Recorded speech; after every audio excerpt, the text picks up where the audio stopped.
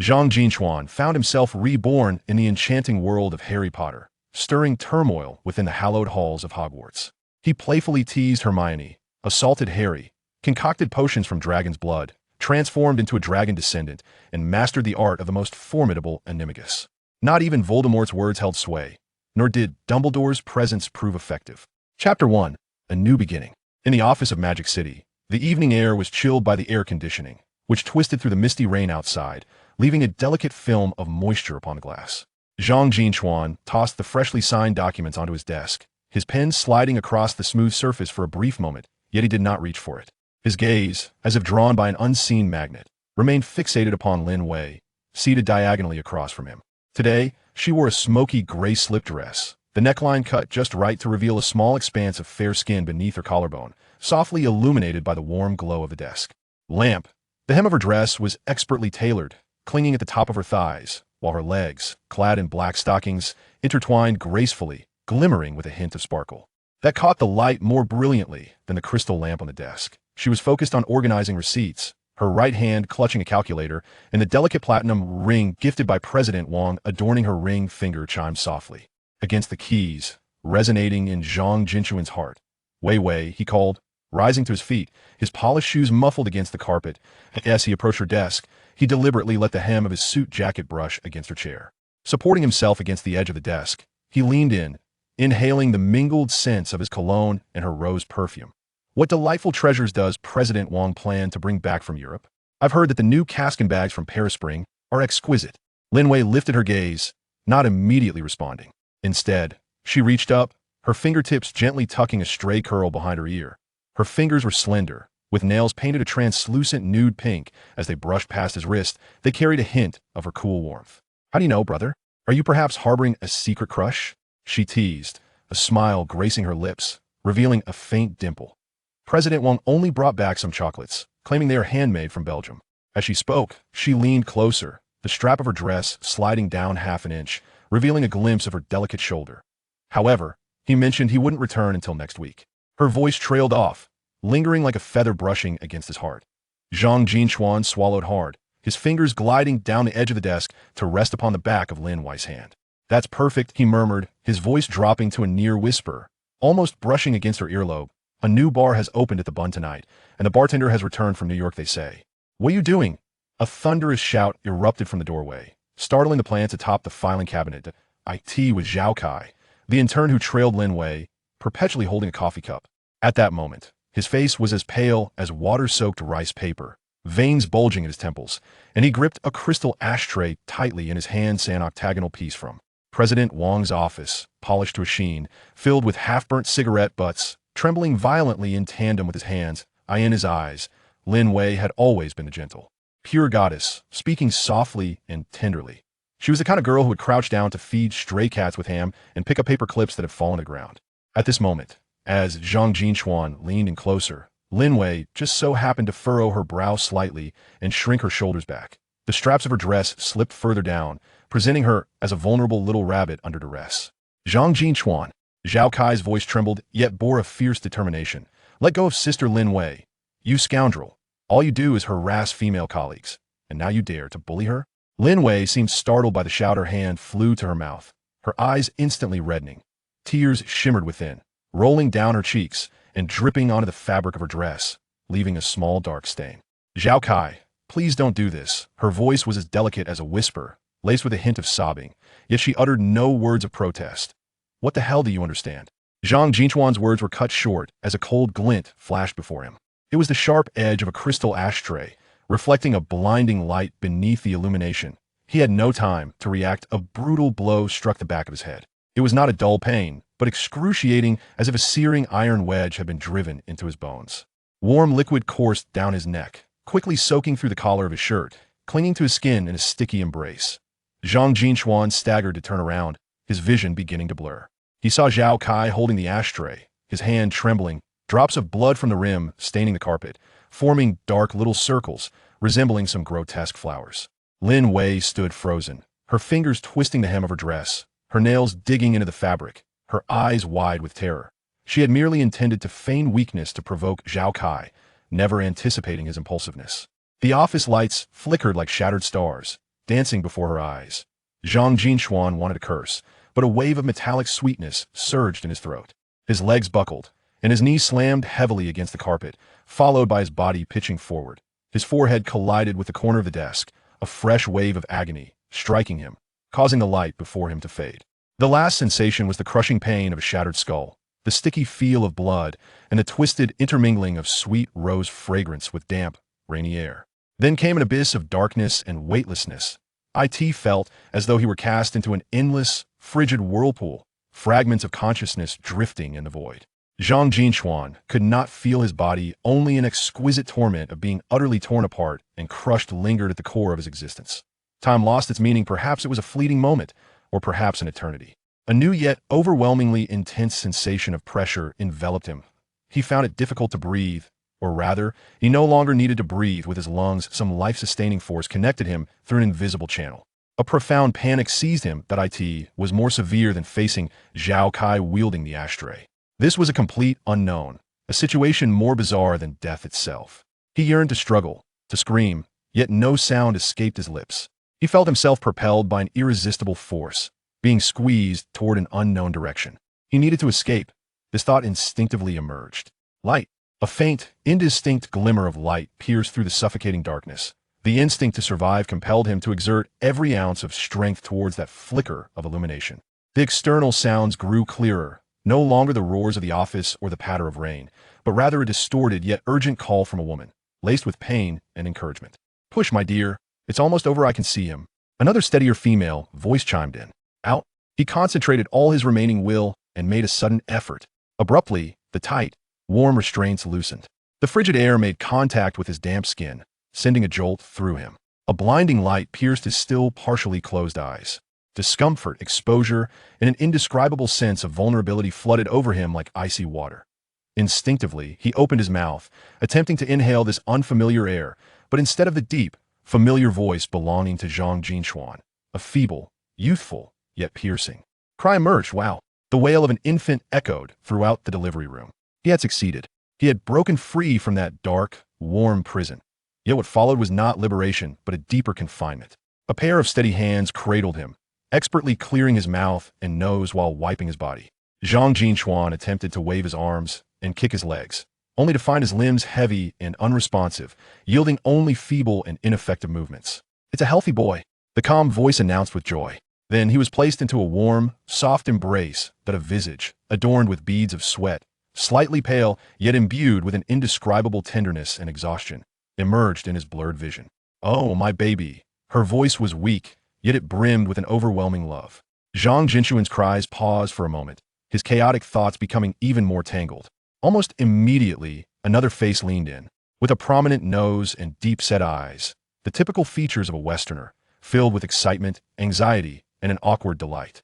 "Jingya, he is truly adorable." The man's English, tinged with a distinct London accent, faltered as he hesitantly reached to touch the infant's cheek, only to withdraw, as if fearing harm. That a foreigner?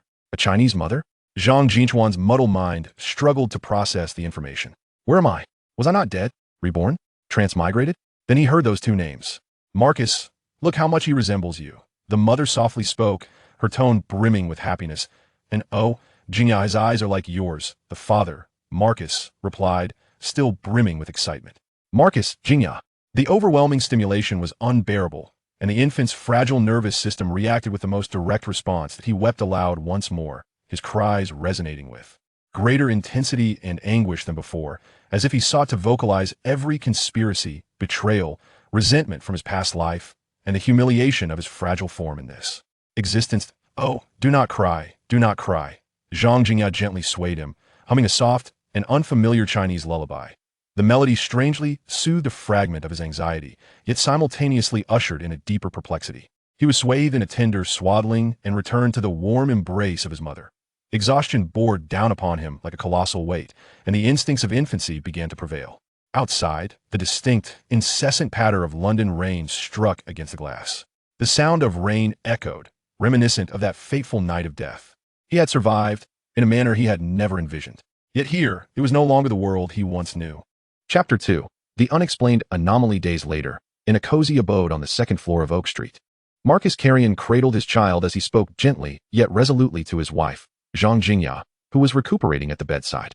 Jin, he began. I have pondered this for quite some time.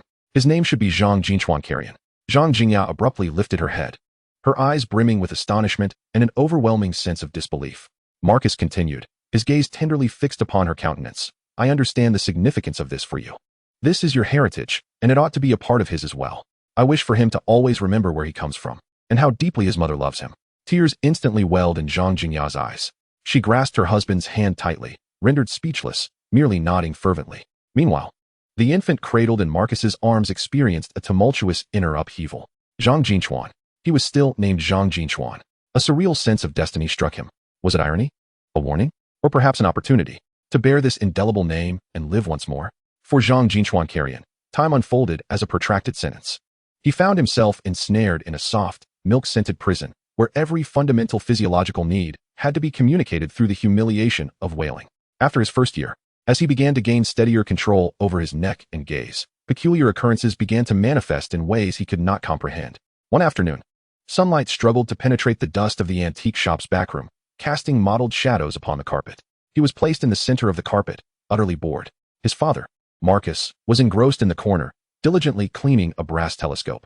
Zhang Jinchuan's gaze wandered aimlessly until it abruptly fixated. In the shadows where the carpet met the dark corner of the wall, a slender, brownish grass snake silently slithered. It was small, seemingly having just ventured in from the crevice of the small garden behind the house in search of warmth. Zhang Jinchuan's heart inexplicably quickened, not out of fear, but from a strange, instinctual familiarity. The subtle hissing sound of the snake's flickering tongue reached his ears, beginning to distort and transform, no longer mere senseless noise, but gradually coalescing into a chilling, monotonous whisper that resonated directly in his mind. The warmth of stone, evade, unseen. Zhang Jin Chuan froze entirely, forgetting to breathe. He widened his dark eyes, fixating intently on the serpent. Are you speaking? He instinctively questioned inwardly, even utilizing Chinese. The small snake's movements abruptly ceased. Its tiny, wedge-shaped head turned, and a pair of cold, yellow vertical pupils met his gaze with precision. Warmth, living being, can you hear me? Fragmented thoughts returned, clearer than before. Tinged with an inhuman confusion. Nest, noisy giant, you, different. I can hear. Zhang Jin Chuan fervently shouted within, overwhelmed with astonishment. What are you? At that moment, Marcus set aside the soft cloth in his hand, rising to stretch his limbs. His figure perfectly obscured the light, casting a shadow that enveloped the surroundings. Startled, a small snake darted away, its slender form swiftly vanishing into a nearly imperceptible crack in the wall, and the chilling whispers ceased abruptly.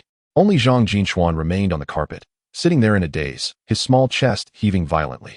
Everything that had just transpired exceeded the bounds of his previous understanding. A hallucination? It could not be so vividly clear. The dialogue had occurred directly on the level of consciousness. Could he truly converse with a snake? What manner of place was this? Before he could fully process this astonishing revelation, another, more immediate, and inescapable peculiarity approached him. Days later, his mother, Zhang Jingya, attempted to feed him a revolting, orange-hued carrot puree that he loathed deeply. The bizarre flavor and sticky texture churned his stomach. He struggled to turn his head away, tightly clenching his mouth, filled with intense repulsion and irritation. Take it away. I want to eat it. His discontent surged dramatically, a strange, subtle tingling began to gather from deep within his body, feeble yet distinct, akin to static electricity generated by a sweater, but somehow more intrinsic. Zhang Jingya, displaying remarkable patience, gently coaxed him, once more bringing the spoonful of puree to his lips, even lightly brushing against them. Don't touch me. Take it away. The overwhelming irritation and a sense of forced humiliation reached a fever pitch. That tingling sensation suddenly intensified, like a small current surging within him, seeking an outlet. A faint yet audible pop resonated through the air. Oh! Zhang Jingya exclaimed softly, retracting her hand as if pricked by something. She stared at her fingertips, where she felt a distinct, tingling sensation, as though lightly shocked by an electric current. Puzzled, she glanced at the spoon in her hand, then at her son, whose mouth remained tightly shut, his expression one of displeasure. There were no abnormalities surrounding the tender lips of the infant. Marcus? She uncertainly turned to her husband. Just now. It seemed like I was zapped by static electricity. Marcus, lifting his gaze from a pile of old account books and adjusting his glasses, replied. The weather is indeed a bit dry. This old carpet is prone to static. Is everything all right, dear? Be careful. Zhang Jingya nodded. Yet a hint of lingering confusion remained in her eyes. When she attempted once more, she did so cautiously, but that strange sensation did not reappear. Meanwhile, Zhang Jin Chuan had astutely captured the moment of anomaly. That tingling sensation, was it emanating from him? Was it a consequence of his extreme anger and resistance? He lowered his head, incredulously examining his small, chubby palm. An absurd yet astonishing hypothesis began to form in his mind. He endeavored to concentrate, not on recalling the taste of the carrot puree, but on the intense, nearly explosive feeling of irritation he had just experienced. Initially, nothing occurred. The infant's brain and nervous system appeared to struggle with the precise control of this unfamiliar energy. After several unsuccessful attempts, a wave of frustration surged within him, and this newfound annoyance triggered once more that subtle tingling sensation. He held his breath, concentrating all his will upon his fingertips. It came. A surge of clarity and tingling gathered at his fingertips.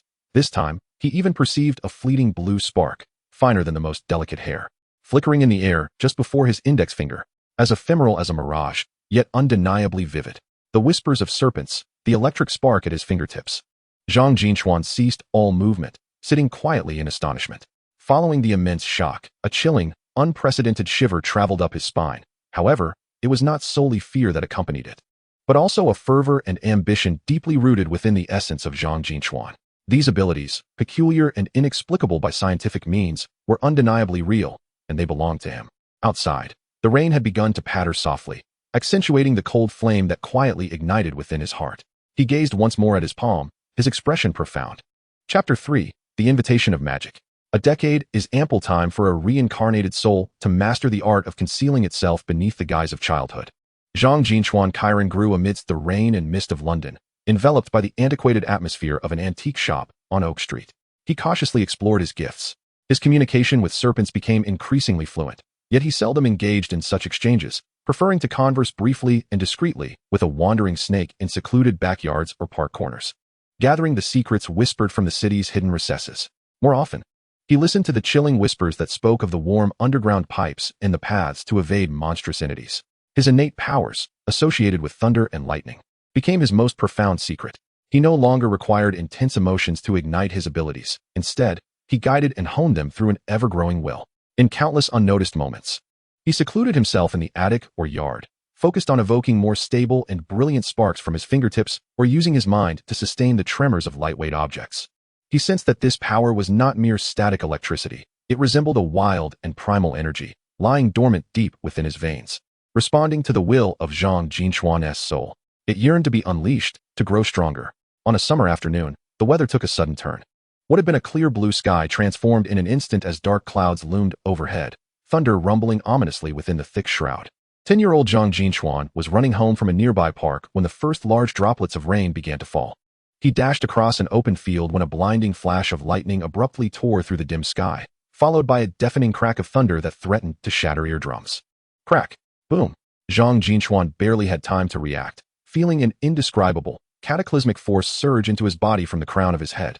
In that instant, it was as if he had been cast into the very core of the sun, his vision consumed entirely by an excruciatingly brilliant white light. The tremendous roar did not resonate through his ears, but detonated directly within his skull. There was no pain, no burning, nor loss of consciousness. Instead, an unprecedented, overwhelming sensation surged through him, one so grand that it made him tremble. The ferocious power of heaven and earth, upon colliding with him, seemed to strike an invisible, ravenous sponge. The destructive energy was not unleashed upon the earth, but was greedily and frantically absorbed by his body. As the blinding light rapidly faded, the deafening echoes of thunder still reverberated in the air. Zhang Jin Chuan stood frozen in place, completely unscathed. Even his hair remained undisturbed. Tiny blue arcs of electricity danced joyfully across his skin, creating soft, crackling sounds, gradually fading after a few moments. He lowered his gaze, incredulously inspecting his hands. The familiar power within him had never felt so robust, so docile, akin to a gluttonous behemoth, contentedly lying in wait for its next summons. A few passers-by who witnessed this miracle were left astonished, with one woman even letting out a scream. However, the heavy rain blurred their vision, and the might of the thunder left them apprehensive. None dared to approach and ascertain whether the child struck by lightning was alive or dead. Zhang Jin Chuan abruptly came to his senses, realizing that he must not be discovered. He quickly bowed his head, feigning fright, and stumbled away at the fastest pace back to his home. When he burst into the antique shop, drenched and pale, Zhang Jingyan nearly shattered a porcelain vase in her fright. She rushed over to embrace her son, inspecting him from head to toe, her words tumbling over each other in a flurry. "I'm fine, Mom." Zhang Jinchuan's voice trembled, a blend of feigned fear and genuine trepidation and exhilaration. "The lightning struck right beside me. It was so loud, it scared me." Marcus hurried over at the sound, exchanging a glance with his wife, both filled with the same shock and profound concern. From that moment on, Zhang Jin Chuan's understanding of his abilities was irrevocably transformed. He could absorb lightning? This suggested that the source of his power might be intertwined with the thunder of the heavens. This revelation filled him with both excitement and unease. On Elliot's 11th birthday, the familiar gentle rain of London fell outside. The flames of 11 candles flickered atop the cake, illuminating Zhang Jinya's gentle smile and Marcus's raised glass. Just as Marcus was about to utter his toast, a tremendous crash erupted. It was not a mere thud, but a violent assault akin to a stone hurled by a catapult. The entire window shattered with a resounding crack. Countless shards of glass sprayed inside like hail, glinting with perilous light, clattering against the floor, walls, and dining table. The cold, rain-soaked gusts laden with London's damp chill surged in, extinguishing the tranquility of the paintings adorning the walls and snuffing out the faint warmth of the 11 candles atop the cake in an instant. On the dining table, meticulously arranged dishes were struck by shards of glass, sending green juices splattering from the salad bowl and embedding crystalline fragments into the golden skin of the roast chicken. Suddenly, a colossal shadow, charged with the fury of wind and thunder, burst through the curtain of rain and shattered glass, intruding upon this warm chaos. It was an enormous, tawny owl, its feathers drenched by the rain, clinging tightly to its form, which only accentuated its fierce demeanor. As it unfurled its wings, the rush of air toppled napkins and sent the salt shaker tumbling. Its round, amber eyes glinted sharply in the dim light, utterly disregarding the astonished humans before it, exuding an icy focus as if on a mission. Clearly, it had no intention of landing gracefully. The momentum propelled it to crash into the brass umbrella stand positioned in the corridor, producing a resounding clang as it toppled over, scattering several long-handled umbrellas. The owl flapped awkwardly yet powerfully in midair, shaking off droplets of icy water that splattered onto every face in the room. Ultimately, it chose the very center of the dining table, the birthday cake, adorned with unlit candles and the most exquisite cream decorations, as its landing spot. With a piercing thud, its sharp talons plunged mercilessly into the soft cake, obliterating the delicate cream flowers and forcing the jam filling to ooze out, staining its mud-spattered, rain-drenched claws crimson. This formidable creature stood with an air of arrogance upon the wreckage of the cake, tilting its head slightly, panting, its chest heaving rapidly, as if the very essence of the storm had enveloped it. Time seemed to freeze. Zhang Jingya, one hand pressed against her cheek, which bore a line of blood from a glass shard, clutched the tablecloth with the other, her knuckles turning white, the color draining from her face, her eyes wide with terror and disbelief. Chapter 4. The Giant at the Door. Marcus's wine glass slipped from his grasp, shattering on the carpet and staining it with a deep crimson hue. He half rose, leaning forward as if to prevent something. Yet he was rooted to the spot by the surreal scene before him, his face a portrait of utter shock and a weighty realization that it had finally arrived. Zhang Jin Chuan was completely frozen. His gaze was first drawn to the object tied to the owl's foot, a thick, aged parchment envelope. Then, he discerned the writing upon it. A chill shot up his spine, a cold shudder radiating from his tailbone to the crown of his head. The ink was a bizarre, vivid emerald green. The script, ornate yet clear, second floor, behind the Chiron antique shop, to Mr. Zhang Jin Chuan. The owl shifted impatiently, emitting a low, hoarse gurgle, seemingly urging them onward. It shook its head, sending more droplets cascading down onto the disarrayed dining table. Zhang Jin Chuan's gaze gradually ascended, ultimately resting upon the back of the envelope. There, a heavy purple wax seal lay in place, distinctly embossed with a design he instantly comprehended: a formidable lion, a soaring eagle, a tranquil badger, and a coiled serpent. All the fragmented clues, the chilling whispers of the serpent, the tumultuous lightning within him, and even the earth-shattering bolt he absorbed a year prior, were, at this moment, profoundly interwoven by the wild owl's intrusion in this enigmatic letter. A sense of absurdity, shock, and a wild liberation after 11 years of suppression surged through him like a tsunami, as he mechanically disregarded the surrounding chaos and his parents' pale visages. Slowly extending his hand, his fingertips brushed against the rain-dampened parchment envelope, and a peculiar, warm pulsation emanated from the point of contact. As if something within the envelope resonated with the power coursing through him, he cautiously unsealed the letter. Dear Mr. Zhang Jin Chuan Karen, we are pleased to inform you that you have been accepted into Hogwarts School of Witchcraft and Wizardry. Please find enclosed a list of required books and equipment, and be prepared to arrive by September 1st at King's Cross Station, Platform 9 3/4 to board the Hogwarts Express. Should you have any inquiries regarding enrollment, feel free to contact the school via OWL. We look forward to seeing you in the new term. Yours sincerely, Professor Minerva McGonagall. The cold touch of the wax seal remained vivid. Outside, the sound of wind and rain persisted. Inside, Only the occasional rustle of the owl's feathers and the heavy heartbeats of each person remained. Zhang Jin Chuan lifted his gaze, his eyes traversing the shattered window to the hazy, rain-soaked night beyond, then slowly sweeping over his astonished parents before settling back upon the fateful letter in his hand. A cold, sharp smile tugged at the corners of his mouth. So it was here. The remnants of the birthday celebration had yet to be entirely cleared, and the air still lingered with a laying of cream, raindrops, and shards of glass. The family of three sat in the quiet living room.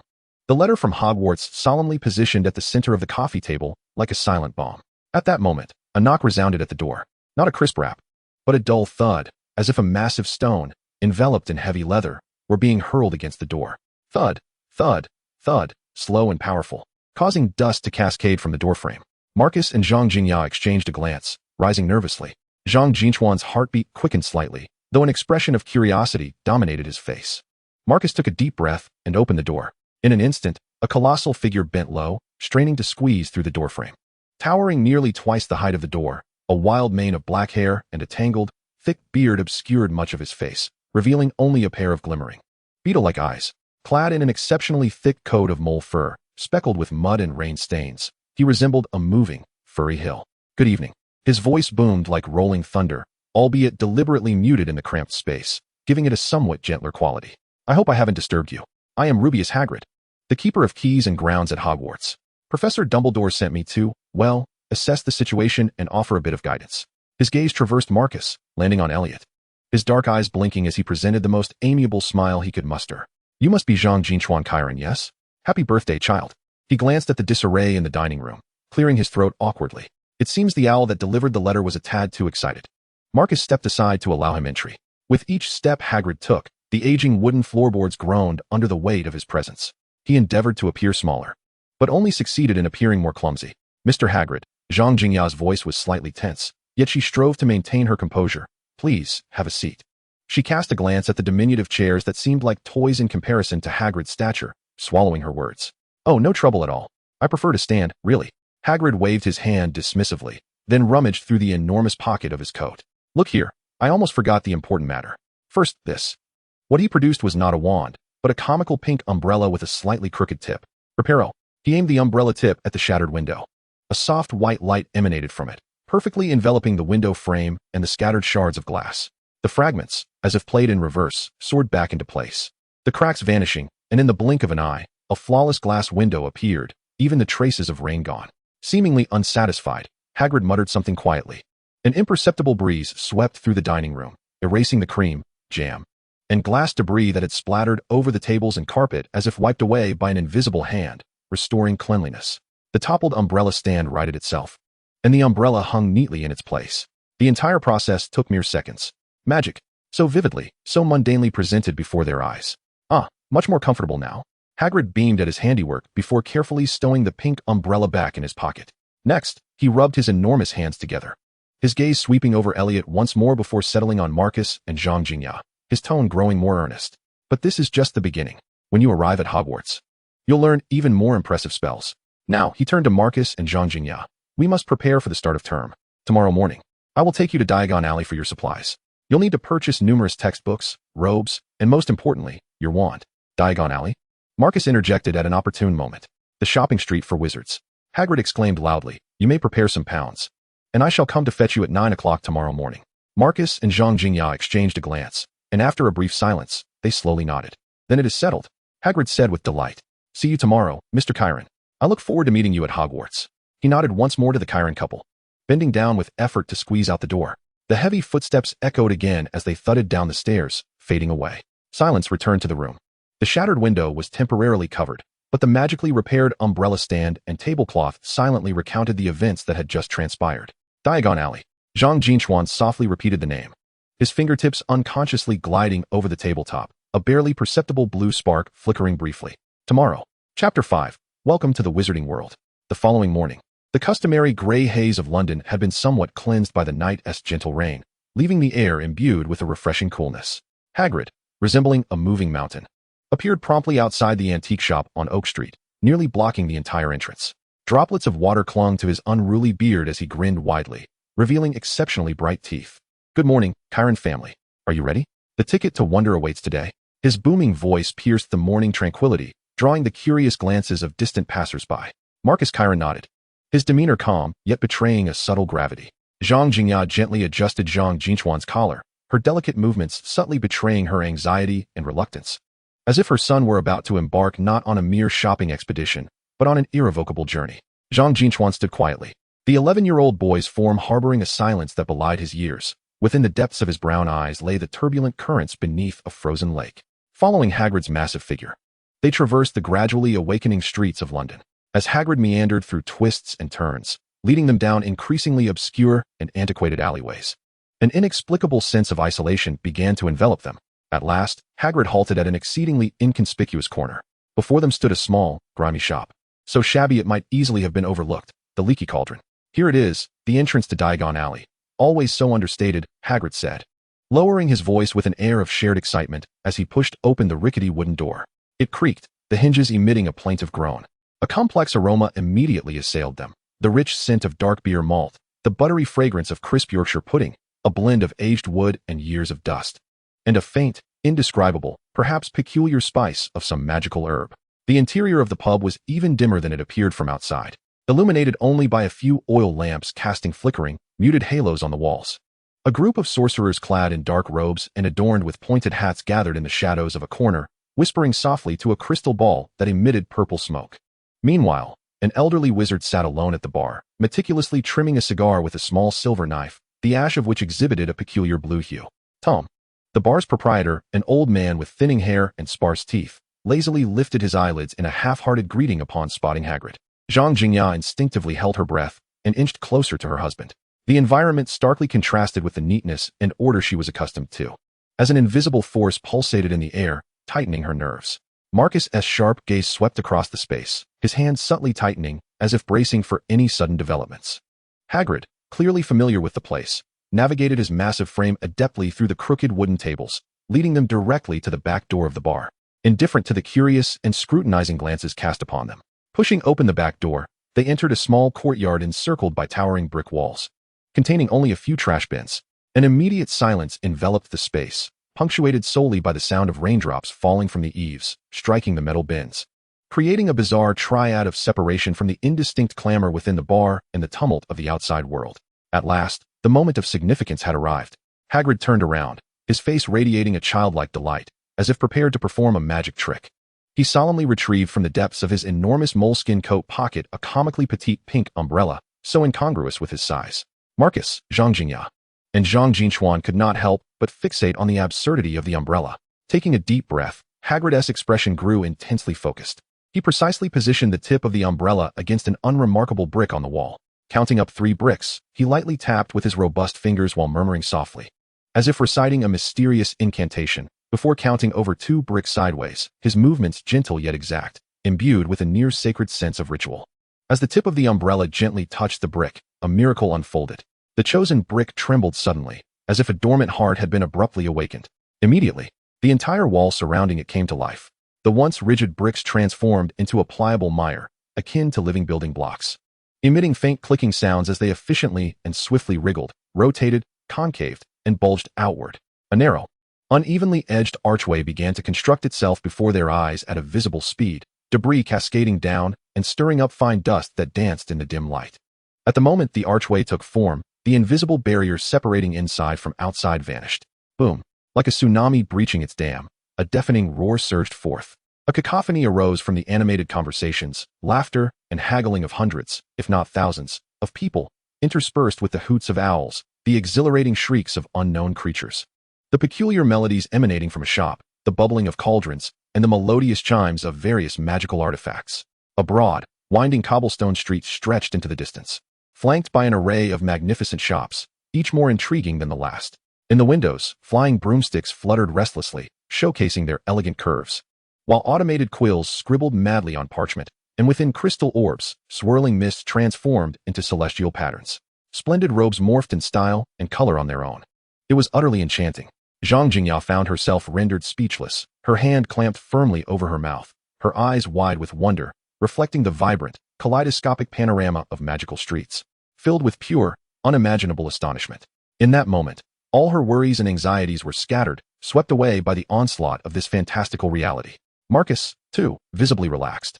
His complex gaze tightening around his wife's hand as if drawing strength from her, an unspoken affirmation passing between them. As for Zhang Jin Chuan, he stood silently at the archway, seemingly transformed into a statue. Yet within him raged a silent tsunami, as the barriers between two worlds crumbled in that instant.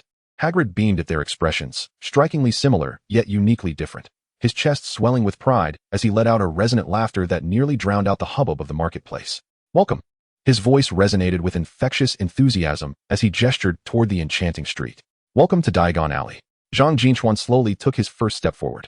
His boots gently pressed against the smooth cobblestones, worn shiny by the countless feet of wizards, glimmering with a subtle magical sheen in the sunlight. Just a step away, two worlds lay separated. He had officially entered this bizarre realm, teeming with infinite possibilities and dangers.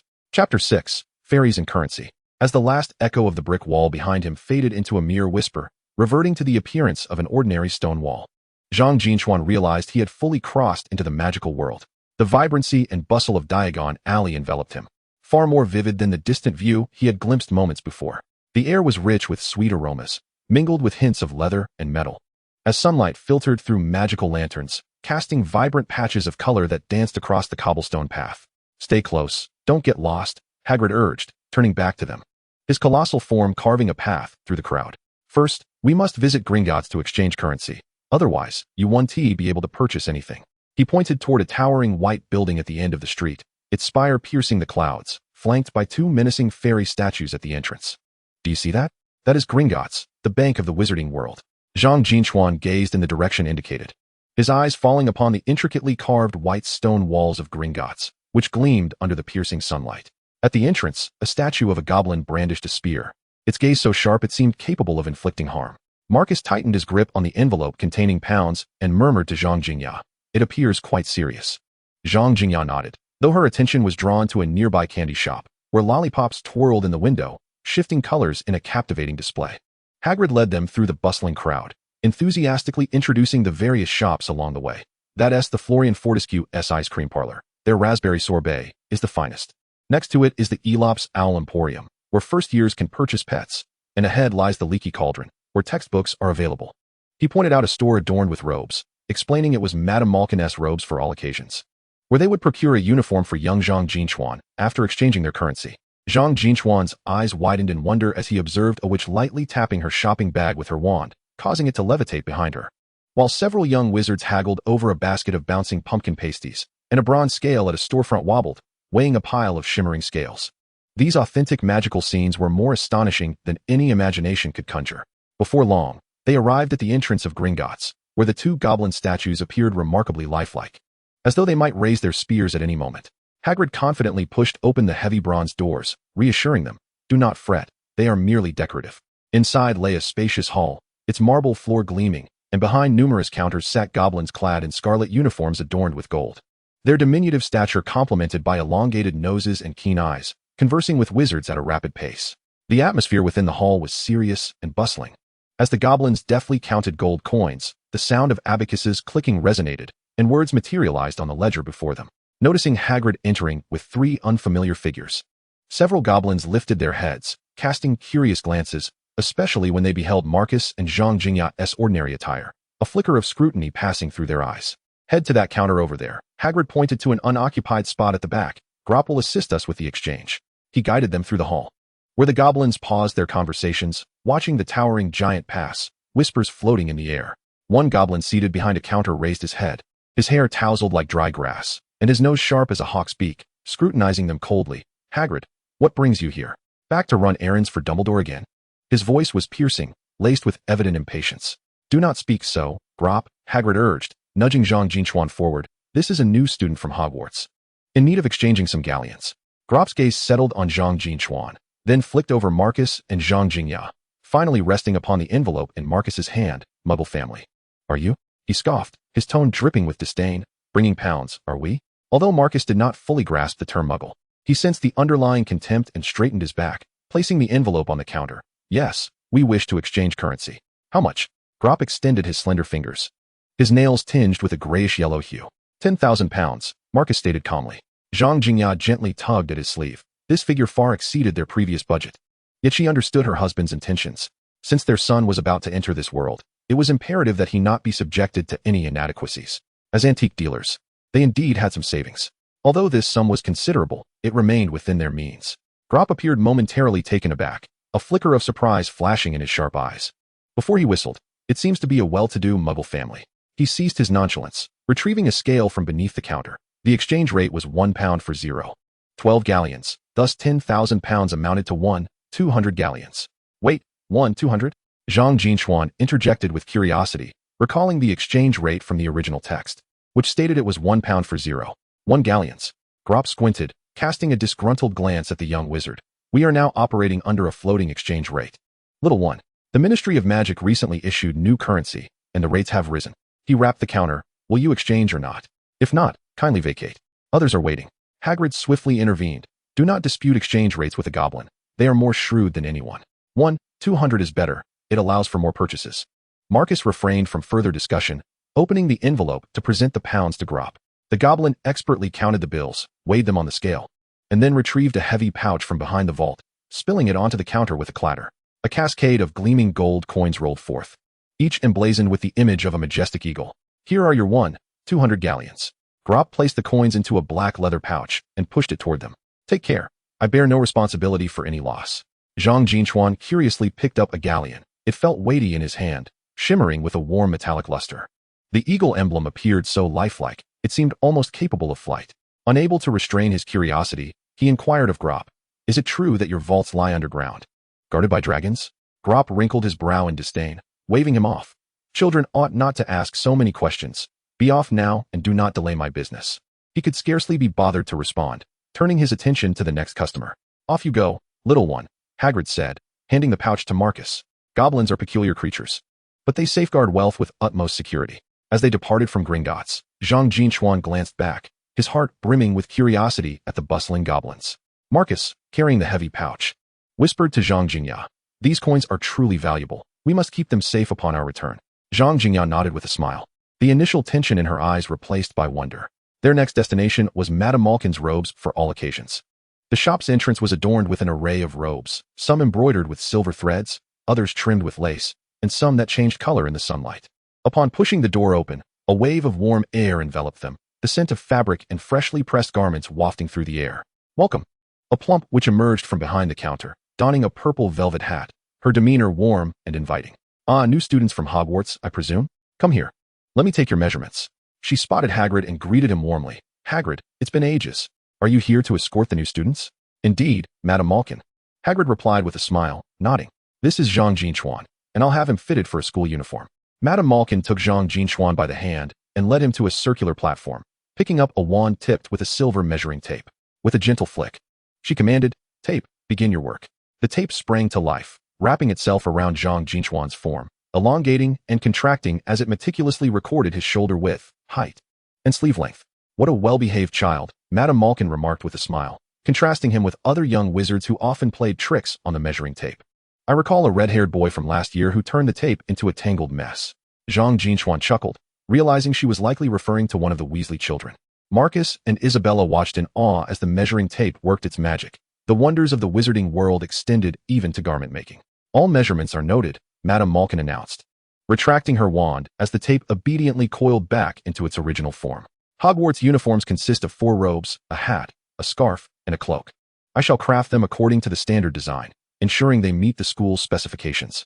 She gestured towards the nearby fabric, made from a magical material that was wrinkle-resistant and stain-proof, remaining dry even in the rain while providing warmth. "What is the cost?" Marcus inquired, already prepared to spend. "The complete set is 7 galleons, quite reasonable," Madame Malkin replied. Noticing Marcus retrieving coins from his pouch, her eyes brightened. "Paying in cash grants you a 10% discount." Marcus readily settled the payment, and Madame Malkin handed him a collection slip. "They will be ready by afternoon. Simply present this ticket to collect them." "Very well. We'll return this afternoon," Zhang Jingya remarked, glancing at the shopping list, aware that there were still many items to acquire. While waiting for the measurements to conclude, Zhang Jin Chuan curiously observed the other patrons in the shop. In one corner, a bespectacled boy was trying on a robe. His hair was jet black, and he appeared somewhat shy. Beside him stood a gentleman clad in an immaculate suit, presumably a Muggle parent.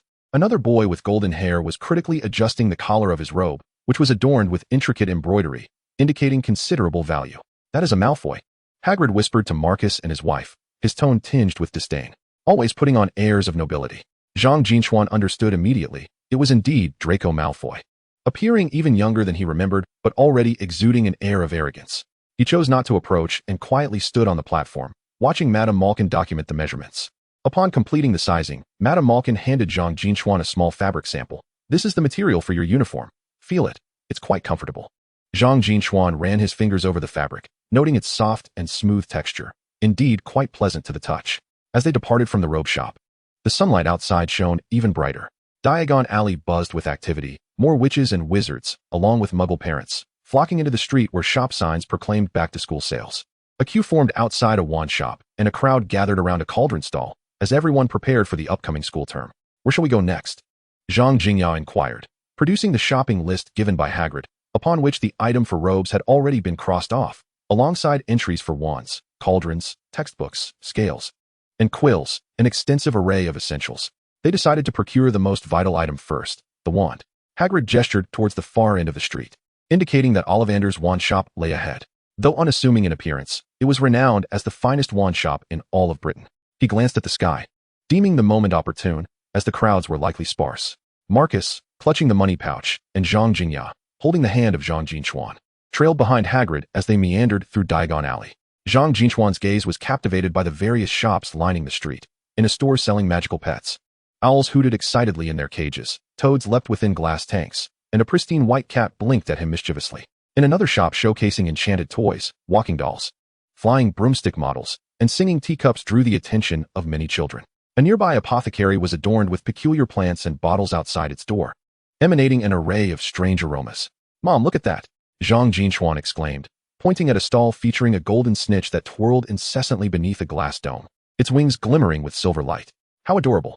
Zhang Jingya chuckled, ruffling his hair. "Once we finish our shopping, if you behave well, I might just buy you a little gift." Observing his son's exuberance, Marcus felt his own unease gradually dissipate, although this magical realm brimmed with uncertainties. Witnessing the sparkle in his son's eyes made it all worthwhile. He even began to wonder if the peculiar artifacts housed in the antique shops held their own enchantments. Hagrid slowed his pace, allowing them to catch up. "We're almost there. That Ollivander's wand shop up ahead." Zhang Jin Chuan followed Hagrid's direction, spotting a shop that appeared older than its neighboring establishments. The sign read Ollivander, established 382 B.C., crafting exquisite wands, though the lettering was somewhat faded. The window display was stark, featuring only a solitary wand and a weathered golden sign, starkly contrasting with the surrounding bustling shops. "It looks so ancient," Zhang Jingya whispered. "The older, the more profound," Hagrid remarked with a mysterious smile. "Mr. Ollivander is the finest wand maker. Every wizard can find the wand that best suits them here." Zhang Jin Chuan's heart began to race. He understood that choosing a wand was a significant rite of passage for a wizard, with each wand awaiting its destined wizard. He recalled descriptions from his books, intrigued by what materials his wand would be made of, what core it would possess, and what kind of magic it might wield. The cacophony of the street seemed to fade into the background as Zhang Jin Chuan's gaze remained fixated on the ancient wand shop, his steps quickening involuntarily. Marcus and Zhang Jingya exchanged knowing smiles at their son's anticipation, tightening their grip on his hand. Before long, they arrived at the entrance of Ollivander's wand shop. Hagrid halted, turning to Zhang Jin Chuan. "Step inside, little one, and find the wand that belongs to you. Remember, it is not you who chooses the wand. Rather, the wand chooses you." Zhang Jin Chuan nodded, taking a deep breath as he prepared to push open the heavy wooden door that loomed before him. He understood that selecting a wand was one of the most pivotal moments in a wizard's journey. This slender piece of wood would accompany him through his forthcoming magical education, bearing witness to his growth and adventures. Behind him, Marcus and Zhang Jingya stood with expressions filled with anticipation and anxiety. Hagrid, arms crossed, wore a smile of contentment, as if reminiscing about his own wand selection years ago. The sunlight of Diagon Alley bathed the wand shop's wooden door, casting warm patches of light. Zhang Jin Chuan extended his small hand, gently grasping the doorknob, ready to step into this age-old wand shop and embrace his first wand. His journey into the magical realm was unfolding step by step, and the most crucial stride was about to commence beyond this threshold. Chapter 7. The Resonance of Magic. As he pushed open the door of Ollivander's wand shop, the doorframe emitted a soft creak, as if welcoming a long-anticipated visitor. In stark contrast to the bustling streets of Diagon Alley, the shop exuded an aura of tranquility steeped in time, with the air imbued with the scent of aged wood and peculiar resins, mingling with a delicate hint of magical energy. Light filtered through the dusty glass windows, casting mottled shadows on the floor and illuminating countless specks of floating dust. "Is anyone here?" Hagrid's booming voice echoed through the empty shop, startling the dust from the top shelves. Just a moment. An elderly voice resonated from the depths of the store, carrying a gravelly texture honed by time. Zhang Jin Chuan curiously surveyed his surroundings. The walls bore no extravagant decorations, but were lined from floor to ceiling with countless narrow wand boxes, arranged with the precision of a library's spines. Each box bore a yellowed label, inscribed in exquisite handwriting, detailing the materials, core, and length of the wands. Marcus and Zhang Jingya cautiously followed behind, wary of disturbing the precariously stacked boxes, which appeared as fragile as if they would crumble at the slightest touch. From the depths of the shop, a tattered curtain was lifted by a gnarled hand, revealing a tall, thin elder who stepped forward with measured grace. Clad in a well-tailored deep gray robe adorned with intricate silver embroidery at the collar and cuffs, his white hair and beard were meticulously groomed, glimmering in the dim light like moonlight.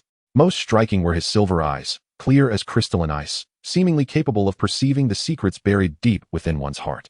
"Hagrid, my old friend," the elder greeted with a warm smile and a nod, his voice gentle yet imbued with undeniable authority. "Back to introduce a new student, I see." His gaze shifted to Zhang Jin Chuan, sharpening with sudden intensity. "And this is today's young guest?" "Indeed, Mr. Ollivander," Hagrid replied with a hearty smile, stepping aside to reveal the child behind him. "This is Zhang Jin Chuan Chiron, a new student about to embark on his journey." Ollivander gestured for Zhang Jin Chuan to approach the circular platform at the center of the shop. From the pocket of his robe, he produced a silver measuring tape and a hefty tome bound in sheepskin. "Stand still, child," he instructed softly, waving his wand to set the measuring process in motion. The measuring tape suddenly came to life, wrapping itself around Zhang Jin Chuan's arm, waist, and shoulder width, at times extending and at times retracting, meticulously recording every measurement. "Which hand is your dominant one?" Ollivander lowered his gaze to jot down notes in his notebook, the quill scratching softly against the paper. "The right hand," Zhang Jin Chuan replied, his heart racing with anticipation. He understood that the venerable gentleman before him was the greatest wand maker in the magical realm, crafting wands that resonate profoundly with a wizard's soul. "Excellent," Ollivander remarked, retracting the measuring tape and tapping his chin thoughtfully. "The wand chooses the wizard, an immutable law of nature. Each wizard's magical fluctuations are akin to a unique fingerprint. Only by discovering the wand that aligns most harmoniously with one's essence can true power be unleashed." He turned towards the left shelf, his gaze wandering among the myriad wand boxes. Young wizards of Muggle descent typically require more accommodating materials. The elder retrieved a wand box labeled with hawthorn wood, 10.5 inches, featuring a core of unicorn hair, and gently opened it. A wand of light brown lay quietly upon the deep crimson velvet, its surface smooth and refined, adorned at the tip with tiny pearls. "Try this one. Hawthorn is well suited for sensitive souls, and unicorn hair provides a stable output of magic." The moment Zhang Jin Chuan grasped the wand, he felt a warm surge of power coursing through his palm. He instinctively waved it, yet only encountered a sluggish resistance. The quill on the counter merely trembled before returning to stillness. The magic felt like a stream obstructed, struggling to flow freely. "No," Ollivander promptly shook his head, a flicker of disappointment flashing in his silver eyes. "The hawthorn is too restrained to bear your magical nature." He returned the wand to its place and selected another box. This one made of cherry wood, 11 inches, with a core of phoenix feather. "The phoenix feather can bestow formidable creativity. Perhaps it suits you." This time, the wand reacted markedly upon being waved. The ink bottle on the table suddenly soared into the air, yet uncontrollably crashed against the wall, deep green ink splattering everywhere. Zhang Jin Chuan felt a lively magic surging chaotically within him, akin to a wild stallion breaking free. "Too volatile," Ollivander frowned, lightly tapping the wall with his wand. The spilled ink immediately flowed back into the bottle. "The phoenix feather lacks harmony with you, preventing the magic from coalescing." For the next half hour, Ollivander presented a succession of over 10 wands. A combination of hazel and dragon heartstring left Zhang Jin Chuan's arm tingling, the magic clashing within him to the point of dizziness. The wand of aspen with the tail feather of a nocturnal steed was overly frigid, causing the shop's temperature to plummet, prompting even Hagrid to tighten his coat. The wand of vine wood with unicorn hair, while stable, exuded no sense of power, feeling as light as a child's toy. "Strange, truly strange," Ollivander mused as he paced around Zhang Jin Chuan, his silver eyes brimming with confusion. "Your magical fluctuations are exceptionally vibrant, potent, and aggressive. Ordinary materials are utterly incapable of harnessing them. Typically, nascent magic does not exhibit such ferocity. Have you come into contact with any special magical artifacts?" Zhang Jin Chuan instinctively touched the serpentine ring that dangled from the necklace around his neck, for it was the first time he had heard the language of serpents. He removed the amulet and handed it to the elderly man. Ollivander accepted the talisman, gently tracing the intricate patterns with his fingertips, a flicker of astonishment crossing his eyes. An ancient magical ring infused with a formidable energy. No wonder your magical prowess had been prematurely awakened. He returned the ring to Zhang Jin Chuan, his tone now grave, indicating that special reserves must be summoned. The elder approached the hidden shelf at the deepest part of the shop, carefully retrieving a black ebony box from the topmost tier with a high stool. Adorned with an exquisite silver lock, he tapped it with his wand, and the clasp sprang open with a soft click. This is an experimental piece I crafted 30 years ago, yet I have never found a suitable owner for it. Ollivander cradled the box with reverence, his voice imbued with awe. Typically, I would not recommend such a powerful combination to a novice, but your magical frequency bears an uncanny resemblance to it. As the box opened, an invisible pressure radiated outward. The wand within was a deep crimson hue. Its body formed from entwined dragon nerves, shimmering as if molten lava coursed within. At its tip, a curved black horn glimmered with a cold light, while the grip was sheathed in delicate black dragon skin, adorned with natural anti-slip patterns. Crafted from dragon nerves for the core, dragon horn for the structure, and black dragon skin for the form, Ollivander's voice brimmed with admiration. The dragon nerves contain the most ferocious magic, the horn directs the flow of energy, and the dragon skin provides unparalleled control. This wand demands an exceptionally unique wizard to wield it. Hagrid stood by, mouth agape in amazement. Mr. Ollivander, this is your masterpiece. You once stated that this wand possesses enough power to demolish a castle, yet it has slumbered on the shelf for 30 years. Ollivander gazed intently at Zhang Jin Chuan. Child, grasp it firmly and concentrate on feeling its power. Remember, it is not you who controls the wand, but rather you who resonates with it. Zhang Jin Chuan inhaled deeply and extended his right hand to seize the wand. The moment his palm made contact with the black dragon skin, a searing power surged into his body, as if awakening a dormant volcano. He felt the restless magic within him instantaneously roused, resonating intensely with the wand, as if he had found a long-lost companion. Move it naturally, Ollivander encouraged, his voice laced with anticipation. Zhang Jin Chuan lifted the wand, instinctively guiding it with a gentle flick. In an instant, crimson lightning erupted from the tip, swirling through the shop like a reawakened dragon.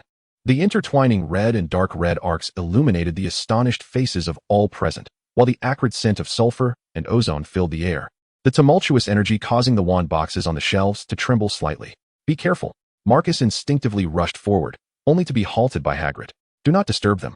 This is a resonance ceremony. Hagrid's voice was filled with excitement. Remarkably, as the wild lightning approached Zhang Jin Chuan, it naturally dispersed, dancing around him like a docile pet. Without inflicting a single scratch, he could distinctly feel the magic flowing smoothly within him, each thought executed with precision. The silver talisman at his chest radiated a dazzling light, harmonizing with the sparks from his wand, creating an enchanting tableau. As the final flicker of electricity dissipated, the shop returned to tranquility. Yet the lingering magical vibrations in the air stirred a sense of exhilaration. Zhang Jin Chuan grasped the wand, sensing it as an extension of his arm, warm and powerful. The previous sensations of sluggishness and chaos had vanished, replaced by an unprecedented fluidity and harmony. Perfect synergy, Ollivander exclaimed, his voice trembling with excitement as he hurried forward to examine the connection between the wand and the boy. After 30 years, it has finally found its true master. Your magical vibrations resonate in perfect harmony with the frequency of the dragon's nerve. The thunder dragon's horn will adeptly channel your power. This is an innate bond. I have never felt this good, Zhang Jin Chuan said, tightening his grip on the wand, a smile inadvertently curving his lips. The magic within him resembled a tamed beast, powerful yet impeccably controlled. Zhang Jingya, observing her son unscathed, exhaled a long sigh of relief. The earlier lightning had filled her with trepidation, yet now she felt genuine joy for him. Marcus approached his son, cautiously touching the wand's shaft, astonished to find it neither hot nor uncomfortable, but rather exuding a gentle warmth. How many galleons for this wand? He wondered, bracing himself for a significant expenditure.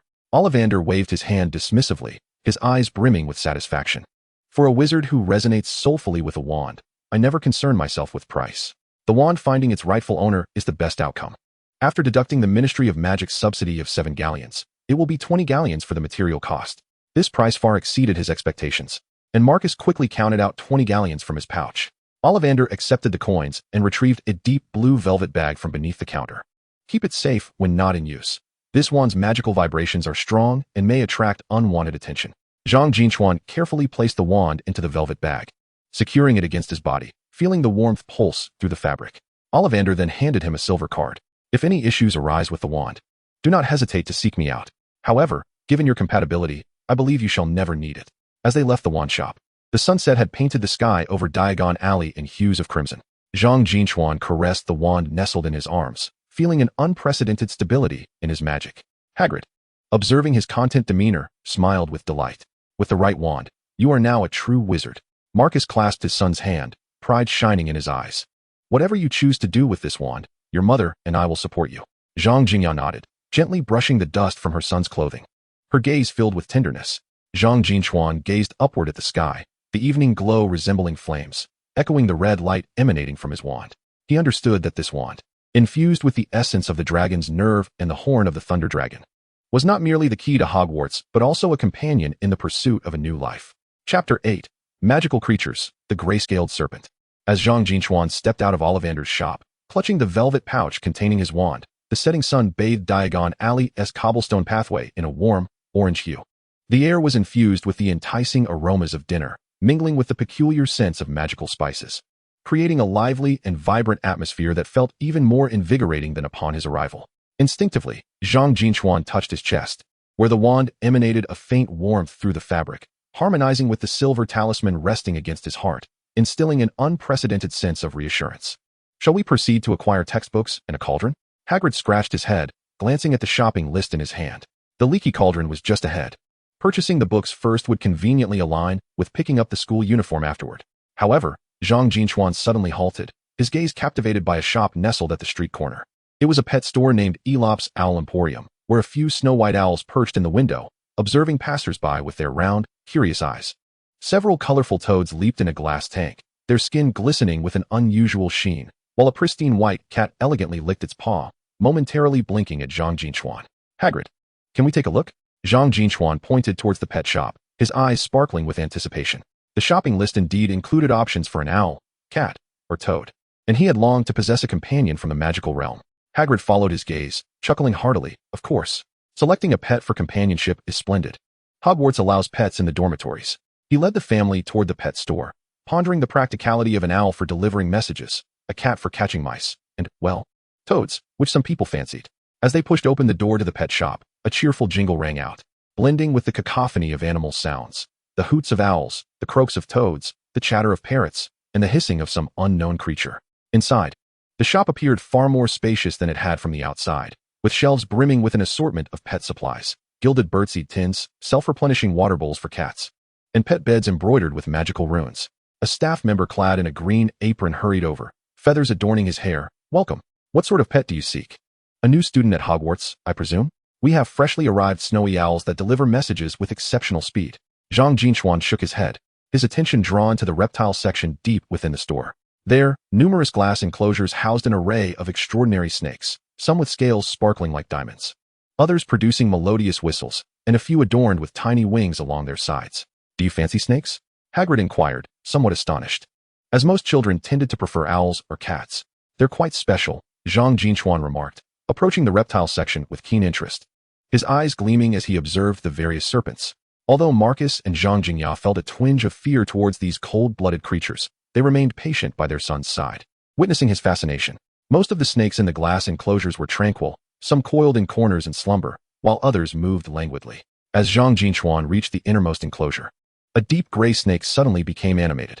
This serpent was notably more robust than its counterparts, its scales not smooth like ordinary snakes, but layered like pine cones, presenting an unusual texture that promised a rough and substantial feel. Most remarkable are its teeth, not the usual fangs, but a set of fine, densely packed little tusks that shimmer with a pearlescent glow under the light. This serpent is quite lively. The shop assistant approached and explained that it is called Grayscale, a breed cultivated through magic, known for its spirited demeanor, albeit somewhat aloof towards humans. Several previous customers had been frightened away by it. As soon as the assistant finished speaking, the snake, named Grayscale, suddenly darted to the glass front, writhing intensely in front of Zhang Jin Chuan, its head excitedly banging against the glass, producing soft thuds, flicking its forked tongue, and its eyes glinting with an unusual light. This behavior was in stark contrast to its indifference towards other patrons. It seems it has taken a liking to you, Zhang Jingya remarked in astonishment.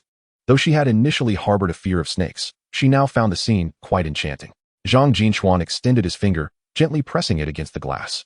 Instantly, Grayscale calmed, rubbing its head against the corresponding spot of his finger, its small tusks gently nibbling at the glass, as if in a playful display of affection. A curious sensation welled up within him. He could vaguely perceive the snake's excitement, as if it had encountered a long-lost companion. What is happening? Marcus inquired with intrigue. The assistant expressed his amazement. I've never seen Grayscale be so affectionate towards anyone. It possesses dragon lineage and is a magical serpent, highly intelligent, revealing goodwill only to compatible wizards. It appears you share a profound connection. Zhang Jin Chuan turned to his parents, his eyes brimming with hope. Mom and Dad, I want it. Marcus glanced at Hagrid, who nodded in agreement. Magical serpents indeed make excellent companions. They are clever and loyal and can protect their owners. However, one must exercise caution. While Grayscale appears docile, it is still a creature with instincts for aggression. It won't harm me, Zhang Jin Chuan asserted confidently, sensing the goodwill emanating from Grayscale. The assistant smiled and stated, this Grayscale is a rare breed and costs 20 galleons, which includes a habitat, magical feed, and a care manual. Marcus readily paid, believing the expenditure worthwhile as long as his son was happy. The assistant carefully placed Grayscale into a portable habitat lined with soft moss, handing it to Zhang Jin Chuan. Its food consists of specially made magical meat chunks, to be fed weekly. In times of danger, its scales can harden for defense, while its venom is not lethal. It can induce paralysis in foes. Zhang Jin Chuan accepted the habitat, and Grayscale settled quietly within, curiously observing him through the glass, occasionally nudging the walls. He gently stroked the box, his heart filled with joy. This was his first companion in the magical realm. Upon exiting the pet shop, Zhang Jin Chuan cradled the habitat. His steps light as he followed Hagrid. The subsequent shopping trip was far more successful. Their first stop was the Leaky Cauldron bookstore. The shop bustled with young wizards and their parents, all seeking textbooks, while the shelves brimmed with various magical tomes, some with animated covers and others that emitted sounds. Isabella, referencing the shopping list, assisted Zhang Jin Chuan in selecting books. Most of these volumes were exceedingly thick, with words that seemed to glide across the covers and illustrations featuring figures that moved. Zhang Jin Chuan curiously opened a beginner's guide to Transfiguration, and suddenly, a frog illustration leaped out, hopping around the pages before retreating back inside. Be cautious while flipping through. Some books have quite a temper, Hagrid warned. Gesturing towards a book with a menacing cover, The Dark Forces, a guide to self-defense, which had a tendency to bite, it was best left untouched. After purchasing their books, they proceeded to a shop named the Cauldron. The store displayed cauldrons of various sizes, ranging from the smallest pewter cauldron to enormous copper ones. Marcus selected a standard-sized 2-pewter cauldron, a brass scale, glass stirring rods, and other essential tools from their list. The shopkeeper magically packaged these heavy items, transforming them into a lightweight parcel for Marcus to carry effortlessly. Their final stop was Madame Malkin's robes for all occasions to collect their school uniforms. Madame Malkin had already pressed the uniforms neatly, placing them in a cloth bag adorned with the shop's emblem. Inside were 4 black robes, a pointed hat, a scarf emblazoned with the Hogwarts crest, and a hooded cloak, all crafted from a lightweight yet warm material that felt incredibly smooth to the touch. Shall we see if it fits? Zhang Jingya suggested, pulling out a robe for Zhang Jin Chuan to try on. Let's wait until we get home. It's getting late, Marcus replied, glancing out the window to see the sun had dipped below the horizon, and the magical lanterns lining the streets were glowing with a warm yellow light. Hagrid nodded in agreement. Indeed, it is time to head back. They walked back with their various shopping bags, Zhang Jin Chuan cradling the vivarium containing a grayscaled creature. Feeling the slight movements within, his heart swelling with satisfaction. The allure of Diagon Alley at night surpassed that of the daytime. The magical lanterns floated above the street. Shop windows radiated enchanting lights, and the owl post deliverers flitted through the night with their parcels. As they passed the Elops Owl Emporium, Zhang Jin Chuan witnessed several snowy owls taking flight into the night sky. In the window of Flourish and Blots, the cover of A History of Magic showcased images of ancient wizards, while outside the cauldron shop, a young wizard was performing simple fire magic with his newly purchased cauldron, drawing applause from onlookers. We made quite a haul today, Hagrid remarked, observing the vivarium and their numerous bags with satisfaction. Uniforms, textbooks, wands, and a pet. Everything needed for school is in order. Zhang Jingya smiled and replied, thanks to you, Mr. Hagrid. Otherwise, we wouldn't know how to manage. She had fully embraced the existence of the magical world, finding it even more intriguing than the Muggle world. Upon returning to the alley beside the Leaky Cauldron, the night had grown quite deep. Hagrid approached the familiar brick wall, tapping the bricks in a specific sequence with his umbrella. With a creaking sound, the wall seemed to come alive, revealing a passage back to the Muggle world. It's time to head back. Prepare well before school starts. Hagrid helped them pass their belongings through the portal. Remember to go to King's Cross Station on September 1st, find platform 9 3/4, and board the Hogwarts Express. There will be signs, just follow the other students. Thank you, Mr. Hagrid. Zhang Jin Chuan sincerely remarked that although this towering giant appeared rugged, He possessed the most delicate sensibilities and had assisted them immensely along their journey. No need for thanks, little one, Hagrid chuckled, waving his hand. Once you arrive at Hogwarts, make sure to study diligently and steer clear of trouble. However, should you encounter difficulties, do not hesitate to seek Professor McGonagall. She may be stern, but she is genuinely kind-hearted. Marcus and Zhang Jin Chuan also expressed their gratitude to Hagrid, fully aware that without this gentle giant's assistance, their magical procurement expedition would have been impossible. As they passed through the brick wall, the passageway behind them gradually sealed, reverting to an ordinary stone wall. The Muggle world outside bustled with life, street lamps casting monotonous light, creating a stark contrast to the enchanting realm they had just departed. The shopping bag in their possession still radiated a hint of magic, while the creature within the terrarium stirred slightly, reminding Zhang Jin Chuan that his recent experiences were not merely figments of his imagination. Let us head home, Marcus said, gripping the heavy shopping bag, feeling as though he had just awoken from a wondrous dream. On the way back, Zhang Jin Chuan held the terrarium carefully, passing through a park where he opened a small gap. The gray-scaled creature immediately poked its head out, curiously surveying the nocturnal Muggle landscape. Its tiny fangs nibbling playfully at his fingers, a delightful sensation. It's truly adorable, Zhang Jin observed, her fear of snakes dissipating in that moment. Upon returning to their apartment, Zhang Jin Chuan placed the gray-scaled creature on his desk and lifted the lid of the terrarium.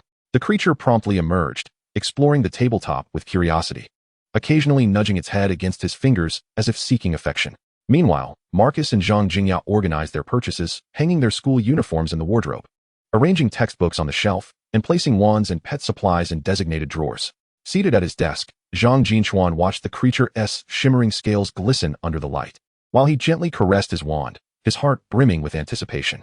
Although their fantastical journey to Diagon Alley had concluded, his magical adventure was just beginning. From the bewilderment of his rebirth to the curiosity about supernatural phenomena, followed by the astonishment of receiving his acceptance letter, and culminating in the certainty of having procured all the necessary supplies for school, his life's trajectory had irrevocably transformed. The vibrant lights of London's nightscape twinkled outside the window, harmonizing beautifully with the magical luminescence of Diagon Alley. Zhang Jin Chuan knew that on September 1st, he would board the train to Hogwarts, officially commencing his life as a wizard. With a well-suited wand, a loyal companion, and the unwavering support of his parents, everything was in readiness. The gray-scaled creature climbed up his arm, affectionately entwining itself around him, its cool scales offering a peculiar sense of reassurance. Zhang Jin Chuan gently stroked its pinecone-like scales, feeling the resonance of magic within himself harmonizing with that of the wand, a smile unconsciously gracing his lips. Chapter 9. Previewing Magical Texts. After bidding farewell to Hagrid and passing through the now-closed brick wall, the bustling streets of London surged towards them like a tide. The street lamps flickered on one by one, casting elongated shadows of the three companions, while the heavy shopping bags clinked softly, a reminder of the authenticity of their extraordinary journey. Zhang Jin Chuan held the terrarium containing the gray-scaled serpent with utmost care, his fingertips sensing the faint movements within, filling his heart with warmth. Today is truly astonishing. Zhang Jin inhaled deeply, gazing at the bustling streets, still somewhat dazed.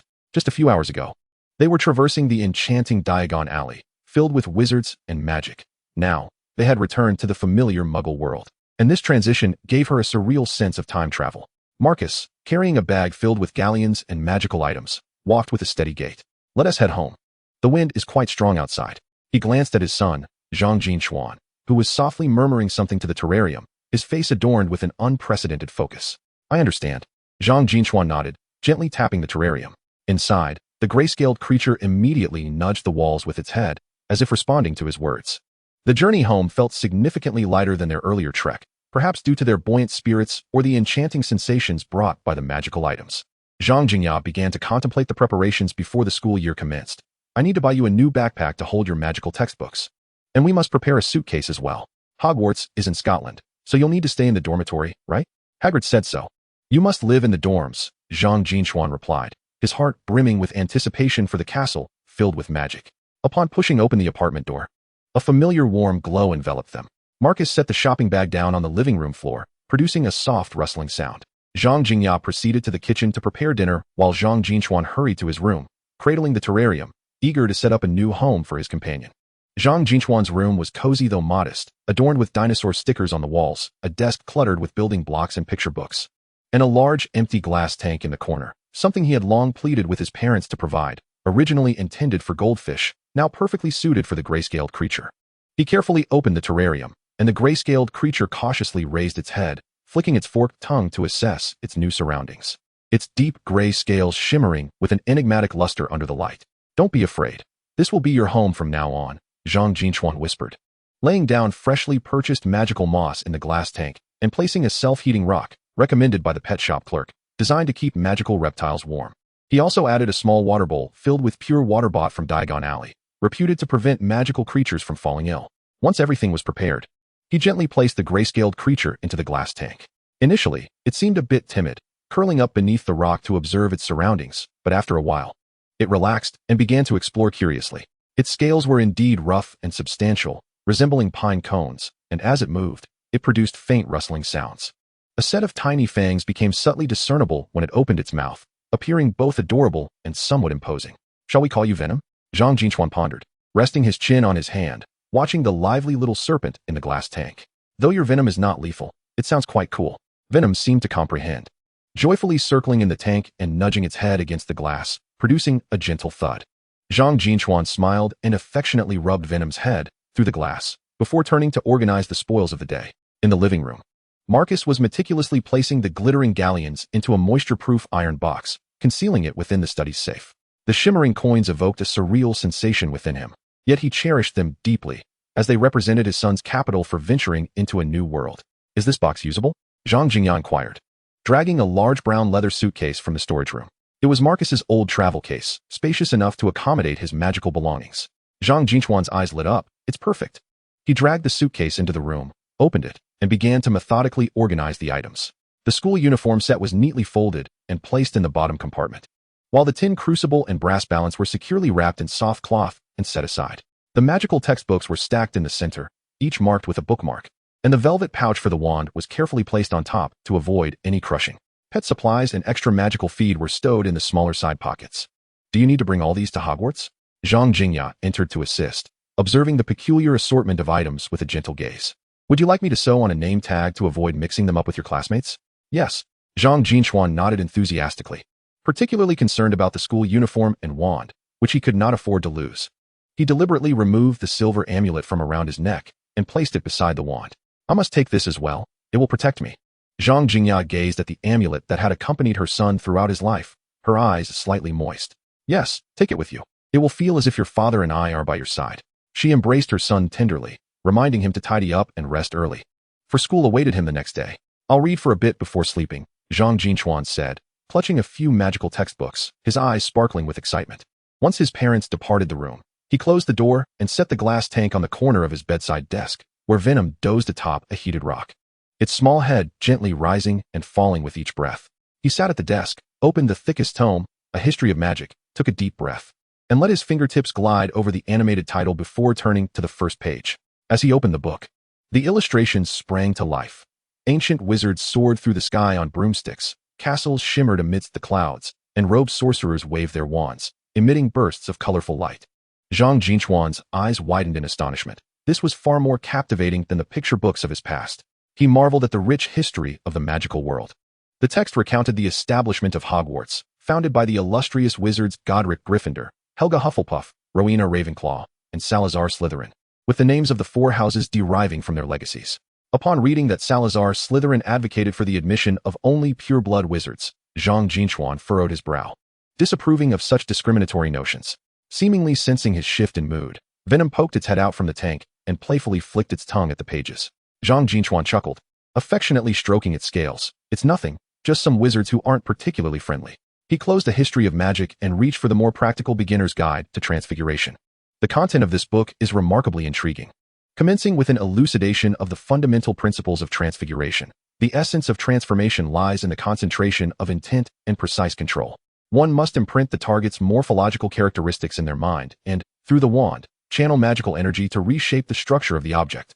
The book is adorned with simple illustrative exercises, depicting a frog gradually metamorphosing into a teacup, accompanied by a note suggesting that beginners should commence their practice with inanimate objects. How intricate transfiguration truly is. Zhang Jinchuan endeavored to follow the methods outlined in the book, focusing intently on the eraser on the table, envisioning it as a small bird. He did not wave his wand, but merely recited the incantation silently in his mind, and to his astonishment, he noticed the eraser quiver slightly, its corners lifting as if to sprout wings. It truly works. Zhang Jin Chuan's eyes widened with excitement as he hurriedly turned to the next page, eager to discover more detailed techniques. At that moment, his pet snake, Venom, suddenly stirred in the glass tank, hissing at his wrist, its tiny fangs gently nibbling at the glass. Looking down, Zhang Jin Chuan observed a faint glow emanating from his fingertips, realizing that in his intense concentration, he had inadvertently activated the magical energy within him. He quickly reined in his focus, and the luminescence gradually faded, restoring the eraser to its original state. Almost forgetting Hagrid's warning about the careless use of magic, Zhang Jin Chuan smiled at Venom, thanking the little creature for the reminder. Venom proudly wagged its tail and returned to rest upon the rock. Next, he opened Magical Theory, a book that, unlike History of Magic, is far less tedious. Elucidating the essence of magic through vivid examples, magical power originates from the wizard's internal magic core, resonating with external elements through the nervous system. The wand serves as a tool to amplify and direct this resonance. The book also discusses the variances in magical attributes among different wizards. Some excel in elemental manipulation, others in mental influence, while some are adept at healing and protection. What might my magical attribute be? Zhang Jin Chuan pondered, recalling the crimson lightning that enveloped him when he waved his wand. Perhaps it leans toward strength? He remembered Ollivander's words. That wands made from fire dragon heartstrings and black dragon horn are most suited for ferocious power, indicating that his magic core is indeed unique. As the night deepened outside, the apartment grew increasingly tranquil, with only the distant sound of traffic and the rustling of pages filling the room. Venom had fallen into a deep slumber, emitting soft snores, while the magical textbooks on the desk radiated a gentle glow, as if accompanying this child on the brink of entering the magical realm. Zhang Jin Chuan became increasingly enraptured, at times marveling at the wisdom of ancient wizards, at others furrowing his brow at complex magical formulas, and occasionally engaging in hushed discussions with the magical creatures depicted in the illustrations. He noted that the beginner's guide to transfiguration mentioned the vanishing spell and the summoning spell as advanced forms of transfiguration, drawing a small question mark in the margin. When he read about the binding nature of magical contracts and magical theory, he deliberately folded the corner of the page, intending to inquire about it with Hagrid later. Flipping through History of Magic, he couldn't help but draw stars beside the bravery of Gryffindor and the wisdom of Ravenclaw. Unbeknownst to him, the clock struck 10 in the evening. Zhang Jingya gently knocked on the door. Jin Chuan, it's time for bed. I know, Mom, he replied. Zhang Jin Chuan reluctantly closed the book, meticulously stacking them in a corner of his desk. I left the frequently used textbooks on the table, while the others were neatly placed into a box. Zhang Jingya entered the room and observed the changes within her son's space. A glass tank containing a small snake now adorned the bedside. Several books with peculiar covers lay atop the desk, and a trunk brimming with magical artifacts stood in the corner. This child she had nurtured for a decade was about to embark on a path entirely foreign to her. Yet gazing into the shining light in her son's eyes filled her with immense pride. Were these books challenging? Zhang Jingya tidied his pajamas, assuring him that should he encounter difficulties, he could always seek guidance from his teachers once school commenced. Not at all, it's quite fascinating, Zhang Jin Chuan replied with a smile. I've just learned that Hogwarts has moving staircases and ghosts. It sounded utterly enchanting. As Zhang Jingya tucked him in, she whispered, sleep well, perhaps in your dreams. You may catch a glimpse of the magical castle. With the lamp extinguished, only the soft glow of moonlight filtered through the gaps in the curtains, illuminating the tranquil figure of the snake within the glass tank. Lying in bed, Zhang Jin Chuan's fingers unconsciously caressed the wand pouch beneath his pillow, feeling the gentle warmth emanating from within. Today's experiences in Diagon Alley replayed in his mind like a cinematic reel. The goblin at Gringotts, Madame Malkin's measuring tape, Ollivander's silver eyes, and the moment he encountered the snake. He recalled Hagrid's words, the wand chooses the wizard, and remembered the vibrant red lightning that encircled him as he waved his wand. The sensation of power and control felt vividly real. He also reflected on his parents' reactions today, transitioning from initial anxiety to acceptance. Their love and support were his most steadfast foundation. Hogwarts, Zhang Jin Chuan whispered softly, a smile gracing his lips as he drifted into slumber. In his dreams, he stood before a grand castle, accompanied by the snake, wand in hand, with warm sunlight and his parents' smiles behind him. As the night deepened, the apartment building was enveloped in a serene silence. The trunk in the corner awaited the day of departure, while the magical textbooks on the desk emitted faint ripples of enchantment. Within the glass tank, the snake coiled upon a heated rock, guarding the dreams of its young master. Though the day of school had yet to arrive, the overture to Zhang Jin Chuan's magical journey had quietly commenced on this night, filled with anticipation, each note resonating with curiosity, excitement, and boundless longing for the future. Chapter 10, The First Parting. The morning light of September, imbued with the coolness of early autumn, gently crept onto the windowsill of the London apartment. In Zhang Jin Chuan's room, the snake within the glass tank had awakened, gently tapping its head against the tank's walls, producing soft thuds as if urging its young master to embark on his journey. Over the past month, it had transformed from a timid creature into a lively little companion, its dark gray pinecone scales gleaming healthily in the sunlight. And its fine little fangs had sharpened further. Zhang Jin Chuan swiftly donned his black robe, the silver protective amulet at the collar swaying gently with his movements. Throughout this month, he had immersed himself in his magical textbooks, often reading late into the night, the ancient legends and history of magic, the principles of magical power and magical theory, and the foundational gestures in Beginner's Guide to Transfiguration had all left indelible impressions upon his mind. The corners of the textbooks on the desk are slightly curled, adorned with colorful pencil markings that reveal various questions and notes, the childish handwriting concealing an infinite yearning for the magical world. Jin Chuan, are you ready? The voice of his mother, Zhang Jingya, resonates from outside the door, tinged with an imperceptible tremor. As she opens the door, her eyes are slightly reddened. Yet she strives to force a smile. The child she has nurtured for a decade is about to embark on a completely unfamiliar journey.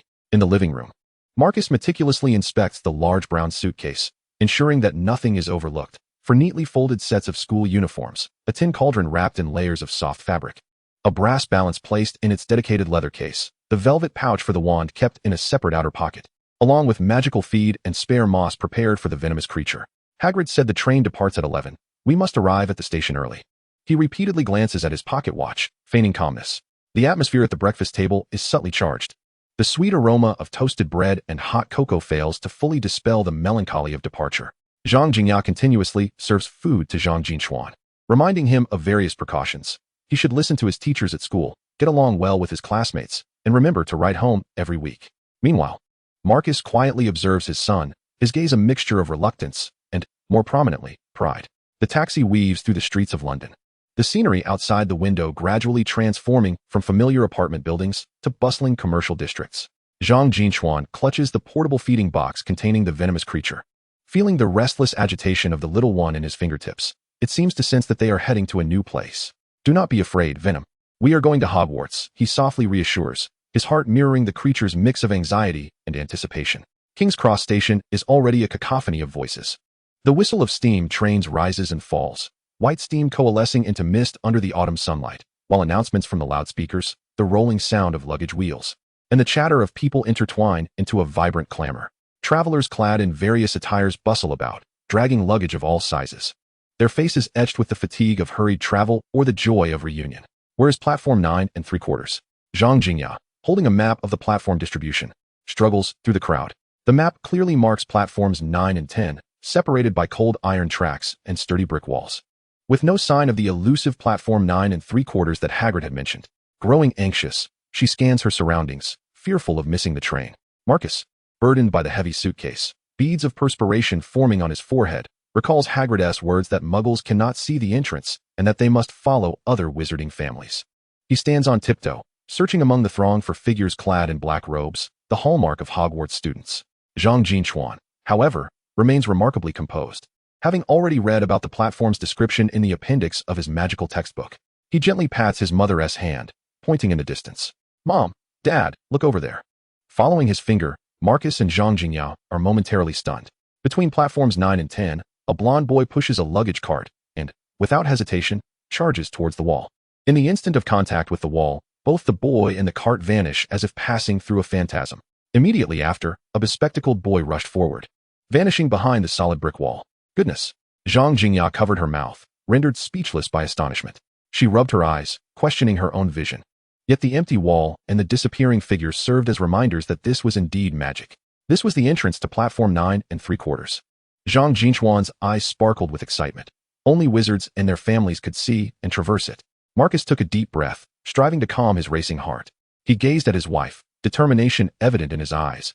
I will go ahead to scout the way, you follow shortly. Gripping the handle of his suitcase, he inhaled deeply and jogged toward the brick wall. Zhang Jingya clenched her fists nervously, watching her husband's figure draw closer, her heart lodged in her throat. A wondrous scene unfolded as Marcus's form blurred upon contact with the wall, as if merging into flowing light and shadow, and moments later, he completely vanished on the other side, along with the heavy suitcase. Indeed, he had passed through. Zhang Jingya, in astonishment, covered her mouth, tears welling in her eyes. All her doubts and anxieties from the past month melted away into awe for the magical world at that moment. Mom, let's go too, Zhang Jin Chuan urged. Pulling his mother's hand and gesturing at his watch, time was running short. He pushed the luggage cart filled with potion vials to the wall, just as his father had, and urged, run forward, don't be afraid. Zhang Jingya nodded, gripping her son's hand tightly. She could feel the strength emanating from his palm. This 10-year-old boy was braver than she had imagined. Taking a deep breath, Zhang Jin Chuan shouted charge, and together they raced toward the brick wall. Upon contact, there was no anticipated hard collision, only a warm sensation, akin to passing through a thin mist. The scene before them shifted abruptly. The bustling Muggle station vanished, replaced by a platform steeped in magical ambience.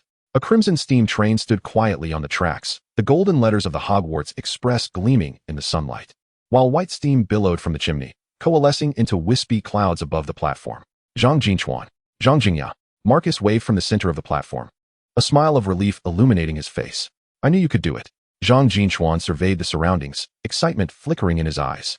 The platform was teeming with students clad in black robes and parents bidding farewell, the air infused with a laying of magical spices and steam.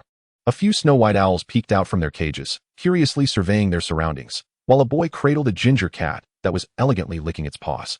And others carried cages containing toads, causing passing girls to gasp in surprise. This was indeed Platform 9 3/4. Zhang Jingya murmured to herself, gazing at the scene before her as if ensconced in a dream. Parents embraced their children in farewells, kids excitedly sharing tales of their summer break, while several older wizards maintained order. The entire platform resonated with a bittersweet sense of parting and the anticipation of new journeys. The train doors have swung open, and a conductor clad in a red uniform is smilingly ushering students aboard. Zhang Jin Chuan notices several children of a similar age, each carrying a backpack akin to his own. Their faces a blend of anxiety and excitement as they bid farewell to their parents with lingering reluctance. Take good care of yourself at school, Marcus advises, straightening his son's robe collar and retrieving a small notebook from his pocket, which contains the family address to be used when sending letters via owl. If you encounter any difficulties, seek out Hagrid or Professor McGonagall. They will assist you. Zhang Jingya crouches down and envelopes her son in a gentle embrace. Remember to eat on time, and don't stay up late studying. No matter how powerful magic may be, your health is paramount. A torrent of emotions catches in her throat, ultimately coalescing into a single sentiment. We will be waiting for you at home during the holidays. Zhang Jin Chuan returns the hug, savoring the familiar warmth. I will miss you, Mom and Dad. I will diligently study magic, and I will write to share the amusing tales of school. He gestures toward the terrarium. Venom will miss you too. The creature seems to understand, nudging its head against the glass while emitting a plaintive hiss. A clear bell chimes from the platform, signaling the impending departure of the train. The steam engine lets out a long, sonorous whistle, and the chimney releases a billowing cloud of white mist as the wheels begin to turn slowly, clanging rhythmically. It's time to board, my dear, Marcus says, helping Zhang Jin Chuan with his luggage and guiding him to the door of the carriage. Waving us goodbye once you find your seat. Zhang Jin Chuan nods, embracing his parents one last time. Goodbye, Mom and Dad. He drags his suitcase and lifts the terrarium containing Venom, turning to ascend the train steps. Inside, the carriage is more spacious and brightly lit than it appeared from the outside. Comfortable soft seats line either side, and the overhead luggage racks are ample enough to accommodate all belongings. The aisle is adorned with a deep crimson carpet, muffling footsteps. Zhang Jin Chuan ventures down the corridor in search of an empty compartment. Most compartments are already occupied, with some students excitedly discussing the forthcoming sorting ceremony, others showcasing their newly acquired magical cards, and a few discreetly practicing their wand grips. Reaching the middle of the train, he finally spots an empty compartment by the window.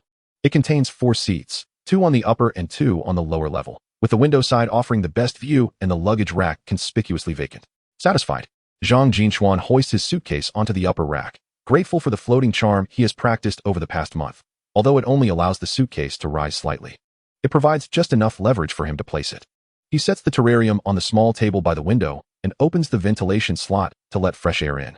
The little creature swims excitedly within its enclosure, nudging the glass with its head, curiously inspecting the outside platform. Marcus and Zhang Jingya remain on the platform, waving until the train accelerates, their figures gradually shrinking into faint, indistinct points that fade from view. Zhang Jin Chuan settles into the lower window seat, releasing a soft sigh.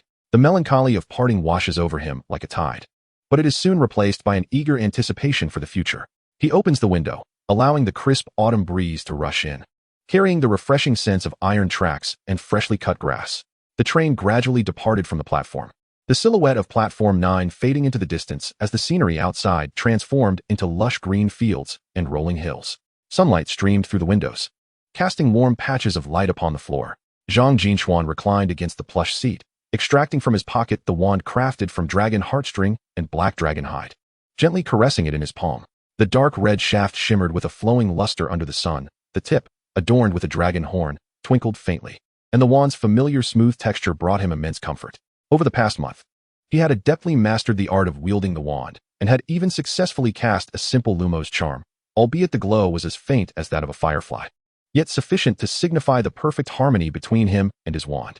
Ollivander's words echoed in his ears. The wand chooses the wizard. You are destined partners. The venomous creature gently nibbled at the glass with its tiny fangs, producing a subtle clicking sound. Zhang Jin Chuan chuckled as he opened the box, extending a finger for the creature to lick. Once we arrive at Hogwarts, we shall encounter many more magical beings. He envisioned the scenes within the castle, moving staircases, talking portraits, wondrous creatures in the forbidden forest, and the various magical plants that might be encountered in class. The carriage gradually filled with life as more students boarded, the aisle bustling with footsteps, conversations, and laughter. Occasionally, students would pass by the compartment, curiously glancing inside. Upon seeing him, they would politely nod before continuing on their way. Zhang Jin Chuan refrained from initiating conversation, relishing the moment of tranquility, wishing to fully embrace the anticipation before the journey commenced in earnest. Chapter 11. Meeting the protagonists. The train glided smoothly through the night, the rhythmic clattering of wheels against tracks creating a steady beat, intertwined with the scattered lights flashing by outside, weaving a languorous atmosphere within the carriage. Zhang Jin Chuan leaned against the cushion, twirling a magical quill purchased from Diagon Alley between his fingers, the silver threads along its shaft glimmering under the light. The creature in its habitat rubbed its head against the heated rock, emitting a soft sound reminiscent of scales brushing together, as if providing accompaniment for this voyage. Excuse me, is there space here? A tentative voice interrupted the tranquility of the compartment. Zhang Jin Chuan looked up and immediately recognized the boy at the door. Beneath a tousled mane of black hair lay a pair of round-framed glasses, and the lightning-shaped scar on his forehead stood out distinctly in the dim light. He set down the quill, a teasing smile curling at the corners of his lips. No one is here, take a seat. I see you've searched several compartments. Finding an empty spot must not be easy, Harry Potter. Harry appeared momentarily taken aback, awkwardly dragging his suitcase into the compartment and laboriously hoisting it onto the luggage rack. You know me? His green eyes brimmed with caution. Having been scrutinized by too many strangers along the way, he was particularly sensitive to the attention of the unfamiliar. Who in the wizarding world doesn't he know you? Zhang Jin Chuan exaggeratedly raised an eyebrow, observing Harry's instant stiffening expression before he chuckled and waved his hand dismissively. I am Zhang Jin Chuan Chiron, also a first year. To be honest, it might be time to consider a new pair of glasses. Only then did Harry seem to relax, settling down across from him. Thank you. I'm still not accustomed to being recognized. He scratched his head, clearly unaccustomed to the celebrity status. As the two were engaged in conversation, the door to the private room was suddenly flung open, and a boy with red hair stumbled in, scattering candies from his arms all over the floor, followed closely by a girl clutching a thick stack of books. I'm so sorry. All the rooms are full. The red-haired boy frantically scrambled to pick up the candies. His cheeks flushed crimson. Ron, can't you be more careful? The girl extended a hand to assist him, her voice bright, yet tinged with a hint of seriousness. She lifted her gaze, revealing her thick, curly brown hair and amber round eyes, her nose slightly reddened, resembling a startled fawn. Indeed, it was Hermione Granger. Zhang Jin Chuan's eyes instantly sparkled. Hermione before him was even more vibrant than he had imagined, though she bore the earnestness of a young adult. She couldn't hide her youthful innocence, especially with her slightly pouting lips and fierce determination in her gaze, which sparked his playful interest. Of course, there's a seat available. Please, do sit down. Zhang Jin Chuan smiled, gesturing to the adjacent seat, his gaze lingering on Hermione's face for an extra moment. I am Zhang Jin Chuan Chiron, and this is Harry Potter. I am Hermione Granger, and this is Ron Weasley. Hermione inclined her head politely, her eyes scanning the room before finally settling on Zhang Jin Chuan with an evaluative glint. Are you also freshmen? Have you gone over the spellbook? I've already mastered all the gestures in the first volume of standard spells. Wow, an academic prodigy. Zhang Jin Chuan feigned astonishment, widening his eyes and leaning in closer. You must know how to make a quill write by itself, right? But I believe your handwriting must be far more beautiful than what magic can produce. Hermione's cheeks flushed bright red, akin to a ripe apple. She instinctively shrank back, clutching her books tighter. Why you shouldn't he say such things? The beauty of handwriting has nothing to do with magical prowess. Nevertheless, she couldn't help but glance down at her fingers. Ron watched with amusement, exclaiming, Hermione's blushing. Upon receiving a fierce glare from Hermione, he promptly clamped his mouth shut and instead pulled a beef sandwich from his pocket. Would you like some? My mother made it. Zhang Jin Chuan retrieved an exquisite tin from his backpack, opening it to reveal cookies that immediately began to leap about, twirling on the lid. Try this. Magical cookies from Diagon Alley. They'll jump right into your mouth. He picked one up and extended it toward Hermione, deliberately reaching a bit farther. Hermione hesitated, torn between curiosity about the jumping cookie and the discomfort of Zhang Jin Chuan's gaze.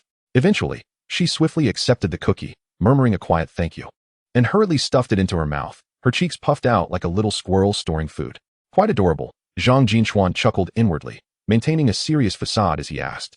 Is it tasty? There are chocolate and strawberry flavors as well. It's, not bad, Hermione mumbled, striving to remain composed. Yet the crumbs at the corners of her mouth betrayed her flustered state. Zhang Jin Chuan offered her a handkerchief, and when she took it, her movements were somewhat stiff. As she lowered her head to wipe her mouth, her curls fell forward, obscuring half her face and revealing only her reddened ears. Harry and Ron exchanged glances, each reflecting a shared bewilderment at the peculiarities of the situation. Ron leaned closer to Harry and whispered, "He seems to always bully Hermione." Harry shook his head, feeling it was more like he was teasing her. At that moment, the compartment door swung open again, and Neville, with a sorrowful expression, poked his head in. "Sorry. Have you seen my toad? Trevor is missing." Zhang Jin Chuan, with a playful glint in his eyes, deliberately winked at Hermione. "My snake has a keen sense of smell. And if a beautiful girl encourages it, there will be motivation to search." Hermione's cheeks flushed at the mention of a beautiful girl, and she glared at him indignantly. Who would encourage your snake?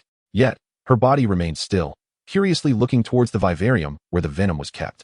Zhang Jin Chuan chuckled as he opened the vivarium and gently placed the venom on the ground. "Venom, help him find the toad." Venom flicked its forked tongue and darted out of the compartment. Soon, it returned with a terrified frog in its mouth. Watching as Neville gratefully rushed forward to retrieve the frog, Zhang Jin Chuan turned to Hermione, raising an eyebrow. "Impressive, isn't it? It has dragon blood in its lineage." Hermione's eyes sparkled with curiosity at the clever creature. As the attendant pushed the food cart past, the compartment filled with the enticing aromas of roasted chicken and pumpkin juice. Zhang Jin Chuan purchased a serving of roasted potatoes and deliberately handed the largest piece to Hermione. "The scholar should eat more, otherwise, you won't have the energy to solve problems later." Hermione awkwardly accepted it, muttering that she didn't want to solve problems, yet when Zhang Jin Chuan posed a question, she found herself earnestly explaining. Her eyes shone brightly as she animatedly gestured the spell's movements, a slight sheen of sweat forming on her nose from excitement, making her earnest demeanor quite endearing. "You see, I told you that the way you explain things is the most beautiful," Zhang Jin Chuan said, resting his chin on his hand, a smile gracing his face as he observed her. Hermione was taken aback by the straightforward compliment, nearly spitting out the potato in her mouth, and quickly took a sip of pumpkin juice to compose herself, her cheeks flushed as if they could bleed. Ron, enjoying his meal, interjected occasionally, "Hermione, your face is as red as my mother's strawberry pie." Meanwhile, Harry quietly ate, casting occasional glances at the playful duo, a faint smile gracing his lips. "All right, I won't tease you any longer," Zhang Jin Chuan said with a laugh, sitting up straight as he noticed Hermione's sigh of relief, secretly relishing the success of his mischief. He found joy in her flustered yet helpless demeanor, akin to a kitten being playfully teased. Venom yawned in the vivarium, gently tapping the glass with its tail, as if providing a soundtrack to this delightful interaction. Laughter and distant singing from other students filled the compartment, creating a warm and enchanting atmosphere. Zhang Jin Chuan gazed at Hermione's profile as she diligently took notes and occasionally shot him furtive glares. He felt that this journey to Hogwarts was becoming increasingly intriguing. He was captivated by this clever yet proud little witch, not out of infatuation, but rather a pure appreciation of her charm, wanting to see her expressive emotions unfold. "Hey, during the sorting ceremony, which house do you wish to join?" Zhang Jin Chuan suddenly inquired. Hermione looked up, a glimmer of anticipation in her eyes. "Of course, Ravenclaw. I've heard they value wisdom the most. What about you?" "Anywhere is fine with me," Zhang Jin Chuan said with a smile. "As long as I can continue to attend classes with our little academic prodigy." Hermione felt a mixture of annoyance and amusement, seizing a small bread roll and tossing it at him. "Who wants to be in the same college as you?"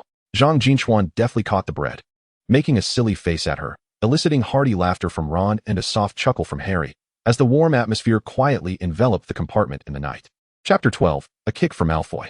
Sunlight streamed through the train window, casting a gentle golden hue upon the floor.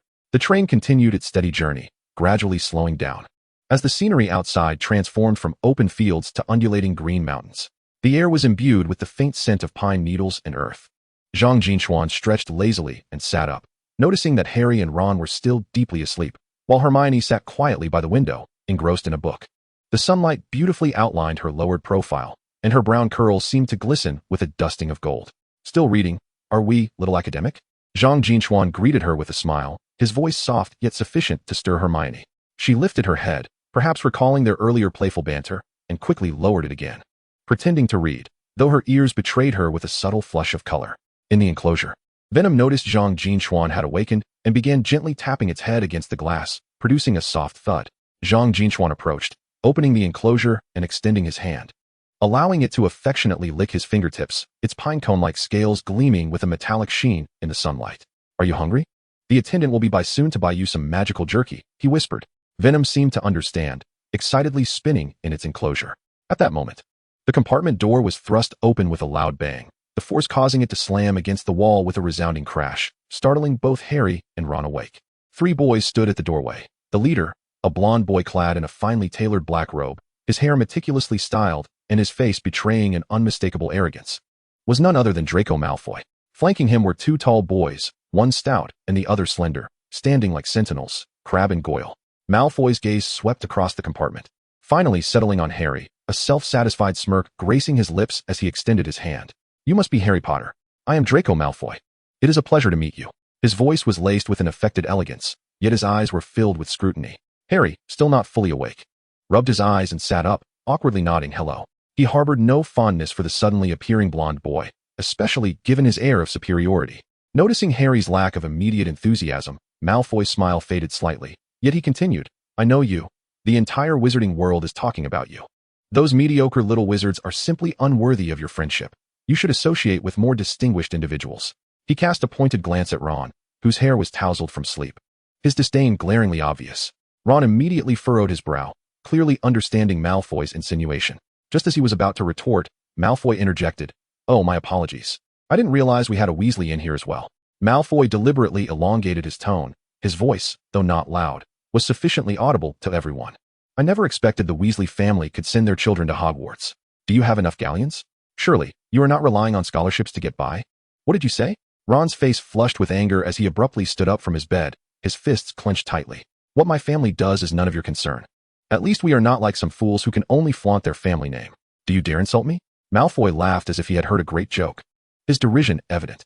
"A poor Weasley dares to speak to me like that? No wonder you are dressed so shabbily. You cannot even afford a decent robe. You are the one who is shabby. Your entire family is shabby." Ron glared at Malfoy, ready to charge at him. Hermione quickly stood up, trying to restrain him. "Don't be impulsive, Ron. It's not worth arguing with him." Malfoy's gaze shifted to Hermione, scrutinizing her from head to toe, his disdain intensifying. "Oh, and we have a busybody here. By the looks of you, you must be a mudblood, right? A little witch from a muggle background daring to meddle in the affairs of pureblood families?" The term mudblood struck Hermione like a poisoned dagger, draining the color from her face. Being from a muggle family, she easily grasped the implication of Malfoy's words. She clenched her fists, her eyes instantly reddening. Yet she stubbornly refused to shed tears, fixing her gaze on Malfoy with unwavering intensity. Harry, too, felt a surge of anger and stepped forward. "You cannot speak to her like that." Malfoy scoffed, his eyes scanning the compartment before finally landing on Zhang Jin Chuan. He assessed Zhang's ordinary robe and simple luggage, a mocking smile curling his lips. "And you, dressed like a pitiful mudblood, associating with the Weasleys and this muggle girl, birds of a feather flock together. I advise you to stay away from Potter, lest you lower his status." Zhang had remained silent, merely observing Malfoy's antics with cold indifference. He had no desire to instigate trouble, but upon hearing the term mudblood and seeing Hermione's reddened eyes and pale face, a surge of fury ignited within him. Before Malfoy could finish his taunt, Zhang suddenly stood up.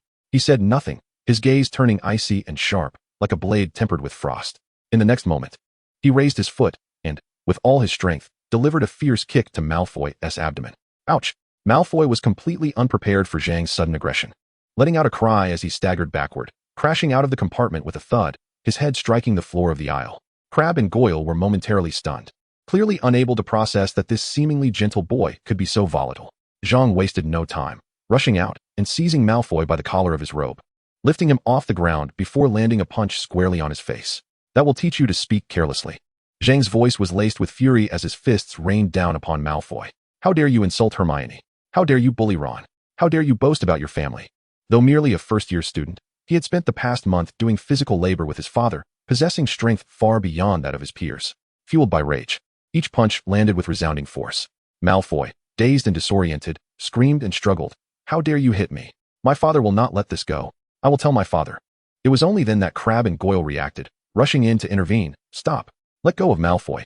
However, despite their imposing stature, their movements were clumsy and ineffectual. After a futile attempt to separate Zhang Jin Chuan, they were instead kicked aside, landing on the ground with pained groans. In the private box, Harry, Ron, and Hermione were left in astonishment. Harry was taken aback by Zhang Jin Chuan's fighting prowess, while Ron, exhilarated and unable to contain his enthusiasm, exclaimed, "Well done. Teach him a lesson." Hermione, however, was a mix of shock and fear, anxiously watching Zhang Jin Chuan. "Stop. You'll get expelled." Zhang Jin Chuan delivered one final punch to Malfoy, observing his bruised and tear-streaked face before finally releasing him. Dusting off his hands, he coldly regarded the lamenting Malfoy. "Remember, if you dare to use the term mudblood to insult others again, next time it won't be so simple." Malfoy was in agony, particularly in his nose, which throbbed painfully as if it had been broken. For the first time, a wave of fear surged within him as he met Zhang Jin Chuan's icy gaze. Rendering him too intimidated to utter a harsh word, he merely cradled his nose and sobbed. Crabbe and Goyle quickly scrambled to their feet, one on each side supporting Malfoy as they clumsily made their way toward the exit, nearly tripping in their haste, not daring to utter a single threat. Zhang Jin Chuan brushed off his clothes and turned to return to the box, casually closing the door behind him as if nothing had occurred. He noticed Harry, Ron, and Hermione staring at him in stunned silence, especially Hermione, whose eyes were wide and mouth agape, struggling to find her voice. You hit him?" Hermione finally regained her voice, her tone laced with concern. "The school will punish you if they find out." Unfazed, Zhang Jin Chuan chuckled lightly and took a seat. Leisurely munching on a piece of bread, "What is there to worry about? We are merely first-year students. How much harm could we inflict? At worst, it's just a bit of pain, nothing serious. Besides, he insulted you first, calling you a mudblood. Should he be allowed to insult you without consequence?" At the mention of the term mudblood, Hermione felt her eyes welling up again, but this time not out of sorrow, but rather a sense of warmth. She had not anticipated that Zhang Jin Chuan would stand up for her, and her previous grievances seemed to dissipate. However, before she could articulate her thoughts, Ron interrupted. "Well done. I've wanted to hit him for ages." Ron exclaimed excitedly, his eyes filled with admiration for Zhang Jin Chuan. "That guy deserves it, always acting so superior. Thinking he is a king." Harry nodded in agreement.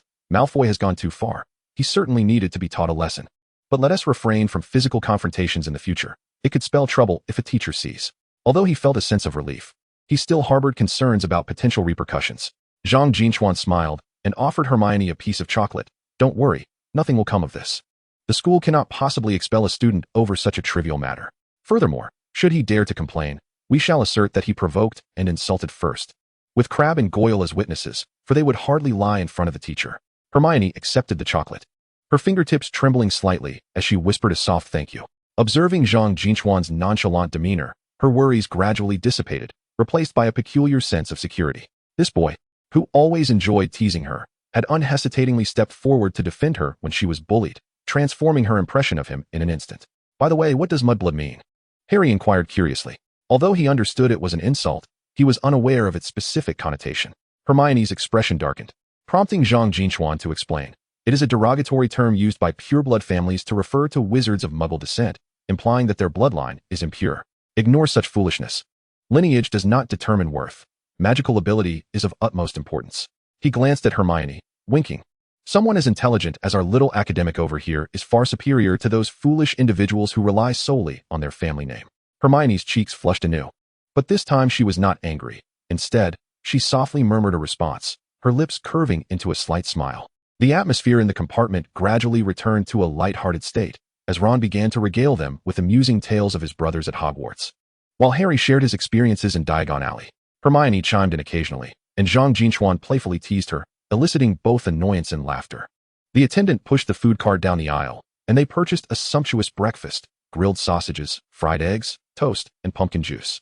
Even the venomous snake was treated to its favorite magical jerky, enjoying it heartily in its cage, occasionally emitting contented hisses.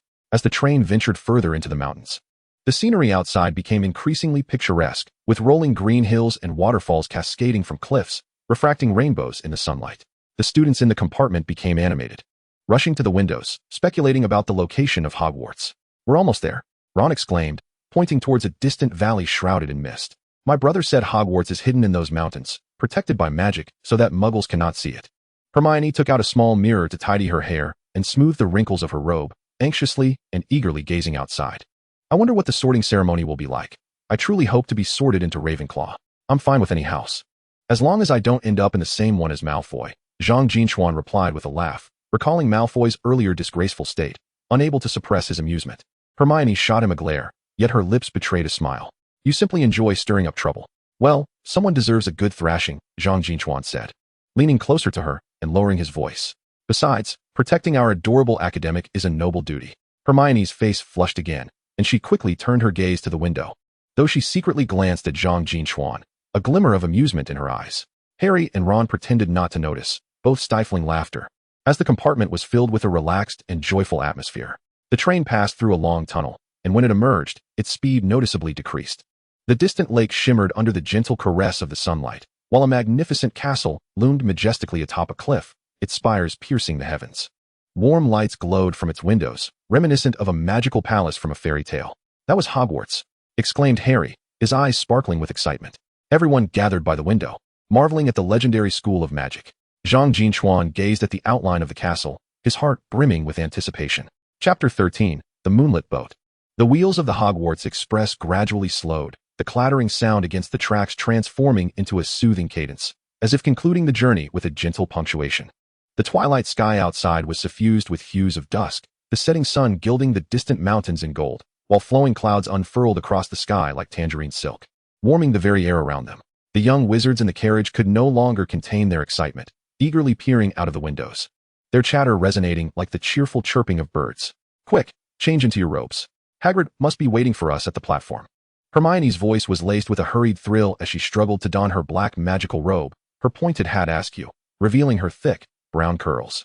Professor McGonagall had specifically emphasized the importance of proper attire for the sorting ceremony, and at that moment, Hermione was adjusting the silver clasp at her collar in front of a small mirror, her nose slightly reddened with urgency. Zhang Jin Chuan leaned back in his seat, watching her flustered efforts with keen interest. Hermione's fingers clumsily fumbled with the silver clasp. The more anxious she grew, the more elusive it became. Finally, in a huff, she tossed her hat onto the table, exclaiming, "This clasp is utterly unreasonable. Need a hand, little genius?" Zhang Jin Chuan teased as he approached, deliberately slowing his speech. "If you can't manage a clasp, how will you handle the sorting hat's inquiries?" He reached out and gently pinched the silver clasp, his fingertips inadvertently brushing against her neck, causing her skin to tense momentarily. Hermione recoiled as if burned, her cheeks flushed with a deep crimson. "Who needs your help? I'm merely examining its design." However, despite her protest, she remained still, allowing Zhang Jin Chuan to fasten the clasp and straighten her crooked collar. "Now you look the part of a proper wizard." Zhang Jin Chuan stepped back, appraising her with exaggerated astonishment. "Our little genius actually looks quite the part in her robe, though the hat is a tad askew, resembling a little girl who has pilfered her mother's clothes." "You're the one who is pilfering clothes," Hermione retorted, adjusting her hat with annoyance. Yet she couldn't resist a glance in the mirror. Seeing her appearance finally in order, a sly smile crept onto her lips. Ron and Harry exchanged amused glances, with Ron winking at Zhang Jin Chuan. "If you two dawdle any longer, Hagrid will be beside himself." At last, the train came to a halt at the lakeside platform, the damp evening breeze carrying the scent of lake water and pine needles. "First-year students, this way." Hagrid's booming voice cut through the crowd, clad in his signature moleskin coat, holding aloft a brass lantern. The dim glow flickered in the twilight, his towering figure resembling a small mountain at the end of the platform. "Hagrid," Harry waved excitedly, pulling Ron through the bustling throng. Zhang Jin Chuan lifted the breeding box filled with venom and leisurely followed behind Hermione, observing the hem of her cloak gently swaying with each step, reminiscent of a joyful little butterfly. "Everyone's here." Hagrid chuckled as he counted heads, his rough hand gently patting Harry's shoulder, and then he winked at Zhang Jin Chuan. "We shall cross the lake by boat. It's an old tradition of Hogwarts, allowing you to behold the grandeur of the castle." Dozens of small boats, as dark and smooth as obsidian, were moored at the shore, their polished surfaces glistening like mirrors. Despite lacking oars, they floated steadily upon the water. "For to a boat, come aboard." Hagrid carefully assisted the timid girls into the boats, anxious that they might tumble into the water. "We're in the same group." Zhang Jin Chuan, quick as a flash, seized Hermione's wrist and jumped onto the nearest boat before she could react. Hermione gasped, staggering slightly as she settled herself. And just as she was about to voice her complaint, she noticed Ron and Harry had also boarded the same vessel, with Ron making a silly face at her, provoking her to pinch Zhang Jin Chuan's arm in irritation. "Easy now, I admit my fault." Zhang Jin Chuan laughed, deftly dodging her, yet the boat wobbled from the motion, causing Hermione to grasp the side in alarm, her cheeks blooming with a charming blush. "Look at you, it sways with every movement. Best sit still," he teased, settling into a comfortable position against the boat's edge. The boat seemed to come alive, gently drifting away from the shore, carrying its new occupants towards the castle across the lake. The absence of or strokes left only the soft lapping of the water against the hull and the distant sounds of laughter from other boats. As twilight deepened, the lake mirrored the evening sky, ablaze with brilliant hues of gold and crimson, while silver fish occasionally darted beneath the surface, their scales shimmering like stars in the dusk. This boat is truly magical. It moves on its own.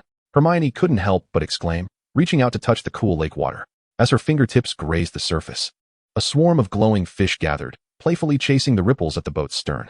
The allure of magic, Zhang Jin Chuan mused, admiring her focused profile. The fading sunlight outlining her features, casting delicate shadows from her lashes upon her cheeks, reminiscent of a small witch who, despite her profound fear of water, feigned bravery. He noticed the whiteness of her knuckles as she gripped the side of the boat. Hermione abruptly turned her head to glare at him. Who is afraid of water? I merely find it enchanting. Yet, despite her words, her shoulders instinctively tensed with the boat's slight movements. Zhang Jin Chuan retrieved a fruit candy from his pocket. A honey lemon sweet bought from Diagon Alley. He unwrapped it and offered it to her. Have a candy. Sweets can ease tension, far more effective than any calming charm.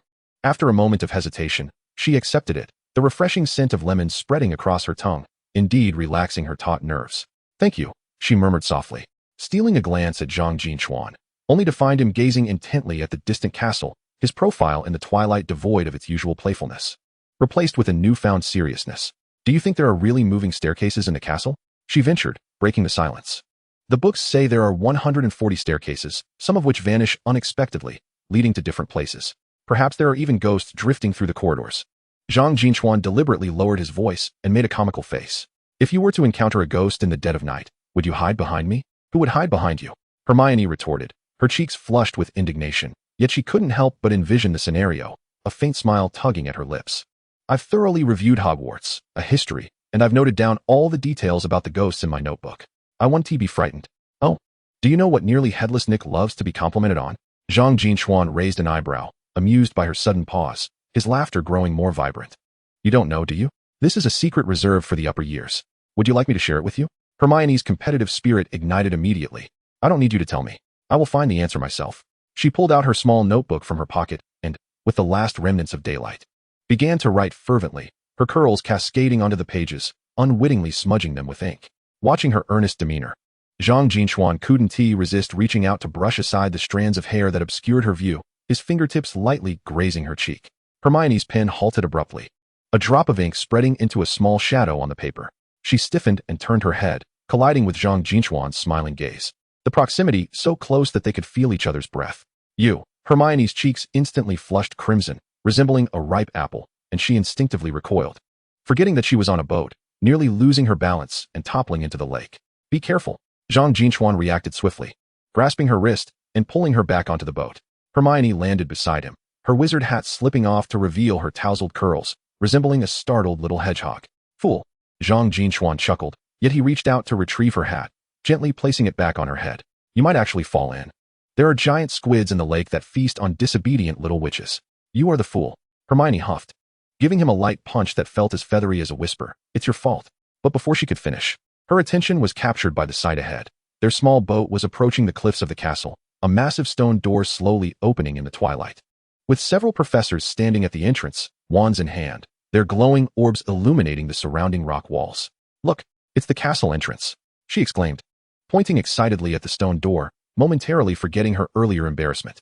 Zhang Jin Chuan followed her gaze, the castle's details gradually coming into focus. Ivy clung to the weathered stone walls. Warm candlelight spilled from the windows, and the banners atop the towers fluttered in the evening breeze, a sight so grand it took one's breath away. At that moment, Ron was animatedly recounting stories of his brother's escapades at school to Harry, who listened with rapt attention, while the first-year students in the other boats marveled at the spectacle, their chatter echoing across the lake. Hermione leaned over the side of the boat, the evening breeze lifting her curls, her amber eyes sparkling with anticipation. As if filled with starlight, Zhang Jin Chuan observed her profile, a wave of ease washing over him. He relished the sight of her vibrant spirit. The way she pouted when teased, it was not mere infatuation, but a pure sense of amusement, akin to discovering a vividly engaging book and yearning to turn each page to uncover the surprises hidden within. The small boat gently approached the shore, where Hagrid had long been waiting. His large frame bent into an exaggerated arc as he carefully assisted each student ashore. Zhang Jin Chuan leapt onto the land first, turning to extend his hand to Hermione. This time, she did not refuse and softly grasped his hand. He could feel the coolness of her fingertips and the slight tremor, which made him secretly chuckle as he deliberately slowed his pace. "Thank you," Hermione said, immediately withdrawing her hand upon reaching the ground, pretending to adjust her cloak, unaware that her lips had subtly curved into a smile. Passing through the massive stone gates, they entered a vast courtyard illuminated by moonlight filtering through the clouds, casting a glow upon the central fountain, where the statue's reflection danced with the ripples.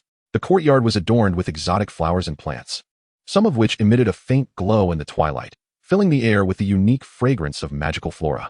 Hagrid led them through the courtyard towards the castle's main entrance, where stood a stern-looking witch, Professor McGonagall, clad in a deep green robe and a pointed hat. Her sharp gaze softened by a gentle smile, she welcomed them to Hogwarts. Before entering the Great Hall, she began to explain the rules of the sorting ceremony, detailing the histories of the four houses and the significance of the sorting. The young wizards listened intently, the atmosphere thick with tension and anticipation. Hermione was particularly focused, her fingers unconsciously twisting the ties of her robe, her brow slightly furrowed, as if reciting something of great importance. Zhang Jin Chuan, standing beside her, couldn't help but lean closer and whisper in her ear, "Don't be nervous. Even if you get sorted into Hufflepuff, I'll come visit you in the kitchens. I've heard their pumpkin pasties are the best." Hermione's shoulders stiffened noticeably. She turned to him, her eyes glaring yet devoid of anger, instead holding a barely perceptible hint of amusement. "Just wait. I will definitely be sorted into Ravenclaw. Just wait until you envy my tower view."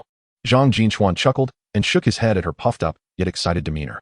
The dusk had completely enveloped the castle, and the magical lanterns in the courtyard began to illuminate, casting a warm glow on the young wizards' faces. Professor McGonagall pushed open the heavy oak doors, unveiling a grand hall, where the starry ceiling loomed above. Armor stood at attention. Portraits smiled, and the distant sounds of laughter and the aroma of food wafted from the great hall. "Are you ready, little genius?" Zhang Jin Chuan asked. Observing the sparkle in Hermione's eyes, his tone filled with anticipation. Hermione took a deep breath, nodded vigorously, and tightened her grip on her wand. "Of course. I've been ready for ages." With a shared smile, they followed the procession into the hall, the stone doors slowly closing behind them, sealing the dusk and lake breeze outside. Thus commenced their Hogwarts journey, accompanied by the enticing aroma of dinner and the lively banter of youth. Zhang Jin Chuan knew that with such a charming yet proud companion by his side, this magical adventure would undoubtedly be filled with countless joys and surprises. Chapter 14, Slytherin. As they passed through the magnificent hall, Professor McGonagall opened the grand double doors leading to the banquet hall. In an instant, all the young wizards gasped in awe. The scene before them was more fantastical than any fairy tale. The vast ceiling of the banquet hall had been enchanted, transforming into a dazzling starry sky, with countless stars gently swirling overhead, as if they were in an open wilderness. For long tables representing the houses were arranged along the walls, draped in scarlet for Gryffindor, yellow for Hufflepuff, blue for Ravenclaw, and green for Slytherin. Students adorned in their respective house robes filled the seats, curiously observing the newcomers. At the head table sat the professors, with the white-haired elderly man in the center being none other than Headmaster Dumbledore, wearing half-moon spectacles and sporting a long, white beard that cascaded to his chest, his face adorned with a warm smile. "Oh," Hermione could not help but cover her mouth, her eyes sparkling with excitement.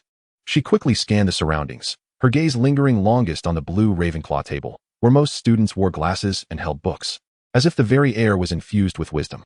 Zhang Jin Chuan's attention was drawn to several familiar figures, notably Draco Malfoy, who bore the marks of their earlier altercation. His face bruised.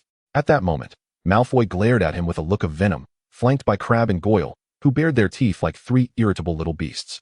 Instead of feeling anger, Zhang Jin Chuan flashed them a mischievous grin, nearly prompting Malfoy to leap from his chair in fury. "First years, please come forward."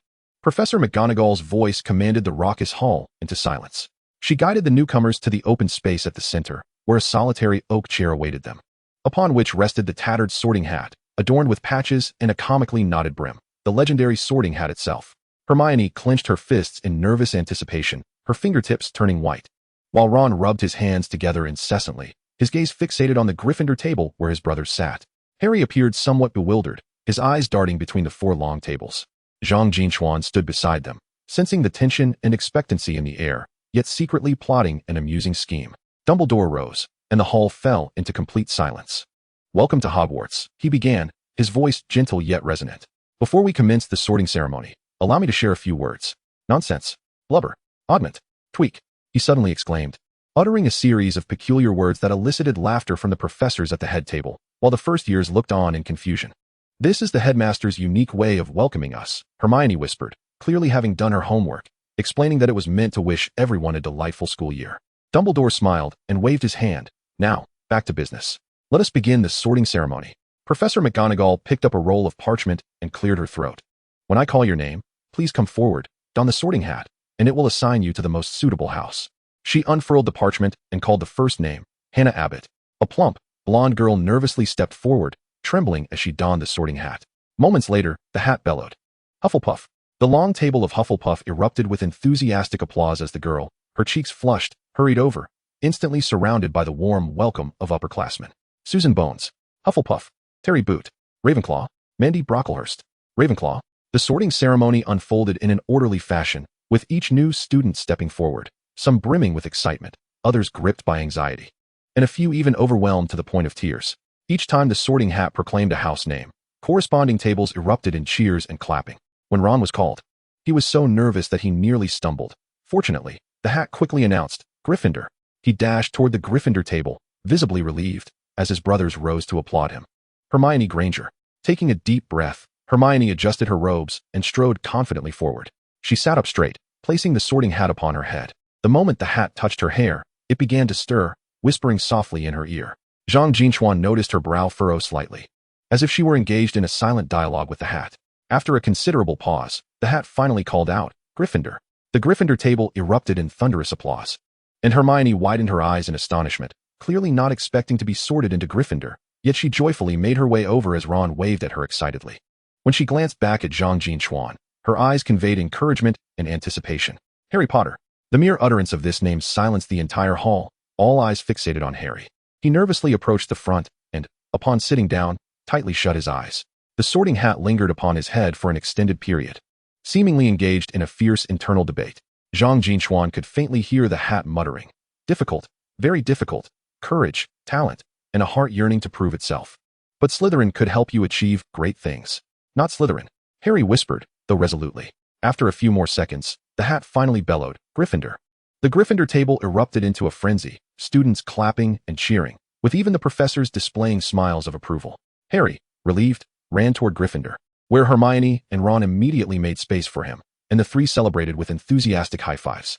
Professor McGonagall continued calling names, each newcomer sorted into different houses. Zhang Jin Chuan observed the haughty expressions of those at the Slytherin table, then glanced at the lively scene at Gryffindor's table, a playful smile curling at the corners of his mouth. Zhang Jin Chuan Chiron. At last, it was his turn. He adjusted his robes, and, under the scrutiny of numerous gazes, approached with a calm demeanor. He could sense Hermione's worried glance, Ron's curious appraisal, Harry's friendly encouragement, and the mocking sneers from Slytherin's side, particularly from Malfoy and his cronies. He seated himself on the oak chair and placed the sorting hat on his head. The moment the hat touched his hair, it emitted a gasp, a sound only he could hear. Goodness! Another natural Parselmouth. Wild, formidable, pure power. The sorting hat whispered urgently in his ear, "You possess astonishing potential, child. This power could change the world, Slytherin. You belong to Slytherin. There, you can seize this power and achieve unparalleled glory. Go forth, child, for Slytherin awaits you." The sorting hat finally proclaimed loudly, "Slytherin." Applause erupted from the Slytherin table, yet the atmosphere was somewhat peculiar. Clearly, they felt unfamiliar with this newcomer suddenly placed in Slytherin, especially since he had just been in close proximity to Gryffindor's Harry and Ron. Malfoy's expression darkened. He clearly did not welcome this Muggle-born who had once bested him into Slytherin. Zhang Jin Chuan removed the sorting hat and politely returned it to Professor McGonagall before turning towards the Slytherin table. Instead of opting for a less populated area, he directly approached Malfoy. "Stay away from me," Malfoy snarled, with Crabbe and Goyle immediately rising to adopt threatening stances. Zhang Jin Chuan paid them no mind, seating himself next to Malfoy, deliberately shifting his chair closer until their shoulders nearly touched. "What's the matter? Not welcoming a new classmate?" he said with a smile, his voice soft yet audible enough for the surrounding Slytherin students. "Still not finished from the train ride? Want to try again here?" Malfoy's face turned a deep shade of crimson, and though he wished to retaliate, he was restrained by an upperclassman beside him. A platinum-haired senior whispered a warning, "Malfoy, don't cause a scene during the sorting ceremony. It would be disgraceful for Slytherin." Malfoy, sulking, sat down yet could not refrain from glaring at Zhang Jin Chuan with resentment. Zhang Jin Chuan ignored his gaze and turned to the head table. Professor Dumbledore smiled at him, his eyes filled with a hint of curiosity, while Professor Snape, his dark robes blending into the shadows, cast a cold, scrutinizing glance in his direction, his lips pressed into a straight line. He then glanced towards the Gryffindor table, where Hermione looked at him with concern, her brow furrowed. Ron appeared incredulous, mouth agape, and Harry offered him a friendly nod, devoid of any prejudice. Zhang Jin Chuan waved at them, offering a reassuring smile, which caused Hermione to relax slightly, returning a complex gaze. The sorting ceremony continued, and soon the remaining newcomers were assigned to their respective houses. Once the last name was called, Professor McGonagall rolled up the parchment, and Professor Dumbledore stood once more. Now, let us commence the feast. He raised his goblet, and in an instant, all the food appeared on the tables: roasted chicken, baked potatoes, Yorkshire pudding, stews, vegetable and fruit salads, alongside an array of desserts and beverages, a feast so lavish it dazzled the senses. At the Slytherin table, the students began their meal. Yet the atmosphere remained somewhat somber. No one initiated conversation with Zhang Jin Chuan, while Malfoy deliberately laughed loudly with others, pretending not to acknowledge his presence. Unfazed, Zhang Jin Chuan helped himself to the roasted chicken, eating heartily, occasionally casting a teasing glance at Malfoy, nearly causing him to choke in frustration. "Hey, who exactly are you?" inquired a tall, slender boy with dark hair and gold-rimmed glasses, appearing far more intelligent than Malfoy. "I've never heard of the Chiron family. Just a wizard from an ordinary family," Zhang Jin Chuan replied with a smile, offering no further elaboration. The banquet unfolded amidst a lively atmosphere, with students from various houses engaging in conversation, sharing their summer experiences and anticipation for the new term. The Gryffindor table was particularly boisterous, filled with laughter, while the Ravenclaw students engaged in discussions about books and spells. The Hufflepuff table was permeated with the delightful aromas of food and friendly chatter, whereas the Slytherin table remained relatively subdued, with students conversing in hushed tones, their gazes alert and proud. Zhang Jin Chuan savored his dessert while observing his surroundings. Indeed, the Slytherin students embodied the descriptions found in literature, placing great emphasis on lineage and status, their dialogues imbued with a sense of superiority. Yet their unity and ambition were also palpable. Malfoy was surrounded by a few sycophants, muttering complaints in low tones, occasionally casting venomous glances. Yet they never dared to instigate trouble. As the banquet approached its conclusion, Headmaster Dumbledore rose once more, and the hall fell into an immediate hush. "Before you return to your dormitories, I have a few words to share," he smiled. "Certain areas of the campus are off-limits to students, particularly the door on the right side of the third-floor corridor. Remember, do not venture there. Additionally, the Forbidden Forest is strictly off-limits as well. Violators will face severe consequences. Lastly, I wish you all a delightful academic year. Now, let the heads of each house escort the first years back to their dormitories." The Slytherin prefect, a senior boy, stood up impassively. "First years of Slytherin, follow me." Zhang Jin Chuan rose with the group, casting one last glance at the Gryffindor table. Hermione waved at him with a worried expression. Ron made a face as though mocking his entry into Slytherin, while Harry nodded at him with a complex expression. Zhang Jin Chuan smiled back at them before turning to follow the Slytherin group out of the banquet hall. Upon exiting the hall, the prefect led them through dimly lit corridors, descending the stone steps. The Slytherin common room was situated beneath the lake, with green lights embedded in the corridor walls illuminating the surrounding stalagmites and stalactites. Schools of fish glided past the windows, creating a surreal spectacle. The password for Slytherin was pureblood. The prefect paused at a stone door and uttered the password. The door slowly opened, revealing an opulent lounge within, its walls constructed of black marble and adorned with green carpets, with emerald flames dancing in the fireplace. The sofas and armchairs were upholstered in black leather, and portraits of Slytherin's founders graced the walls. Chapter 15, Roommate Malfoy.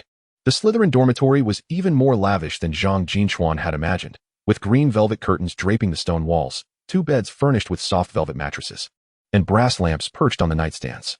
A faint scent of seawater and sandalwood filled the air.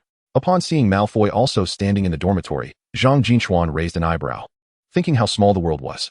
Malfoy, clearly taken aback at the prospect of sharing a room with his adversary, immediately wore a displeased expression, crossing his arms and adopting a stance that signaled, "Approach me at your own peril." "There are others here," Malfoy interjected, as Zhang Jin Chuan walked towards the prime bed by the window, his tone dripping with his customary arrogance. Zhang Jin Chuan appeared to have not heard. Directly placing his suitcase on the bed, and with a sudden motion, he opened it to begin organizing his belongings. He meticulously arranged his spellbooks on the bookshelf beside the bed, tucked the velvet bag for his wand beneath the pillow, and finally, with great care, extracted the gray-scaled serpent venom from the vivarium, setting it down on the soft cushion at the foot of the bed. Clearly, the venom was quite fond of its new surroundings, curling into a ball while flicking its forked tongue, its pine cone-like scales glistening with a dark green sheen under the light. It noticed Malfoy's vigilant gaze and hissed, thrusting its tongue toward him. "Snake!" Malfoy exclaimed, startled, retreating a step and colliding with the bedpost behind him. "It's asking you, what are you staring at?" Zhang Jin Chuan replied nonchalantly, gently stroking the serpent-esque scales. "Rest assured, it won't bite unless provoked." He cast a pointed glance at Malfoy, whose face instantly flushed crimson. The atmosphere in the dormitory plummeted to a freezing point. Malfoy stood frozen, caught between a rock and a hard place. He neither wished to share the space with Zhang Jin Chuan nor dared to lash out, still feeling the lingering pain from the beating he received the previous day. Furthermore, this individual might very well be a Parseltongue, which inexplicably reminded him of the nameless figure spoken of by his father, sending a shiver down his spine. Zhang Jin Chuan paid no mind to Malfoy's turmoil, busily making his bed before retrieving a history of magic to commence his studies. The venom nestled by his feet, occasionally playfully tapping his ankle with its tail, almost as if it were being affectionate. After a prolonged moment, Malfoy, observing that Zhang Jin Chuan displayed no further intent to provoke, even neglecting to glance his way, found his anger gradually replaced by embarrassment. After all, he was a young master from a pureblood family, aware of the importance of weighing advantages and disadvantages. They would be living together for several years. It was unwise to remain in constant opposition. Moreover, if the other truly was a Parseltongue, he might have significant prospects in the future. His father had always advised him to cultivate relationships with those who exhibit potential. Clearing his throat, he approached Zhang Jin Chuan's bedside, awkwardly extending his hand. "Well, since we are to reside together, let us put the past behind us. I am Draco Malfoy. You may call me Draco." Zhang Jin Chuan looked up, eyebrows raised in mild surprise, and then grasped his hand. "Zhang Jin Chuan Chiron, you may simply call me Zhang Jin Chuan." He could feel the stiffness in Malfoy's handshake, unable to suppress a chuckle inwardly. This young master had quite the capacity for adaptability. The atmosphere of reconciliation spread like ripples across a lake. Malfoy relaxed somewhat and began to organize his own belongings, his luggage far more opulent than Zhang Jin Chuan's. Even his pajamas crafted from silk, accompanied by silver toiletries.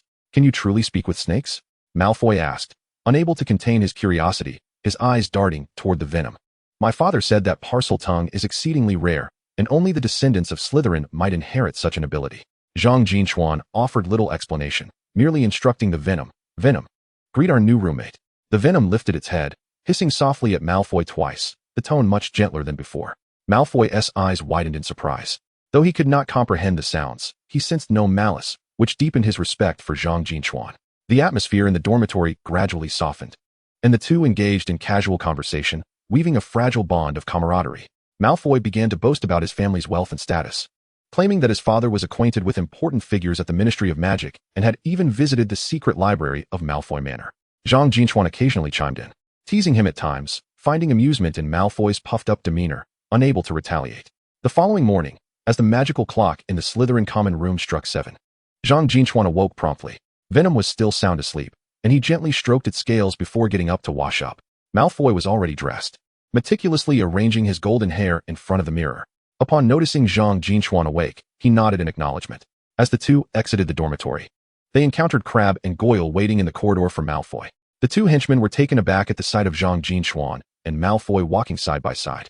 Even engaged in discussion about breakfast, their mouths agape in disbelief. "Why you guys?" Crabbe stammered, utterly unable to comprehend the scene before him. Just yesterday, they had been at odds, and now they appeared to be sharing jovial banter.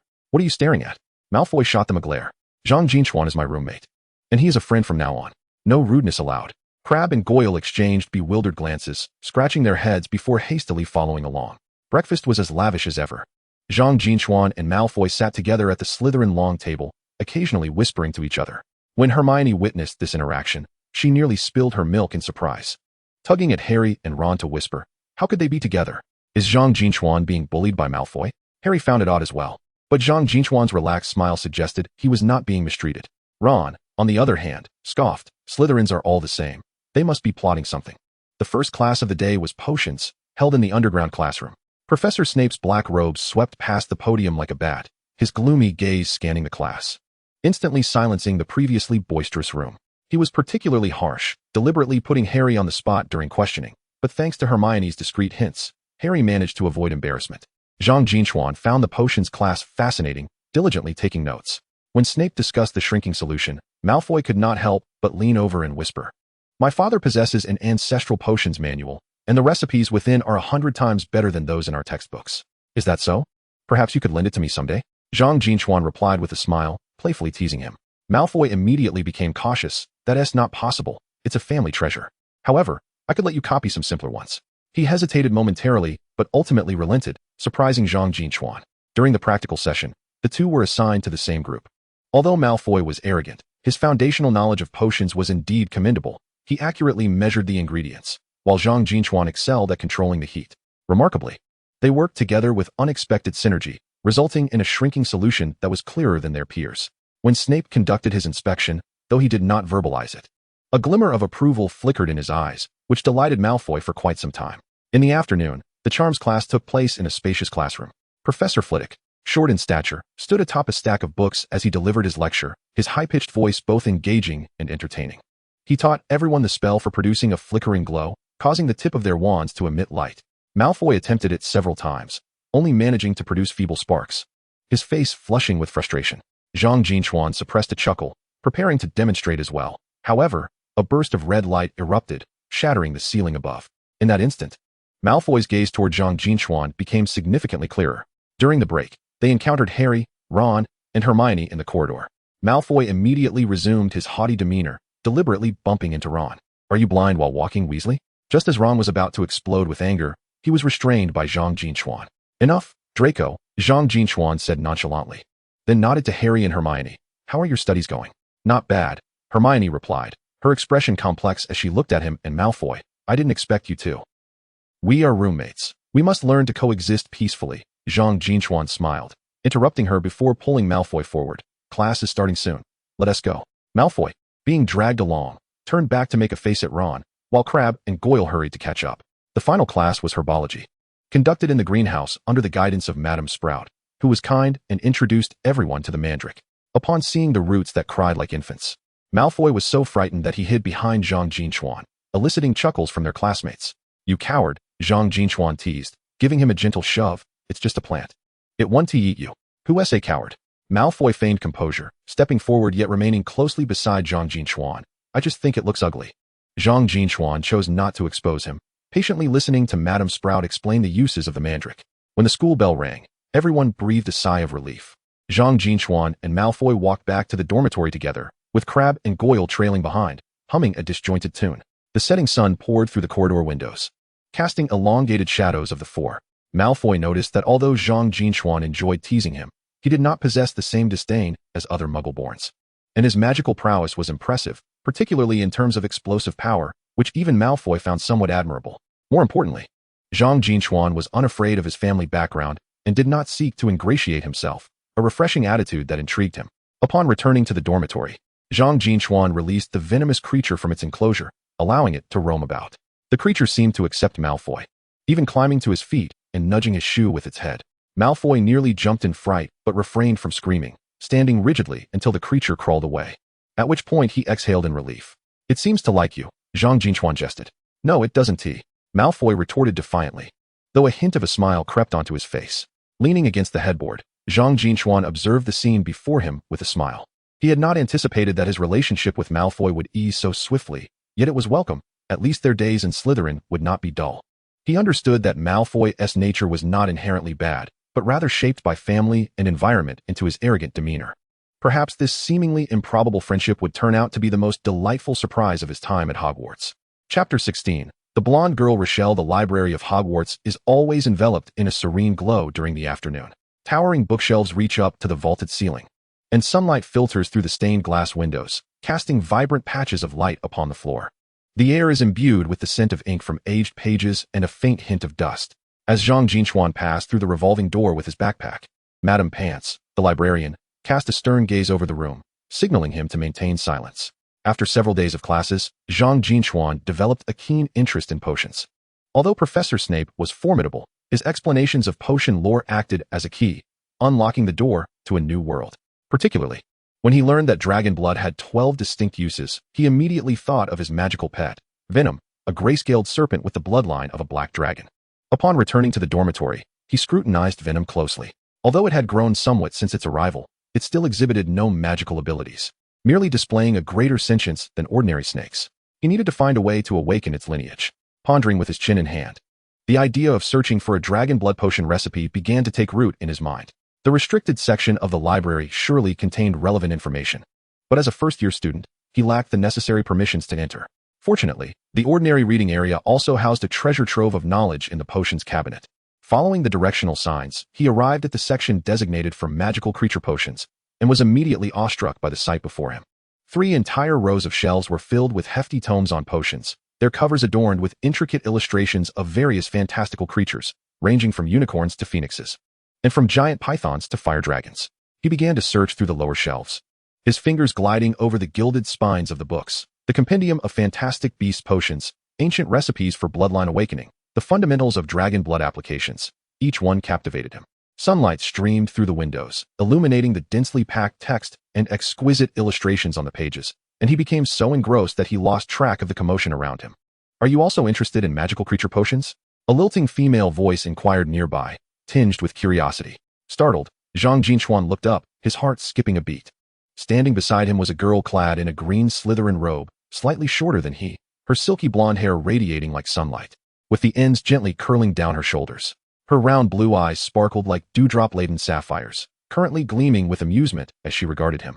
And her cheeks were adorned with 2 faint dimples, making her smile particularly endearing. A Slytherin girl. Zhang Jin Chuan quickly closed the book, offering a friendly smile. Yes, I'm searching for information on dragon blood potions. How about you?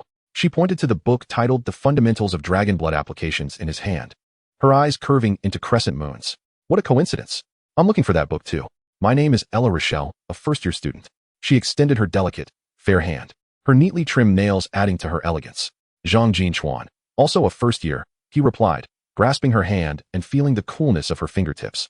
He gently squeezed before letting go. Ella's cheeks flushed slightly. Zhang Jin Chuan smiled and said, Then you can call me Ella, and I shall call you Zhang Jin Chuan. What do you seek the information on Dragon's Blood Potion for? Is it also for magical pets? Ah, Ella nodded vigorously, her eyes sparkling with excitement. I have a silver owl that has been rather lethargic lately. I wish to concoct a potion to bolster its vitality. The book states that diluted dragon's blood potion can enhance the vigor of magical creatures. Is that your intention as well? Quite so. Zhang Jin Chuan recalled his serpent, a smile unconsciously gracing his lips. I have a snake with a black dragon lineage, though it has yet to awaken its magical powers. I am searching for methods to activate its bloodline. A snake? Ella's eyes widened in surprise, and then she burst into laughter. How cool. I have never seen a snake with black dragon lineage. Is it fierce? Not at all. It is quite docile. Zhang Jin Chuan couldn't help but share amusing anecdotes about his snake. Its name is Venom, and it jumps into its enclosure by itself. It even greets me by tapping the glass with its tail, much like a puppy. Really? How adorable. Ella listened intently, her blue eyes shining with curiosity. May I come and see it? Of course. Zhang Jin Chuan readily agreed, observing Ella's excitement and playfully teasing her. But are you afraid of snakes? It has grown quite long now. He gestured with his hand, indicating it was nearly the length of his arm. Ella indeed flinched, retracting her neck slightly, but soon gathered her courage. I'm not afraid. My father says magical creatures are very understanding. As long as you treat them well, they won't harm you. She resembled a little rabbit summoning its bravery, endearing Zhang Jin Chuan to the point of chuckling. The two stood side by side before the bookshelf, continuing their search for information. Ella's fingers, slender and nimble, quickly extracted a deep blue-covered book from the upper shelf. Look at this one. Guide to Activating the Bloodlines of Magical Creatures. Authored by the renowned apothecary Felix Summerby. Zhang Jin Chuan took the book and began to peruse it swiftly. The text meticulously detailed the bloodline characteristics of various magical creatures and the corresponding activation potions, with a dedicated chapter on the methods to stimulate the awakening of dragon-blooded beings, complete with specific recipes and preparation steps. This is it, he exclaimed, excitement flickering in his eyes. Ella leaned in to take a closer look, her golden hair brushing against Zhang Jin Chuan's arm, sending a slight shiver down his spine. It states that dragon's tongue blood, moonlight herb juice, and phoenix tail feather ash are required, and they must be blended with dew collected on a full moon. She pointed to a page, reading earnestly. It sounds rather complicated. Do you think we can manage it? We won't know until we try. Zhang Jin Chuan replied confidently, though the materials may be hard to procure. There are always ways to acquire them. If all else fails, we can start with simpler strengthening potions to hone our skills. As he watched Ella's earnest profile, the sunlight danced upon her golden hair, and he suddenly felt that interacting with a Slytherin girl was quite delightful. To express his gratitude for Ella's assistance, Zhang Jin Chuan decided to share a joke to lighten the mood. I also have an owl. It flew out the day before yesterday to run an errand. The little owl arrived at a convenience store late at night, and the clerk asked, "What do you want?" It handed over a note. 2 bags of coffee, please." The clerk was bewildered. Are you staying up late too? The owl sighed. Don't get me started. The neighbor's rooster has recently learned to crow, and it starts its work at 2 in the morning. Ella paused for a moment, then burst into a delightful giggle, her eyes curving into charming crescents, and her dimples deepening in her cheeks. "You are quite amusing," she exclaimed, her voice ringing like crystal bells, resonating beautifully in the hushed library. Mrs.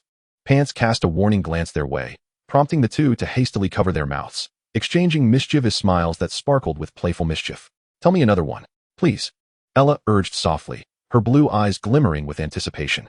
Zhang Jin Chuan pondered for a moment before responding. "Why does Professor Snape always wear black robes?"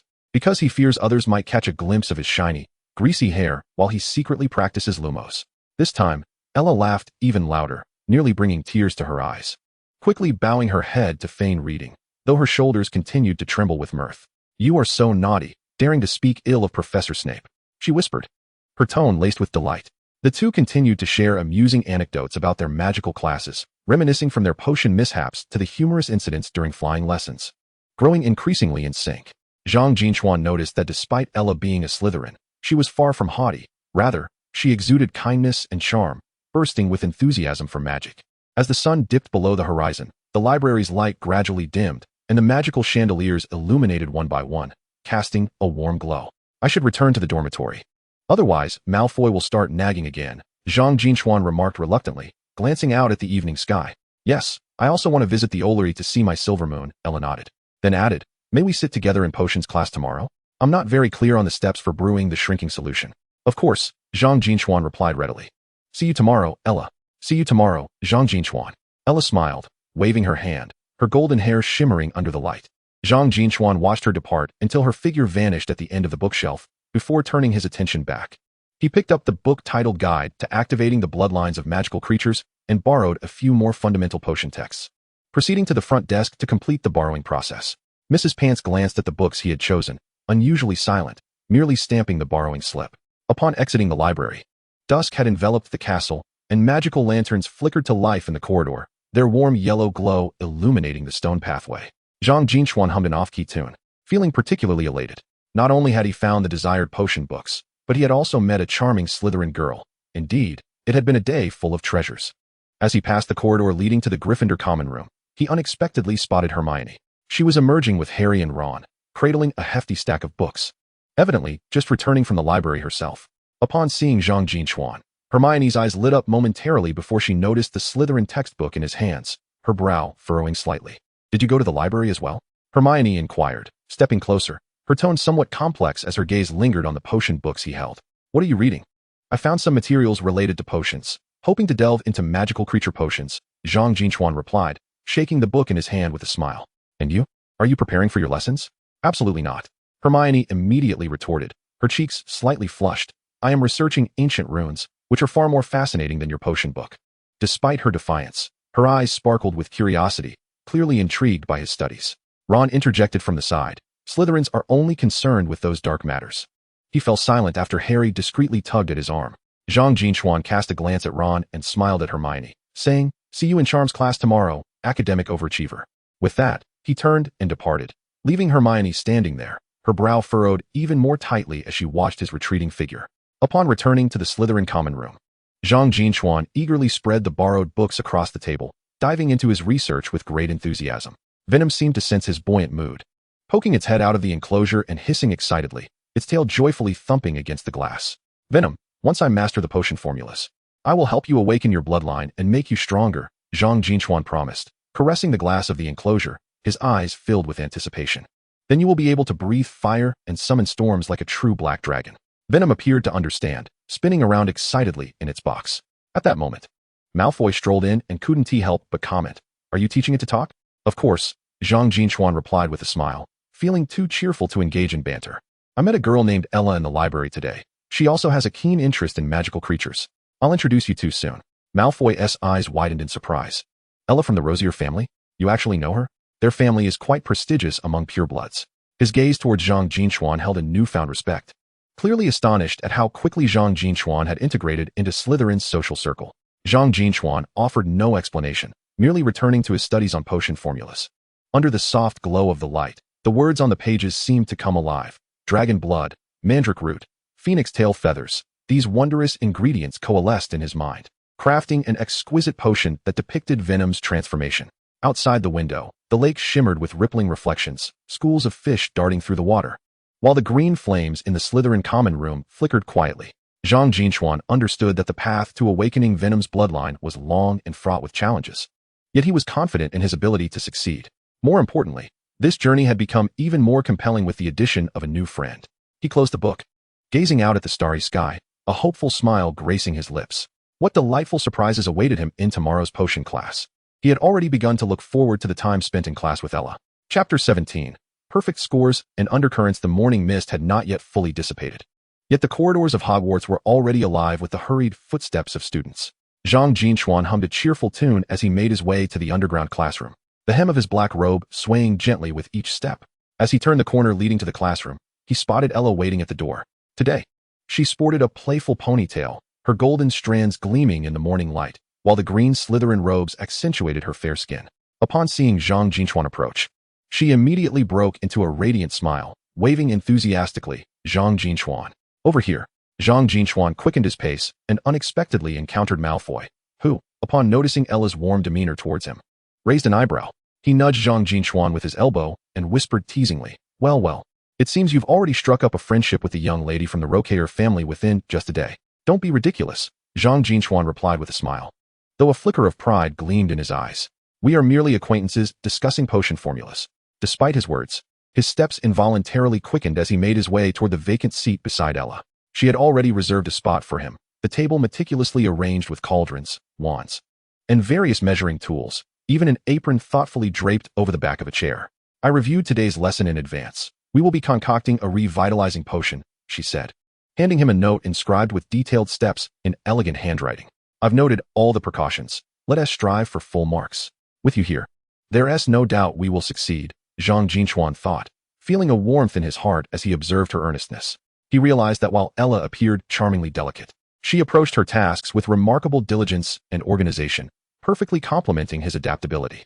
Malfoy settled into a seat behind them, observing their unspoken camaraderie with a disdainful smirk. Yet he refrained from making further remarks. Crabbe and Goyle leaned in, eager to pry for information, but Malfoy impatiently waved them away. Do not disturb them. Can't you see they are preparing for their lesson? Professor Snape entered the classroom as silently as ever, his dark robes sweeping across the floor without a sound. His brooding gaze swept over the class, eventually resting on the Gryffindor section, where a mocking smirk played at the corners of his mouth. Let us hope no one manages to explode their cauldron today, particularly certain clumsy lions. The Gryffindor students felt a mix of indignation and trepidation, especially Harry, who clenched his wand nervously. During the last potions lesson, Snape had punished him with 50 lines of the standard potion guidelines for a misstep. Hermione, seated beside Harry, sat up straight, her eyes focused intently on the podium, as if she aimed to imprint every word from Snape into her memory. Yet, her peripheral vision betrayed her, drifting towards the Slytherin section. Upon seeing Zhang Jin Chuan engaged in low-spirited laughter with the blonde girl, who even playfully patted his arm, Hermione felt an inexplicable pang of annoyance tug at her heart. Today, we shall learn to create a revitalizing potion. Snape's voice pierced through her thoughts. This potion could awaken the weary instantly, yet an incorrect dosage could result in insomnia or even hyperactivity. Now, let us commence with the ingredient preparations. The classroom was soon filled with the clattering of tools and ingredients. Zhang Jin Chuan and Ella divided their tasks efficiently. He controlled the cauldron's heat while she meticulously measured the ingredients. We need 3 ounces of dried nettle. Remember to remove the stems, she instructed, deftly handling the nettle with a silver knife, her movements surprisingly skilled for a first-year student. The heat should be set to medium, correct? Zhang Jin Chuan adjusted the knob beneath the cauldron, the blue flames burning steadily. How do you know so much about potions? My mother is a potion master at St. Mungo's hospital, she replied. Ella smiled, a hint of pride shimmering in her eyes. Having observed her since childhood as she prepared potions, it was only natural that she had acquired the skill. However, she often chided me for being too reckless, forbidding me from handling dangerous ingredients. You are quite remarkable, Zhang Jin Chuan sincerely praised, watching her delicately place the processed nettles into the crucible, far superior to Malfoy, who nearly spilled mandrake juice on his own foot last time. The two exchanged a knowing smile, their voices hushed yet still audible to Malfoy in the back row. He scoffed in discontent. Who said that? I was merely testing the mandrake's reaction. Ella erupted into a fit of giggles, her golden ponytail swaying with her laughter. Observing her joyous demeanor, Zhang Jin Chuan felt that the class had transformed into something far more enjoyable. Snape cast a frosty glare in their direction, prompting them to sit up straight and feign seriousness, though mischief still danced in their eyes. Hermione, seated diagonally across, observed the entire scene with clarity. She noticed Zhang Jin Chuan laughing with that girl. And when the girl accidentally brushed against his hand, neither withdrew. A surge of unexplained anger flared within her, nearly causing her to snap the stirring rod in her grip. Hermione, what's wrong? You look rather pale, Harry remarked, concerned by her unusual demeanor. Are you feeling unwell? I'm fine. Hermione's tone was sharper than intended, startling Harry. Taking a deep breath, she forced herself to concentrate on the potion before her, yet her gaze uncontrollably drifted towards Slytherin. When she saw Zhang Jin Chuan helping the girl tidy her hair, her cheeks flushed with indignation. Look over at Slytherin, Ron leaned in, pointing at Zhang Jin Chuan and Ella. When did that guy get involved with the Rosiers? I heard the Rosiers are an old pureblood family. Who cares? Hermione raised her voice abruptly before quickly lowering it again. Those Slytherins are all the same, just banding together. She stirred the potion vigorously, splattering a few drops onto the table. Zhang Jin Chuan and Ella's collaboration grew increasingly harmonious. Ella meticulously added the ingredients as per the formula, while Zhang Jin Chuan expertly controlled the heat and stirring speed. As the final drop of moonstone powder was added, the liquid in the crucible transformed into a clear, pale blue, emanating a subtle fragrance, a hallmark of a perfect stimulant. We did it, Ella whispered excitedly, her eyes sparkling as if they contained stars. Zhang Jin Chuan gazed into the crucible, nodding in satisfaction. It looks excellent. We should score full marks. Professor Snape approached their table, his expression impassive as he scooped a bit of their potion with a silver spoon, bringing it to his nose for a sniff before gently tapping it with his wand. The potion rippled with silver waves, indicating its high purity. Remarkably, he refrained from delivering a sarcastic remark, simply recording an excellent in the grade book before turning to leave. That's wonderful. We received full marks. Ella's joy was palpable. Zhang Jin Chuan smiled, his heart swelling with a sense of accomplishment. It was his first time achieving full marks in potions class, and he had done so alongside a newly found friend. He turned to celebrate with Ella, only to find her gazing at him, her eyes sparkling with genuine delight. Golden strands of hair framed her face, and sunlight streamed through the window, casting a gilded glow around her.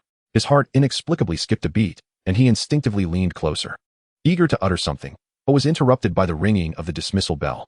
Class dismissed, Snape announced before turning on his heel and exiting, leaving behind a cacophony of chatter in the classroom. Wonderful. We truly achieved full marks, Ella exclaimed joyfully as she began to gather her belongings. Shall we celebrate in the common room tonight? I brought honey biscuits made by my mother. Sounds great, Zhang Jin Chuan readily agreed, his mind still lingering on the moment they had shared. Meanwhile, in the Gryffindor area, Hermione watched Zhang Jin Chuan and Ella laughing together while packing their things, a surge of irritation causing her gums to itch. She slammed her book shut, forcefully stuffing her items into her bag, her actions startling Harry and Ron. Hermione, aren't you waiting for us? Harry asked, puzzled. Not waiting. I have things to do, Hermione replied curtly, not looking back as she grabbed her bag and briskly exited the classroom, her cheeks flushed with anger, nearly colliding with the suit of armor at the door. Harry and Ron exchanged glances, each reflecting the other's confusion. What is wrong with her? Ron scratched his head, having just seen her in good spirits. Harry shook his head, his gaze drifting toward the Slytherin direction, where he spotted Zhang Jin Chuan and the blonde girl exiting the classroom, both laughing and appearing quite pleased. He nodded thoughtfully, as if coming to an understanding. Zhang Jin Chuan and Ella walked out of the underground classroom together, sunlight illuminating the corridor and dispelling the chill of the dungeon. You did exceptionally well, Zhang Jin Chuan, Ella said sincerely. Professor Snape rarely gives full marks to first years. My brother mentioned that no one in his entire year received them last term. It was a team effort, Zhang Jin Chuan replied with a smile. Your measurements were so precise, even surpassing the standards in the textbook. Ella blushed at the compliment, lowering her gaze shyly. To be honest, I used to mess up all the time. My mother said I was too impatient. She lifted her head, her blue eyes sparkling as they met Zhang Jin Chuan's. Working on potions with you is so effortless. It's not stressful at all. As they walked side by side, their shadows stretched long on the floor. Zhang Jin Chuan found himself genuinely enjoying the conversation with Ella. She was neither arrogant like Malfoy nor snobbish like some other Slytherin students. Her smile was as warm as sunlight. Upon reaching a fork in the corridor, Ella halted. I'm going to the Olery to write to my mother, telling her I received full marks. She pulled a small bag of honey candies from her pocket and handed it to Zhang Jin Chuan. This is for you, as a token of gratitude. Thank you. Zhang Jin Chuan accepted the candy. See you in the common room tonight. Ella waved and dashed toward the stairs, her golden ponytail trailing behind her. Zhang Jin Chuan watched her figure disappear at the staircase before turning to head toward Slytherin. He unwrapped a honey candy and popped it into his mouth, the sweet flavor spreading across his tongue, leaving him in exceptionally high spirits. He remained utterly oblivious to the fact that at the far end of the corridor, Hermione was concealed behind a stone pillar, casting a furtive glance at the sweets in his hand, her frustration manifesting as she stomped her foot in annoyance. What's the big deal? It's merely a perfect score. Associating with those from Slytherin surely harbors ill intentions. Hermione muttered to herself, her heart feeling like it was stuffed with cotton, suffocatingly uncomfortable. She retrieved her notebook in an attempt to review her studies. Yet her mind was inundated with the image of Zhang Jin Chuan laughing with that blonde girl, rendering her unable to concentrate on a single word. Upon returning to the Slytherin common room, Zhang Jin Chuan had barely settled when Malfoy sidled up to him, his expression replete with curiosity. Well, you're quite cozy with Ella Rogier, aren't you? Aren't you afraid her father might cause you trouble? Trouble? From me? We're merely classmates who aced potions together, Zhang Jin Chuan replied, raising an eyebrow. Merely classmates? Malfoy clearly doubted this, winking suggestively. I saw you two engaging in some playful antics in the corridor, exchanging gifts. Don't think I didn't notice. Ridiculous, Zhang Jin Chuan laughed, giving him a playful shove. But seriously, Ella is quite impressive. Her potion skills surpass yours by a mile. At the mention of potions, Malfoy's bravado deflated somewhat, muttering, I just haven't been studying diligently. Disregarding him, Zhang Jin Chuan pulled out the book guide to activating the bloodlines of magical creatures from his bag, diving into the formula for activating venomous bloodlines. Ella's presence was like a beacon of light, transforming the monotonous potions class into something delightful and instilling him with newfound confidence for his future studies. Outside, the lake shimmered with glistening ripples, sunlight filtering through the water's surface and casting dancing spots of light upon the walls of the common room. As Zhang Jin Chuan studied the formulas in his book, a smile crept onto his lips. He found himself eagerly anticipating the evening's cookie rendezvous with Ella, completely unaware that at the opposite end of the castle, a certain Gryffindor girl was furiously marking multiple crosses next to his name in her notebook. Chapter 18, A Clash of Glances at the Banquet. The afternoon sun poured warmly over the lawns of Hogwarts, filling the air with the scent of fresh grass and damp earth. Zhang Jin Chuan followed the Slytherin throng towards Hagrid's small farm, spotting the tall figure bustling around the fence, surrounded by several fluffy creatures. Today's magical creatures class is bound to be exciting. Hagrid will surely show us some wondrous animals. Ella's voice brimmed with anticipation as she donned a light green sweater beneath her Slytherin robes, her golden hair dancing lightly in the breeze. As they reached the farm entrance, they noticed the Gryffindor group arriving as well. Hermione stood between Harry and Ron, clutching a copy of Fantastic Beasts and Where to Find Them, her gaze zeroing in on Zhang Jin Chuan and Ella with the precision of a radar. Oh look, the Slytherins have arrived. I hope you don't frighten the little creatures. Ron couldn't resist teasing, only to be promptly tugged back by Hermione. Malfoy shot back immediately. Better than some who are afraid of even the tiniest insects from Gryffindor. Just as it seemed the two were about to escalate into another argument, Hagrid's boisterous voice rang out in timely fashion. Quiet down, everyone. Welcome to my farm. Today, Hagrid donned a pristine checkered shirt, his face adorned with an endearing smile. He gestured towards a few creatures within the enclosure that resembled groundhogs, introducing them. These are Nifflers, magical beings with an affinity for shiny objects. They possess a pouch on their bellies capable of holding items larger than themselves.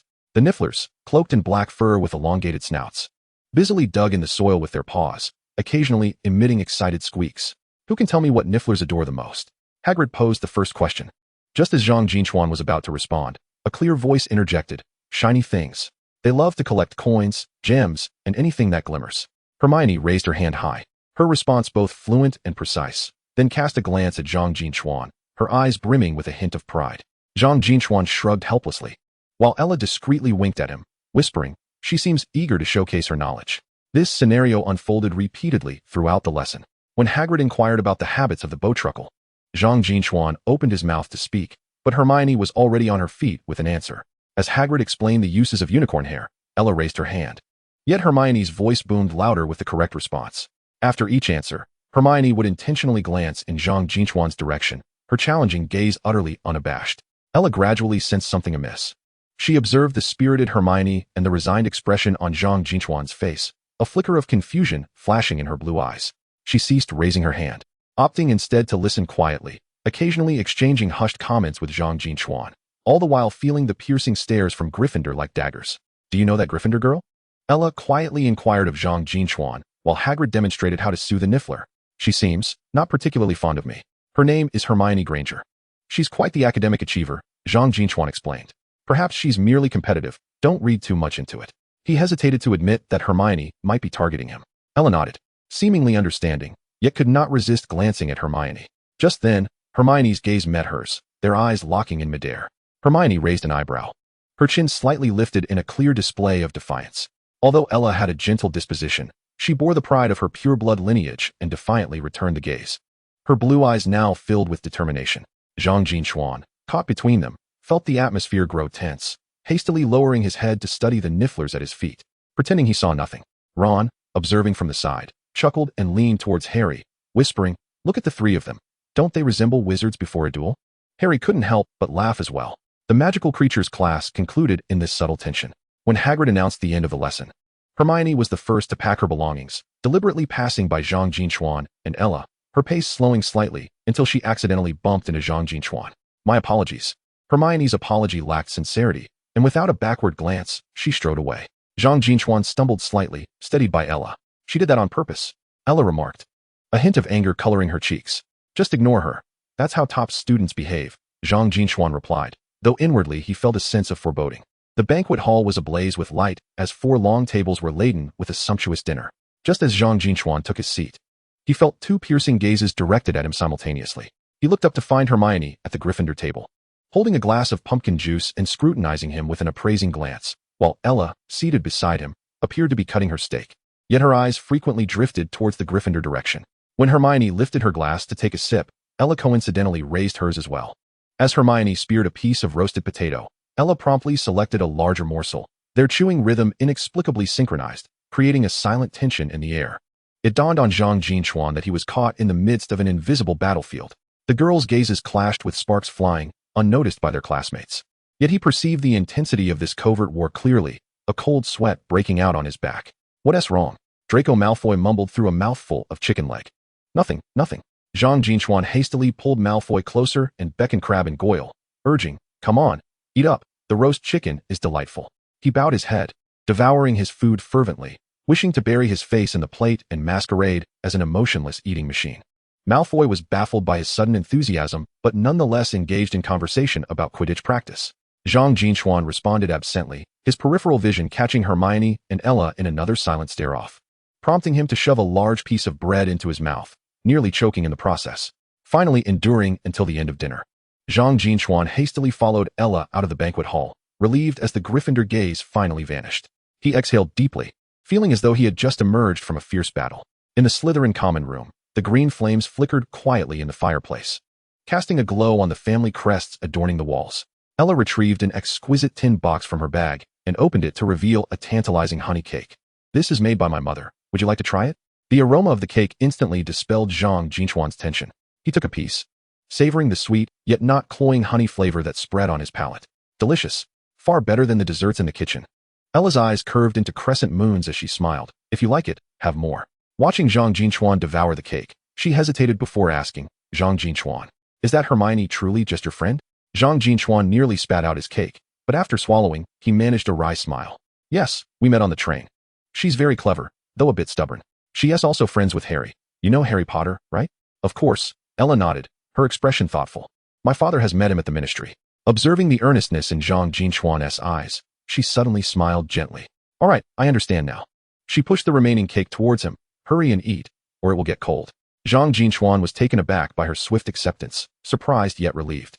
They chatted amiably while indulging in cake, transitioning from discussions about magical creatures to potion recipes, the atmosphere once again becoming light and cheerful. Ella's smile radiated warmth akin to the flames of a hearth, allowing Zhang Jin Chuan to momentarily forget the tumult of the banquet hall. After indulging in cake, Ella withdrew a tome titled Introduction to Advanced Potion Making from the bookshelf. "Shall we study the content for our next class together? I hear we are to brew a decongestant," she suggested. "Certainly," Zhang Jin Chuan readily acquiesced, and the two nestled side by side on the sofa, their heads brushing together as they perused the textbook. Ella's golden locks occasionally brushed against his cheek, eliciting a subtle tickle. As Zhang Jin Chuan pointed to an illustration in the book while explaining, his fingertips occasionally grazed the back of her hand, causing both to pause momentarily before continuing their reading with an air of nonchalance. Gradually, the common room emptied, leaving only the two of them and the crackling fire in the hearth. Moonlight streamed through the window, casting gentle shadows upon the floor, while the sound of pages turning and the occasional murmurs created a serene nocturne. "It states here that we need the juice of petrified grass. But doesn't tea petrified grass induce unconsciousness?" Ella queried, pointing to the recipe with a look of puzzlement. "It must be diluted 100-fold. And dandelion root is needed to neutralize its toxicity," Zhang Jin Chuan elucidated, recalling Professor Snape's previous admonition about the significance of dilution ratios.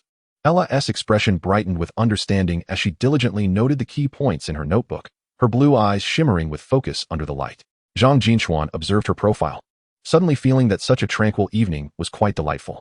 It was not until the flames in the hearth began to dwindle that Ella stifled a yawn and remarked, "It's quite late. We should return to the dormitory."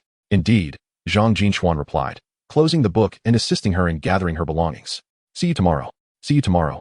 Ella smiled, waving as she turned to ascend the staircase to the girls' dormitory, her golden tresses glimmering in the light. Zhang Jin Chuan watched her silhouette fade before he turned back to his own quarters. Malfoy lay on his bed, munching an apple, and upon seeing Zhang Jin Chuan return, he let out a teasing whistle. "Out on a date until such a late hour?" "We merely studied together," Zhang Jin Chuan retorted with mild annoyance. Yet he couldn't suppress the memory of Ella's smile, which tugged at the corners of his mouth. Chapter 19. Flying Talent and Spectators. The first rays of morning sunlight streamed through the underwater windows of the Slytherin common room, casting mottled shadows against the stone walls. Zhang Jin Chuan, still not fully awake, was roused by the sound of hurried footsteps. Malfoy, adorned in a brand-new silver-green flying robe, was pacing the dormitory, his hair slicked to an even shinier sheen, and his boots polished to a gleam. "Get up. Today is flying class," Malfoy exclaimed, yanking Zhang Jin Chuan's blankets aside, his excitement reminiscent of a child receiving a new toy. "My father has said that flying talent is one of the hallmarks of pure-blood wizards. Today, I shall show everyone what true flying looks like." Rubbing his bleary eyes, Zhang Jin Chuan sat up and gazed at Malfoy, who seemed eager to sprout wings and take flight.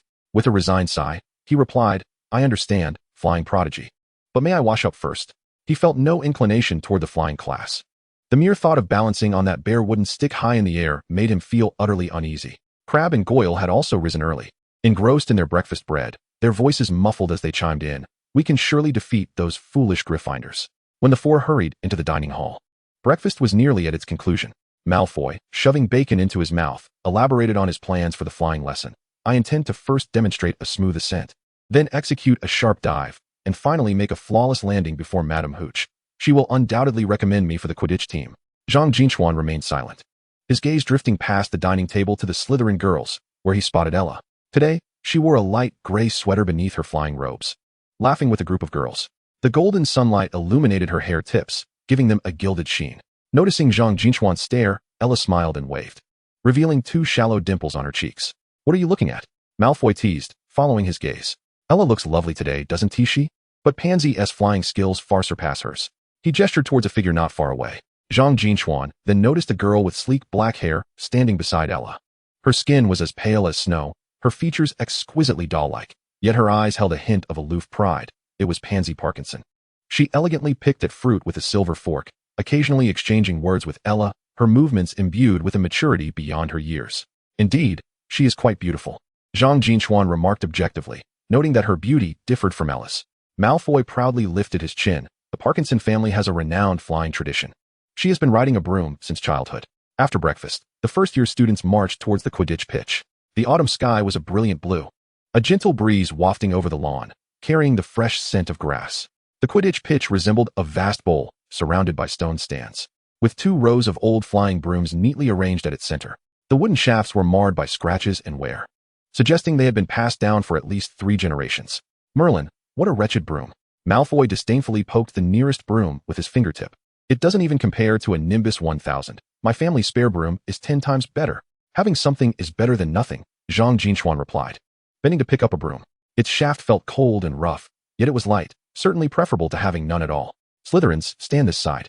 Gryffindors, over there." Madame Hooch's voice rang out like a bell. Clad in her wine-red flying robe, cinched at the waist with a wide belt, and holding a silver whistle, she stood in the center of the pitch like a commanding general. "Today, we will begin with the fundamentals of how to make your broom obey." The Gryffindor students stood in a line, giggling. Harry and Ron appeared particularly excited, while Hermione clutched a copy of the Standard Book of Spells, flying, nervously flipping through the pages with a furrowed brow. As her gaze swept over Zhang Jin Chuan and Ella standing together, her frown deepened, and she intentionally nudged Ron, whispering something to him. Madame Hooch demonstrated the proper technique. Speak softly, command it with your mind, rather than with brute force. As soon as she finished her instruction, the broom beneath her rose obediently, hovering a foot above the ground. "Now, you try it for yourselves." Madame Hooch blew her silver whistle. Zhang Jin Chuan imitated her, taking a deep breath and softly uttering, "Up." However, the broom remained stubbornly still, as if it were rooted to the ground. "Fool, you must use your mind." Malfoy's voice chimed in nearby, his broom already hovering half a foot off the ground as he smugly displayed it to Pansy. Imagine it coming alive in your hands. Zhang Jin Chuan furrowed his brow, concentrating on envisioning the broom in flight, and repeated, up. This time, the broom finally quivered and lifted a few inches. Wobbling like a drunken man, he quickly clamped his knees around the broom to maintain balance, beads of sweat forming on his forehead. This was far more challenging than potions class. Don't be nervous, relax your knees, Ella's voice encouraged from beside him. Her broom had also taken to the air, albeit not very high, but it was steady. She slightly bent her knees, adjusting her body gently with the broom's movements, as if engaging in a dialogue with it. Much like finding balance in water, Zhang Jin Chuan attempted to relax his knees, and, indeed, felt much more stable. He offered Ella a grateful smile, unaware that Hermione, observing from a distance, was furiously flipping through the flying guide. Pansy's performance was nothing short of flawless. Her broom hovered steadily, allowing her to use one hand to smooth her wind-tousled hair, eliciting soft murmurs of admiration from several Slytherin boys.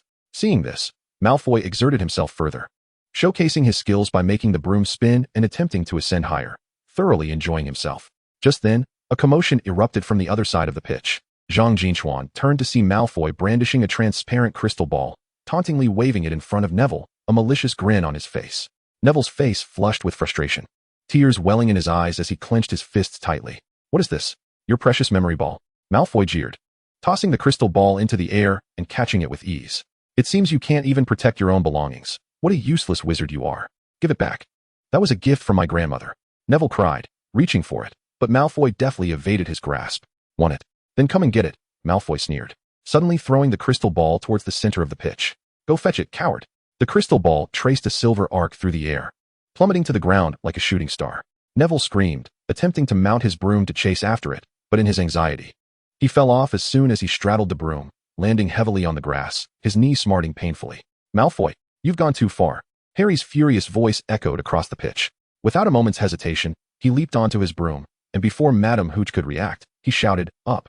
The broom shot into the sky like an arrow released from a bow. The entire field fell silent, all eyes wide with astonishment. Madame Hooch called out urgently, Potter, come back. It's dangerous. Yet Harry plunged towards the descending crystal ball like an agile falcon. Zhang Jin Chuan remained rooted to the spot, showing no intention of intervening. He understood that this was the initial manifestation of Harry's extraordinary flying talent, a pivotal moment that would capture Professor McGonagall's attention. The momentum of the narrative is invariably potent. Rather than futilely attempting to intervene, it is far more prudent to observe quietly. Moreover, Neville had merely stumbled, sustaining no serious harm, while Harry's reflexes and instinct for flight were indeed astonishing. In midair, Harry deftly twisted his body, his dark hair billowing in the wind. Just as the crystal ball was about to crash to the ground, he extended his right hand with precision, firmly grasping the memory orb. Subsequently, he elegantly adjusted his trajectory, soaring above the pitch in a graceful arc before finally landing smoothly beside Neville, returning the crystal ball to him. Bravo, Harry! Ron exclaimed, leaping up in jubilant cheer, while the Gryffindor students erupted in applause. Although Hermione refrained from cheering, a look of surprise graced her face, her gaze towards Harry filled with admiration. Madame Hooch approached briskly. Her expression was serious, yet a glimmer of approval flickered in her eyes. She sternly admonished Harry for taking off without permission, but refrained from imposing any real punishment. Instead, she directed a fierce glare at Malfoy. Malfoy, I sentence you to transcribe the flying safety regulations 50 times. If you bully your classmates again, I shall revoke your flying class privileges for the entire term. Malfoy's face turned an ashen shade of fury, his hair almost standing on end, yet he dared not retort.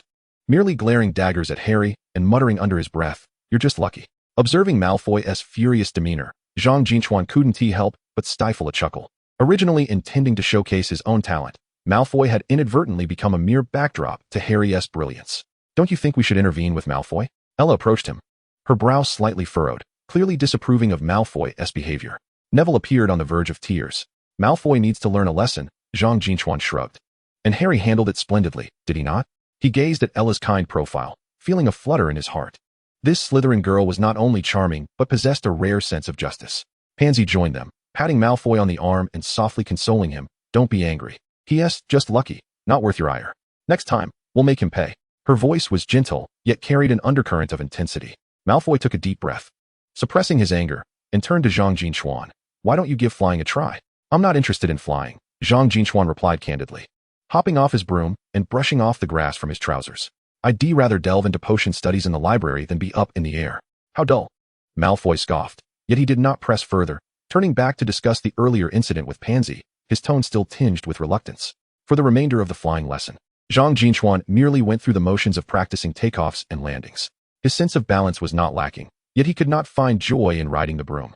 Each time he soared more than a foot off the ground, a sense of unease settled within him. Ella discerned his discomfort and, with a smile, guided him to adjust his breathing. Do not strive to control it. Rather, attempt to befriend it. I cannot befriend a piece of wood. Zhang Jin Chuan replied with a wry smile, eliciting a fit of laughter from Ella. Several times, Hermione contemplated approaching Zhang Jin Chuan for conversation. But upon witnessing his lively discourse with Ella, she turned away in a huff, her eyes darting back like tiny hooks. Zhang Jin Chuan feigned ignorance, wishing to avoid embroiling himself in new troubles after having just quelled a previous storm. When the class bell rang, Malfoy was still stubbornly practicing his dive, nearly colliding with a pillar of the stands, which provoked a wave of good-natured laughter. His face flushed with embarrassment. He angrily tossed aside his broom and strode towards the castle without a backward glance, while Pansy hurriedly followed, murmuring words of comfort. Zhang Jin Chuan and Ella strolled back slowly, the setting sun casting elongated shadows of the pair. The flying brooms had been removed from the lawn, leaving only shallow impressions, as if the grass had been stamped. They chatted and laughed as they entered the castle, where they encountered Harry, Ron, and Hermione in the corridor. Harry's face still bore the flushed excitement of their recent flight, while Ron animatedly recounted the thrilling moments, and Hermione, clutching her books, merely huffed upon seeing Zhang Jin Chuan and Ella, quickening her pace as she passed by them. She seemed to be upset again. Forget her, Zhang Jin Chuan shrugged helplessly. She's just like that, a feisty little kitten. Upon returning to the Slytherin common room, Malfoy was sulking as he berated Crabbe and Goyle. Upon spotting Zhang Jin Chuan, he immediately shut his mouth and turned his head away, resembling a petulant child. Zhang Jin Chuan ignored his childish antics and walked straight to the bookshelf, picking up a potions book. No sooner had he flipped a few pages than he felt a gentle nudge on his arm. Ella placed a small bag of honey biscuits beside him, whispering, Madam Hooch said I flew quite well. This is my reward, and I shall share half with you. She winked playfully. Zhang Jin Chuan took a biscuit and savored its sweet flavor as it spread across his palate. Outside, the lake shimmered with glistening ripples, while the green flames in the common room flickered quietly. Observing Ella, who was diligently engrossed in her reading and listening to Malfoy's distant grumbling, he suddenly felt that despite the drudgery of flying lessons, the opportunity to witness so many intriguing individuals and events was not entirely unpleasant. Chapter 20. The Letter from Ravenclaw. Morning sunlight streamed through the stained glass of the Ravenclaw Tower, casting vibrant patches of color upon the floor of the Transfiguration classroom.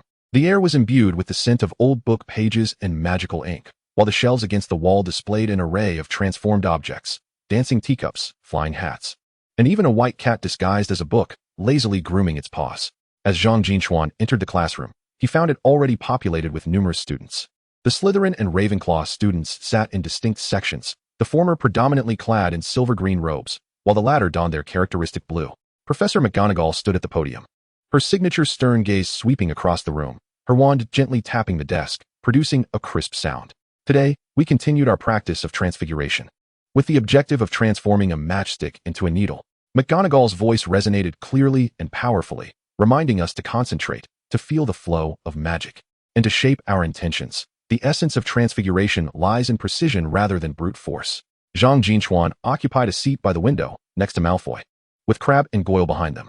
He placed a matchstick on the table, his fingertips delicately grazing its rough wooden surface. Transfiguration was, aside from potions, the subject in which he found the most interest.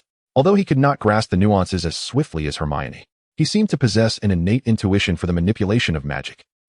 Transfiguration is the forte of pure-blood wizards, Malfoy declared smugly, raising his chin, as he produced an exquisite silver matchstick.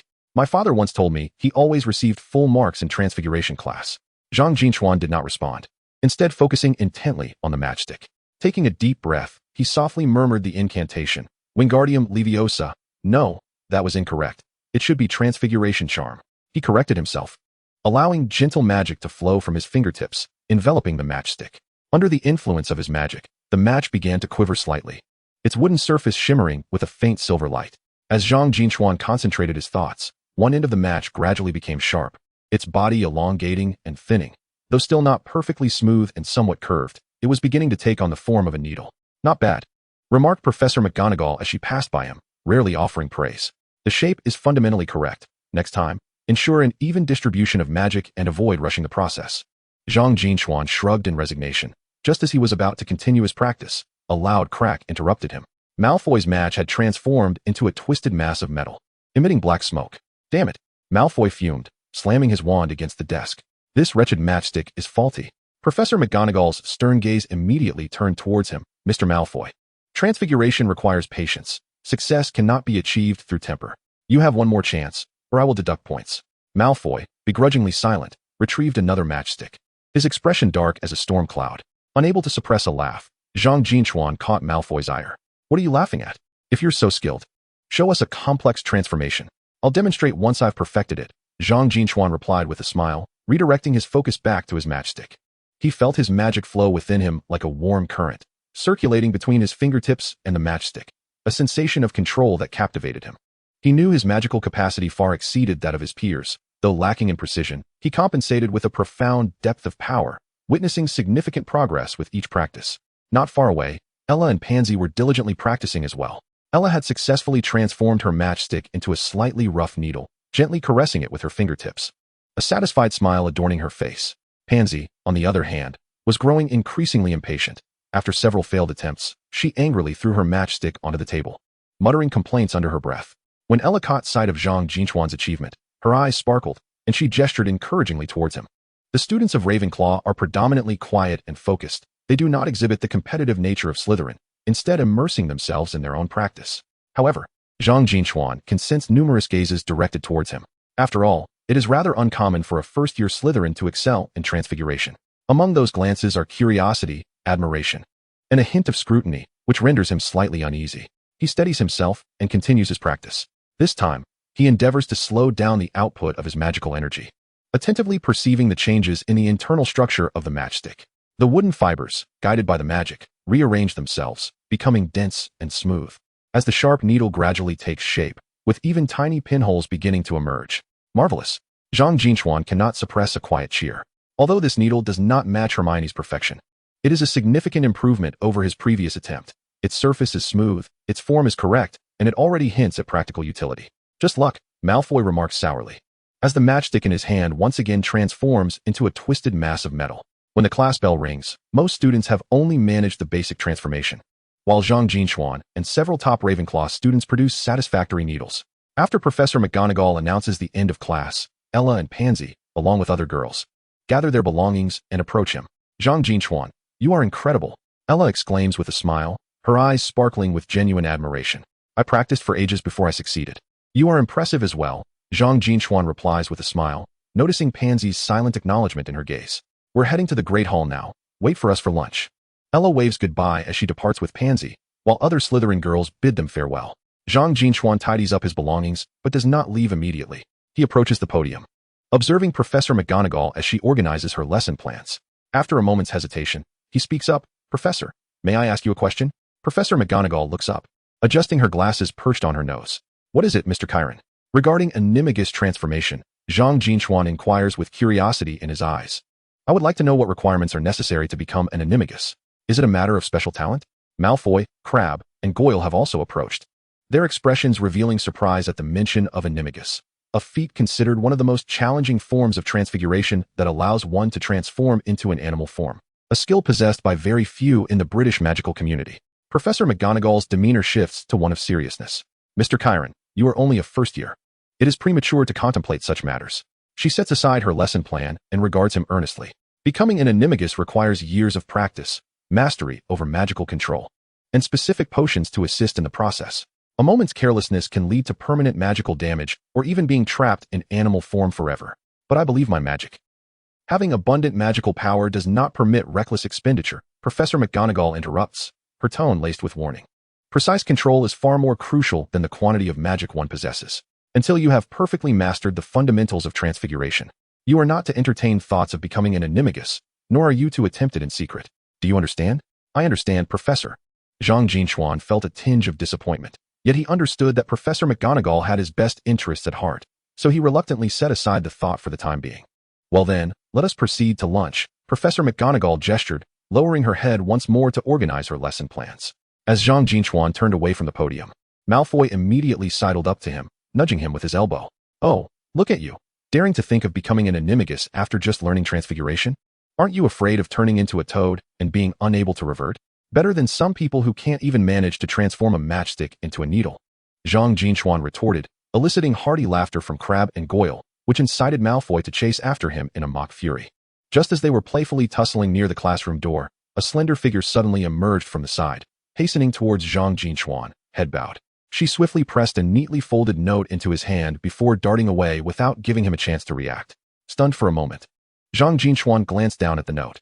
It was crafted from pale blue parchment, its edges adorned with intricate patterns, exuding a faint scent of lavender. When he lifted his gaze, he caught only a glimpse of the girl's back vanishing around the corridor's corner. She was clad in Ravenclaw's blue robes, tall and slender, with long, straight black hair cascading down her back like a smooth waterfall. Who was that? Malfoy inquired with curiosity, his eyes wide with astonishment. A Ravenclaw girl just handed you a note?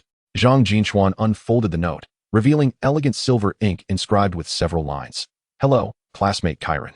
I observed your practice in transfiguration today and found you exceedingly clever, with remarkable control over your magical abilities. I am quite interested in transfiguration and hope to befriend you, discussing magical matters together.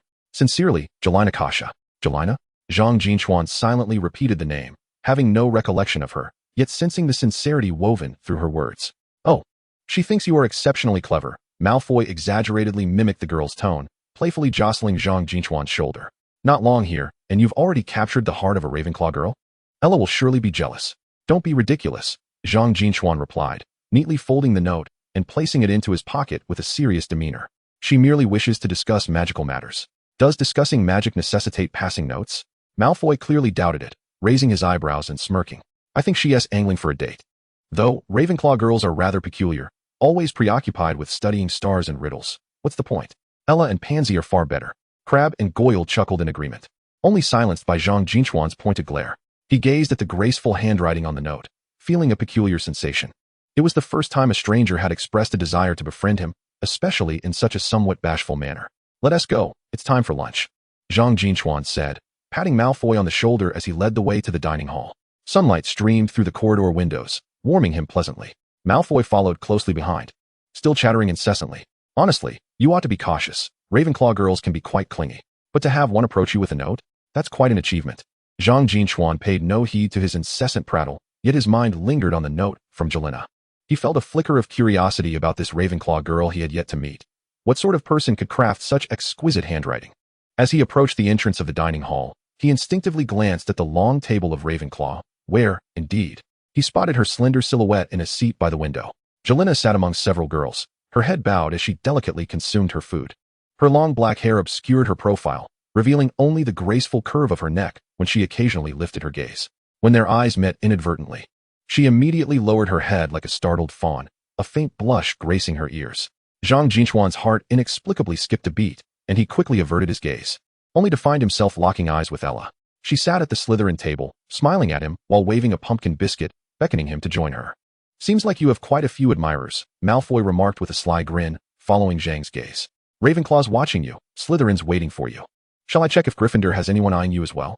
Zhang Jin Chuan shoved him playfully. Keep talking nonsense, and I'll exhibit your failed transfiguration attempts for all to see. Malfoy promptly sealed his lips, sulking as he made his way back to the Slytherin table. Zhang followed, finding humor in the situation. After all, it was merely a transfiguration lesson that not only showcased talent, but also resulted in an unexpected note from a stranger. It seemed that life at Hogwarts was never short of delightful surprises. He settled beside Ella, accepting the biscuit she offered, glancing again at the Ravenclaw table. He noted that Jelena still kept her head down, yet he could sense the curious and bashful gaze subtly resting upon him. Sunlight poured through the dining hall's dome, illuminating the motes of dust dancing in the air and casting a gentle glow on the nuanced expressions of the young men and women. Zhang took a bite of the pumpkin biscuit, its sweet flavor spreading across his palate, reminding him that the journey of exploring transfiguration had only just begun. Although his dream of becoming an Animagus lay temporarily on hold, his heart for discovering magic had never ceased its fervent beating. Chapter 21. The secret invitation of moonlight. The October evening breeze rustled the fallen leaves against the stone windows of Hogwarts. Yet the fireplace in the Slytherin common room blazed brightly, its emerald flames dancing against the obsidian walls, casting the serpentine reliefs into lifelike shadows. Zhang Jin Chuan sank into a velvet armchair, his fingertips unconsciously tracing the silver serpent head ornament on his wand's handle, his gaze fixed upon Ella, seated on the stone bench opposite him. She was engrossed in arranging her silver-green silk shawl, the moonlit sleeves embroidered with dark, thorny floral patterns. the hallmark of the Rochelle family. Pansy and the others have prepared mead and pumpkin cake in the girls' dormitory, Ella said, lifting her gaze. Her light brown eyes glimmered softly in the firelight, and the pearl hairpin nestled in her hair swayed gently with her movements. We promised to discuss the secrets of the pure-blood family ball tonight. You know, such girl talk is never without its share of gossip. She spoke with a gentle smile, her fingertips lightly curling the tassels of her shawl, her tone brimming with anticipation for the gathering with her close friends. Zhang Jin Chuan's gaze drifted over the pearl necklace adorning her neck. Don't let Pansy turn your hair into a bird's nest, he chuckled lightly. They exchanged a few more casual remarks before the bronze clock above the fireplace chimed 9, prompting Ella to close her book and rise. Pansy must be getting anxious. She gathered her shawl, her loose strands of hair illuminated by the firelight, casting a warm golden hue. Remember to highlight the key points in your potions paper. Professor Snape praised your annotation format in class last week. Oh, and the Venom's feeding bowl is empty. Don't forget to add fresh quail eggs. It stole a sip from your cup yesterday and was caught by the house elf. She always managed to remember such details with precision, being considerate without feeling stifling. This perfectly balanced sense of distance made Zhang Jin Chuan feel exceptionally at ease. He watched her silhouette vanish at the spiral staircase, as the common room gradually emptied, leaving only the crackling flames in the fireplace. He stood and pushed open the concealed door leading to the boys' dormitory. The luminescent jellyfish specimens embedded along the corridor glided gently in the ethereal blue glow, illuminating the serpentine-patterned carpet beneath his feet. Oh, so Staff Carrion has finally parted with your little lover? Malfoy's voice echoed from the dormitory, accompanied by his customary mischievous grin. Zhang Jin Chuan opened the door to find him applying hair oil in front of a silver mirror. Without engaging in conversation, Zhang Jin Chuan walked directly to his desk.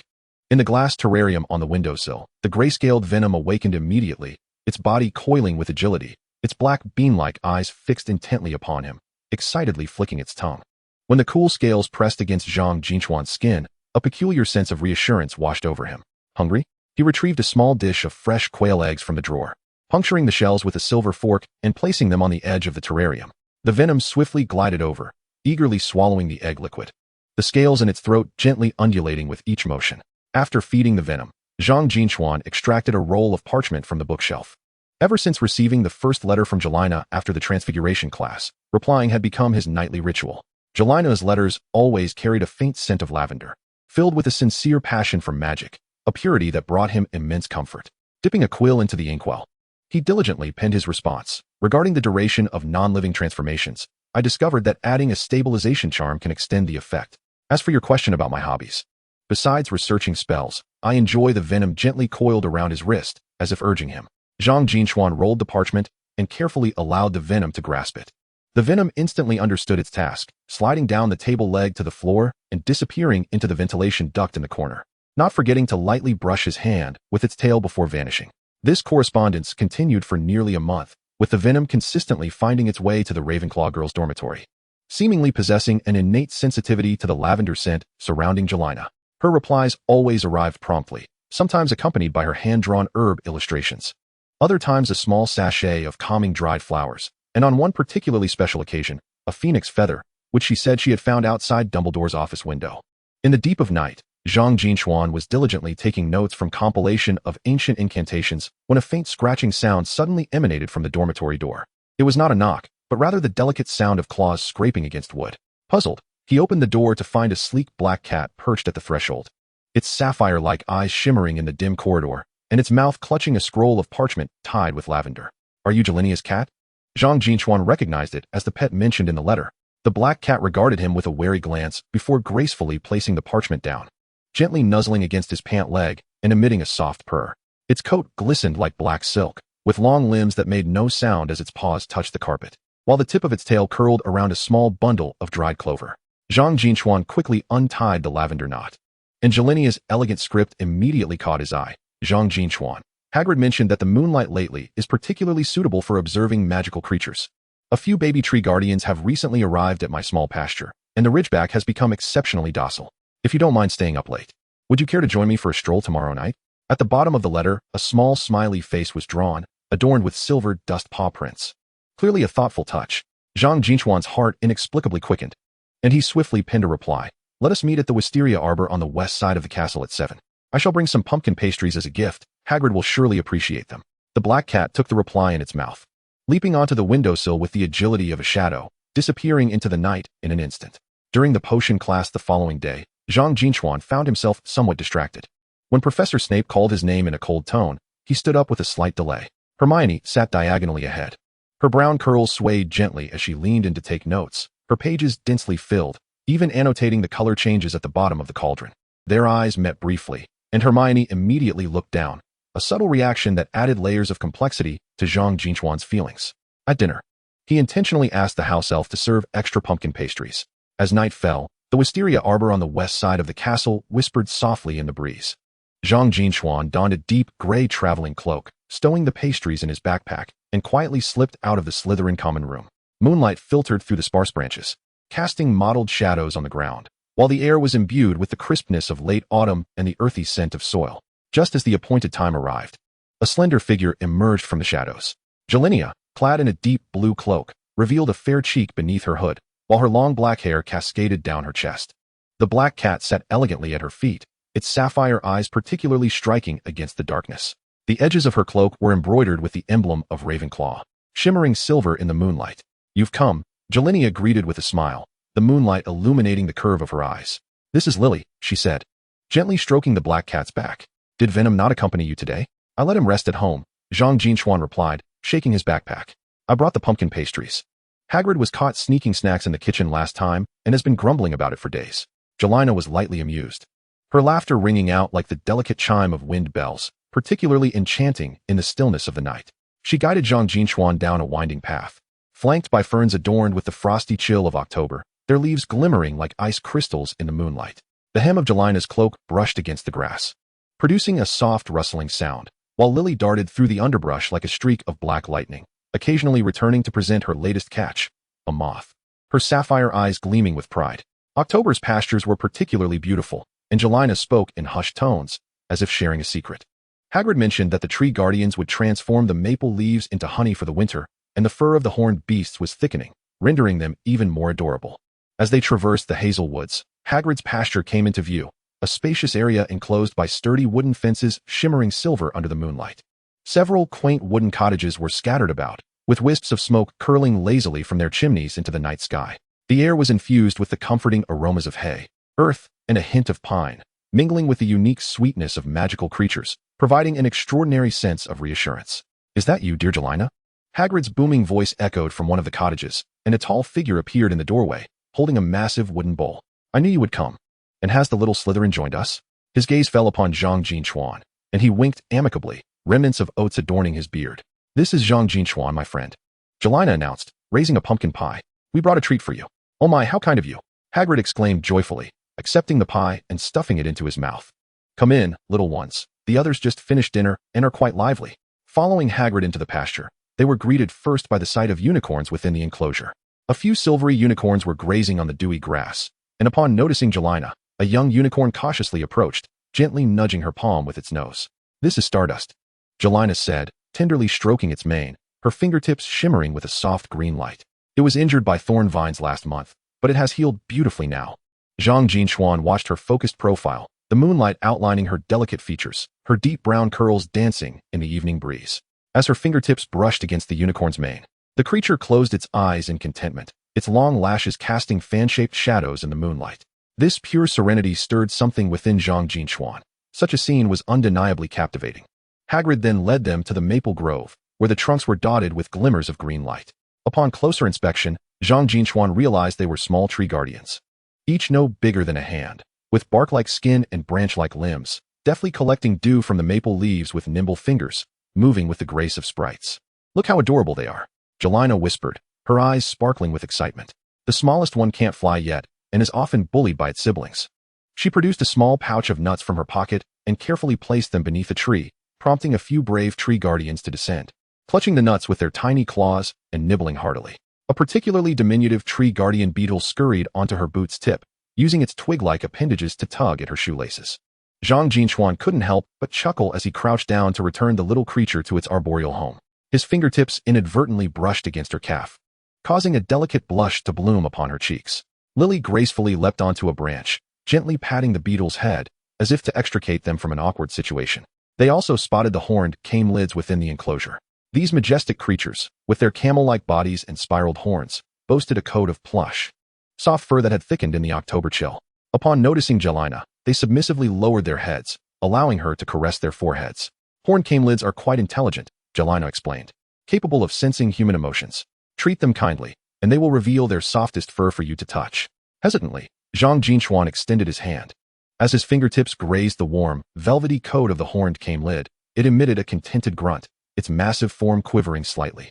Under the moonlight, the creature's fur shimmered with a nacreous glow, indeed as soft as silk to the touch.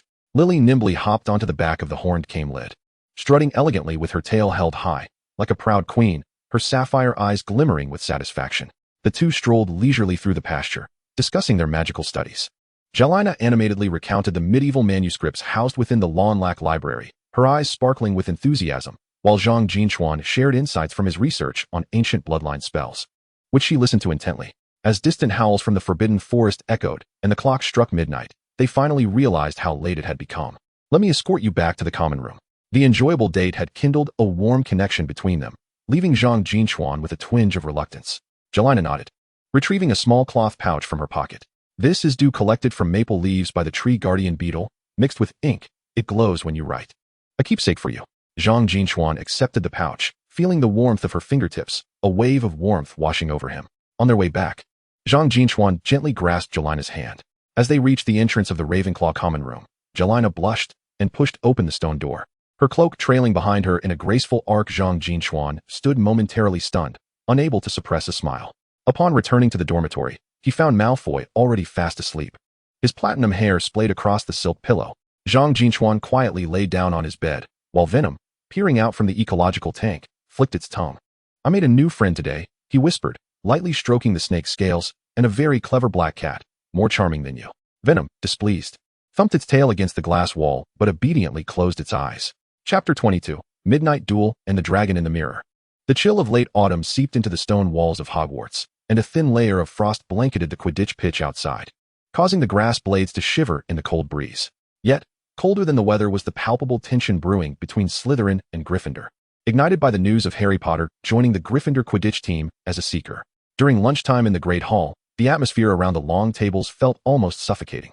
At the Gryffindor table, Ron animatedly recounted Harry's prowess during training, while Hermione, engrossed in Quidditch through the ages, supplemented the rules beside him. Meanwhile, Harry, surrounded by his friends, felt a flush of embarrassment that scarcely concealed his excitement. This scene, observed from a distance at the Slytherin table, pierced Malfoy's pride like a needle. Seeking a seeker? Malfoy scoffed, the sound of his silver fork scraping against the plate grating to the ears. Do you really think that half-blood who has scarcely touched a broomstick could ever compete? I dare say Professor McGonagall has lost her wits. He deliberately raised his voice, ensuring Gryffindor could hear, or perhaps Gryffindor had sunk so low as to rely on a destitute family for their entertainment. Who are you calling destitute? Ron erupted, springing to his feet, his flaming red hair resembling a blaze. My family is far superior to a pompous fool like you who relies solely on their family name.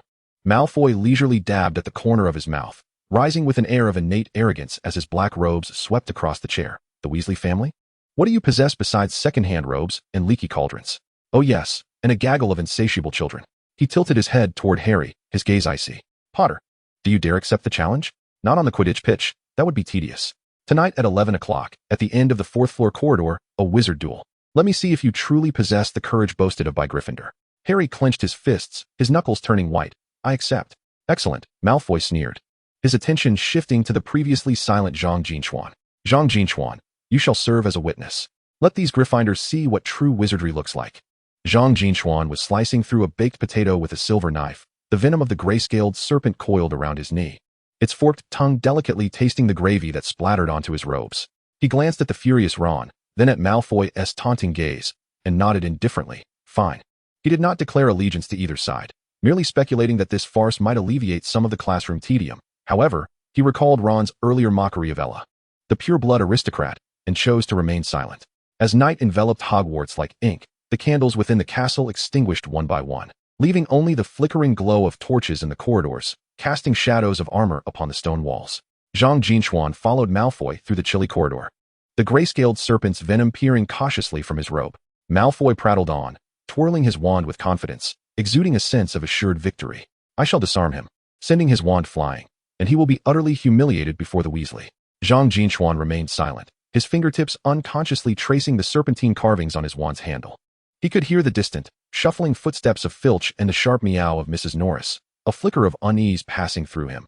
Yet, seeing Malfoy's excitement, he refrained from voicing his concerns. The end of the fourth-floor corridor was darker than elsewhere, its walls adorned with faded tapestries depicting long-forgotten medieval wizards. Harry, Ron, and Hermione were already waiting there, Hermione with her arms crossed and a frown etched across her brow. Malfoy, are you certain you wish to proceed? We will be punished if we are caught. Mind your own business. For Zhang Jin Chuan's sake, I shall only deal with Scarhead. Malfoy scoffed, striking a dueling stance towards Harry. Ready, Potter? Don't cry for your mother later. Such a lot of nonsense. Harry raised his wand, his arm trembling slightly, yet he fixed his gaze on Malfoy. Let us begin. Both bowed simultaneously, their movements stiff with youthful awkwardness. The duel commenced. Malfoy shouted first, his wand tip immediately emitting a red light. Disarm you. Harry, evidently prepared, swiftly sidestepped, the red beam grazing his shoulder before striking the armor behind him. The armor clanged violently, its helmet clattering to the ground, rolling to Zhang Jin Chuan's feet. Quick reaction, Malfoy raised an eyebrow, lifting his wand once more. Petrificus Totalis. A barrage of obstacles. Harry retaliated rapidly. His incantation, though unrefined, was far steadier than Malfoy's. The spells collided mid-air, erupting into a blinding white light, tiny sparks cascading like fireflies, illuminating Ron's excited face. Well done, Harry. Use something stronger. Leaning against the cold stone wall, Zhang Jin Chuan observed with arms crossed. He noted Harry's wand posture was quite standard, clearly indicating practice in private, while Malfoy, despite his bravado, appeared flustered, perhaps too concerned with winning, leading to his inaccuracy. Ron, jumping with eagerness, shouted incessantly, "Give him a beating. Show him the might of Gryffindor." His boisterous demeanor reminded Zhang Jin Chuan of Ron's clumsiness in potions class that morning when he knocked over his and Ella's cauldron, causing him to frown. Just as Malfoy prepared to strike again, the sound of Mrs. Norris's meow echoed from around the corner, followed by Filch's furious shout. "Who is there? I've caught you little night wanderers." "Oh no." Hermione turned pale, tugging at Harry. "Quick, hide." Malfoy, too, was taken aback, having thought it merely a stealthy contest. Now caught off guard by Filch's interruption. "This way," he yelled, pulling Goyle and Crabbe towards a small door at the other end of the corridor. Zhang Jin Chuan followed closely, the serpent venom deftly coiling around his wrist to avoid being stepped on. Behind the door lay a classroom cluttered with abandoned desks and chairs. Cobwebs densely woven in the corners, the air thick with dust and mildew. Filch's roaring grew nearer, mingled with Mrs. Norris's hissing. "They're right in there. I can smell them." Zhang Jin Chuan's gaze swept across the classroom, suddenly noticing an inconspicuous hidden door beside the fireplace. Its handle adorned with a serpent design. This was a secret passage whispered among Slytherin seniors.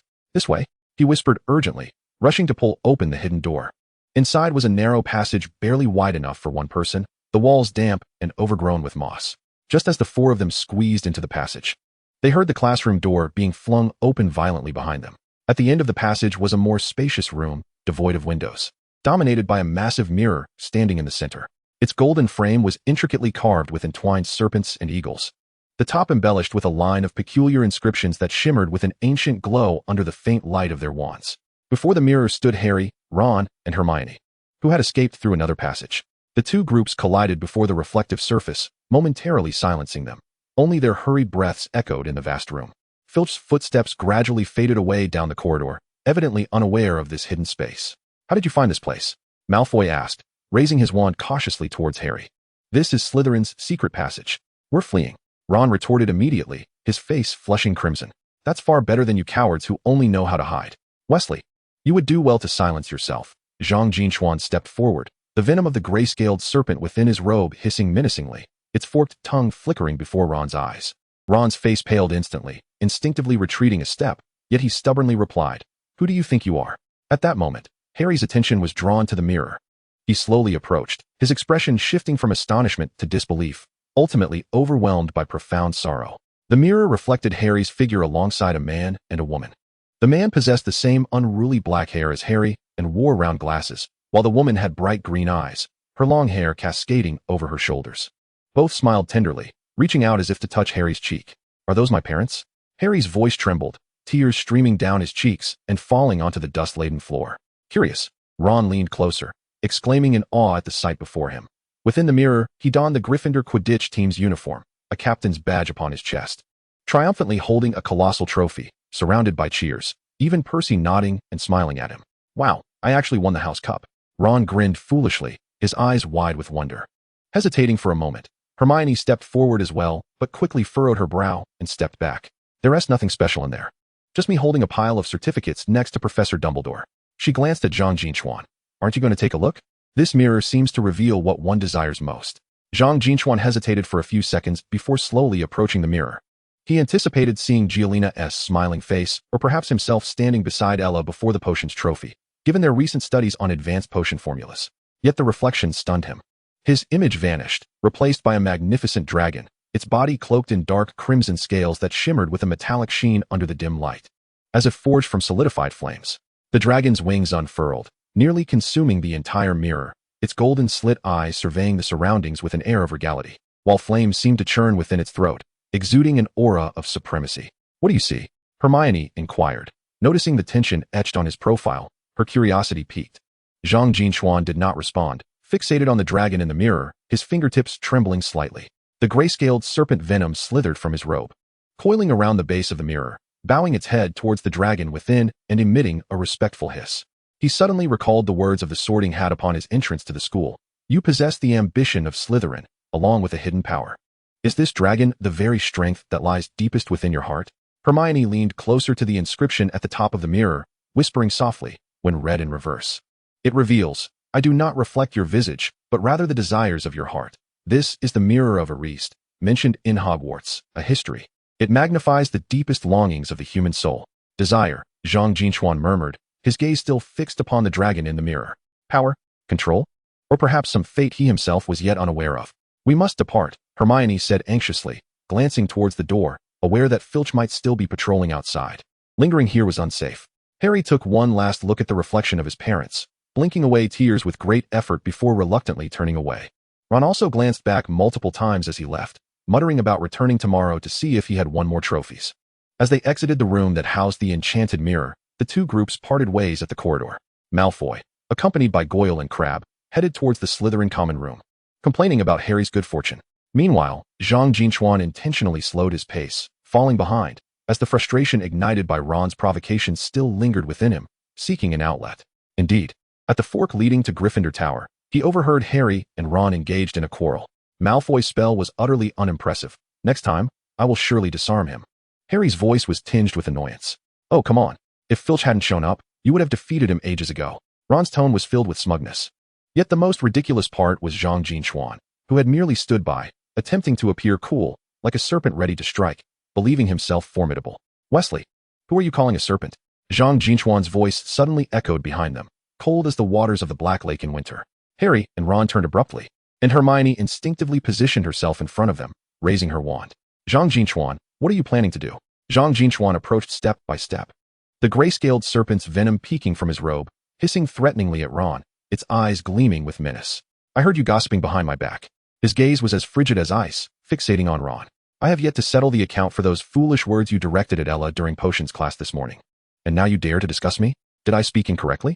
Ron retorted defiantly. Though fear gripped him, he refused to back down. You and Malfoy are cut from the same cloth, bullying younger students just because you think your Slytherin status grants you power. Bullying? Zhang Jin Chuan scoffed, suddenly raising his hand. His fist, propelled with a swift force, struck Ron squarely in the face. The blow was rapid and brutal, leaving Ron no time to react. With a dull thud, he staggered backwards, clutching his nose as he fell to the ground, blood immediately oozing between his fingers, staining the stone floor and his Gryffindor scarf crimson. Ron! Harry bellowed as he charged at Zhang Jin Chuan, his wand aimed directly at his chest. You have gone too far. Too far. Zhang Jin Chuan sidestepped, his expression as icy as before. He deserved it. Those whose words are unclean should indeed experience the taste of pain. He cast a glance at Harry, a sardonic smirk gracing his lips. Potter, keep your friend in check. Do not allow him to bite like a rabid dog. If I hear him speak of Ella again, it will not merely result in a nosebleed. Do you think Slytherin is so formidable? Harry's wand trembled violently, his eyes ablaze with fury. Courage and respect are far more significant than bloodlines and houses. Courage? Zhang Jin Chuan scoffed. To me, Gryffindor's bravery is naught but foolishness. Speak of courage when you find yourself with a broken leg on the Quidditch pitch. With that, he turned on his heel, his gray-scaled serpent venom trailing closely behind, akin to a proud victor. Upon returning to the Slytherin common room, the green flames in the fireplace had dimmed, leaving only dark red embers. Ella sat on the sofa, a copy of Advanced Potion making resting on her lap. At the sight of Zhang Jin Chuan, she immediately looked up, a flicker of concern flashing in her blue eyes. Where have you been? I heard Goyle mention that you encountered Filch. Zhang Jin Chuan remained silent, settling beside her, his fingertips unconsciously brushing through her golden hair. Ella keenly observed the swelling of his knuckles and the dust clinging to the hem of his robe. Did you get into a fight? Just taught a barking dog a lesson, he replied nonchalantly, his gaze drifting towards the black lake outside, where the moon's reflection mirrored the vertical pupils of a dragon from the mirror of a wrist. The gray-scaled serpent venom coiled at his feet, emitting a gentle hiss, as if to soothe his turbulent emotions. Ella chose not to press further, gently leaning against his shoulder as she opened the potion book. Tomorrow's potion class requires us to brew a shrinking solution. I've prepared mandrake juice. We can do it together. Zhang Jin Chuan's gaze lingered on the pages. Yet his mind echoed with the majesty of the dragon in the mirror. Perhaps it was not merely desire. It was a future he was destined to embrace. Chapter 23. The Undercurrents of Halloween. The chill of late autumn enveloped Hogwarts like a translucent veil, entwining the spires and towers.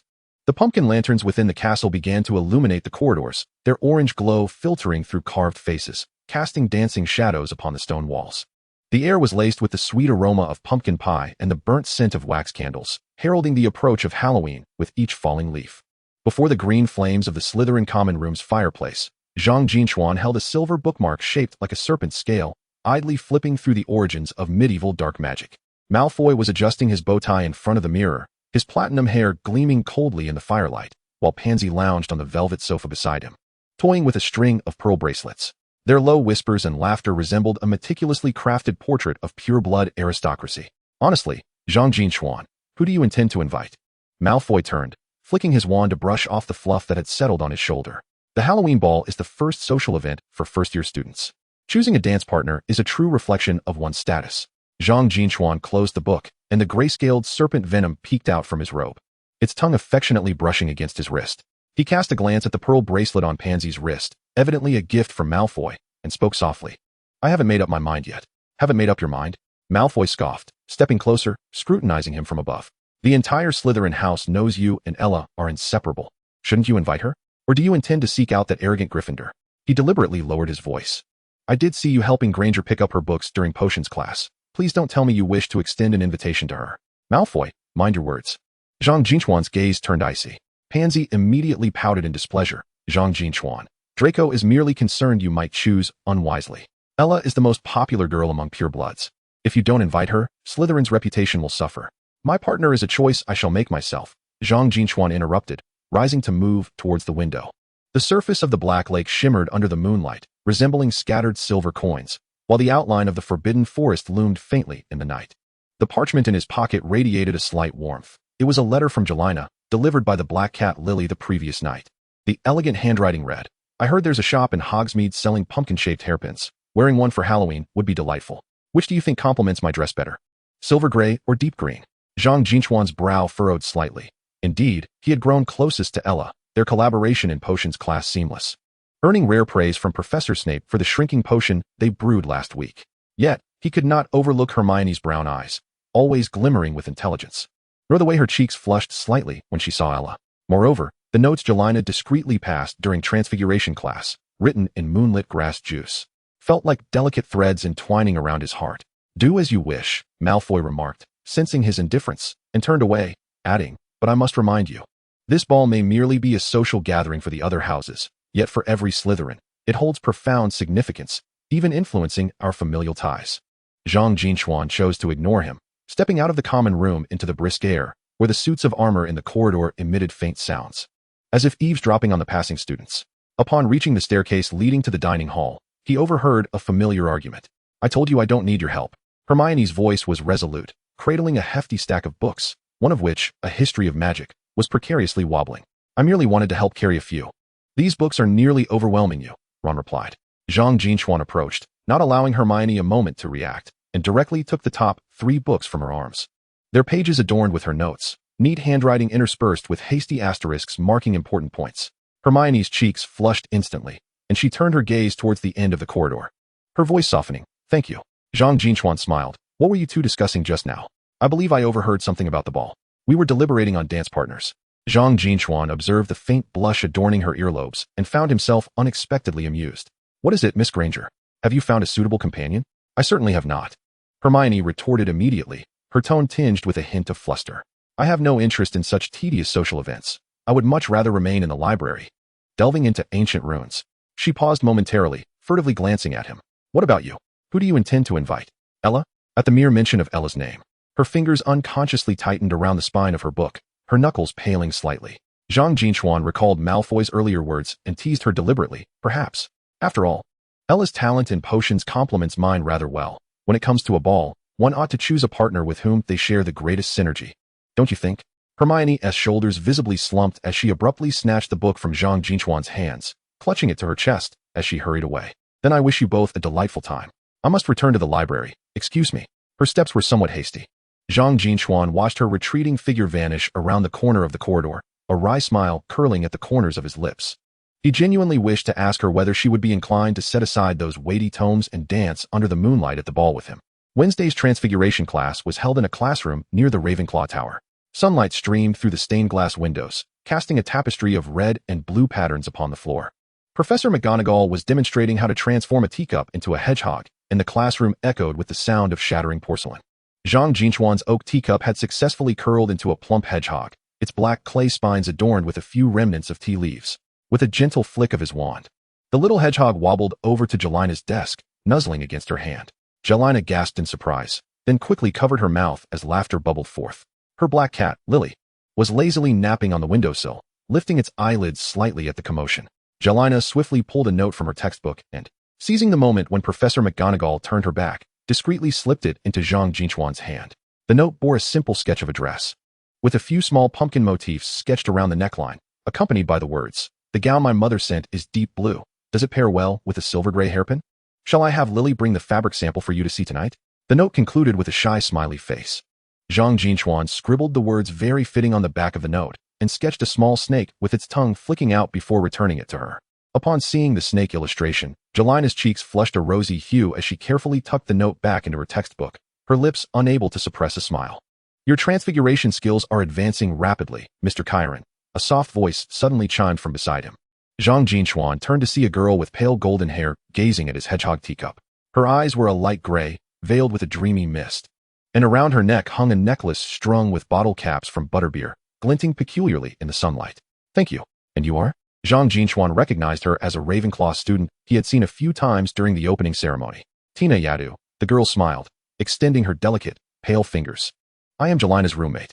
I have seen your snake. It is quite clever. It was the one that assisted in delivering the letter Lily brought back, wasn't it?" Zhang Jin Chuan felt a sudden jolt of surprise, instinctively glancing towards Jelina, who was also gazing at them, her face a mask of confusion. She quickly waved her hands, exclaiming, "Tina, please don't say such things. It's merely a common form of communication with pets." Yet Tina seemed oblivious to her words, continuing unabated. "My father says that animals are the finest messengers of secrets, especially snakes and cats. They can comprehend the innermost thoughts of humans." She blinked her light gray eyes and turned to Zhang Jin Chuan, inquiring, "Whom do you intend to invite to the Halloween ball? Giolina mentioned you have yet to decide, but I believe a girl in a deep blue gown would eagerly await your invitation." With that, she spun around and returned to her seat, leaving Giolina in a state of shock and Zhang Jin Chuan deep in thought. Giolina covered her mouth and mouthed an apology. "I'm sorry. She is always like this." Zhang Jin Chuan shook his head, signaling that she need not concern herself. He observed Tina's retreating figure, sensing an unusual clarity about her, as if she could pierce through all veils of deception. Perhaps the wisdom of Ravenclaw is never confined solely to the pages of books. In the potions classroom, the air was thick with the acrid scents of sulfur and mandrake. Professor Snape, clad in a robe as dark as ink, paced the podium, his voice as frigid as ice. "Today, we shall brew the elixir of joy, a potion that enhances the sensation of delight. Remember, should you mismeasure any ingredient, you will find yourselves in a fit of laughter for 3 continuous days. I look forward to witnessing some of you make fools of yourselves." His gaze swept over the Gryffindor section, resting momentarily on Harry and Ron. Before Zhang Jin Chuan and Ella lay a neatly arranged array of ingredients: 2 ounces of dried dandelion root, 1 teaspoon of crushed mandrake leaves, and 3 drops of moonstone juice. Ella, her golden hair secured with a silver hairband, revealing her smooth forehead, meticulously sliced the dandelion root with a silver knife, her movements precise and graceful. "I've tried on my Halloween gown," she spoke softly, barely lifting her head, so that only he could hear. "A deep blue velvet dress with silver serpent embroidery at the cuffs.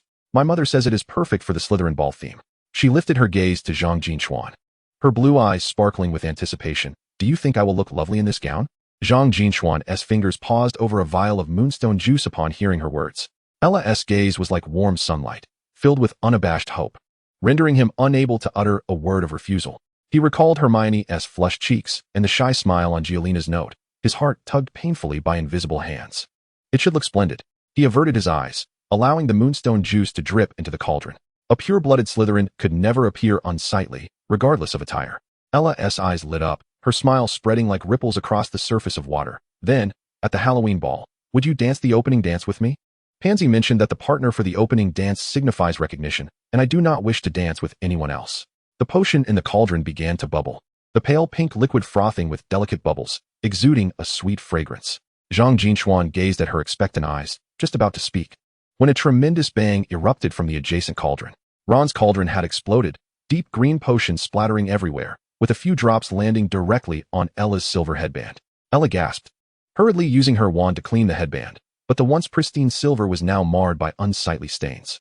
Weasley, Professor Snape's voice hissed like a serpent, as he strode swiftly to confront Ron, his dark robes sweeping across the spilled potion. Not only have you destroyed your own cauldron, but you have also sullied Miss Rochelle's belongings. 10 points from Gryffindor. Clean this up immediately and report to detention. Ron flushed with anger, glaring at Ella. Who told her to stand so close? She's so delicate, it's just a little stain. Is it that serious? What did you say? Ella trembled with rage, tears glistening in her blue eyes. This was a birthday gift from my mother. Enough. Zhang Jin Chuan interjected suddenly, placing the potion bottle down as he approached Ron. The gray-scaled serpent venom slithered from his robe, issuing a threatening hiss at Ron, its eyes glinting with a cold light. Apologize? On what grounds should I apologize? She deserves it, Ron retorted defiantly. Zhang Jin Chuan remained silent, slowly raising his wand. The tip of his serpent-engraved wand flickered with a crimson light, and Ron suddenly screamed. Crouching down while clutching his nose, green slime oozing from his nostrils, reminiscent of the potion that had just exploded. Zhang Jin Chuan, Hermione exclaimed as she rushed over, raising her wand to cast a spell, but was halted by Zhang Jin Chuan's icy glare. He deserves this, he stated, retracting his wand and moving to Ella's side, casting a cleaning charm to restore her headband. Ignore him, he is just an uncouth fool. Ella admired his focused profile, a blush creeping onto her cheeks as her earlier grievances seemed to dissipate. She whispered, Thank you, Jin Chuan. Professor Snape observed this exchange, a flicker of subtle approval flashing in his dark eyes. He waved his hand dismissively. Continue brewing. Mr. Karen, please visit my office after class. After the potions lesson concluded, Zhang Jin Chuan followed Snape through the dimly lit corridors to the office filled with glass jars. Snape sat behind a massive black ebony desk, tapping his fingers rhythmically on the surface. You possess a remarkable talent for potions, far superior to that fool Malfoy. He slid a small silver box across the table. This is your reward. Your shrinking potion from last month was quite commendable. Zhang Jin Chuan opened the box to reveal a vial of shimmering pearl-colored potion, labeled Special Awakening Elixir. Thank you. Professor, is the Halloween ball approaching? Snape inquired abruptly, his voice still cold but missing some of its usual harshness. A Slytherin student should know how to uphold the honor of the house in social situations. Miss Rochelle is a suitable choice. Her family holds considerable influence within the Ministry of Magic. Zhang Jin Chuan tightened his grip on the box, his fingertips turning slightly white. I will consider it, Professor. As he exited the office, twilight had already enveloped the castle. The pumpkin lanterns in the corridor flickered to life, casting an elongated shadow of Zhang Jin Chuan. He approached the Ollery and presented a beautifully wrapped box to Hedwig, a gift for Hermione, a guide to ancient rune deciphering, with the inscription Happy Halloween elegantly penned in silver ink on the title page. He knew Hermione had long desired this book, but refrained from purchasing it due to its exorbitant price. Upon returning to the common room, he found Ella seated by the fireplace, cradling a pumpkin-shaped cookie box. As he entered, she sprang to her feet, exclaiming, You're back. I made pumpkin cookies. Would you like to try? The sweet aroma of the cookies mingled with the smoky warmth of the fireplace, creating an inviting atmosphere. Zhang Jin Chuan took a piece and bit into it, the sweet essence of pumpkin blossoming on his palate. Ella, observing his reaction, mustered the courage to ask about this afternoon. You Haven Tea answered me. For the Halloween ball, would you invite me? Zhang Jin Chuan gazed into her hopeful eyes, recalling Hermione's flushed cheeks and the smiley face on Jolina's note, his heart feeling as though it were constricted by an unseen force. After a moment of silence, he gently replied, Ella, you are a wonderful girl, but you wish to invite Hermione, don't you? Ella's voice suddenly diminished, her blue eyes glistening with unshed tears. I saw you giving her the book at the Ollery. Zhang Jin Chuan was taken aback. He hadn't expected her to witness that. No, that was just. It's all right, Ella interrupted, forcing a smile through her tears. I understand. Granger is brilliant, She truly deserves you more than I do. Happy Halloween." With that, she turned and fled the common room, her golden hair trailing a sorrowful arc as she exited. Zhang Jin Chuan watched her retreating figure, the cookie in his hand suddenly tasting bland. He moved to the window, observing the night owls circling overhead, his mind a tempest of confusion. Moonlight streamed through the window, illuminating a corner of deep blue fabric peeking from his pocket. Jolena had sent a sample of a gown via Lily the previous night, its soft silk imbued with a faint scent of lavender. Laughter echoed through the corridors as students made their final preparations for Halloween. Some were hanging bat-shaped decorations, while others practiced their waltz steps. The castle brimmed with festive cheer. Yet, within Zhang Jinchuan's heart lingered a cold fog of late autumn, obscuring his direction. Perhaps some choices are destined to be irreconcilable. The Halloween lanterns had been lit, and he knew the ball would not unfold without turmoil. Whether it was Hermione's feigned composure, Ella's tender gaze of anticipation, or Jolena's concealed sentiments resting within her note, all would converge under the glow of the pumpkin lanterns, leading to an unavoidable collision. Zhang Jinchuan inhaled deeply. The distant chime of Halloween bells had already begun to resonate. Chapter 24. Moonlight by the Lake and Promises. The late autumn breeze carried the dampness of the Black Lake, sweeping away the sweet scent of pumpkin pie from the castle, leaving only a crisp chill in its wake. The green flames of the Slytherin common room gradually waned, reduced to mere sparks flickering in the ashes. Zhang Jinchuan sat at the desk by the window, his fingertips hovering over the parchment, hesitant to descend. The gray-scaled serpent venom coiled at the corner of the desk, flicking its tongue against the back of his hand, as if urging him to begin writing. 3 sheets of letter paper lay spread out before him, yet only the one addressed to Jelena remained blank. The letter to Hermione had already been sealed, containing a simple wish for a joyous Halloween and expressing hope that she would enjoy the book. He had rewritten and torn up the letter to Ella multiple times, until only a crumpled ball of paper remained, which he tossed into the fireplace. At the moment the flames consumed the paper, he seemed to catch a glimpse of Ella's golden hair trailing behind her, creating a sorrowful arc as she ran away. It was imperative to convey his thoughts clearly. Zhang Jinchuan murmured to himself, finally gripping the quill firmly. The silver ink in the bottle glimmered coldly under the moonlight, and he penned a line, only to find it unsatisfactory, erasing it with a vanishing spell, leaving faint watermarks on the parchment that mirrored his tumultuous emotions. Ultimately, he simply wrote a few straightforward sentences. Meet by the Black Lake at 9 o'clock tonight. There is something important I wish to discuss with you. After finishing, he folded the letter into a delicate serpentine shape and gently placed it atop the serpent venom. He sent it to the Ravenclaw Tower, entrusting it to Lily. The venom immediately raised its body, wrapping its tail around the letter, its serpent eyes glinting with intelligence. It nudged Zhang Jinchuan's fingers, as if assuring him of its commitment to the task, then skillfully slithered through the window's crack, vanishing into the night. Watching its departure, Zhang Jinchuan felt a slight sense of calm wash over him. He rose and approached the wardrobe, opening the door. Inside hung a silver-green velvet gown, its neckline adorned with silver threads embroidered in serpentine patterns, a dress his mother had specifically sent via owl in response to his letter. His fingertips brushed against the cool fabric, and he suddenly recalled the deep blue gown described in Jelena's letter, wondering how that shade of blue would appear under the moonlight. The waiting felt interminable. The embers in the fireplace had completely extinguished, and the common room gradually emptied, leaving only a few younger students practicing their dance steps in hushed tones. Zhang Jinchuan counted the ticking of the clock on the wall, each second feeling like a step on cotton, light yet unsettling. He thought of Ella's eager gaze, Hermione's flushed ears, and the bashful smile on Jelena's note, his heart ensnared by invisible threads, tightening with each passing moment. Suddenly, a faint sound came from the windowsill. The gray-scaled serpent venom had returned, clutching a small envelope in its mouth, emblazoned with the Ravenclaw eagle crest. A black cat hair stuck at the seal, clearly a mark from Lily. Zhang Jinchuan hurriedly opened it, revealing Jelena's elegant handwriting. I will arrive on time. See you by the lake. The end was adorned with a leaping serpent drawing, identical to the one he had previously sketched for her. The tension in his nerves finally relaxed, and Zhang Jinchuan exhaled, yet his fingertips inexplicably began to tingle. He glanced at the clock. It was 8:45. There was ample time for him to traverse the castle and reach the shores of the Black Lake. The lake at night exuded an even greater mystique than during the day. The water shimmered with a deep purple hue under the moonlight.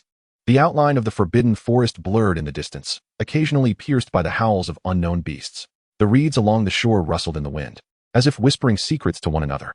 Zhang Jinchuan tightened his cloak and strolled slowly along the pebble path by the lake, the soles of his boots producing a crisp sound against the stones. At precisely 9 o'clock, a slender figure appeared at the end of the path. Zhang Jinchuan's breath caught sharply in his throat. It was Jelena. She was not dressed in Ravenclaw's uniform, but had instead donned a deep blue velvet gown. The hem of her skirt swayed gently with her steps, reminiscent of a starry sky flowing through the dark night. The cuffs and neckline were embroidered with silver pumpkin vines, shimmering with delicate light under the moon. Her long black hair, which had been tied up, cascaded down softly to her shoulders, adorned with a simple pearl hairpin. In her hand, she held a petite pumpkin lantern, its orange glow illuminating her fair cheeks and making her usually shy eyes sparkle with an unusual brightness. "You've come," Jelena said, pausing at the sight of him, a blush creeping onto her cheeks as she instinctively tightened her grip on the lantern's handle. Zhang Jin Chuan stepped forward, his throat tightening. It took him a moment to regain his voice. "You changed into your gown early?" "Yes," Jelena nodded, casting a somewhat anxious glance at him. "You mentioned in your letter that there was something important. I guessed it might be related to the ball. Did you want me to try it on and see how it looks?" She twirled lightly, the deep blue skirt rising in a graceful arc. "Does it look good? Is it too formal?" The moonlight kissed the tips of her hair, giving her dark locks a silver lining. Observing the anticipation and nervousness in her eyes, Zhang Jin Chuan suddenly felt that all his hesitations had found their answer. He nodded earnestly, his tone imbued with an unprecedented sincerity. "You look lovely. Truly lovely. The deep blue suits you, like the night sky has fallen onto your gown." Jelena's face flushed instantly, and she lowered her head, murmuring, "You've never complimented my looks before. I simply hadn't noticed," Zhang Jin Chuan replied with a smile, feeling a weight lift from his heart. He gestured towards a bench by the lake. "Shall we sit and talk?" They sat side by side on the bench, a small distance separating them. The pumpkin lantern was placed between them, casting overlapping shadows on the stone surface. The gentle lapping of the Black Lake's waters created a soothing sound, while the warm glow of Hogwarts windows in the distance resembled scattered stars. "You seem troubled," Jelena began, tilting her head to look at him, her eyes filled with concern. "I sensed something was off since we first met. Is it about your dance partner for the ball?" Zhang Jin Chuan fell silent for a moment, his fingertips unconsciously tracing the silver buttons on his cloak. "Yes," he replied softly. "Ella invited me to dance the opening waltz. You know, the Slytherin ball is significant for pureblood families. Refusing her would put her in an awkward position." He paused, turning to face Jelena, guilt lacing his tone. "But I do not wish to deceive you, nor do I want to deceive her. Ella and I have a good relationship. We are partners in potions class. And she has always been kind to me.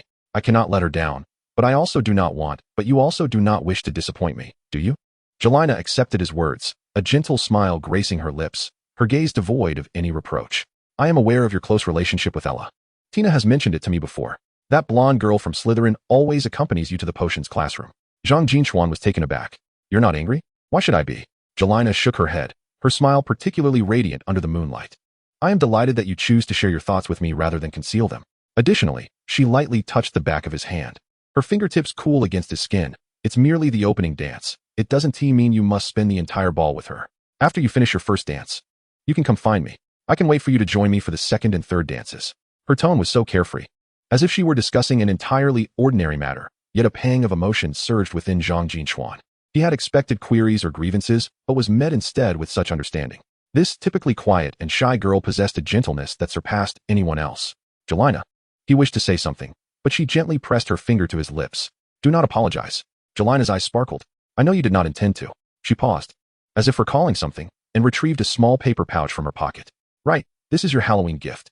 Zhang Jin Chuan opened the pouch, revealing a handkerchief dyed silver with moonlight grass juice, its corners embroidered with a tiny snake, its eyes adorned with specks of obsidian that glimmered softly in the moonlight.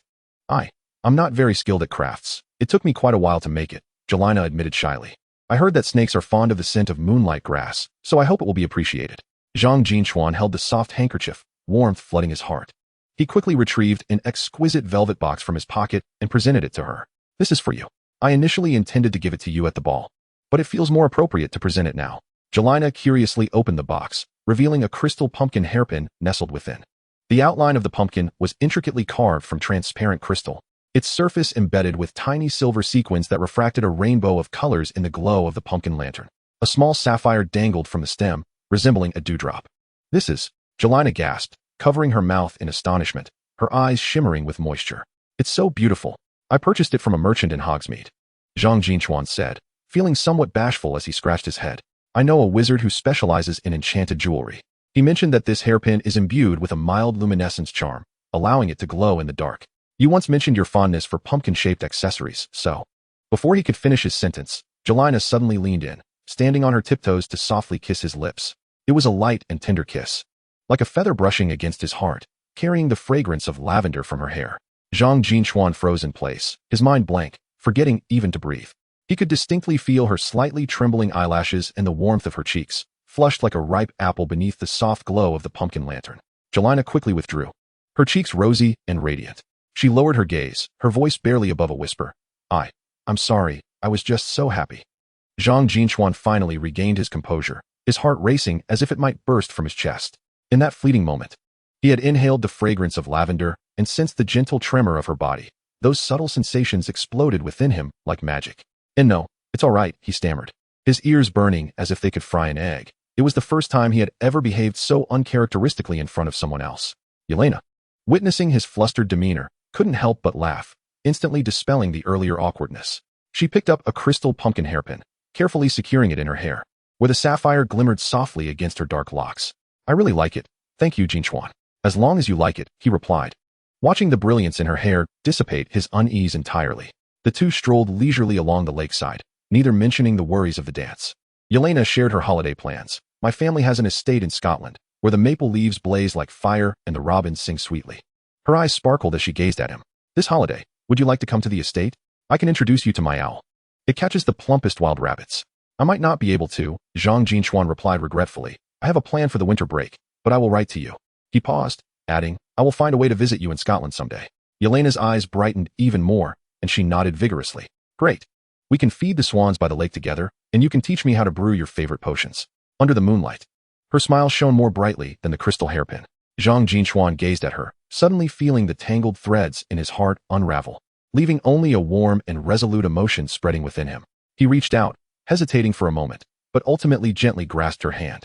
Jelena's hand was soft and cool, trembling slightly at his touch, yet she did not pull away. Their fingers intertwined as they walked slowly along the lakeside, the glow of the pumpkin lantern casting long shadows behind them, like an invisible bond tightly connecting their youthful figures.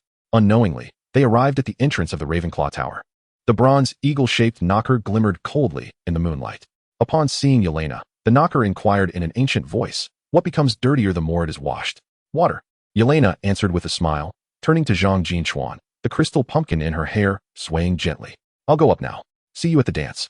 See you at the dance, Zhang Jin Chuan nodded, releasing her hand, his fingertips lingering with her warmth. Remember, wait for me to find you. Jelena nodded emphatically, turning to dash into the tower entrance, glancing back to wave at him, her deep blue skirt disappearing into the shadows. Zhang Jin Chuan stood rooted in place, watching the lights of the tower illuminate, a sense of tranquility enveloping him. He touched his lips, where it seemed her warmth still lingered. The gray-scaled serpent venom peeked from his robe, playfully tapping his hand, as if mocking his earlier embarrassment. What are you laughing at? Zhang Jin Chuan gently tapped its head, unable to suppress the smile tugging at his lips. As he made his way towards the Slytherin common room, his steps felt considerably lighter. The evening breeze seemed to have lost its chill, and even the pumpkin lanterns within the castle radiated a warm glow. He had devised a plan on how to respond to Ella.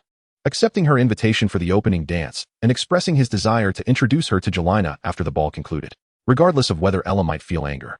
He no longer wished to evade the truth. Pushing open the door to the common lounge, he was taken aback to find Ella seated on the sofa before the fireplace, the deep blue velvet gown resting on her lap, and in her hands, silver thread as she delicately mended the serpent-patterned embroidery on the sleeves. At the sound of his entrance, she abruptly lifted her gaze, her blue eyes sparkling with surprise and a hint of panic, hastily concealing the gown behind her. Are you not yet asleep? Zhang Jin Chuan approached and settled beside her. I was waiting for you, Ella replied, her voice slightly choked, her head bowed, long lashes casting soft shadows beneath her eyes. I thought you wouldn't return. Zhang Jin Chuan noticed the redness around her eyes, a wave of guilt washing over him. I apologize for distressing you this afternoon, he said earnestly. I have made up my mind regarding the opening dance. Ella's head shot up, her eyes shimmering with a mix of anticipation and unease. Why, you have thought it through? Indeed, Zhang Jin Chuan nodded. Ella, I would like to invite you to share the opening dance with me. You will look stunning in that gown, and at the Slytherin ball, you shall be the most radiant girl present. Tears instantly welled in Ella's eyes, and she covered her mouth, her shoulders trembling slightly, yet her smile was resplendent. Really? You're not deceiving me? I would never deceive you. Zhang Jin Chuan offered her a tissue, his tone exceptionally gentle. However, there is something I must tell you. He paused, then candidly continued. I know a Ravenclaw girl, and after we dance our first dance at the ball, I wish to introduce you to her. She is a wonderful person, and I do not want to conceal this from you. Ella's motion to wipe her tears faltered as she met Zhang Jin Chuan's earnest gaze. After a few moments of silence, she suddenly burst into laughter, her tears flowing even more fiercely. It's all right. She sniffled, her voice tinged with a weepy yet cheerful cadence. As long as I can dance the opening dance with you, I shall be content. Everything else is inconsequential. She gingerly caressed the fabric of the gown, as if cradling a cherished dream. Mother said that dancing with someone you adore is the finest gift of Halloween. I have already received my gift. Zhang Jin Chuan gazed at her tear-streaked smile, feeling a bittersweet warmth in his heart. He reached out, gently tousling her golden locks, as one would soothe a distressed kitten. Thank you, Ella. Ella shook her head, holding the gown close to her, and rose to her feet. Then I shall retire for the night. I must awaken early tomorrow for final preparations. See you at the ball, Jin Chuan. See you at the ball. Zhang Jin Chuan watched her skip away towards the dormitory, her golden hair glowing warmly in the green fire's light. The green flames in the fireplace flickered back to life, casting a radiant glow upon his smiling visage. The gray-scaled serpent venom coiled at his feet, emitting a satisfied hiss, its tail entwined with a silver handkerchief. Zhang Jin Chuan looked down at it and murmured, "Tomorrow will be a splendid Halloween, won't it?" The venom flicked its tongue, as if in agreement. Outside the window, the gentle ripples of the black lake shimmered under the moonlight, while the glow of the pumpkin lanterns flowed softly down the corridor. The faint chimes of Halloween had already begun to resonate above the castle, and the ball belonging to Zhang Jin Chuan was just starting to unfold. He understood that beneath the pumpkin lanterns tomorrow, laughter, tension, and perhaps unforeseen collisions awaited, yet at this moment, his heart brimmed solely with anticipation. Chapter 25. The Heartbeat of the Halloween Ball.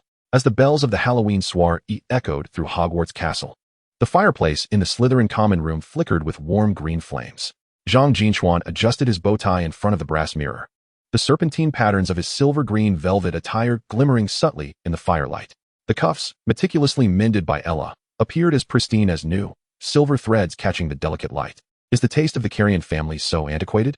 came the voice of Malfoy from behind, clad in a sharply tailored black tailcoat. A pocket square adorned with Slytherin's signature green nestled in his chest. As Zhang Jin Chuan turned, a silver-scaled serpent's venom peeked from his sleeve, flicking its tongue at Malfoy. "Better than someone whose bow tie is askew like a muggle vagrant," he retorted, reaching out to adjust Malfoy's bow tie, his fingers brushing against the other's stiff shoulder. "Nervous?" Malfoy abruptly swatted his hand away, though a faint blush crept to his ears. "Who's nervous? It's merely a dance with Parkinson." He scrutinized Zhang Jin Chuan, a mocking smile curving his lips. "Are you prepared to deal with your friends? I wager a galleon that know-it-all from Gryffindor will spill pumpkin juice on Ella's gown tonight." Zhang Jin Chuan chose not to respond, retrieving a velvet box from his nightstand and slipping it into his pocket. Inside lay a crystal bracelet meticulously crafted by his house elf, composed of tiny silver pumpkins and bats, each crystal enchanted with a soft glow that would emit a gentle blue light in the dark, harmonizing beautifully with Ella's gown and subtly echoing the Halloween theme. Goyle and Crabbe were already waiting at the common room door, both clad in ill-fitting formal wear, awkwardly adjusting their misaligned cuffs. Upon seeing Zhang Jin Chuan and Malfoy emerge, Goyle rumbled, "Parkinson and the others have already gone to the banquet hall, saying they would wait for us at the entrance." As they traversed the corridor, the portraits on the walls leaned out to comment. A medieval knight's portrait whistled, "Look at these two handsome little serpents. Tonight's ball promises to be entertaining." Zhang Jin Chuan walked straight ahead, yet could not help but recall the moonlight by the Black Lake from the previous night. The grand doors of the banquet hall stood wide open, pumpkin lanterns hanging from the ceiling, casting a warm glow throughout the hall. Floating ghosts donned festive garb, lazily twirling above the dance floor, humming off-key Halloween tunes. Long tables were laden with roasted pumpkins, caramel apples, and steaming butterbeer, the air thick with the sweet scents of cinnamon and caramel.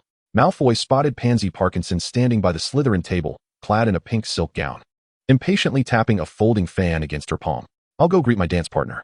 He adjusted his cuffs and strode forward with an air of confidence. Passing by Zhang Jin Chuan, he murmured, "If your little girlfriends get into a scuffle, remember to call me to enjoy the spectacle." Zhang Jin Chuan paid him no mind and took a seat at a round table near the dance floor with Gao Er and the others. Just as he picked up a slice of pumpkin pie, he caught sight of movement from the direction of Ravenclaw. Jelena and Tina were approaching side by side. Tina wore a yellow gown adorned with shimmering sequins and carrot-shaped earrings, swaying as she walked like a jubilant hummingbird. As for Jelena, Zhang Jin Chuan's breath hitched instinctively. Her deep blue dress, embroidered with silver stars, gently swayed with her steps, as if she had draped the starry sky of the Black Lake upon herself.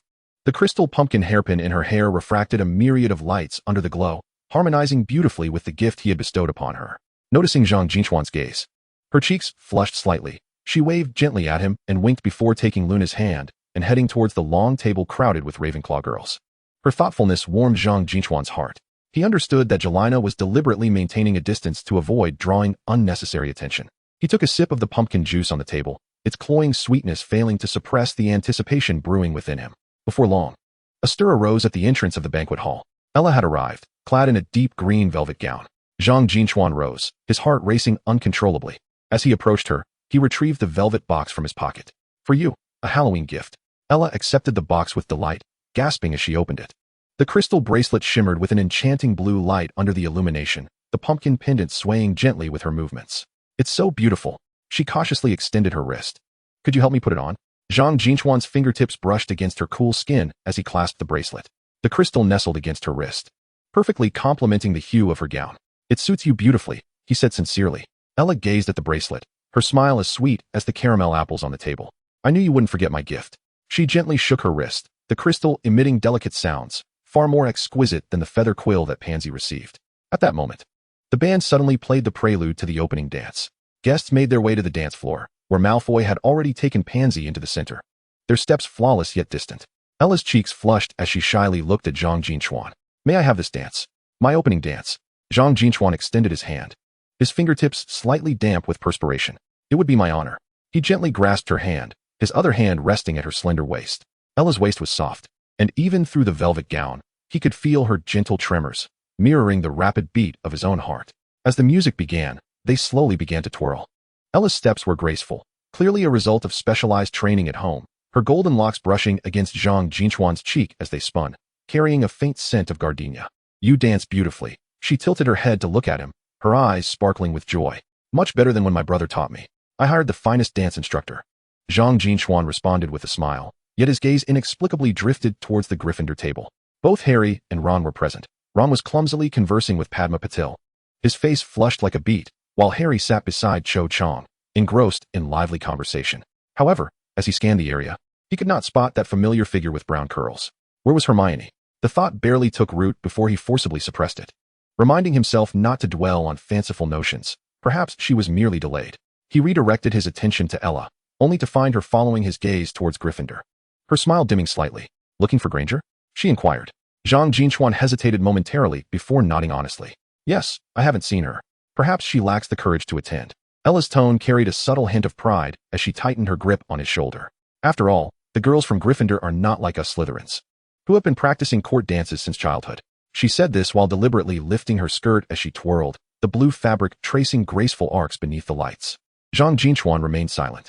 As the music swelled to a climax, the dancers in the ballroom quickened their steps, the crystal chandelier casting shimmering patterns upon the floor. He could distinctly feel Ella's south body close to his and catch the scent of her hair, yet a weight lingered on his heart. It was not until the final note of the waltz faded that he belatedly released his hand from her waist. Still reluctant to let go, Ella tilted her head back to gaze at him, her cheeks flushed, her eyes sparkling with playful teasing and a hint of anticipation. Zhang Jinchuan snapped back to reality, hastily withdrawing his hand, his ears warming. I apologize, I was lost in thought. He straightened his formal jacket. As I mentioned earlier, I wish to introduce you to a friend. Ella's eyes brightened. Is it that girl from Ravenclaw? I've noticed you've been speaking with a dark-haired girl in Transfiguration class. Yes. Her name is Jelena, Zhang Jinchuan replied, his tone unwittingly softening. Allow me to fetch her. As he navigated through the crowd towards the Ravenclaw table, he observed Luna holding a mug of butterbeer, conversing with the heir. Jelena sat beside her, intently studying the patterns on the tablecloth, her fingers absent-mindedly caressing a crystal pumpkin in her hair. Upon hearing his footsteps, she looked up, her eyes instantly lighting up at the sight of him. Would you honor me with a dance, Miss Kasha? Zhang Jinchuan extended his hand in a standard invitation gesture, his tone deliberately refined. Jelena stifled a laugh behind her hand, placing her cool fingers into his palm. It would be my pleasure, Mr. Carrion. As they entered the dance floor, the second waltz had just begun. This piece was a slow, elegant waltz, and Zhang Jinchuan gently wrapped his arms around Jelena's waist. The sensation was distinct from that of Ella. Jelena's frame was more delicate and carried a faint hint of lavender fragrance. Your dress is exquisite, he murmured softly, his voice low enough for only the two of them to hear. Jelena's cheeks flushed slightly. The hairpin you gifted me is even more beautiful. Many have inquired where I acquired it. She paused before cautiously asking, did you enjoy your dance with Miss Rochelle earlier? Filled with joy, Zhang Jinchuan earnestly stated that seeing the smile in her eyes dissipated all his unease. She was eagerly anticipating meeting you. Jelena, feeling somewhat anxious, tightened her grip on his hand, wondering if she might not be liked. Luna had remarked that the pure-blood aristocrats of Slytherin were quite haughty. Ella is not like that, Zhang Jinchuan replied, shaking his head as he deliberately guided her closer to the Slytherin direction. Look, she is waiting for us. Jelena followed his gaze and saw Ella standing by the table, waving at them with a sincere smile on her face. A sigh of relief escaped her as her body relaxed, swaying gently to the rhythm of the music. Thank you, Jin Chuan, she whispered. We need not hide. Zhang Jin Chuan admired the sparkling crystal pumpkin nestled in her hair, his tone resolute. As the dance concluded, he led Jelena before Ella. Ella's gaze fell upon their clasped hands, her eyes flickering momentarily before she beamed a friendly smile.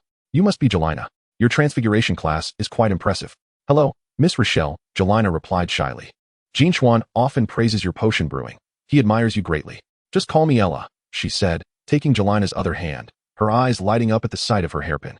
Your hairpin is beautiful. It matches the bracelet Staff sent me. She waved her wrist, the crystal pumpkin glimmering under the lights. Jelena gazed at Ella's bracelet in delight. It truly is. And the blue complements your dress wonderfully. You two enjoy your conversation. I shall fetch some drinks, Zhang Jin Chuan remarked. Feeling a weight lift from his heart as he observed the two women engaging animatedly, he watched as Ella led Jelena toward the long table where the girls had gathered. Their heads bent together in conversation, punctuated by peals of laughter, and he suddenly realized that his earlier worries had been unfounded.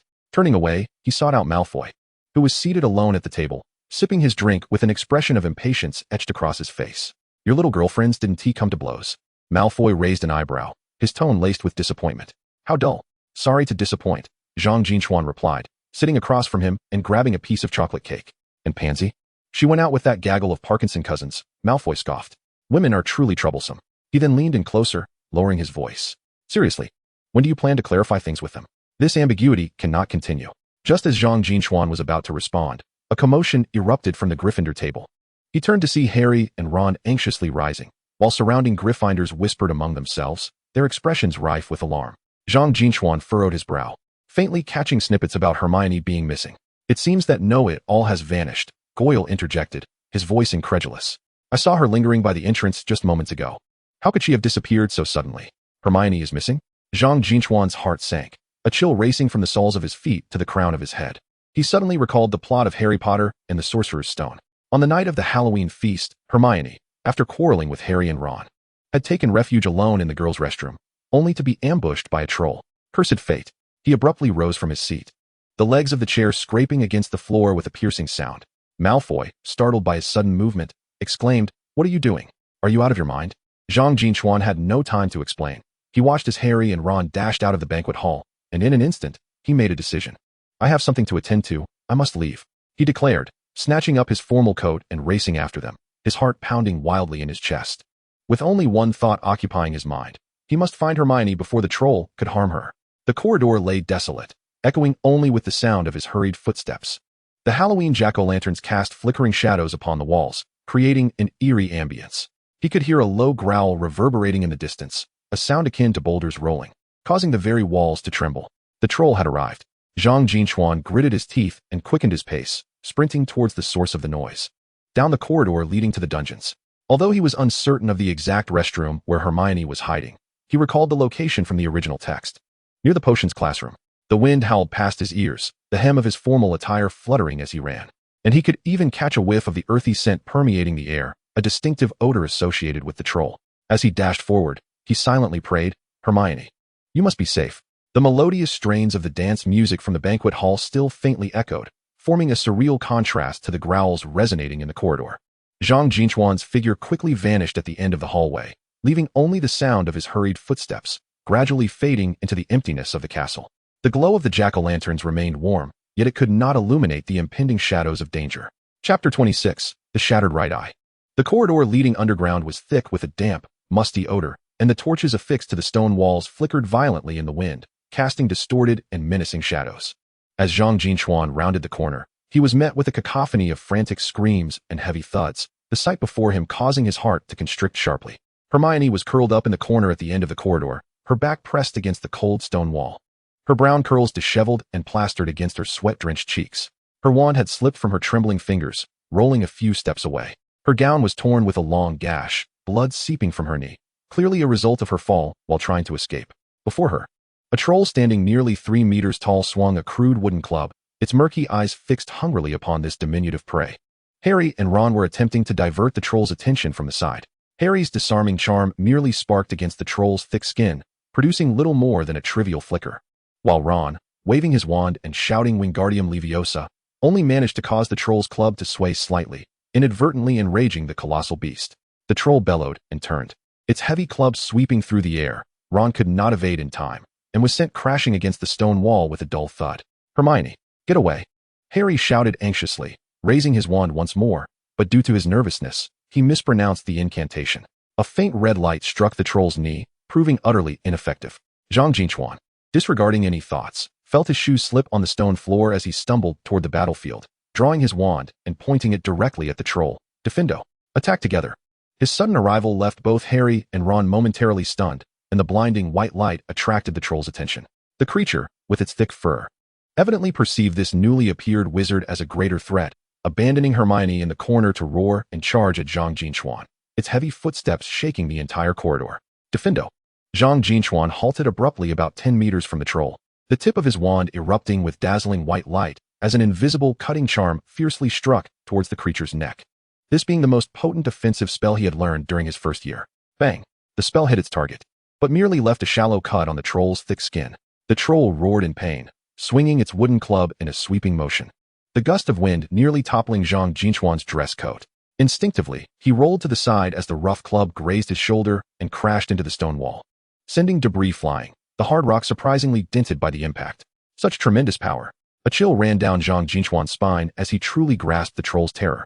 The understated descriptions in books could not compare to the shock of witnessing it firsthand. This was no creature that an ordinary first-year wizard could contend with. He glanced towards Hermione, who was struggling to rise, trembling with fear and pain, her eyes filled with despair. She must not come to harm. This thought blazed like fire within his chest. Zhang Jin Chuan sprang up from the ground, raising his wand once more. Defendo! Split apart. This time, he infused more magical energy, and the spell struck the troll's knee joint. With a sharp crack, the troll staggered slightly. Though it did not completely shatter the bone, it successfully slowed its movements. Useful! Harry exclaimed with delight, quickly helping Ron to retreat to a safe distance. Zhang Jin Chuan, its joints seemed to be its weakness. Zhang Jin Chuan did not respond. He remained fully focused on the troll's actions. This colossal creature was evidently enraged, covering its injured knee with its rough palm. Its murky eyes filled with a violent red glow. Lowering its head, it charged at Zhang Jin Chuan like a rampaging bull, its heavy body crashing against the wall, causing the torches to tumble down, plunging the corridor into a dimly lit chaos. Zhang Jin Chuan quickly assessed the situation. The troll's magical resistance was astonishingly high. Ordinary cutting spells could only inflict minor damage. Its strength and defense far exceeded expectations, and brute force was clearly not a viable strategy. He glanced at the wand near Hermione and then at the club the troll was wielding, his mind racing to devise a countermeasure. He had to find its fatal weakness. Watch out! Ron suddenly shouted. Zhang Jin Chuan snapped back to reality just as the troll's club, accompanied by a fierce rush of air, came crashing down before him. He instinctively lunged to the left, the wooden club grazing his back before crashing onto the ground, causing the stone slab to shatter instantly. The flying shards of stone sliced across his cheek, the sharp sting heightening his awareness. As he rolled, he seized a jagged stone fragment, oblivious to the cuts on his fingers. When the giant raised the wooden club once more, he did not retreat.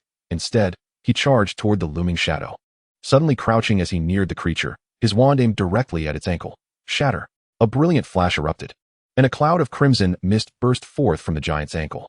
It lost its balance, its massive form toppling forward with a resounding crash. Zhang Jin Chuan seized the opportunity to roll and scramble behind a stone pillar, narrowly avoiding the descending weight. Hermione, grab your wand! Zhang Jin Chuan shouted towards the corner, all the while vigilantly monitoring the giant's movements. Hermione, roused from her stupor, scrambled over to clutch her wand, trembling as she raised it. What? What should I do? Use your most proficient spell to attack its eyes. Zhang Jin Chuan yelled, darting out from behind the pillar to draw the giant's attention. Harry, Ron, restrain its arms. Harry immediately reacted, maneuvering with Ron from either side, continuously disrupting the giant's movements with spells. Disarm. Obstacle. Though the spells failed to inflict substantial damage, they successfully hindered the giant's ability to swing the club effectively. The giant roared in fury, attempting to strike all three targets simultaneously, its enormous body clumsily turning within the narrow corridor. Seizing the moment, Zhang Jin Chuan circled to the giant's rear flank, clearly seeing the wounds left by the previous spells, mere superficial injuries, insignificant to the creature's remarkable regenerative abilities. Its skin was as hard as rock, and its muscular arms were adorned with old scars, evidence of numerous battles fought. This cannot continue. Zhang Jin Chuan felt a desperate urgency. He sensed his magical energy rapidly depleting, each casting of the shatter spell causing his arm to tingle with fatigue. While the giant's movements had slowed, its fury intensified, and with a violent swing of its arm, the heavy wooden club sliced through the air, forcing Harry and Ron to retreat repeatedly, unable to approach. The giant's focus once again zeroed in on Hermione in the corner. It roared as it stepped forward, each footfall shaking the ground. Hermione's face turned pale with fear, her grip on her wand tightening yet unable to conjure any spells. Helplessly watching as the filthy, bloodied club swung toward her. "Do not touch her." Zhang Jin Chuan's eyes burned with rage, his magical energy surging uncontrollably within him. He forgot the fundamental principles of wizard dueling, the importance of conserving magic, consumed only by a towering desire to protect. He charged toward the giant's gaze, the light at the tip of his wand growing ever brighter, nearly searing his palm. Shatter! Shatter! Shatter! He unleashed the incantations in rapid succession, the brilliant light striking the giant in a relentless cascade. Some struck its shoulder, others hit its back. Although these blows did not inflict fatal wounds, they rendered the giant's movements increasingly sluggish. As its injuries multiplied, dark green blood oozing from its skin and pooling into stinking puddles on the ground. "Zhang Jin Chuan, you will exhaust your magic and tire yourself out," Harry shouted anxiously, observing the growing pallor on Zhang Jin Chuan's face, cold sweat beading on his forehead, and the fingers gripping the wand turning white from exertion. Yet, Zhang Jin Chuan was impervious to any counsel. He gazed into Hermione's fearful eyes and at the looming figure of the giant, feeling something within him shatter. An unprecedented heat radiated from his heart to his limbs, and the palm holding the wand throbbed with a burning pain. The scene before him began to blur, leaving only the sound of his heavy breathing and the giant's roars in his ears. He sensed the magic within him dissipating at an alarming rate, yet simultaneously, a more powerful and ferocious force began to awaken. The white light at the wand's tip gradually took on a sinister crimson hue, as the scent of blood in the air seemed ignited by this newfound power, emanating a perilous aura. The giant stood before Hermione, raising its wooden club, a cruel glint flashing in its murky eyes. Despair enveloped Hermione as she shut her eyes. In that critical moment, shatter! Zhang Jin Chuan let out a heart-wrenching roar. This time, he did not aim at the giant's torso or limbs. Instead, he poured all his strength, all his fury, and all his concern into this strike, directing his wand firmly at the grotesque head of the giant, precisely targeting its right eye. A robust crimson lightning bolt erupted from the tip of the wand, no longer the feeble white light of before, but rather a force capable of cataclysm, roaring through the air like an enraged serpent. Its speed was astonishing, leaving a scorched mark upon the stone wall. A sickening crack echoed. The crimson lightning struck the giant's right eye with precision, the murky eyeball exploding in an instant. Dark green viscera mingling with shattered bone and flesh splattering forth. The giant emitted a deafening wail, filled with an unprecedented agony. It clutched its bleeding eye socket, thrashing wildly, its massive form careening through the corridor, swinging the heavy club indiscriminately. The stone walls trembled under the assault, debris and dust cascading down. Harry and Ron quickly pulled Hermione behind a stone pillar, watching the chaotic scene with terror. Zhang Jin Chuan stood frozen, awestruck by the giantess' plight, until he finally registered the fading crimson light from his wand's tip, only to then feel a dizzying wave wash over him. The magic within him seemed to have been drained in an instant. That final strike had nearly depleted all his strength. He could acutely sense the emptiness within his body, with the power to stand on the verge of vanishing. His vision began to blur, and the roaring sounds around him faded into the distance. Instinctively, he glanced towards Hermione, who was looking at him with concern. Her lips moved as if she were attempting to speak, yet no sound emerged. The struggle of the giant continued, though its movements grew increasingly sluggish, ultimately culminating in a resounding thud as it collapsed, raising clouds of dust. Its chest still heaved subtly, yet it had lost its aggression, leaving only the sound of its painful whimpers. The crisis was averted. Just as this thought flickered in his mind, Zhang Jin Chuan could no longer hold on. Darkness enveloped his vision, and he felt his body weaken as he fell backward. In the final moments before losing consciousness, he seemed to see Harry and Ron rushing towards him, and heard Hermione's voice choked with tears. However, these sounds felt distant and muffled, as if separated by a thick layer of cotton. His body struck the cold stone floor with a heavy thud, his suit stained with dust and blood, while his wand slipped from his grasp, falling limply to his side. After his magical energy was utterly depleted, it began to revive slowly in an unusual manner, coursing through his limbs with a faint warmth. Yet this could not prevent his consciousness from sinking into darkness. The corridor eventually fell silent, save for the giant's labored breaths and the frantic cries of 3 first-year students. The torchlight flickered across Zhang Jin Chuan's pale face, his eyes tightly shut, delicate lashes dusted with fine particles, as if he had entered a deep slumber. Hermione knelt beside him, trembling as she reached out to check for his breath. Upon feeling a faint flow of air, she could no longer contain her tears. Harry and Ron, supporting each other, stood up, gazing at the fallen Zhang Jin Chuan and the giant, their faces etched with shock. They had triumphed. Yet this seemingly aloof Slytherin boy had exhausted his magical energy to save them, slipping into unconsciousness. We must find a teacher. Harry inhaled deeply, forcing himself to remain composed. Ron, you go notify Professor McGonagall. I will stay here with them. Ron nodded and staggered toward the far end of the corridor, his footsteps echoing in the empty dungeon. Hermione carefully cradled Zhang Jin Chuan's head upon her lap, gently brushing away the dust from his cheek, tears falling one by one onto his suit, forming small dark stains. The torchlight gradually dimmed, and a strange creature's call echoed from the depths of the dungeon, as the cold stone walls seemed to silently narrate ancient secrets. Zhang Jin Chuan lay there quietly, oblivious to everything around him, his body undergoing a wondrous transformation, as his depleted magic began to coalesce anew in a purer form.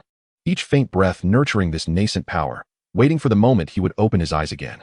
Chapter 27. The routine after awakening. The scent of disinfectant mingled with the fragrant notes of lavender, gradually permeating his nostrils as Zhang Jin Chuan's consciousness finally struggled free from the boundless darkness. With great effort, he lifted his heavy eyelids, revealing the pristine white dome of the infirmary. Sunlight streamed through the diamond-shaped, stained glass windows, casting fragmented patterns of light upon the hospital bed draped in white sheets, resembling a scattering of starry fragments. He is awake. He is awake. A voice, tinged with unmistakable sobs, resonated near his ear, followed by the rustling of fabric. Zhang Jin Chuan turned his stiff neck, his heart contracting sharply as he beheld three familiar figures surrounding his sickbed, their faces etched with unmasked concern, the crimson veins in their eyes serving as silent testament to their distress. Closest to the bedside was Hermione, her once meticulously styled brown curls now in disarray, strands clinging to her sweat-drenched cheeks, faint shadows of fatigue beneath her eyes revealing the toll of a sleepless night.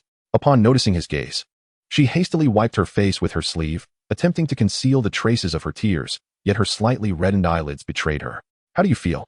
Her voice was hoarse, trembling with residual fear. Madame Pomfrey said your magical energy was severely depleted. You almost. The words caught in her throat, refusing to escape. Zhang Jin Chuan noticed the thick bandages wrapped around her knees, the edges faintly tinged with pink, remnants of yesterday's encounter with a rampaging giant. Standing beside Hermione was Ella, her golden locks cascading smoothly over her shoulders, her blue eyes brimming with genuine concern. Dressed in a pale blue knitted sweater, her complexion appeared even more porcelain-like, shedding some of the noble aura of a pure blood in favor of youthful softness. Thank heavens, she sighed softly, relief evident in her tone.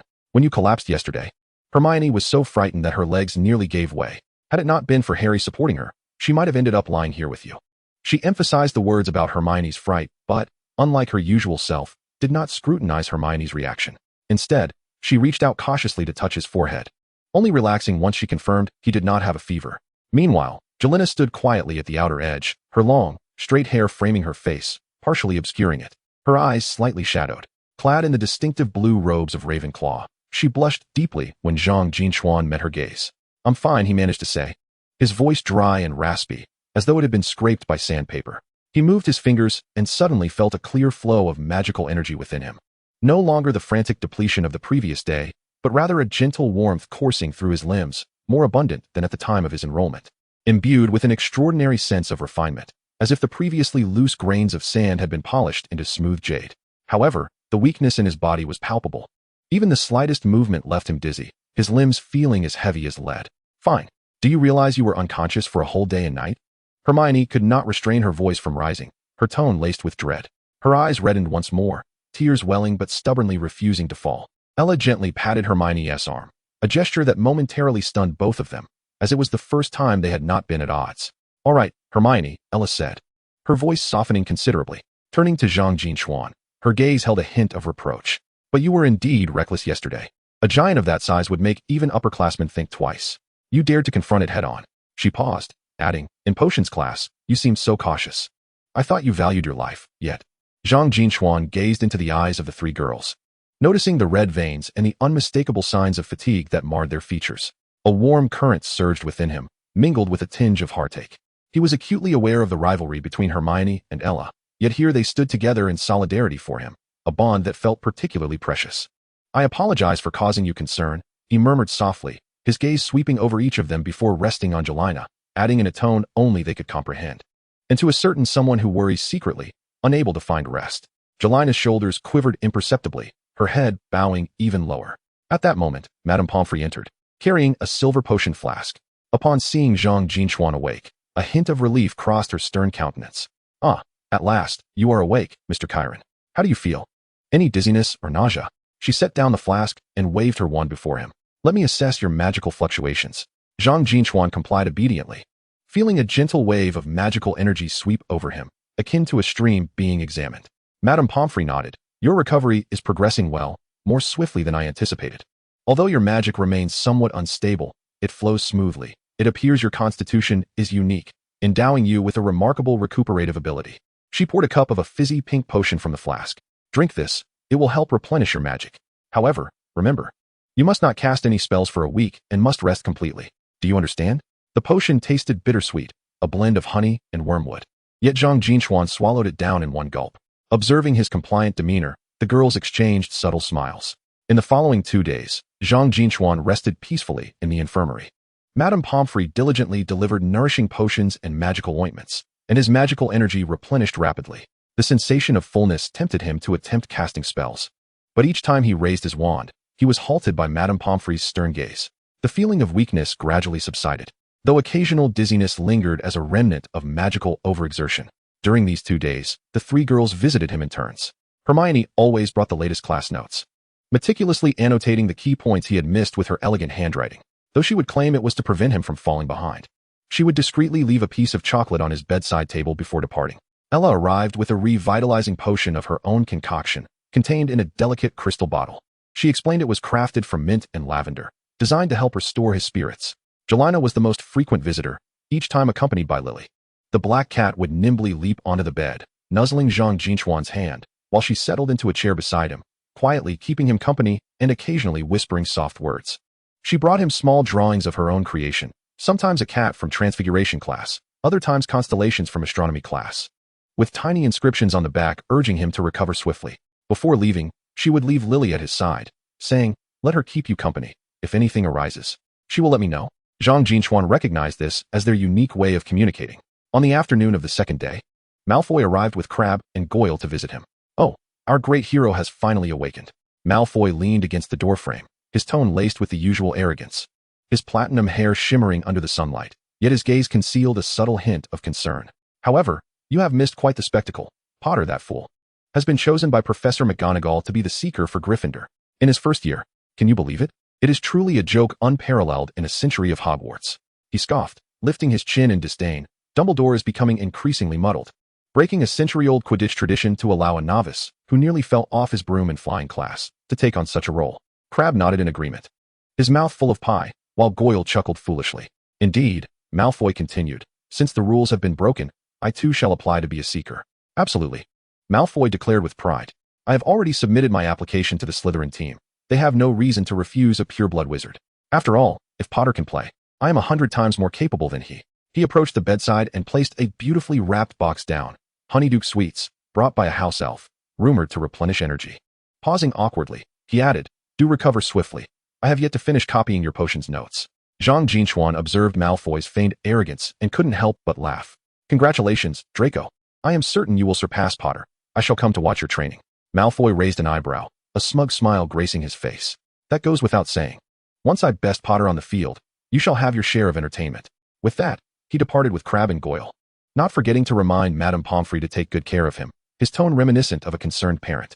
2 days later, after Madame Pomfrey examined his magical fluctuations, she finally permitted his discharge. "Remember, Mr. Kieran, refrain from any strenuous activities for a week, no spells, and you must rest on time every night," she admonished sternly. "Should I catch you disobeying, I shall bring you right back until Christmas." Zhang Jin Chuan nodded repeatedly, assuring compliance. After gathering his belongings, he followed Hermione out of the infirmary, the sunlight bathing the corridor in warmth. Upon returning to the Slytherin common room, Zhang Jin Chuan felt an overwhelming sense of familiarity. The warm fireplace, intricately carved furniture, and the concerned glances from friends instantly put him at ease. Malfoy, seated on the sofa, stood up upon his arrival. "At last, you are back. I thought you were destined to remain in the infirmary until graduation." Despite his words, he had the house elf serve him hot soup. The following days resumed their regular class rhythm, yet subtle changes were afoot. During flying lessons, Gryffindor and Slytherin shared the class. And Hermione couldn't help but watch to see if he would attempt any daring maneuvers. Only when she noticed him flying slowly at low altitude did she breathe a sigh of relief. Ella partnered with him for diving practice, always slowing down to wait for him, playfully stating, "I fear you might lag behind and bring shame to Slytherin." On Friday afternoon, with no classes scheduled, the Slytherin Quidditch team practiced on the field. Zhang Jin Chuan, enveloped in a thick woolen coat, sat in the stands, observing Malfoy gracefully weaving through the sky on his broomstick. The silver-gray figure resembled a proud silver martin, dazzling under the sunlight. He could not help but concede that Malfoy possessed an innate talent for being a seeker. Swift and agile, he adeptly snatched the practice snitch on several occasions. During a break in training, Malfoy waved at him, a rare brilliant smile illuminating his face, akin to a child receiving praise. As the sun dipped below the horizon, signaling the end of practice, Zhang Jin Chuan departed the field. Occasionally, he would adhere to the arrangement noted on the slip of paper and make his way to the lakeside at the school, where Jelena awaited, cradling Lily in her arms, her long black hair gently swaying in the evening breeze. Zhang Jin Chuan understood that the incident involving the troll had sent ripples through the dynamic between him and the three girls, much like a stone cast into the lake. Hermione's demeanor had shifted from mere jealousy and opposition to genuine concern, while Ella's closeness had shed its deliberate provocation, now imbued with sincere worry. Moreover, his secret relationship with Jelena had fortified after they shared moments of anxiety together. Although the competition between Hermione and Ella might persist in the days to come, and their nocturnal rendezvous could be discovered at any moment, Zhang Jin Chuan felt a warmth enveloping his heart. He suddenly realized that his first year at Hogwarts might prove to be far more splendid and heartwarming than he had ever imagined. Chapter 28. The Mirror of Erased has been removed. On a late autumn night, Hogwarts Castle lay immersed in a tranquil slumber. The torches in the corridor flickered intermittently, casting dancing shadows, while the metallic joints of the suits of armor emitted faint creaks, as if the ancient castle were whispering. Zhang Jin Chuan tightened his black cloak and moved lightly through the empty corridor, his boots nearly soundless against the stone floor. Once again, he found himself at the secretive, empty classroom.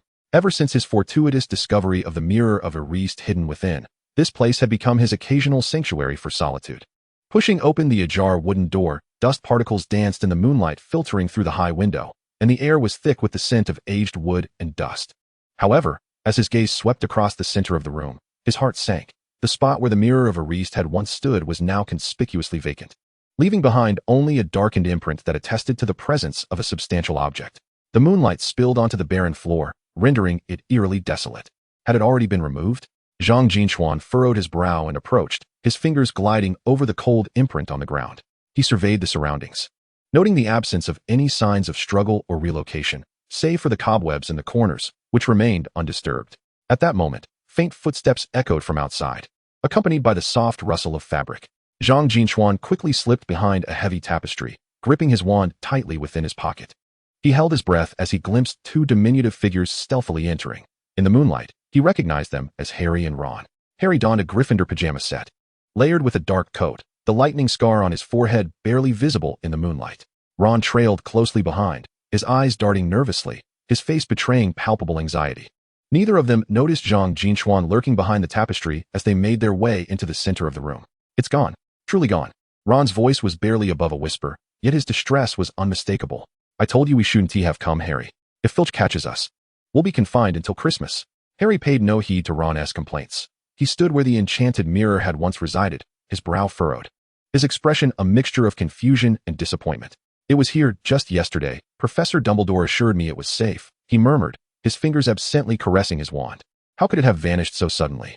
"Perhaps the professors moved it," Ron speculated, casting an anxious glance toward the door. "Let us hurry. This place is too eerie. What if there's a monster?" He was evidently still haunted by the recent troll incident. Zhang Jin Chuan, concealed behind the tapestry, felt a stir in his heart. Dumbledore has been here too? He recalled the vivid images he had seen within the mirror. A swirling dark red dragon, its scales glimmering in the dim light, its golden slit pupils exuding an air of supremacy. Would Dumbledore be aware of what he had witnessed? Suddenly, Harry turned sharply, his gaze piercing as it swept across the room. "Do you feel that someone is here?" Ron jumped in fright. "Someone? Where?" He hastily raised his wand, the tip flickering with light. A faint glow illuminated the corners of the room, but revealed nothing amiss. Zhang Jin Chuan held his breath, pressing himself closer. He sensed Harry's gaze linger on the tapestry for a fleeting moment, and his heart tightened. Harry's instincts were always remarkably sharp. Who could it be? Ron's voice trembled slightly. Could it be Snape? He has always been suspicious, especially during the troll incident. Harry remained silent, merely pressing his lips together, his expression grave. Zhang Jin Chuan noticed the fingers gripping Harry's wand tightening slightly, indicating deep contemplation. "Come out," Harry suddenly called, his voice low yet remarkably clear. "I know you're there." Behind the tapestry, Ron nearly jumped out of his skin, staring in terror at the tapestry. Zhang Jin Chuan knew he could not evade discovery any longer. He gently lifted the tapestry, stepping out slowly, a perfectly feigned surprise gracing his features. "Harry? Ron? What are you doing here?" "That's a question we should be asking you," Ron exclaimed, raising his voice as if he were a thief caught in the act, accusing others instead. "What are you doing in a place like this at such an hour?" Zhang Jin Chuan refrained from answering and merely pointed to the empty corner. "I came to find something." "It seems you are too. There used to be a large mirror here. Do you know where it has gone?" Harry's gaze flickered, avoiding his eyes. "A mirror? What mirror?" "We were just sleepless and wandered here by mistake." His lies were riddled with inconsistencies, his cheeks slightly flushed. Zhang Jin Chuan understood, yet feigned confusion. "Lost. This is the most remote corner of the castle. How could you have wandered here?" His gaze shifted toward Harry. And it was evident that their recent conversation about the whereabouts of the Mirror of Erist and Professor Snape was not merely a matter of being lost. Ron, feeling exposed, stammered, We were just talking casually. Don't jump to conclusions. This has nothing to do with you." Harry responded coldly, his tone laced with palpable caution. "We were merely passing through and are about to leave." He tugged at Ron's sleeve, urging, "Ron, let us go." Harry's expression changed, resembling a cat whose tail had been stepped on. Zhang Jin Chuan understood. The plot surrounding the Philosopher's Stone was likely about to unfold. Harry fixed his gaze intently on Zhang Jin Chuan, seemingly searching for answers in his expression. The moonlight illuminated Zhang Jin Chuan's serene face, devoid of any probing or malice. Only pure curiosity. After a moment of hesitation, Harry's tense shoulders relaxed slightly, though his eyes remained wary. "We truly do not know where the mirror has gone." Harry spoke slowly, his tone softening. "We just stumbled upon it here before and found it rather special. We came back to see it again tonight, only to find it missing." This fib was far more believable than his previous claims, yet Zhang Jin Chuan perceived the flicker of evasion in his eyes. "I see." Zhang Jin Chuan nodded, refraining from further inquiry. "What a pity. That mirror was indeed remarkable." He feigned a sigh. Harry's gaze flickered, clearly taken aback by the sudden question. He instinctively opened his mouth to respond, but Ron interjected, "No, it's nothing. Just some random nonsense, not interesting at all." Ron, evidently unaware of the mirror's secret, simply wished to steer the conversation away from the topic. Gratefully, Harry shot Ron a glance, quickly echoing, "Yes, just meaningless illusions, nothing worth seeing." He averted his gaze from Zhang Jin Chuan, adding, "It's getting late. We should head back. You ought to return to your dormitory as well. It's not safe here." "Very well," Zhang Jin Chuan shrugged, stepping aside to clear a path. "Good night." "Good night," Harry said as he hurriedly led Ron toward the door. Their footsteps hurried. Upon reaching the entrance, Harry suddenly halted, glancing back at Zhang Jin Chuan with a complex expression, as if he wished to convey something, but ultimately, he merely pressed his lips together and turned. Vanishing with Ron down the corridor, Zhang Jin Chuan observed their retreating figures, a smile gradually creeping onto his lips.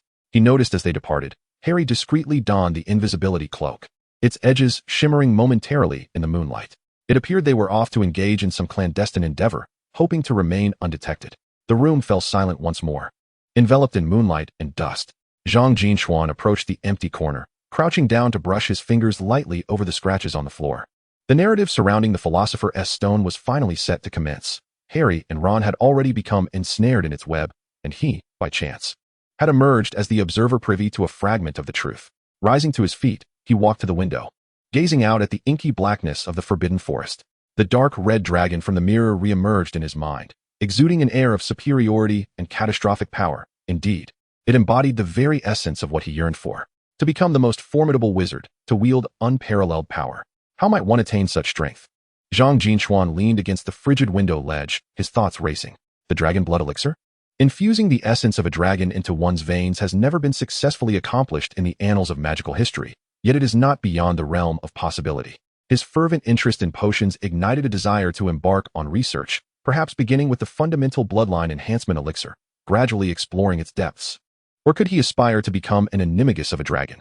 The pinnacle of transfiguration, transforming into mythological creatures, is a rare feat accomplished by but a handful of wizards, let alone one as formidable as a dragon. However, the innate talent demonstrated by Jelena in their transfiguration class instilled a glimmer of hope. Perhaps he could collaborate with her in the study of this art, seeking avenues for breakthrough. Both of these ambitions are fraught with immense challenges, potentially requiring years, even decades. to achieve and may ultimately prove insurmountable. Yet, the spark in Zhang Jin Chuan's eyes grew ever brighter. The more arduous the challenge, the more it fueled his determination. He recalled Ella's focused visage during their potion class. Perhaps they could join forces to investigate the bloodline elixir, as her pureblood lineage surely harbored numerous ancient potion recipes. He also reminisced about Jelena, quietly engrossed in her drawing, her comprehension of transfiguration far surpassing that of her peers, potentially aiding him in his Animagus research. As for the Philosopher's Stone, Zhang Jin Chuan's gaze flickered momentarily. Nicholas Flamel used it to concoct the elixir of life and transmute metals into gold. More importantly, it harbored vast reserves of magical energy. Securing the Philosopher's Stone would provide monumental assistance, whether in the study of the bloodline elixir or the Animagus transformation. Harry and his companions would undoubtedly endeavor to thwart Snape, or rather, the Snape they believed him to be, from pilfering the stone. It was their destiny. He, however, might seek an opportunity to engage with the Philosopher's Stone without disrupting the narrative, even if he could not acquire it. Merely observing this legendary alchemical treasure up close would be an invaluable opportunity. Zhang Jin Chuan inhaled deeply, the chill in the air sharpening his senses. He adjusted his cloak and turned to exit the empty classroom. The torches in the corridor continued to flicker, the shadows of suits of armor danced upon the walls. Everything felt familiar, yet subtly different. He understood that the days of tranquility were drawing to a close, and the undercurrents of Hogwarts had begun to stir. Upon returning to the Slytherin common room, he found Malfoy seated on the sofa, sipping hot cocoa. Raising an eyebrow at Zhang Jin Chuan's late return, he inquired, "Where have you been? Coming back so late?" "Couldn't sleep, just wandered around the castle," Zhang Jin Chuan replied, taking a seat beside him and accepting the warm soup offered by the house elf. "By the way, do you know Nicholas Flamel?" Malfoy paused, clearly taken aback by the question. "Of course, the greatest alchemist, the inventor of the Philosopher's Stone. Why do you suddenly ask about him?" He scoffed, "But that was centuries ago. Who still cares about that?" "Nothing much, just a sudden recollection," Zhang Jin Chuan said, sipping the hot soup, warmth cascading through him. "It's truly remarkable to create something like the Philosopher's Stone." Malfoy chuckled derisively. "No matter how remarkable, he's just an old man now. He might have already perished long ago. Yet you've been acting all mysterious lately. Are you up to something?" Zhang Jin Chuan smiled without responding. He gazed out at the pitch-black night sky, where snowflakes had begun to drift down, glistening softly in the moonlight. This winter was destined to be anything but tranquil. Whether it was the contest for the Philosopher's Stone or his own aspirations, the curtain would quietly rise within this ancient castle, and he was already prepared. Chapter 29. The schemes of alchemizing the Philosopher's Stone. Zhang Jin Chuan sat by the window in the Slytherin common room, a hefty tome titled Medieval Alchemical Treatises spread before him. His gaze wandered to the swirling snowflakes outside, his thoughts having soared far beyond the earthly realm. The narrative surrounding the Philosopher's Stone was about to unfold, and he understood all too well that the likelihood of him acquiring the stone was nearly zero. This realization poured over him like a bucket of cold water, extinguishing any previous fanciful illusions. The embodiment of Voldemort, even if merely a remnant soul clinging to Professor Quirrell, was far beyond his current capabilities to confront. The last encounter with the troll had already drained his magical energy, leaving him unconscious. How could he hope to face the Dark Lord who had ruled the Age of Darkness? "What are you thinking about?" Ella's voice interrupted his reverie. She approached, carrying 2 cups of hot cocoa, her golden hair shimmering warmly in the glow of the fireplace, and her blue eyes sparkled with curiosity. Since morning, he had been lost in thought, barely managing to focus during Professor Snape's potions class. Zhang Jin Chuan returned to the present, accepting the warm cocoa, feeling its heat seep into his fingertips. "Nothing much, just pondering some questions from my readings." He opened the book and pointed to a passage regarding the uses of dragon's blood.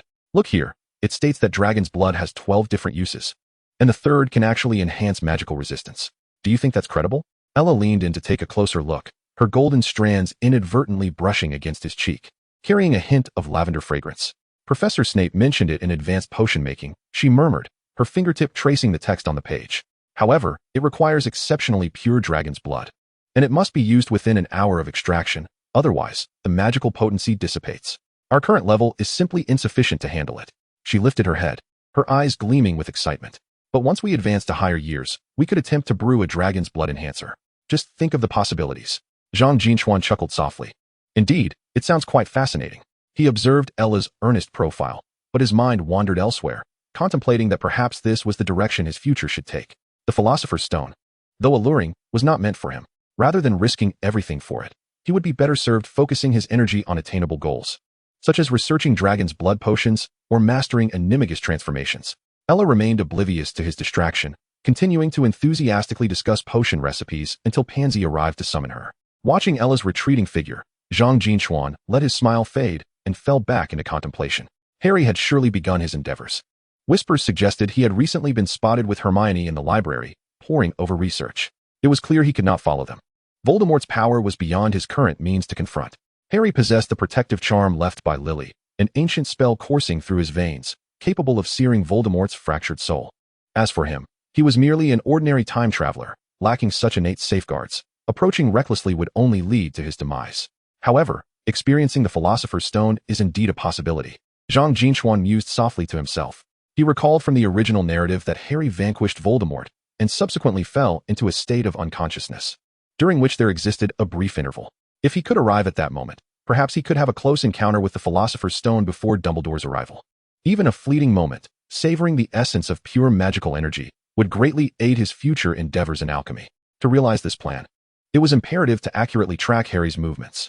Gazing out the window, he spotted a gray-scaled serpent basking in the sun on the windowsill, his pet, Venom. He let out a soft whistle, and Venom immediately slithered over, obediently coiling around his wrist.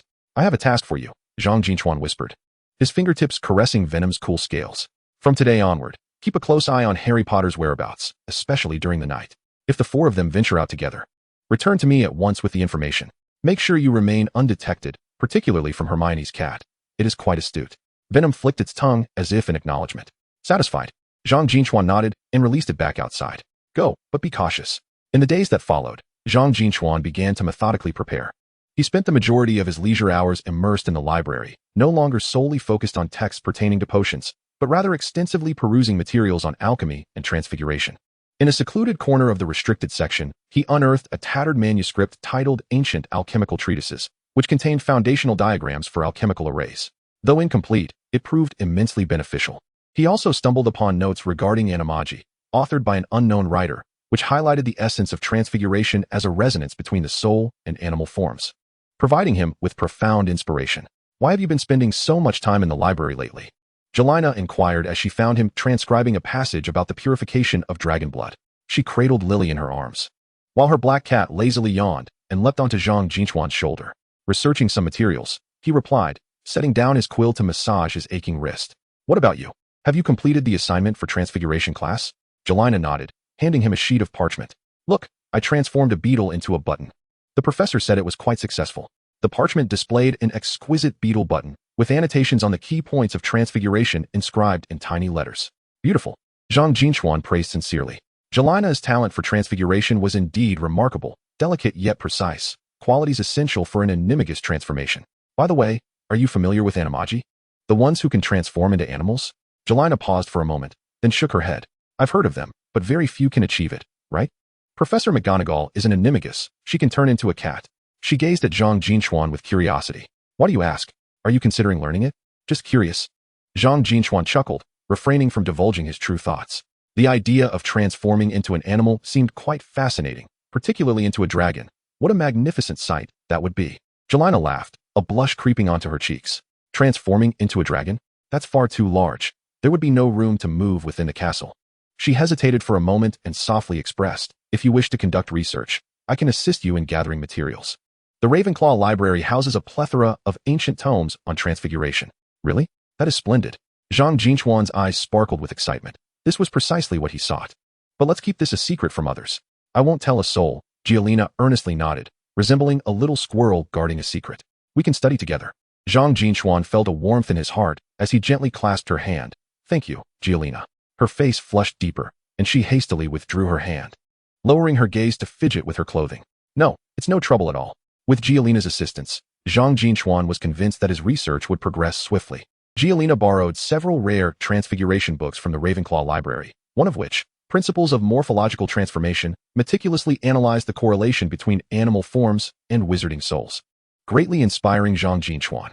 Meanwhile, Venom also brought news of Harry. The images conveyed through its scales revealed that Harry, Hermione, and Ron sneaked out of the dormitory almost every night to visit Hagrid's hut. The moment was drawing nearer, as Zhang Jin Chuan observed the blurry images transmitted by Venom. He silently calculated the time. According to the original narrative, the climax of the battle for the Philosopher's Stone would occur around Christmas. He must prepare before that. He began to consciously practice physical and magical control. Every morning, while other students still slumbered, He would stealthily make his way to the Quidditch pitch to hone his spell control, practicing from flickering lumos to shattering spells, again and again, until his magic was nearly depleted. He also emulated the state he experienced during the troll incident, attempting to manage the flow of magic amidst emotional turbulence. Although that dark red energy remained challenging to master, he could now somewhat guide its direction. He dubbed this frenzied energy the Wrath Thunder Charm, a manifestation of his innate power, which he could even release silently. "Why have you been rising so early lately?" Malfoy noticed his unusual behavior and intercepted him one morning in the common room, dark circles under his eyes rivaling Hermione's. "Are you secretly practicing dark magic?" "I merely wish to enhance my spell accuracy," Zhang Jin Chuan replied, stretching his sore wrists. "I can't always be outperformed by Gryffindor, can I?" Malfoy raised an eyebrow. Surprisingly refraining from ridicule, "At least you exhibit some ambition. But don't forget to attend Quidditch practice. Next week's match against Hufflepuff. I shall certainly catch the golden snitch." "I wouldn't dream of forgetting," Zhang Jin Chuan smiled. Though inwardly, he pondered that the moments before and after the match might present the optimal opportunity for Harry's actions. In the final week leading up to Christmas, the castle was adorned with festive decorations, the scents of holly and mistletoe permeating the air. While students excitedly prepared for the holiday, Zhang Jin Chuan grew increasingly cautious. He enlisted Malfoy's assistance in procuring a bottle of reaction potion, a potent concealment potion, an invisibility potion, a fire resistance potion, 5 bottles of magical energy potions, and a weightless expandable backpack, costing him nearly 300 galleons in total. The concealment potion and backpack were particularly exorbitant. Chapter 30, Hagrid's Dragon Egg. As night descended like a heavy velvet curtain, it gradually enveloped the spires of Hogwarts Castle. The snowfall had ceased unbeknownst to all, and moonlight streamed through the frosted windows, casting mottled shadows upon the obsidian floor of the Slytherin common room. Within, the atmosphere was as warm as spring, with verdant flames dancing in the stone fireplace, illuminating the faces of those present with flickering light. Zhang Jin Chuan reclined on a sofa by the window. An open copy of a comprehensive guide to potion ingredients spread across his lap, his quill poised above the parchment, yet lingering in the air. His gaze appeared fixed upon the annotations regarding the preservation of unicorn tail hair, but in reality, he was subtly observing the activity by the fireplace. Ella was huddled with Pansy, gesturing animatedly at a fashion magazine, her golden hair swaying with her movements. Meanwhile, Malfoy lounged in an armchair across from them, casually leafing through the Daily Prophet, occasionally emitting a derisive snort at something he deemed unworthy of his attention. "Look at this segment on the layering method for dragon's blood." Ella suddenly lifted her head, nudging the magazine aside and gesturing towards Zhang Jin Chuan. "Isn't it rather different from what Professor Snape mentioned in class? The book states to add 3 drops of full moon spring water, yet he instructed us to use distilled water instead." Zhang Jin Chuan returned to the present, following her line of thought as he glanced at the page. Perhaps it is because full moon spring water is too difficult to obtain. After all, full moons do not occur daily. Moreover, distilled water is more stable, providing a higher margin of error for first-year students. His fingertips traced the illustrations upon the page. "However, once we become proficient, we might attempt the method outlined in the book. It could yield a purer essence of dragon's blood." "I knew you would say that," Ella replied with a smile, her blue eyes sparkling like scattered diamonds in the firelight. "Pansy claims I take my potion classes too seriously, but I believe that only by being precise to the last drop can one brew the perfect potion." Pansy rolled her eyes, leaning against the back of the sofa with her arms crossed. "Come on, Ella, that's just your Hermione-like obsession. During the last flying lesson, she caught the golden snitch just once more than you, and you spent the entire afternoon practicing the summoning charm in front of the mirror." At the mention of Hermione, Ella's smile dimmed slightly, and she huffed lightly. "I merely do not wish to be outshone by Gryffindor. Besides, her success is merely a stroke of luck." Zhang Jin Chuan refrained from responding, lowering his head to continue writing notes. He could feel Ella's gaze upon him. Malfoy tossed the newspaper onto the table with a crash. "Honestly, can't you discuss something of substance? Like next week's Quidditch match against Hufflepuff? I guarantee I will catch the golden snitch within 5 minutes." "One can only hope," Zhang Jin Chuan replied without lifting his head. "Just don't let their seeker get ahead of you." "What do you mean by that?" Malfoy straightened in his chair, raising an eyebrow at him. "I am the most talented seeker of Slytherin. Talent does not guarantee victory." Zhang Jin Chuan closed his notebook and leaned back against the sofa. "Do you recall the last flying lesson? You nearly tripped over Neville's broom." "That was an accident." Malfoy's cheeks flushed slightly. That clumsy oaf couldn't control his broom. As a few individuals conversed, the number of people in the lounge gradually dwindled. The magical clock on the wall indicated that it was 9 o'clock, according to the rules. First-year students were to return to their dormitories for rest in half an hour. Pansy stifled a yawn and rose to her feet, declaring, "I must take my leave. I need to rise early tomorrow to revise for History of Magic." "Ella, are you coming?" Ella glanced at Zhang Jin Chuan and shook her head. "You go ahead. I will wait a while longer." Pansy exchanged a knowing wink and said no more, turning to leave with Malfoy. Only Zhang Jin Chuan and Ella remained in the lounge. And the atmosphere suddenly grew quiet, save for the crackling of the fire in the hearth. Ella scooted her chair closer to Zhang Jin Chuan and asked softly, "Is something troubling you? You seem to be lost in thought." Zhang Jin Chuan's heart skipped a beat, but he maintained a calm facade. "No, I'm merely contemplating the assignment for potions. Professor Snape's essay on the impact of the maturation cycle of mandrakes on potion efficacy is exceedingly difficult. I can assist you with research." Ella promptly offered. "The Slytherin Library has a volume titled Herbology Annual, which surely contains relevant information. Shall we go together tomorrow?" "We'll see," Zhang Jin Chuan replied with a smile. At that moment, a faint rustling sound emanated from the corner of the room. Zhang Jin Chuan's ears perked up, and out of the corner of his eye, he caught a glimpse of a gray shadow slowly creeping along the stone wall. It was Venom. Venom darted like lightning across the carpet, climbing up the sofa leg and finally coiling around his right wrist, its cold scales pressing against his skin, bringing a familiar chill. Hiss! Venom flicked its forked tongue, its head drawing near to Zhang Jin Chuan's ear, emitting subtle sounds that only he could comprehend. Ella leaned in with curiosity, asking, "What is it saying?" Zhang Jin Chuan gently stroked Venom's scales, feeling the vibrations it conveyed. This was their agreed-upon signal, indicating important news. Venom informed him that just 10 minutes prior, Harry Potter, Hermione Granger, Ron Weasley, and Neville Longbottom had departed from the Gryffindor common room and were heading towards the castle's exit. "It's nothing." Zhang Jin Chuan retracted his hand and said nonchalantly, "It's just hungry and wants to find something to eat outside. But it's so dark out, and there's snow." Ella replied with concern. "Isn't it better for it to stay in the dormitory?" "It's quite clever," Zhang Jin Chuan reassured her. He stood up, gathering his notes and textbooks together. "I should return to the dormitory. I have to rise early tomorrow." With a smile, he glanced toward the door of the lounge, ensuring no one was around, and added, "By the way, could you pass these notes to Malfoy for me? I just remembered I need to make a quick trip to the library." "Now, isn't the library about to close?" Ella questioned, her blue eyes filled with confusion. "It's just to return a book. I'll be back shortly." Zhang Jin Chuan pressed the notes into her hands and swiftly made his way to the door. "Good night, Ella." "Good night," Ella replied, watching his hurried departure with a slight furrow in her brow. She sensed that Zhang Jin Chuan was acting somewhat strangely today, though she could not quite articulate what was amiss. Zhang Jin Chuan briskly traversed the desolate corridor, the torches affixed to the walls casting flickering shadows that elongated his silhouette.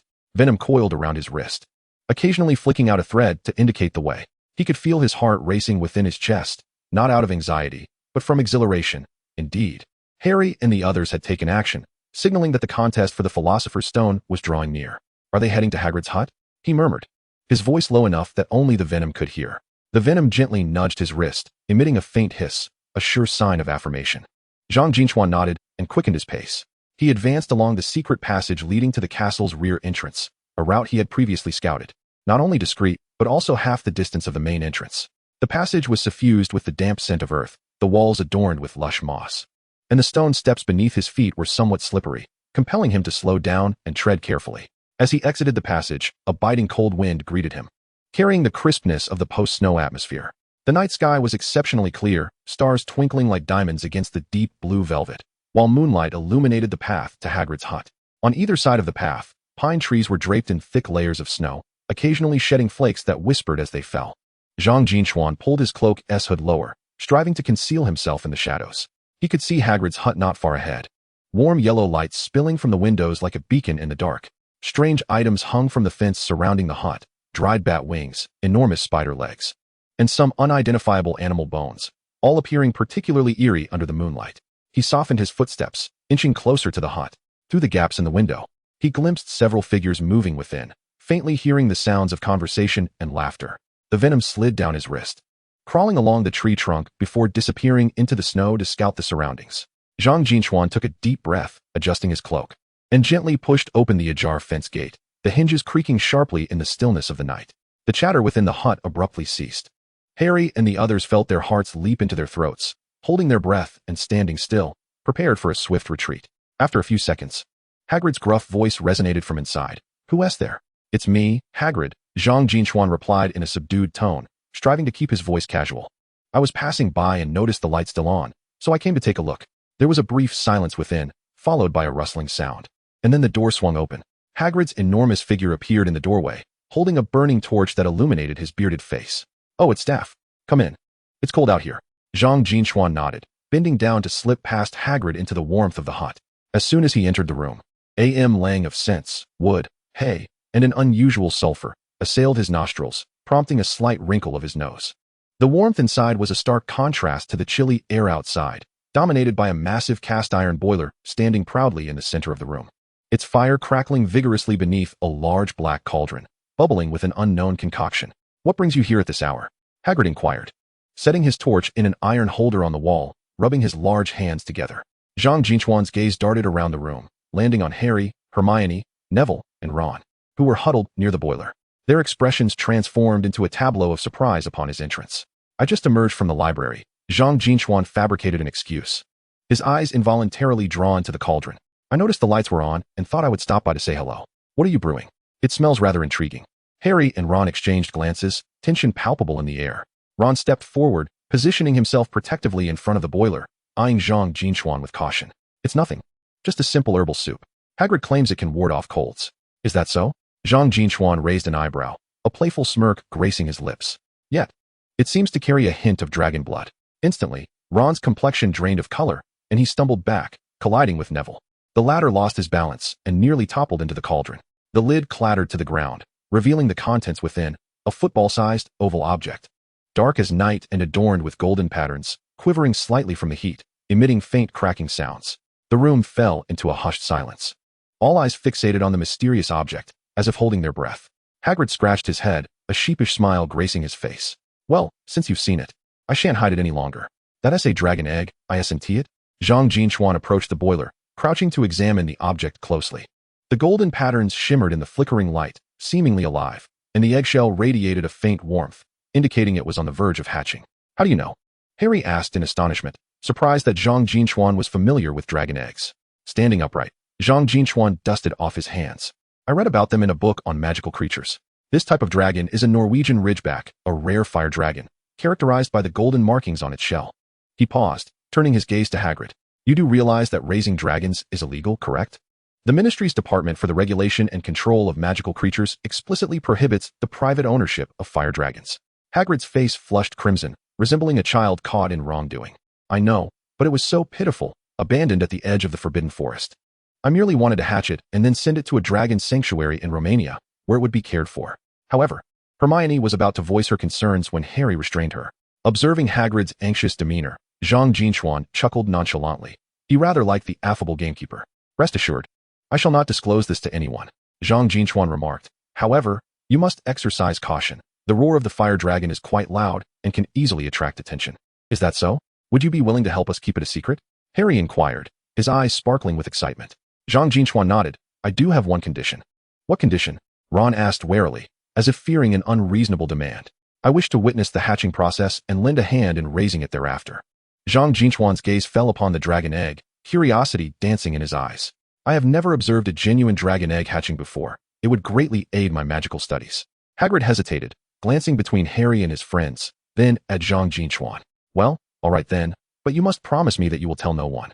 "I promise." Zhang Jin Chuan raised his right hand, making a gesture of oath. Ron frowned, clearly disapproving of Zhang Jin Chuan's inclusion, but seeing Harry and Hermione nod in agreement. He begrudgingly held his tongue.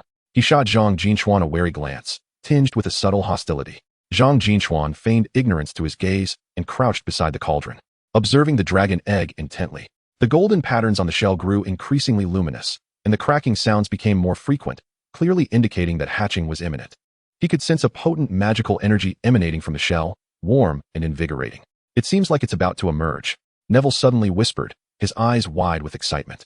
Hagrid quickly retrieved the egg and placed it on the table, everyone holding their breath, fixated on the dragon egg. The cracks widened, and with a sharp sound, a fragment fell away, revealing a damp little head covered in black scales, its eyes gleaming like rubies, with wisps of white smoke escaping its nostrils. "Wow!" Everyone gasped in amazement. The hatchling struggled within the shell for a moment before finally squeezing its entire body out. It was about the size of a kitten, its body cloaked in black scales, its wings not fully unfurled, resembling two crumpled leaves. It wobbled to its feet and let out a small hiss, its voice imbued with undeniable authority. "It's so adorable." Hermione couldn't help but whisper, her eyes shining with tenderness. Hagrid erupted into hearty laughter, gently stroking the hatchling's head with his rough hand. "I knew it would hatch safely. I shall name it Norbert." The little dragon seemed to take a liking to its name, nuzzling Hagrid's fingers and emitting a contented purr. Zhang Jin Chuan quietly observed the scene, his mind racing with thoughts. According to the original storyline, Hagrid's secret of raising the dragon would soon be discovered by Malfoy, who would then inform Snape. Snape, in turn, would seize the opportunity to venture into the Forbidden Forest in search of clues regarding the Philosopher's Stone. This meant that the contest for the Philosopher's Stone had officially commenced. He discreetly glanced out the window. The moonlight remained bright, casting a cold glow upon the snowy landscape. The venom had likely relayed the news by now, and all that remained was for him to patiently await the signal for Harry and his friends to act. Time is slipping away. We must return. Hermione glanced at the clock on the wall and reminded us that the doors would be locked in half an hour. Everyone nodded, reluctantly gazing at the little dragon. Hagrid gently placed the dragon back into a wooden box lined with straw, covering it with a piece of velvet cloth. Come back tomorrow. By then, it should be able to open its eyes, he said. All right. Harry and the others replied in unison. Zhang Jin Chuan collected the remnants of Norbert's eggshell and tucked them into his pocket, trailing behind them as they exited the cabin. Hagrid stood at the door, waving them off. Be careful on your way back, staff, and thank you for keeping our secret. You're welcome, Hagrid. Just call me Zhang Jin Chuan from now on. He turned back with a smile. See you tomorrow. As they stepped out of the gate, the cold air hit him, invigorating his senses. Harry and the others walked ahead, quietly discussing the dragon's appearance, the atmosphere lightening considerably. Zhang Jin Chuan deliberately slowed his pace, falling behind under the pretense of adjusting his cloak while he awaited venom. Sure enough, within moments, a gray shadow darted from behind a tree, swiftly climbing up his wrist and coiling around it. Well done, Zhang Jin Chuan murmured, gently stroking Venom's cool scales with his fingertips, continuing to monitor their movements, particularly Harry's. Venom flicked its tongue, as if in acknowledgement. Zhang Jin Chuan looked ahead at Harry and the others. Under the moonlight, Harry's glasses sparkled. Hermione was animatedly gesturing, while Ron complained about nearly being struck by the dragon's tail. Chapter 31. Why is everyone here? The night had cast a deep gray-blue hue over the stone walls of Hogwarts. As Zhang Jin Chuan pushed open the oak door to the Slytherin dormitory, the crackling flames in the fireplace illuminated Draco's shadow against the velvet bed hangings, flickering in and out of sight. You finally returned, Draco said, sitting up from his armchair, his platinum hair glinting coolly in the firelight. Ella handed me your notes, but she asked me to inquire, did it really take you 2 hours to return that book to the library? Zhang Jin Chuan shrugged off his chill-laden cloak and draped it over the back of a chair. Venom slid silently down his sleeve, disappearing into the shadows beneath the bed. I encountered a bit of an unexpected situation. He approached the fireplace to warm his frozen fingers, his gaze landing on the open volume of Dragons, a comprehensive guide on Draco's bedside. A knowing smile crept onto his lips. There is something you ought to know. Draco raised an eyebrow, closing the book. What do you mean? Hagrid is raising a dragon. Zhang Jin Chuan's voice was low, just enough to be concealed by the crackling fire. He watched as Draco's eyes widened with excitement, and added, it's a Norwegian ridgeback, just hatched tonight, and it's named Norbert. A dragon? Draco sprang to his feet, his luxurious silk robe sweeping across the floor. Are you sure? That kind is classified as extremely dangerous by the Ministry of Magic. I saw it with my own eyes, and even touched the eggshell. Zhang Jin Chuan retrieved a small fragment of dark golden shell from his pocket, its intricate patterns shimmering softly in the firelight. Hagrid had mentioned sending it to the Romanian sanctuary, but before that, he required assistance in its care. They had already consented to my inclusion. Malfoy's fingers caressed the tiny eggshell, his eyes sparkling with unabashed excitement. His family owned an invested dragon reserve, and he had harbored an intense fascination for dragons since childhood. However, his parents, concerned for his safety, had never permitted him to engage with them directly. So, what you're implying is, he raised an eyebrow at Zhang Jin Chuan, his tone brimming with anticipation. I knew you would be intrigued. Zhang Jin Chuan reclaimed the shell fragment, stipulating the necessity of secrecy. If the Ministry of Magic finds out, not only will Hagrid be dismissed, but we all will face dire consequences. Secrecy? That is precisely my forte. There is no reason for the Gryffindors to monopolize such a splendid opportunity as raising a dragon, Malfoy retorted fiercely. Zhang Jin Chuan feigned contemplation, having anticipated Malfoy's eagerness. He nodded, but you must adhere to my arrangements. Of course, Malfoy readily agreed, already plotting what equipment to bring for the visit to the young dragon. When shall we go tomorrow? I can have the house elf prepare some fresh beef. The books say hatchlings adore it.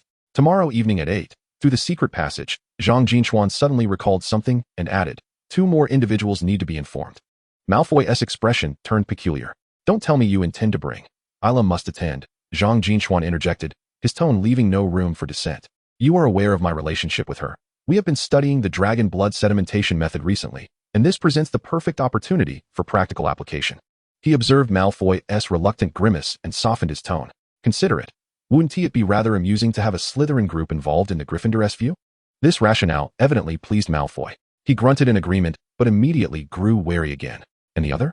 Jelena Kasha, Zhang Jin Chuan expressed concern that she might, as usual, venture alone to Hagrid's pasture. The hatchlings exhibited a strong territorial instinct, and Norbert had already demonstrated aggression the previous night. He could not allow her to be put in peril. Malfoy had no objections to this arrangement, viewing all Ravenclaws as harmless bookworms. As you wish. Malfoy settled back into his armchair, resuming his perusal of books. Zhang Jin Chuan approached the desk, drew out a piece of parchment, and began to write with silver ink. Venom, having appeared unbeknownst to him, coiled languidly beside the ink bottle, boredly flicking its tongue. A letter to Jelena? Malfoy glanced at the shimmering silver script. Does this require encryption? I can provide the family's Griffin seal. No need. Venom will deliver it personally. Zhang Jin Chuan completed the final line, cast a protective charm with his wand, rolled it up, and offered it to Venom. Venom flicked its tongue, then opened its mouth wide to swallow the entire letter. I've instructed her. Once Jelena has read it, she will know how to proceed. Venom slithered into the vent beneath the bed, which connected to the Ravenclaw Tower's pipes, a secret postal route that Venom had long since surveyed. Malfoy observed the series of adept maneuvers and suddenly scoffed. You seem to be more acquainted with the secret passages of Hogwarts than Filch himself. It is merely a matter of knowing oneself and one's adversaries. Zhang Jin Chuan extinguished the silver candelabrum on the table and suggested they retire early, for the following day would bring a history of magic class. Moonlight filtered through the diamond-paned window, casting intricate patterns on the floor and outlining the serpentine carvings entwined around the bedposts. He recalled the trembling dragon egg in Hagrid's hut, Harry's astonished expression, and Ron's wary gaze. Everything was progressing along the anticipated trajectory, yet a subtle deviation had begun to manifest. The next day's potions class was indeed charged with tension. As Professor Snape elucidated the 12 uses of wolfsbane, Ella promptly prodded Zhang Jin Chuan's arm with her quill, whispering, Look, the purification method using full moon spring water is indeed thrice as effective as the distilled water employed by the professor. Seated diagonally ahead, Hermione abruptly turned around, her brown curls tracing an arc through the air. That is because full moon spring water can only be collected 6 times a year in England, Ella. In practical application, one must use distilled water, otherwise, the potion may produce deadly toxins. Miss Granger seems particularly interested in the discussions regarding Slytherin. Snape's icy voice suddenly resonated from the podium, his black robes unfurling like the wings of a bat. Perhaps you would care to demonstrate how to concoct the draft of life using an erroneous solvent? Hermione's face instantly flushed crimson, and she begrudgingly turned back. During the lunch break, Zhang Jin Chuan found Jelena beneath the hawthorn tree near the Ollery. She was clad in Ravenclaw's blue cloak, cradling a book on magical creatures' behavior, while her black cat, Lily, dozed at her feet. Upon noticing Zhang Jin Chuan approaching, her voice was barely above a whisper. I received the letter last night. Did you truly invite me to see the dragons? It is quite safe. Hagrid will be watching over us, Zhang Jin Chuan replied, noting the redness on her nose from the cold wind.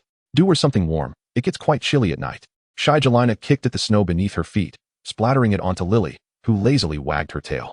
Just as Zhang Jin Chuan was about to speak, Ella's voice called from behind, Zhang Jin Chuan. So, this is where you are.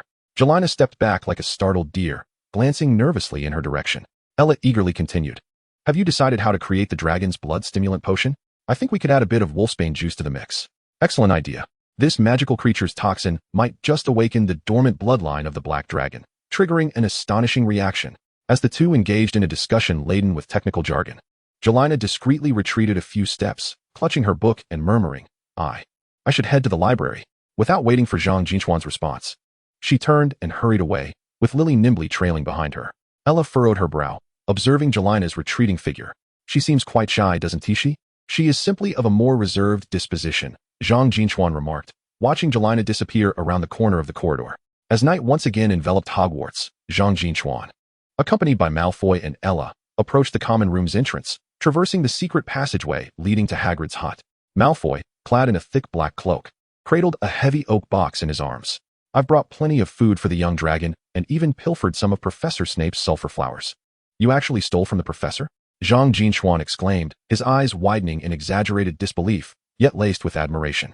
For the sake of the little dragon, Malfoy declared defiantly, lifting his chin. As they exited the secret passage, Zhang caught a glimpse of a blue dress fluttering among the shadows of the trees.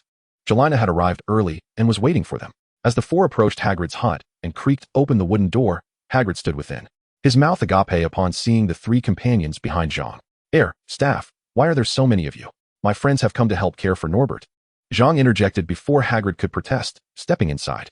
Jelena gasped as the little dragon within the box flapped its wings, releasing tiny sparks towards the oil lamp. My goodness, it truly is a dragon, she exclaimed, squatting in front of the box, her eyes sparkling like sapphires. The metallic sheen of its scales perfectly matching the descriptions in Fantastic Beasts and Where to Find Them. Be careful, it just learned to breathe fire, Zhang cautioned. Zhang Jin Chuan, why have you brought so many Slytherins? Harry emerged from the back room, his brow furrowing at the sight of Malfoy, especially him. What's wrong with Slytherins? Malfoy retorted, puffing out his chest. At least we won't be like some who can't even guard a dragon egg. What did you say? Ron pushed his way past Harry, his fists clenched and cracking. Enough, Zhang interrupted coldly. Do you want the whole school to know we have a dragon here? Yet Ron and Malfoy remained undeterred. Hermione stood by the fireplace, her arms crossed, glancing between Ella and Zhang, finally resting her gaze on the box in Malfoy's hands. The study of dragons requires a permit issued by the Ministry of Magic. What you're doing is illegal, and do you lot even know how to raise a dragon? Malfoy scoffed. That's enough.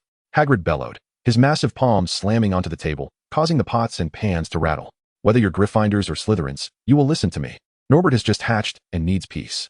Perhaps the commotion had startled Norbert, as it suddenly unleashed a jet of flame towards Jelena. Watch out. Zhang reacted swiftly, pulling her away just in time, as the venom on his wrist surged forth, emitting a series of sharp hisses towards Norbert. Remarkably, the once furious little dragon quieted at the sound of the serpent's voice, curling up in a state of distress. Everyone was taken aback. Ron was the first to regain his composure, stammering, Your serpent can communicate with dragons? I'm not quite sure. Perhaps the venom carries a trace of dragon blood? Zhang replied nonchalantly, coiling the venom back around his wrist, noticing Ella staring at their intertwined hands, her expression darkening. He promptly released Jelena and turned to Hagrid. Norbert hasn't had his dinner yet, has he? Malfoy brought fresh beef and sulfur grass. Malfoy triumphantly opened the food box, revealing an array of fresh meat chunks sprinkled with sulfur grass powder, and began to feed the little dragon. Zhang Jin Chuan observed the delicate balance before him. For the moment, Gryffindor and Slytherin had set aside their grievances, and the animosity between Ella and Hermione was supplanted by curiosity towards the dragon, as they all watched it slowly consume its meal. Chapter 32, A Modicum of Dragon Blood. Standing atop the castle tower, Zhang Jin Chuan delicately twirled a dark golden dragon scale between his fingertips, the moonlight cascading over its intricate patterns and refracting into a myriad of silvery gleams. This was the third scale that Norbert had shed that week. What are you looking at? Ella's voice came from behind, infused with her signature scent of citrus perfume. She wore a deep blue cloak, her golden hair brushed against her cheek by the wind, cradling an ornately designed silver box in her hands. I had the house elf prepare some sulfur grass beef jerky. I thought Norbert might appreciate a change in flavor tonight. Zhang Jinchuan turned around, tucking the dragon scale into the inner pocket of his robe, which already contained half a bag of similar scales and 2 milky white baby dragon teeth. He was calculating Norbert's growth cycle. He accepted the silver box, his fingertips inadvertently brushing against Ella's, which felt cool to the touch. Just last week it reached my waist. Now it's nearly at my chest. That aligns with the growth rate of a Norwegian ridgeback, Ella remarked, leaning in closer, her blue eyes shimmering like enchanted gems in the moonlight. The book states that ridgeback hatchlings can grow as large as a horse in just 3 months. But it seems you have a particular fascination with its scales. She caught sight of the scale peeking out from Zhang Jinchuan's pocket, her tone laced with curiosity. It's for potion research, Zhang Jinchuan replied nonchalantly, adjusting his robe. I intend to thoroughly explore the effects of dragon materials. Ella's eyes sparkled with excitement, and she quickly added, don't forget to call me along for that. As they descended the spiral staircase, they encountered Jelena, who was clutching a book, dressed in a blue Ravenclaw cloak. She paused momentarily at the sight of them, her copy of Dragon Physiology dusted with snowflakes. The black cat, Lily, poked its head out from her cloak pocket, mewing at Venom. Are you heading to Hagrid's hut? Jelena's voice was soft, her gaze falling upon the silver box in Ella's hands. Norbert should need a mineral supplement today. I brought moonstone powder. She lifted a small cloth bag in her other hand, the white powder shimmering faintly in the moonlight. How thoughtful of you, Zhang Jinchuan remarked, taking the bag while deliberately brushing his fingertips against her palm, a prearranged signal indicating their meeting that night. Jelena's cheeks flushed instantly, and she quickly lowered her gaze, her long hair concealing half her face. Ella keenly observed this subtle exchange and smoothly looped her arm through Zhang Jinchuan's. We should be on our way. Malfoy is surely waiting impatiently at the secret passage, she declared, emphasizing the word we with an air of possessiveness. Jelena's steps faltered slightly as she silently trailed behind them, with Lily flicking her tail in displeasure. The secret passage was infused with the damp scent of earth, and the flickering torchlight cast dancing shadows upon the stone walls. Malfoy leaned against the stone wall, fiddling with a brass container. Upon their arrival, he immediately straightened up. At last you are here. This is the specialized feeder I had my father send from the Dragon Reserve, capable of precisely controlling the feeding amount. He proudly showcased the serpent-patterned engravings on the container and then produced a small bloodletting needle, handing it to Zhang Jin Chuan. Here is the blood collection device you requested, with a pure silver interior that will not harm the dragon or affect the magical properties of its blood. Zhang Jin Chuan raised an eyebrow, accepting the container. Thank you. It was evident that Malfoy, hailing from a pureblood family long immersed in the dragon trade, could procure fine items with remarkable ease. Of course, I am not like that foolish Gryffindor lot, who know nothing, Malfoy scoffed, casting a glance at Jelena. What have you brought? I hope it's not just some useless theoretical books. The moonstone powder enhances the bone density of young dragons, Jelena quietly retorted, pouring a small amount of powder into her palm. It is clearly documented on page 78 of Magical Creatures Nutrition. All right, I see you have read extensively. Malfoy awkwardly waved his hand, leading the way into the depths of the secret passage. Hurry up, we must not keep Norbert waiting too long. The wooden door of Hagrid's hut always carried a blend of pine and dragon essence. Upon pushing the door open, Norbert immediately emitted an excited screech, its enormous wings flapping and stirring a gust of warm air. It had grown to the size of a calf, its metallic scaled sheen more dazzling than ever, with eyes resembling two blazing coals. Slow down, little one, Hagrid chuckled, affectionately stroking the young dragoness neck. Grinning upon their arrival, he exclaimed, everyone is here tonight. Norbert is particularly lively today. He just learned to tap the floor with his tail when he wants food. Zhang Jin Chuan promptly approached the wooden crate, opening a silver box to retrieve some beef jerky. Here you go, Norbert, try this, it's infused with sulfur grass. The young dragon affectionately nuzzled her palm, emitting a tiny spark of flame in response. Seizing the opportunity, Malfoy hung the brass feeder on the edge of the wooden crate, pouring in the beef chunks laced with magical herbs. According to the Dragon Reserve's standard formula, we must control the feeding of young dragons. Excess can lead to abnormal physical development. He spoke with the authority of a small expert, his eyes gleaming with fascination for the dragon. Meanwhile, Jelena crouched on the opposite side of the crate, carefully sprinkling the moonstone powder into Norbert's water bowl. This will be beneficial for your health. The young dragon curiously nudged her hand with its nose, its warm breath causing her to laugh, the sound ringing like wind chimes. Zhang Jin Chuan leaned against the doorframe, observing the scene, his gaze lingering on Norbert's robust tail. There, he noticed a faint scar, a result of an accidental cut from his silver dagger the day before. It had nearly healed, showcasing the young dragon's remarkable recovery abilities, which bolstered his confidence in his plans. Hagrid, I wish to examine Norbert's scale hardness. I noticed that the scales on his abdomen seemed a bit soft last week. Zhang Jin Chuan sauntered over, toying with a silver probe he had specially prepared, its tip concealing a clever mechanism capable of leaving minuscule wounds upon contact. Oh, we must take a good look then. Hagrid immediately grew anxious, clumsily restraining the excited Norbert. You understand this? It seems the Slytherin lad knows quite a bit about dragons. An old book on dragon care lay at home. Zhang Jin Chuan casually fabricated a lie, his fingers gently caressing the neck of Norbert, where the scales were thinnest and blood collection was easiest. He lightly prodded between the scales with a probe, and the small dragon remained entirely unaware as a slender silver tube pierced its skin, the dark red dragon blood slowly flowing into the crystal vial hidden within his sleeve. This minuscule amount of blood was trivial for Norbert, akin to the volume of blood a muggle might have drawn during a hospital visit. How is it? Is everything all right? Hagrid asked anxiously. No major issues, just need to replenish some minerals, Zhang Jin Chuan replied, retracting his hand with composure, casually applying some clotting potion to Norbert. His small crystal vial was now filled to 1/3, which he tucked into the hidden pocket of his robe, alongside the dragon saliva he had collected, perfectly complemented by the moonstone powder brought by Jelena. Jelena immediately understood, sprinkling additional powder onto Norbert's food, taking advantage of Hagrid's momentary distraction as he added firewood. She quietly approached Zhang Jin Chuan and whispered, Have you taken blood again?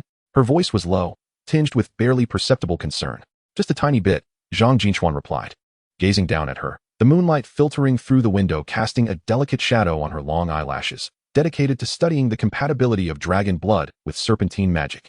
Jelena bit her lip, ultimately refraining from further comment. She understood that this small quantity of blood was inconsequential for a young dragon that grew by leaps and bounds each day, yet her heart ached. She could only ensure that she added an extra handful of nutrient-rich magical herbs while feeding Norbert. Did the Gryffindor lot not come today? Ella inquired seemingly casually, her gaze flitting between Zhang Jin Chuan and Jelena. They said they were preparing for Quidditch practice, Zhang Jin Chuan replied as he took the water basin from her, deliberately ignoring the probing tone in her voice. Just the right time for us to quietly study Norbert's growth data. He produced parchment and a quill, beginning to record the young dragon's body length, scale hardness, and fire-breathing temperature. each data point annotated in minuscule script with notes such as bloodline sample purity 92 and dragon saliva pH normal. Malfoy leaned over for a glance, immediately grasping the significance of the tiny inscriptions. He nudged Zhang Jin Chuan with his elbow. Is tonight's sample sufficient? I brought specialized preservation vials that can last 6 months. He gestured to the pouch at his waist, which indeed contained several crystal vials inscribed with preservation charms. That will suffice, Zhang Jin Chuan replied softly. But let us keep it from Hagrid. He is quite concerned for Norbert. Rest assured, can't you trust me to handle this?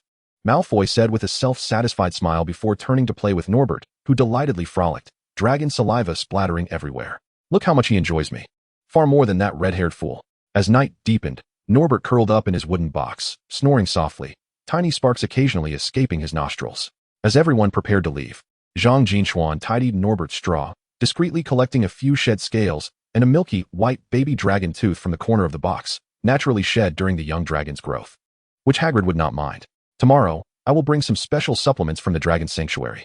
As Malfoy strolled along, he toyed with a small vial containing dragon saliva, exclaiming that it could enhance the creature's growth and strength, enabling them to collect a greater variety of samples. Do not rush. After all, it is still a young dragon, and excessive nutrients may hinder its natural development, Zhang Jin Chuan cautioned, wishing to ensure that Norbert's growth remained unaffected. Suddenly, Jelena halted, pointing to a stain on Zhang Jin Chuan's robe. You've gotten dragon saliva on you. She reached out to assist him in wiping it off, but he instinctively recoiled. What's wrong? She inquired, curiosity piqued. Be careful. Dragon saliva is corrosive and should not come into contact with skin, Zhang Jin Chuan replied, retrieving a specially crafted cleaning cloth from his pocket.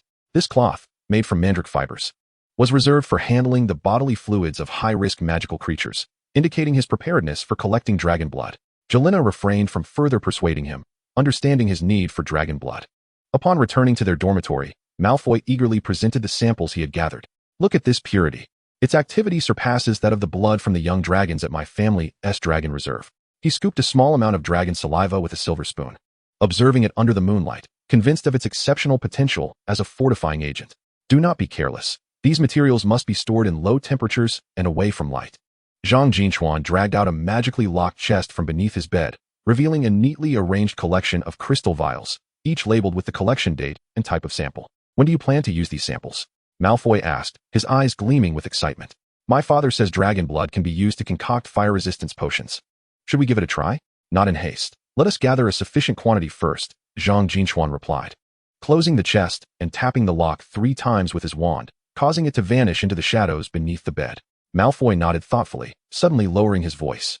You must be cautious of that group from Gryffindor. They will not permit you to collect dragon blood, even if that small amount poses no threat to the young dragon. Rest assured, Zhang Jin Chuan said, moving to the window to gaze at the twinkling stars in the direction of the Forbidden Forest. I will be vigilant. Yet, he knew that while he could confide in the other 2 girls, revealing this to Hermione was out of the question. She was too straightforward. Even if there were no repercussions, she would insist on seeking Hagrid's approval, and given that Hagrid raised Norbert as his son, he would undoubtedly refuse. The dormitory was particularly silent in the late hours of the night, save for the soft rustling of venom gliding along the bedpost. Zhang Jin Chuan observed it, a complex smile gracing his lips. Moonlight filtered through the diamond-pane window, illuminating the chest beneath his bed with a mosaic of fragmented light, as if revealing secrets hidden within the shadows. Chapter 33, Dragon Saliva and Unspoken Secrets. On a weekend morning, the sunlight streamed down the treetops along the edge of the forbidden forest like melting honey, casting a warm golden hue upon Hagrid's wooden cabin. As Zhang Jin Chuan pushed open the door to the Slytherin dormitory, he found Malfoy already adjusting his silk bow tie in front of a mirror, his platinum hair gleaming with a sheen in the morning light. If we delay any longer, the fresh dragon saliva will begin to congeal. Malfoy turned and tossed a heavy leather bag, the sound of metal clashing resonating from within. I had instructed my house elf to coat the interior with silver overnight, ensuring it would securely contain the magical essence. Zhang Jin Chuan caught the bag, his fingertips brushing against the cool instruments inside, tools for blood collection, more sophisticated than the last set. The needle was as fine as a hair, engraved with miniature runes for a hemostatic charm. He felt the expandable pouch nestled within the lining of his robe, securely storing the dragon scales and blood he had collected over the past weeks. As the two traversed the secret passage from the common room, the flickering torchlight cast dancing shadows upon the stone walls. Malfoy suddenly lowered his voice. A letter from my father's dragon reserve states that the saliva of a juvenile Norwegian ridgeback can triple the sensitivity of stretchy ears. If we can gather enough for a vial, we could sell it for a handsome profit next term. Zhang Jin Chuan raised an eyebrow at him. Do you honestly think Hagrid would permit us to sell something from Norbert? He absent-mindedly rubbed the silver blood collection instrument in his pocket, noting that after drawing blood, the wound was nearly imperceptible. My greater concern was the hardness of its scales. The recorded values from last week had already approached the standards for an adult dragon. Upon pushing open the wooden door at the end of the passage, a pungent scent of sulfur assaulted their senses. The sight within Hagrid's hut made both frown. Shattered wooden planks scattered across the floor, a wooden crate in the corner reduced to splinters, and Norbert's massive form pacing restlessly. His wings stirring up clouds of dust mingled with dragon saliva. You finally made it. Hagrid's head popped up from behind the stove, his dark face dusted with flour. Wielding a gigantic mixing stick.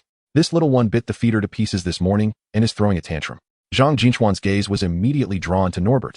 In just a few days, the young dragon had grown to the height of an adult's chest, its scales gleaming more brilliantly than the previous week.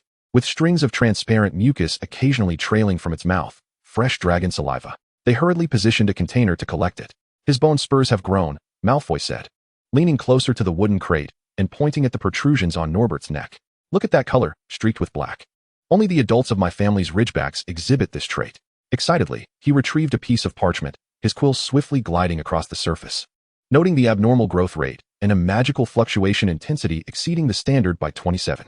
Zhang Jin Chuan ignored Malfoy's documentation, focusing intently on collecting the dragon saliva from the wall. The viscous liquid shimmered with a pearlescent sheen in the sunlight, and he carefully scraped the transparent portions into a crystal vial. As he did so, faint blue magical patterns began to emerge on the vial's surface, indicating the purity detection spell. When the patterns fully illuminated, it would signify that the activity of the dragon's saliva exceeded 90. Be careful not to spill it on yourself, Hagrid's voice came from behind, as he approached with a large ceramic pot emitting gray-green steam. This little one breathed fire again last night, burning a hole in the roof, which I just repaired with a mending charm. He scratched his head and placed the pot on the table. Come, try my new concoction. I've added dragon blood herb and powdered tail snail slime. It's beneficial for enhancing magical power. Zhang Jin Chuan peered into the pot, where an unidentifiable, chunky mixture floated, causing a churn in his stomach. He recalled that Hermione had consumed this very substance last week and had thrown up 3 times on the way back to the castle. However, when Hagrid looked at him with eager anticipation, he steeled himself and filled a small bowl, intending to discreetly transfer most of the food into the vacant compartment of his extendable backpack using an invisibility charm. Malfoy, evidently, had no intention of actually eating. He was merely stirring the contents of his bowl with a spoon while gazing at Norbert. Suddenly, his eyes lit up. Norbert's claws. The newly grown nails shimmered with a dark gold hue, a hallmark of premium magical materials. Just as he reached out to touch them, the little dragon impatiently swatted him away with its tail, which swept across the edge of the table, instantly cleaving a wooden bowl in twain. Take it easy, little one. Hagrid quickly reassured Norbert, gently stroking the dragon's neck with his rough palm. The creature was particularly excited this morning, as if aware that someone was coming. No sooner had he spoken than the wooden door swung open to reveal Harry, Ron, Hermione, and Neville. Upon seeing the chaos, Ron frowned. Hagrid, you really need to get this under control. If this keeps up, Filch will inevitably find out. Better than some people who only stand around making snide remarks, Malfoy retorted, deliberately lifting a crystal vial filled with dragon saliva. We brought nutrients. What about you? Arrived empty-handed? We're here to help. Hermione's voice carried a barely perceptible weariness. Her cloak dusted with grass clippings and faint dark circles under her eyes. Harry had seen Professor Snape limping out of the Forbidden Forest the previous night. Bloodstains on his trousers, they suspected. The Forbidden Forest? Hagrid's expression shifted instantly, the stirring stick clattering to the ground. What was he doing there? It's been quite unsafe lately. Several unicorns have perished. Harry's gaze sharpened. Hagrid, what do you know? We also found a 3-headed dog guarding the entrance to the 4th floor restricted area. Snape is surely up to something, Neville interjected, his pen pausing as he recorded Norbert's fire-breathing temperature. Hagrid appeared momentarily flustered, his dark complexion reddening as he stammered. How could Snape possibly steal something guarded by Fluffy? Professor Dumbledore asked us to keep an eye on Nicholas Flammels. Guarding what? Hermione pressed, her eyes gleaming with excitement. Fluffy is the 3-headed dog I own. Hagrid blurted out as if under a spell, immediately covering his mouth in horror, his face paling. I didn't mean to say that, Hermione. Please. Don't inquire further. This matter cannot be disclosed. The small room fell into a profound silence. Hermione's breathing quickened as she abruptly retrieved her notebook from her pocket, swiftly jotting down, Nicholas Flammel, the thing guarded by the 3-headed dog. Hagrid shook his head vigorously, hands clamped over his ears. I don't know. Stop asking. This is against the rules. In a flustered attempt to refill Norbert's water, he accidentally knocked over the basin. Water splashing onto the floor and creating a cascade of tiny droplets. Zhang Jin Chuan observed everything with quiet composure. Hermione's reaction was anticipated. This Gryffindor girl possessed an almost obsessive dedication to knowledge, and once she grasped the lead, she would not relinquish it. The furrowed brow of Harry and the dawning realization on Ron's face indicated that they had already linked Snape, the three-headed dog, and the Philosopher's Stone together. "We should leave," he concluded. Harry suddenly rose to his feet, his gaze sweeping over the disarray within the room before ultimately settling on Norbert. "Hagrid, take good care of him. We shall find a way to uncover Snape's intentions." He grasped Hermione, who seemed eager to utter more, and exchanged a glance with Ron and Neville. The four hastily departed from the cottage. As the wooden door closed behind them, Hermione's excited voice could still be faintly heard. "Let us head to the library and investigate." Hagrid slumped onto the bench, cradling his head in his hands. "Look at the mess I've caused. Dumbledore will be furious." Malfoy scoffed at last. "The Gryffindors have something to occupy themselves with, rather than merely fixating on us." He turned to Zhang Jin Chuan, lifting the crystal vial in his hand. "We have ample fresh dragon saliva. Should we attempt to concoct a flame potion? My father's manual claims it yields excellent results." Zhang Jin Chuan paid no heed to his suggestion, his focus entirely on Norbert. The young dragon appeared startled by the earlier tension, curling up in the wooden crate and gently nudging his hand with its nose, sending tiny sparks that left faint scorch marks on his robes. It suddenly dawned on him that Norbert's growth had accelerated to the point where concealment was no longer feasible. In a week's time, even Hagrid's hut might not be able to accommodate him. "Hagrid, have there been any updates from the reserve?"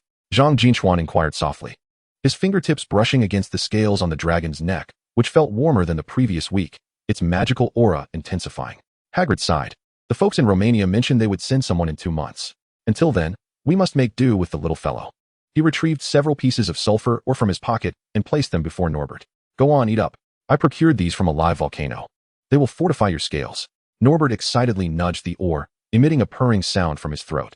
Seizing the opportunity, Zhang Jin Chuan delicately inserted a silver probe between the gaps of the dragon's claws, where the skin was thinnest and least likely to be detected. Dark red dragon blood slowly flowed into the crystal vial through the minuscule opening, inconspicuous even to Norbert, who was of considerable size. Malfoy leaned closer, whispering with curiosity glimmering in his eyes, "What exactly do you plan to do with it? A blood potion or a fire resistance potion?" Researching the compatibility of dragon blood with serpentine magic, Zhang Jin Chuan replied, sealing the crystal vial and stowing it into a concealed compartment of his expandable backpack, which also housed his collection of dragon scales and teeth. Zhang Jin Chuan glanced out the window, where a gentle mist enveloped the forbidden forest, sunlight filtering through, casting eerie patches of light upon the treetops. He knew that Harry and the others would undoubtedly be scouring the library for information on Nicholas Flamel. Once the secret of the Philosopher's Stone was unveiled, Hogwarts would never know tranquility again. After the two assisted Hagrid in tidying the cottage and collected 2 full vials of fresh dragon saliva, the sun hung low in the western sky. As they departed Hagrid's hut, Zhang Jin Chuan cast a final glance back. Norbert lay dozing in the crate, his enormous wings draped over his body, the scales glimmering with a metallic sheen in the sunset, reminiscent of a treasure hidden in the shadows. The light in the passage grew dimmer. While Malfoy animatedly planned how to utilize the dragon's saliva for potion making, but Zhang Jin Chuan paid little attention. His fingers unconsciously caressed the dragon's scales nestled within his pocket, the intricate patterns etching subtle marks upon his fingertips, reminiscent of some enigmatic symbol. Abruptly halting his steps, he addressed Malfoy, "Starting next week, we must accelerate our collection efforts." His voice was soft yet imbued with an undeniable resolve. "After Norbert's departure, we may never find such exquisite dragon specimens again." Malfoy blinked in surprise before eagerly nodding, "Fine. When the time comes, the dragon blood is yours, and the dragon saliva is mine. We shall profit immensely." Zhang Jin Chuan remained silent, merely quickening his pace. He understood that the contest for the Philosopher's Stone had quietly commenced, and the dragon materials he had gathered might prove to be the most crucial bargaining chips in the impending storm. The crystal vials in his extended backpack clinked gently, producing a delicate sound akin to a countdown concealed in the shadows, reminding him that time was running short. Chapter 34, The Quidditch Cup Penalty. The towers of Hogwarts were blanketed by the season's first snowfall, the snow atop the spires gleaming brilliantly under the sunlight. The suits of armor in the corridors were adorned with festive red Christmas scarves, and the air was filled with the scent of cinnamon and mulled wine. As Zhang Jin Chuan traversed the courtyard clutching a tome titled Compendium of Dragon Materials, the soles of his boots crunched upon the snow. "Wait for me," came Yelena's voice from behind. Dressed in a blue Ravenclaw cloak, her long black hair dusted with snowflakes, she carried a bulging cloth bag. "Hagrid said Norbert refused to eat this morning, so I brought moonlight flower powder. The book claims it can stimulate a young dragon's appetite." Zhang Jin Chuan paused, watching her jog towards him, the hem of her cloak sweeping through the snow, leaving a trail of faint footprints. He naturally accepted the bag from her. "Did you drink the stew from last night?" he whispered, his gaze falling upon her nose, which was tinged with cold. Hagrid added blood from a fire lizard. "Its magical potency is quite high. I could only manage half a bowl before I couldn't take it anymore," Yelena replied softly. Casting a quick glance at the castle doors not far away, where Ella stood conversing with Pansy, her golden hair particularly striking against the snowy backdrop.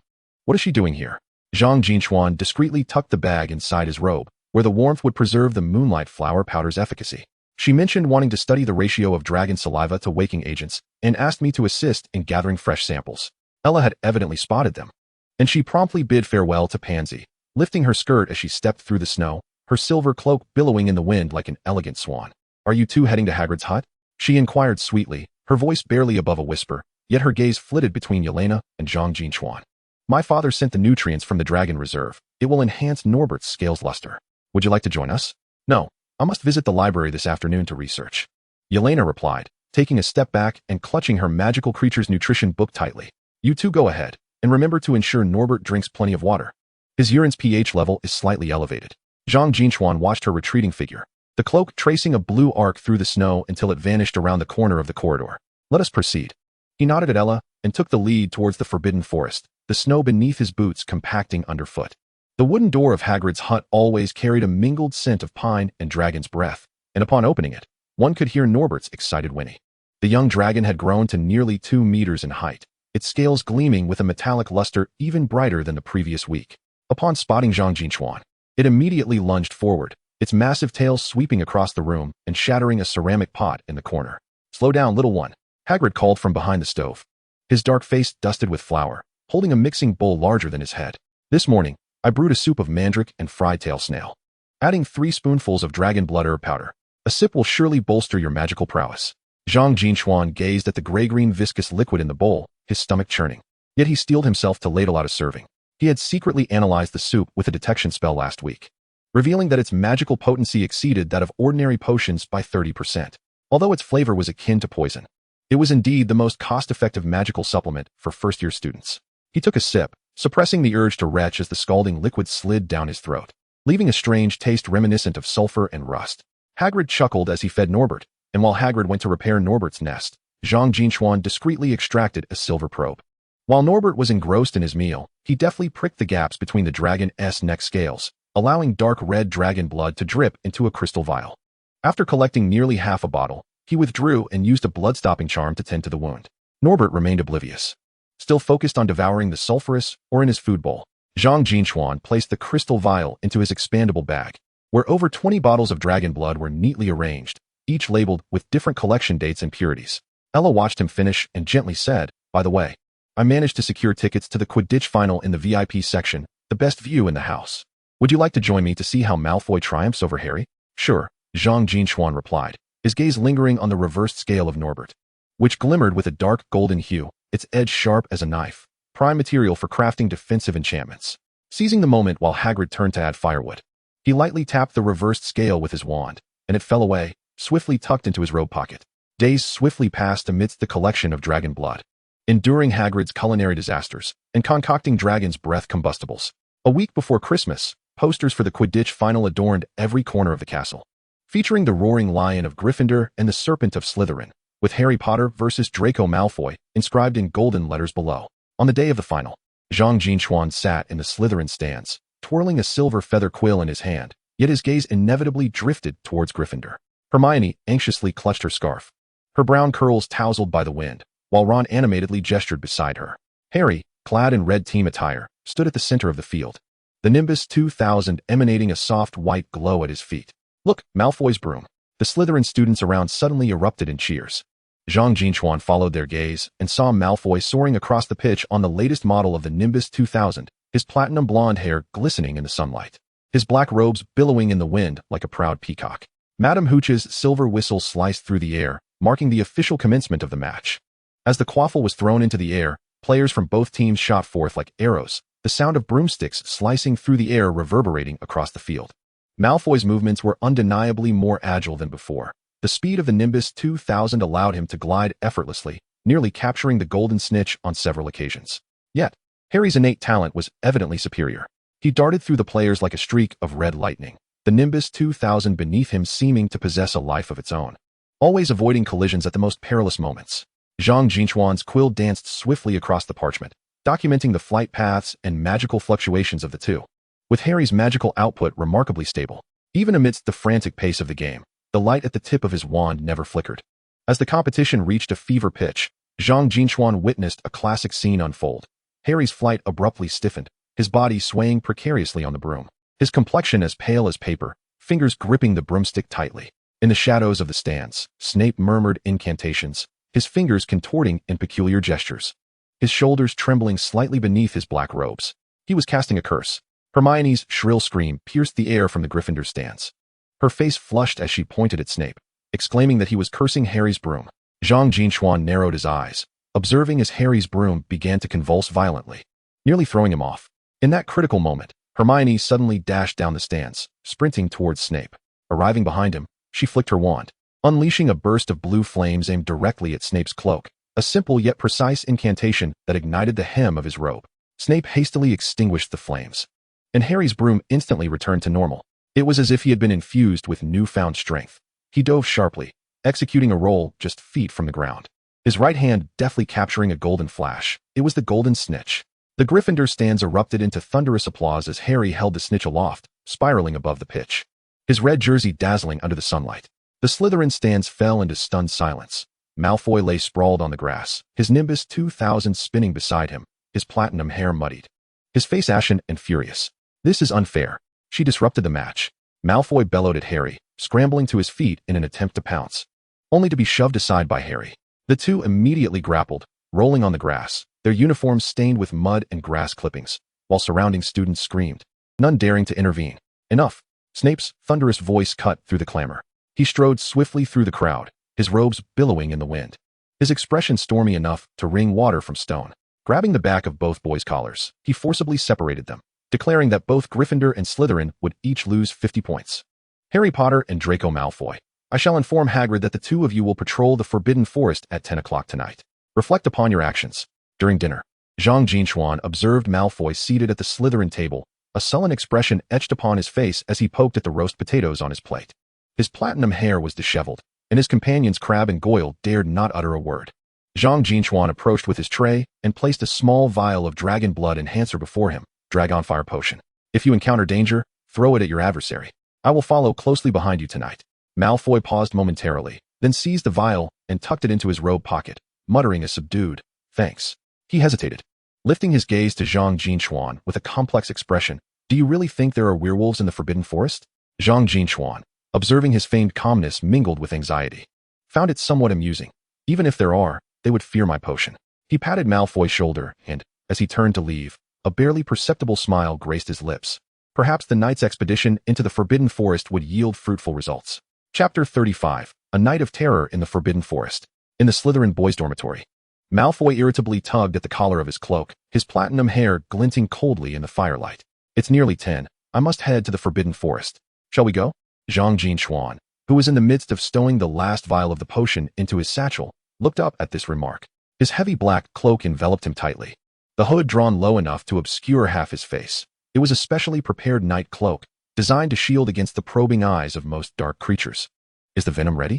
he inquired softly, a flick of his wrist revealing the gray-scaled snake venom, which glimmered faintly green in the darkness, its body taut like a drawn bow. "It has already coiled around your arm." Malfoy glanced at the serpent, unable to suppress a frown despite their half-semester acquaintance. "I truly don't understand why you always carry it. The Forbidden Forest is teeming with magical creatures, and it would hardly serve any purpose." Zhang Jin Chuan chose to ignore him, flinging the extendable backpack over his shoulder. "Let us proceed. Hagrid should be waiting at the hut." He led the way toward the entrance of the secret passage, the hem of his black cloak brushing silently against the ground. The wind at the forest's edge carried a biting chill, causing the treetops to emit a mournful sound. Hagrid awaited them, holding a magical lantern aloft. His immense figure appeared as a moving hillock in the lantern's glow, accompanied by a fluffy black hound that sniffed the air with vigilance. Standing beside Hagrid was Harry, his emerald eyes gleaming brightly in the darkness, gripping his wand tightly, his knuckles white from exertion. "What are you doing here?" Hagrid paused upon seeing Zhang Jin Chuan, the lantern's light illuminating his surprised face. "Snape only punished the two of you." Not entirely reassured, Zhang Jin Chuan replied, surveying the tense atmosphere between Harry and Malfoy.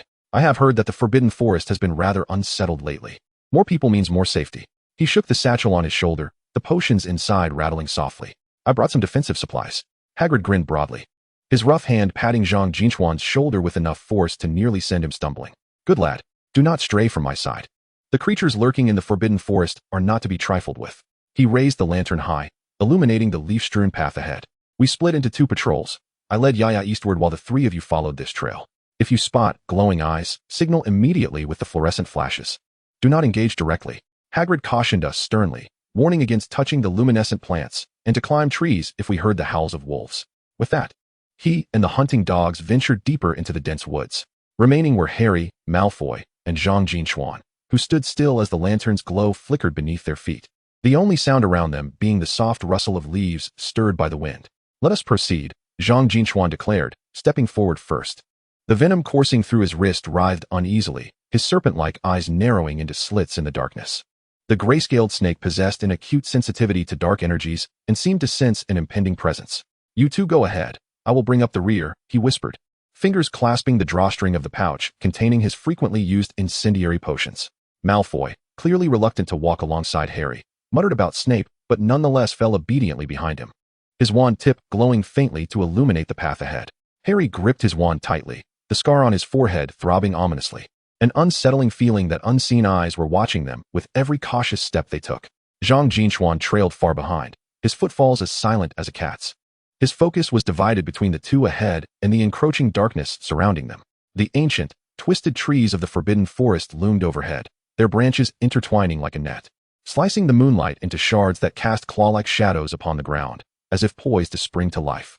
Suddenly, the venom emitted a sharp hiss, prompting Zhang Jin Chuan to halt, crouching behind a gnarled tree. Before them, a large patch of silvery liquid had mysteriously appeared on the path, glimmering eerily under the weak light of the wand. The liquid stretched intermittently forward like a serpentine brook, and at its end, the faint outline of white hair became visible. Unicorn mane. What is that? Malfoy's voice trembled, his wand's light wavering as it illuminated the scene not far ahead. A silver-white unicorn lay in a pool of blood, a gruesome wound gaping at its neck, blood still gushing forth. Harry covered his mouth in shock. He had never witnessed such a horrific sight, causing his forehead scar to throb painfully. Who could have done this? His voice quivered as he swept his wand's light around them. Zhang Jin Chuan's heart sank heavily. He tightened his grip on the incendiary potion within the pouch, fully aware that the shadow feasting upon the unicorn would soon reveal itself. Under the wand's illumination, a figure was crouched with its back to them beside the unicorn's carcass, seemingly feasting upon the creature. Cloaked in tattered rags, the hem of the cloak was drenched in silver blood, droplets of viscous liquid falling to the ground with a soft splatter as it moved. What is that? Malfoy's teeth chattered, instinctively retreating until he collided with the tree behind him. The shadow abruptly turned, revealing a bloated, pallid face beneath its hood, its eyes gleaming with an inhuman red light, and silver liquid staining the corners of its mouth. Upon encountering Harry, a hoarse growl erupted from his throat, reminiscent of a beast that has just spotted its prey. He spread his arms wide and lunged forward, his tattered cloak billowing in the wind like the wings of a colossal bat. Run! Harry shouted, grasping Malfoy in an attempt to retreat, only to be tripped by a gnarled tree root, sending both of them crashing to the ground. The shadow moved with astonishing speed, arriving before them in an instant, its putrid breath assaulting their senses, imbued with a pungent scent of blood. At this critical juncture, Malfoy produced 3 vials of incendiary potion, his wrist flicking with force as the vials arced gracefully through the air, striking the shadow with precision. Suddenly, with 3 resounding explosions, the vials shattered, releasing a conflagration of dark golden dragon saliva mingled with sulfur powder, igniting into towering flames that engulfed the shadow entirely. A piercing scream erupted from the shadow as it writhed in agony amidst the fire, its ragged cloak charred and emitting acrid black smoke. Yet, its vitality proved remarkably resilient as it struggled to rise, the flames upon its form gradually diminishing, seemingly subdued by an unseen magic. Zhang Jin Chuan, from the shadows, hurled 5 more vials of the burning agent, resulting in an even fiercer blaze that scorched through its black robe, revealing pale, swollen skin beneath. As the skin made contact with the flames, it hissed and emitted thick, white smoke. The vials detonated around the shadow, forming a circular wall of fire that trapped it within. Use the spell, Zhang Jin Chuan bellowed, drawing forth his wand, which burst forth with a dazzling white light, illuminating the entire battlefield. Under the glow, the flames upon the shadow blazed even more fiercely as it flailed its arms in a frantic attempt to extinguish the fire. inadvertently causing it to flare up further. Disarm. Seizing the opportunity, Harry raised his wand, the crimson spell striking the shadow's flailing arm, sending it crashing to the ground. Yet, it appeared unfazed, continuing to roar and charge towards Harry. Zhang Jin Chuan's gaze hardened as he summoned his magic, growling, thunderous fury. A dark red lightning bolt coalesced at the tip of his wand, darting forth like a serpent and striking the shadow's burned abdomen with pinpoint accuracy. Accompanied by the shadow's anguished wail, it staggered backward, unable to maintain its footing. Realizing that time was of the essence, the shadow summoned its remaining strength and limped into the depths of the forest, leaving behind a trail of dark red blood that shimmered ominously under the moonlight. Only when the shadow had completely vanished into the darkness did the three collapse onto the ground, gasping for breath. Malfoy's face was pale, trembling uncontrollably. Harry pressed his forehead, the pain from his scar nearly blinding him, yet his eyes reflected a profound sense of relief at having survived. Zhang Jin Chuan exhaled deeply, settling beside them, his gaze lingering on the direction the shadow had fled, his brow furrowing in contemplation. What was that? Malfoy's voice quivered, looking at Zhang Jin Chuan with newfound reverence. Your incendiary potion is truly formidable. I do not know, Zhang Jin Chuan replied. Zhang Jin Chuan did not elaborate. His gaze fixated on the bloodstains upon the ground. Under the moonlight, the dark crimson liquid continued to flow slowly, dripping onto the fallen leaves and even seeping into the soil. A sudden thought struck him. Could the blood of the Chilo harbor a unique energy? Perhaps akin to the serpentine lineage of Voldemort or the essence of soul possession. With this notion in mind, he swiftly retrieved his tools from the extendable backpack, a pair of silver tweezers, a crystal sample vial, a metal canister, and a petite silver spade. You keep watch while I collect some samples, he instructed Harry and Malfoy, not waiting for their responses before kneeling on the ground, delicately using the tweezers to pick up the bloodstained leaves and placing them into the sample vial. What do you intend to do with this? Harry inquired, bewildered. As he watched Zhang meticulously excavate the bloodied earth with the silver spade, his concentration reminiscent of one conducting a meticulous experiment. The blood of dark creatures often possesses unique magical fluctuations, Zhang replied without lifting his head, sealing the first vial filled with blood and labeling it. Especially considering its consumption of a unicorn, this blood may contain curses or possession energies, making it invaluable for research. Malfoy frowned as he observed him. This blood is filthy and reeks. What use could it possibly have? Of great significance. Zhang's eyes sparkled with excitement as he realized that the blood shimmered with a faint green glow under the moonlight, a hallmark of dark magical energy. He hastened his movements, using the silver spade to unearth all the bloodied soil, along with the leaves and grass roots permeated with blood, and packed it into the metal canister. His actions were swift and precise, akin to a rigorous experiment. First collecting the purest blood in the sample vial, then gathering the bloodied earth in the canister, and finally using the tweezers to pick up the small twigs soaked in blood, ensuring no trace was overlooked. Beneath the moonlight, his focused profile appeared particularly earnest, not even bothering to wipe the beads of sweat accumulating on his brow. Harry and Malfoy exchanged glances, though they found Zhang's behavior somewhat peculiar. Their recent brush with death had fostered a degree of trust in him. They silently raised their wands, vigilantly scanning their surroundings for any impending danger. All done, Zhang declared as he sealed the last sample vial, contentedly patting the metal canister, which emitted a weighty sound. He carefully stowed all the samples into the secret compartment of the extendable backpack, where a specialized magical array preserved the sample's viability. This would suffice for research for a while. As for the freshly deceased unicorn, Zhang dared not touch it, fearing he might incur some curse, which would be a grave misfortune, and Hagrid would surely conduct an inspection. Before long, Hagrid's distant voice echoed, "Children, are you all right?" Accompanied by the barking of hounds, a bright lantern light approached. "Hagrid is here." Harry sighed in relief. Struggling to rise, Zhang quickly tidied up his tools, checking the remaining potion vials in his satchel. He noted that 7 vials of incendiary potions had been expended during the skirmish, nearly half a month's worth of his collection, causing him to wince internally. However, when he felt the weighty sample vials in his backpack, he immediately found solace. The blood samples of these dark creatures were far more precious than dragon's blood. Hagrid's enormous figure soon appeared within view, and upon seeing them unharmed, a look of relief spread across his dark face. "Thank goodness. I saw the flames and knew something was amiss. You're not hurt, are you?" But as he noticed the unicorn's lifeless body and the bloodstains on the ground, his expression darkened instantly. This beast again. Dumbledore must be informed of this. During their return journey, Hagrid kept lamenting the tragic death of the unicorn, while Harry and Malfoy trailed behind, still shaken, occasionally exchanging remarks about the recent harrowing moments. Zhang Jin Chuan brought up the rear, his black cloak concealing the smirk at the corner of his mouth, the venom gently writhing on his wrist, seemingly sharing in his exhilaration. As they neared the edge of the forbidden forest, the castle lights flickered in the night, resembling warm stars. Zhang Jin Chuan touched the sample vials in his backpack, savoring the weight of his acquisition, a subtle smile appearing on his lips. Although he had lost a fair amount of Dragon's Fire Potion, obtaining the blood of Quirrell possessed by Voldemort made this patrol through the Forbidden Forest undoubtedly worthwhile. Chapter 36. Norbert's Imminent Departure. In the Slytherin boys' dormitory, the flames in the fireplace licked at the wood, producing a crackling sound that cast a warm orange glow upon the intricately carved four-poster beds. Malfoy yanked off his thick cloak, heavy with the chill of the Forbidden Forest, as the hem swept across the ground. It left behind a few dead leaves and clumps of dirt. He turned to Zhang Jin Chuan, his usually meticulously styled platinum hair now in disarray, sticking to his forehead, while his pale cheeks bore faint scratches from branches. The Forbidden Forest was a nightmare, he said, his voice still trembling, fingers unconsciously gripping the edge of his cloak, knuckles widening. I truly thought I would meet my end there. Zhang Jin Chuan, honestly, thank you for the Dragon's Fire Potion you gave me earlier. Who could have imagined it would explode with such power? He paused, swallowing hard, rare softness in his tone. You saved my life. Zhang Jin Chuan had just hung up his cloak when he couldn't help but laugh at the remark, warmth sparkling in the lines around his eyes. Haha. Your 3 vials were crucial, he said as he approached Malfoy, patting him on the shoulder. It detonated just as the shadow lunged at us, creating a firewall that gave us a chance to retaliate. Had we been a second slower, the consequences would have been dire. Malfoy felt a bit embarrassed by the praise, his ears subtly flushing red, yet he stubbornly huffed. Well, of course.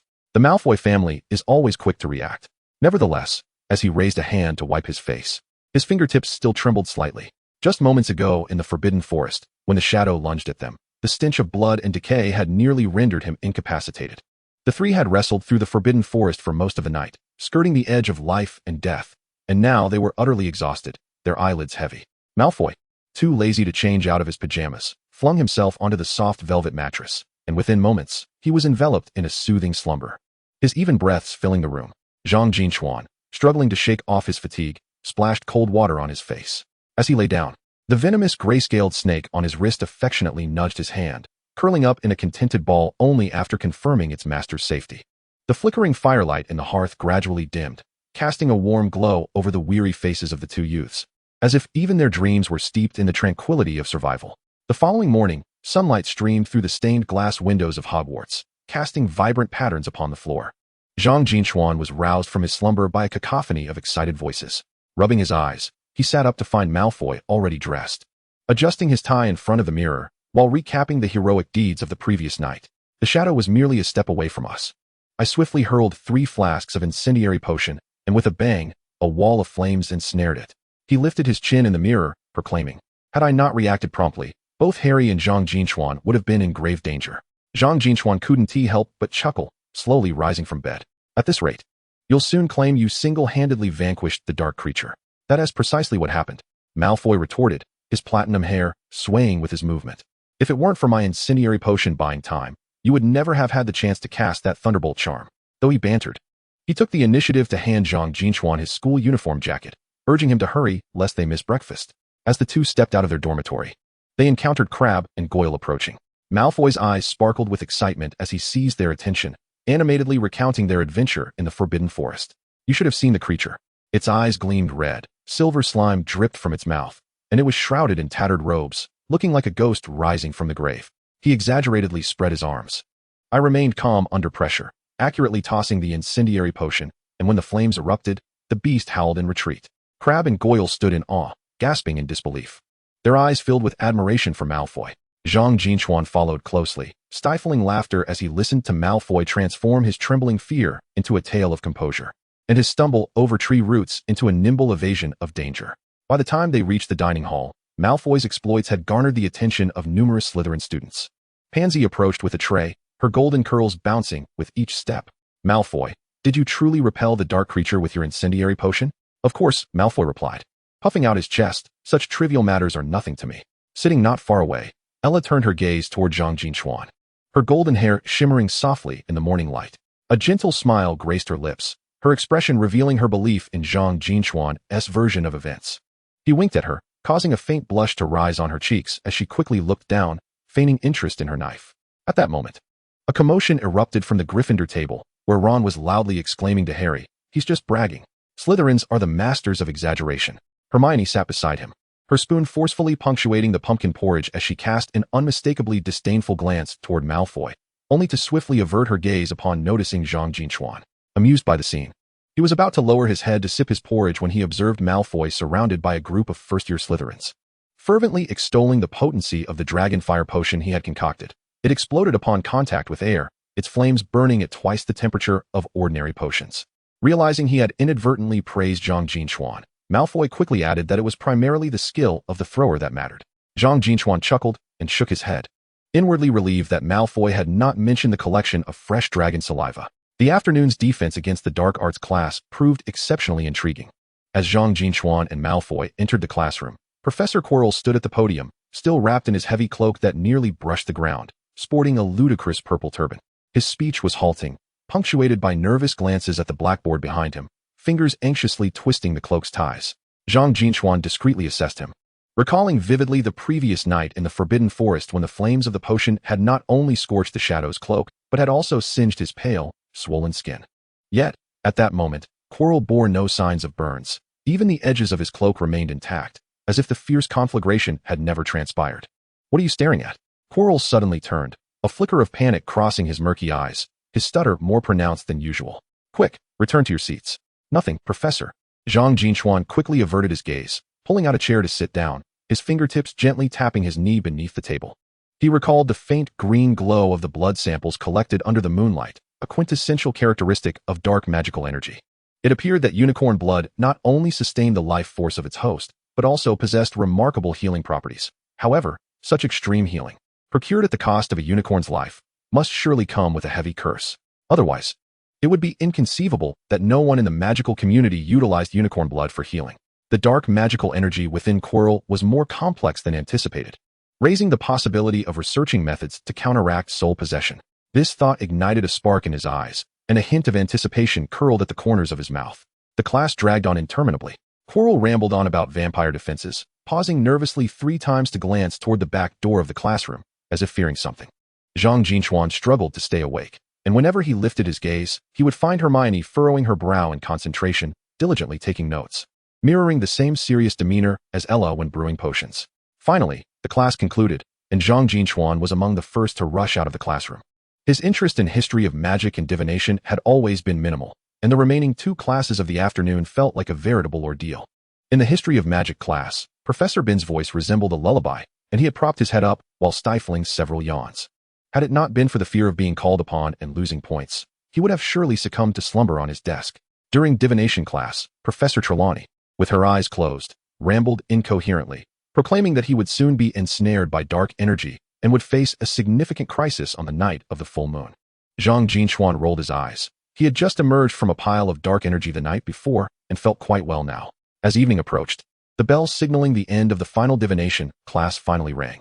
Zhang Jin Chuan seized his bag and dashed out of the classroom, heading straight for Hagrid's hut at the edge of the Forbidden Forest. The setting sun cast a long shadow from the hut, smoke spiraled from the chimney, and the tantalizing aromas of roasted pumpkin and nutmeg wafted through the air, mingling with a faint hint of sulfur, the unmistakable scent of Norbert's fiery breath. "Hagrid." He pushed open the ajar wooden door and called out, only to be met by the collision of a large head. Norbert, the Norwegian Ridgeback, affectionately nuzzled against his chest, emitting a plaintive whimper, its tail wagging joyfully behind, creating a warm gust of air. "At last, you've come, Zhang Jin Chuan." Hagrid emerged from the kitchen, wielding a massive wooden spoon, his dark face etched with concern. "Please, sit down. I just baked a pumpkin pie." "The Ministry of Magic is coming next week," Hagrid sighed, rubbing Norbert's head with his rough hands. "They claim they are here to inspect the magical creature ecology of the Forbidden Forest. But I can't shake the feeling they are here for something else." He pointed to the claw marks on the wall. "Norbert has been getting increasingly rambunctious. He nearly set fire to an owl delivering mail yesterday. If he stays here much longer, he will surely be discovered." A heaviness settled in Zhang Jin Chuan's heart as he gently caressed Norbert's scaly skin. The creature, with its damp nose, nuzzled his hand as if sensing the impending change. Over the past few months, he had visited Hagrid's hut nearly every day, witnessing Norbert's transformation from a small dragon egg to its current form. Ella would bring homemade growth potions, watching with delight as Norbert's eyes sparkled after drinking them. Yelena would enchant toys for him, only for Norbert to bite through them effortlessly. Even Malfoy frequently sent high-quality magical creature jerky for him. "I have contacted the Romanian Dragon Sanctuary." Hagrid's voice trembled slightly as he wiped his eyes with his large hand. "They said they would send someone to collect Norbert in 3 days. There, he will have dedicated caretakers and many others of his kind." That is for the best. Zhang Jin Chuan suppressed the sorrow swelling within him and gently patted Norbert's head. It is far better than living in constant fear here. Hagrid sniffled, cradling Norbert in his arms. When the time comes, will you call Ella and the others? He looked at Zhang Jin Chuan, his eyes filled with pleading. Let us all bid him farewell together. Of course. Zhang Jin Chuan nodded in agreement, his fingers tenderly smoothing the scales on Norbert's neck, blissfully unaware of the impending farewell. Sunlight streamed through the window, dancing upon Norbert's scales like scattered gold, warming his heart with an ache of nostalgia. Suddenly, he recalled the days spent evading Hagrid while collecting dragon blood from Norbert, realizing that such opportunities would soon be lost forever. Unable to contain himself, Zhang Jin Chuan let out a faint smile, followed by a soft sigh. Tomorrow, I shall bring the flame flower nectar. He rose to his feet, gently patting Norbert's head, offering one last treat. Norbert emitted a cheerful whimper. As they departed from Hagrid's hut, twilight had enveloped the forbidden forest, and the distant castle shimmered with warm lights. Zhang Jin Chuan strolled along the path back to the castle. Upon entering the grand doors, he glimpsed a slender figure, her black hair dancing softly in the evening breeze. It was Yelena. Her eyes brightened upon seeing him, and she hurried forward, whispering, I found that book you inquired about in the library. Shall I have Venom retrieve it tonight? Very well. Zhang Jin Chuan felt his heart inexplicably quicken as he watched her turn and dash towards the Ravenclaw Tower, her dark locks creating graceful arcs against the night sky. He suddenly perceived the moonlight as unusually gentle this evening. Upon returning to the Slytherin common room, Malfoy was still regaling a group of students with tales of his exploits in the Forbidden Forest. Spotting Zhang Jin Chuan, he waved him over, exclaiming, Jin Chuan, come tell them how I drove the dark creatures into a frenzy. Zhang Jin Chuan approached with a smile, just as he noticed Ella sitting on a nearby sofa. Her golden hair glowed softly in the flickering firelight, and she raised a small vial, shaking it gently, mouthing, freshly brewed calming draught, for you. Zhang Jin Chuan maneuvered through the crowd and seated himself beside Ella. He accepted the potion, tucking it into the hidden pocket of his robe, and playfully scratched her side, causing them both to pause momentarily. Leaning closer, he lowered his voice. Norbert is to be sent away in 3 days, to a sanctuary in Romania. Let's make an effort to visit him before he departs, and we can see him off together. Ella's blue eyes widened momentarily in surprise before dimming with understanding. She nodded gently. Indeed, he cannot hide it any longer. Her voice was as soft as a sigh, yet managed to pull a smile from her lips. Let us go together tomorrow. Zhang Jin Chuan engaged in light conversation with Malfoy and Pansy for a while, then excused himself under the pretense of retrieving a book.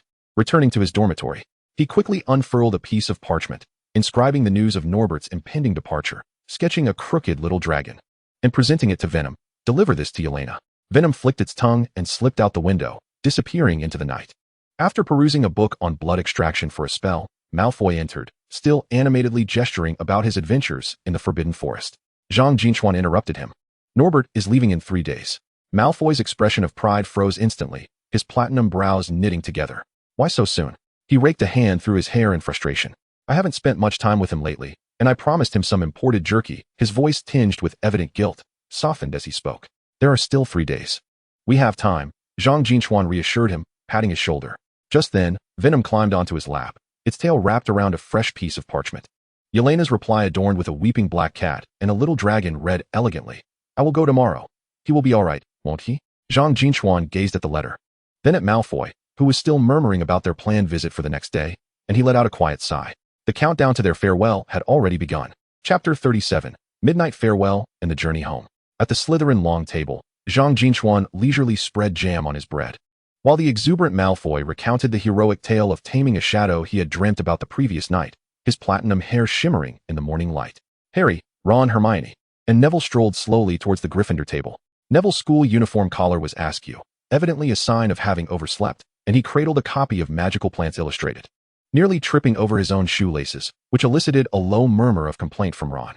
Zhang Jin Chuan set down his bread, wiped his mouth, and stood up. Malfoy raised an eyebrow. Where are you going? Tell them something. He gestured towards Gryffindor, signaling news about Norbert.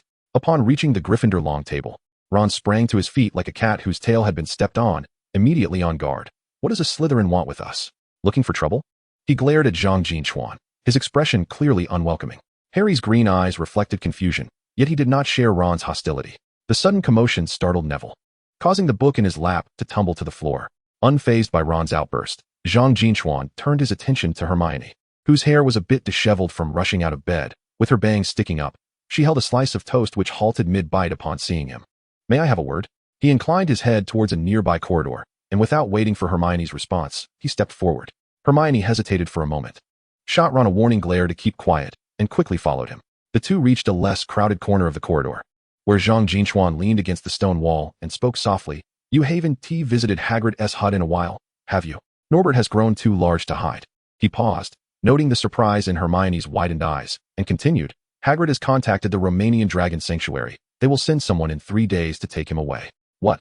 Hermione's voice was laced with disbelief, and her toast fell to the floor with a thud. Why so sudden? She bent down to retrieve her toast, her tone filled with guilt. Hagrid must be feeling quite sad. We have been so busy lately, we haven't visited them much. Yes, he is indeed very upset. Zhang Jin Chuan nodded, observing her distressed expression, his tone softening. He asked me to tell you all to spend more time with Norbert in the coming days. He leaned in closer, lowering his voice further. On the night after tomorrow at midnight, we will gather at the clock tower to bid farewell to Norbert, ensuring he leaves for his new home happily. Hermione bit her lip and nodded gently. I will inform Harry and the others. She looked up, gazing earnestly into Zhang Jin Chuan's eyes. Please, don't be so impulsive in the future. The Forbidden Forest is perilous. Last time, if it weren't for. She did not finish her sentence, yet her worried eyes conveyed everything. Zhang Jin Chuan couldn't help but smile, reaching out to smooth the wayward strands of her bangs. Don't worry, I understand.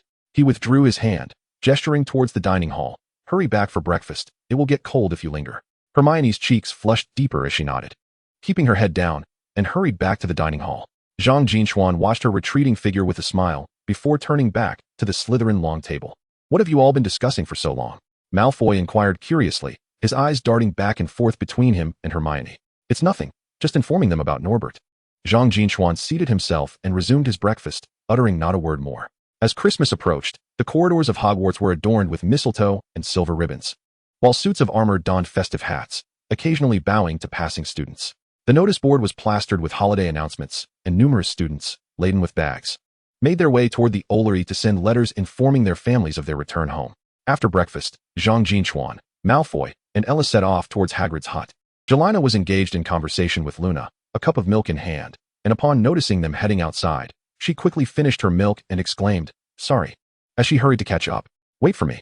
She sprinted to Zhang Jin Chuan's side, her long black hair swaying with her movements, her cheeks flushed from the exertion.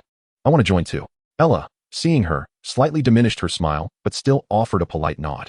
Malfoy, however, curled his lip and whispered to Ella, why does that Ravenclaw always follow us?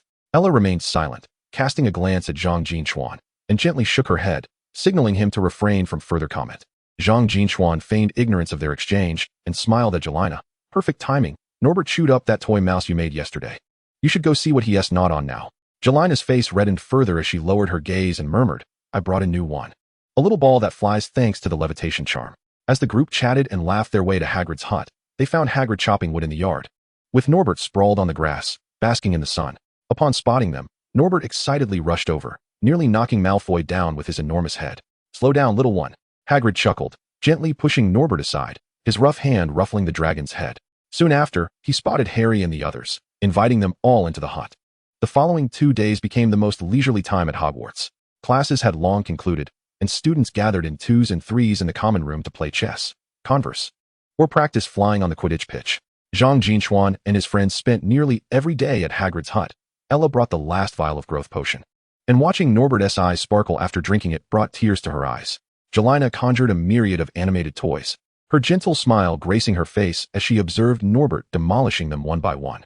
Malfoy awkwardly retrieved some imported dragon jerky from his bag, feigning nonchalance as he tossed it to Norbert, but a secret smile broke through when the little dragon wagged its tail in delight. This time, Zhang Jin Chuan refrained from exploiting the situation. Watching Norbert roll around on the grass, a sense of emptiness washed over him. This little creature, hatched from an egg, had unknowingly become an integral part of their lives. Before long, the day of farewell arrived. Shortly after 11 at night, Zhang Jin Chuan, Malfoy, Ella, and Jelena arrived early at Hagrid's hut, soon followed by Harry, Ron, Hermione, and Neville.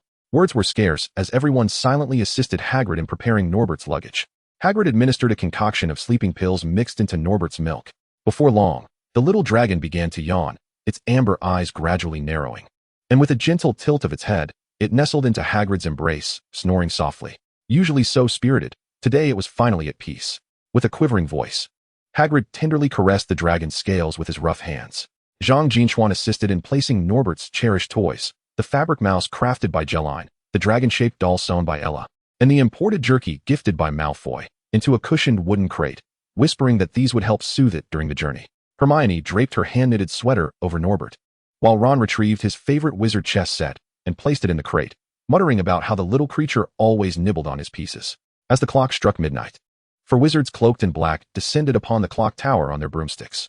The leader nodded at Hagrid, declaring, "We are from the Dragon Reserve, here to escort Norbert." They carefully secured the crate containing Norbert, locking it with magical chains, and hoisted it into the air, vanishing into the night. "Safe travels, little one," Hagrid murmured.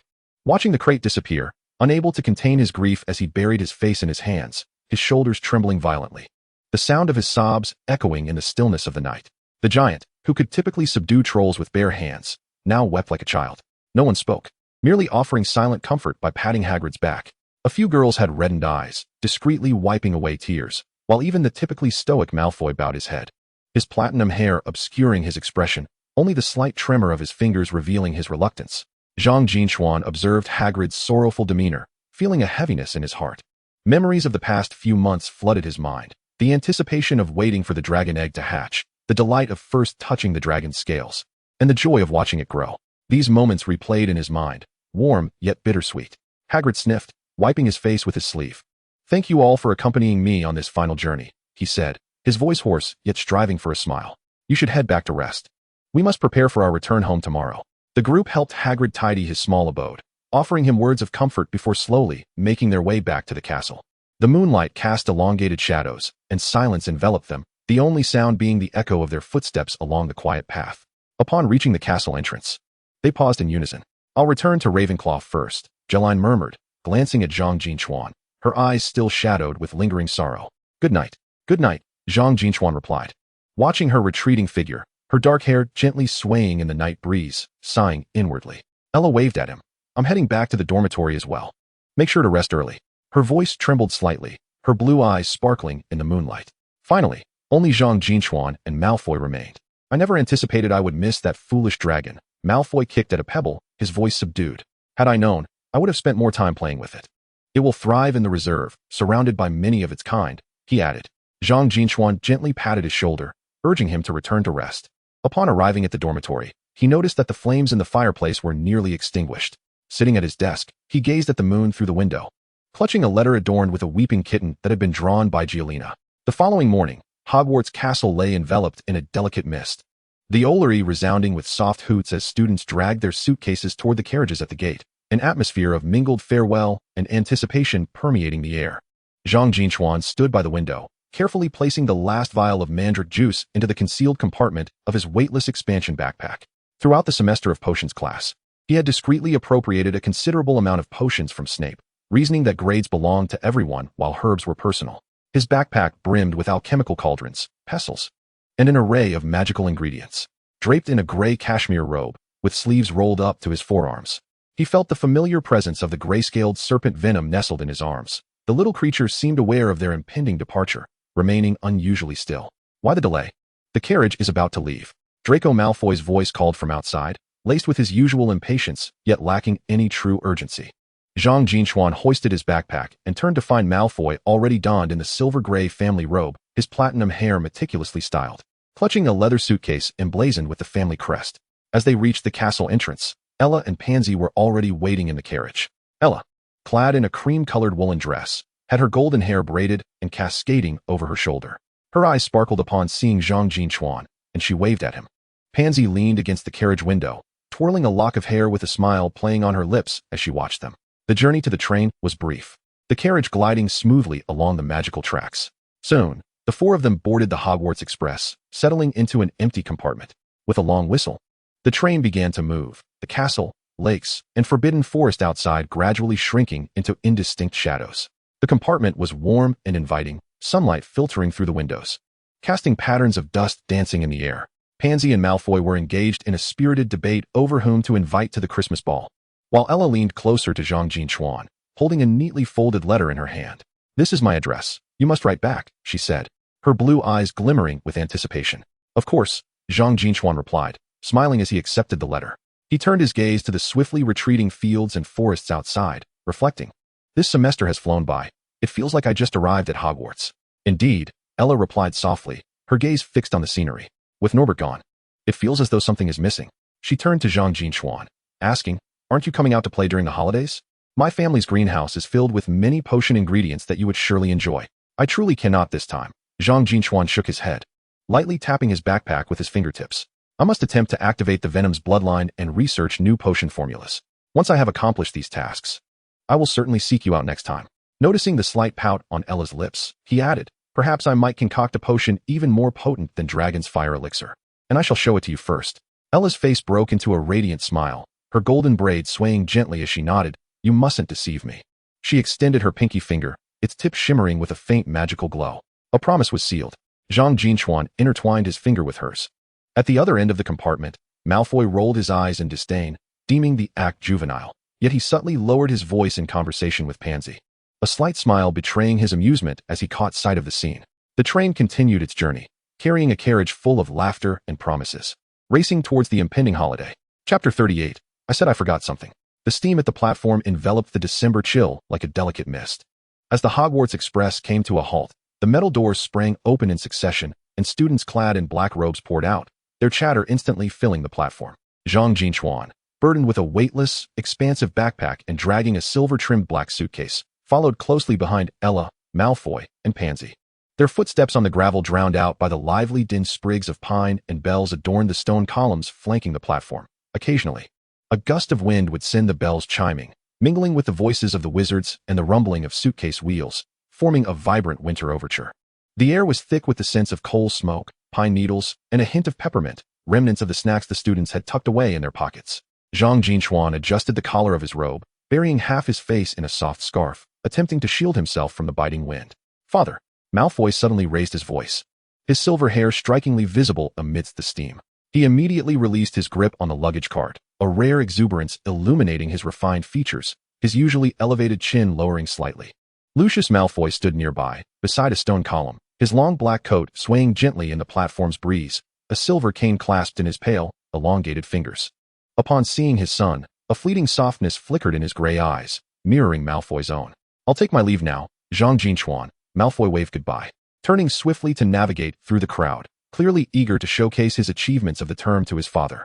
Goyle and Crabbe hurriedly followed, their towering figures acting as guardians for Malfoy, and the trio soon merged into a circle of extravagantly dressed wizards, their every gesture radiating an innate sense of superiority. Just as Zhang Jin Chuan was about to retract his gaze, he felt a gentle tap on his wrist. Turning, he met Ella's cerulean eyes, reminiscent of a clear winter sky. A few strands of her golden hair danced in the wind, brushing against her cheek, prompting her to instinctively tuck them behind her ear. Her fingertips carrying a subtle scent of lavender, the fragrance of her favorite hair oil, one he had come to recognize well from their potions class. I've organized the notes from potions class and will send them to you via owl when I get home, she said softly, her words as delicate as a feather landing on one's heart, her eyes curving into crescent moons filled with mirth. Do remember to write back? Especially about that idea for the improvement of Dragon's blood combustibles, it must be detailed. She playfully emphasized the word must, her tone rising slightly at the end, laced with a hint of mischief. Zhang Jin Chuan gazed into the cunning depths of her eyes, unable to suppress a smile. Understood, Miss Rochelle. I assure you, my predictions will surpass the accuracy of your divination lessons. He recalled how Ella's performance in her divination classes was consistently lackluster, her frown lingering each time she returned with her assignments. As anticipated, Ella was amused, a faint blush gracing her cheeks as she lightly tapped his arm. Umph. She turned to her companion Pansy and winked. Shall we go, Pansy? Pansy nodded, her deep brown eyes sweeping over Zhang Jin Chuan. Then, she linked her arm with Ella's, and the two of them strolled side by side towards the gathering of pure-blood families, their golden and black robes swaying amidst the crowd like two blossoms blooming in the chill of winter. Zhang Jin Chuan stood rooted to the spot, watching her figure fade into the steam, an inexplicable sense of melancholy washing over him. This semester had witnessed an abundance of events. From the unfamiliarity of first arriving at Hogwarts to gradually adapting to life in Slytherin, culminating in interactions with these distinctly different young women. Time had flown by more swiftly than he had anticipated. See you next semester, he murmured to himself, his voice barely discernible, almost whisked away by the wind. Pushing the luggage cart forward, the metallic wheels clattered rhythmically over the gravel. The steam at the platform gradually dissipated, revealing a gray, overcast sky. As a few snowflakes leisurely descended, landing on his wizarding robe and swiftly melting into tiny droplets. He tucked his chin in, pulling his scarf higher to conceal half his face, leaving only his eyes exposed. At that moment, a pressing realization struck him. Aside from his backpack and suitcase, he had brought nothing else. Instinctively, he patted his pockets. The left pocket contained merely a half-used chocolate frog card, while the right pocket was utterly empty. He couldn't even muster a single silver sickle, let alone any pounds. To make matters worse, he had completely forgotten to purchase an owl. Whenever he needed to send a letter home, he relied on Malfoy and Ella's owls. Damn it! Zhang Jin Chuan halted, frustratedly ruffling his hair. He had neglected to inform his family of his return time and had also forgotten to bring money for a ticket. Surveying his surroundings, he noticed the platform becoming increasingly desolate as wizards departed one by one, leaving only a few uniformed staff members tidying up scattered luggage and belongings. The distant sound of a train whistle echoed, signaling the Hogwarts Express's impending return as white steam billowed forth once more, obscuring his view. As Zhang Jin Chuan exited platform 9 3/4, feeling utterly at a loss, a familiar figure appeared in the distance. Hermione, her backpack slung over her shoulder and a few books cradled in her arms, was conversing with a couple.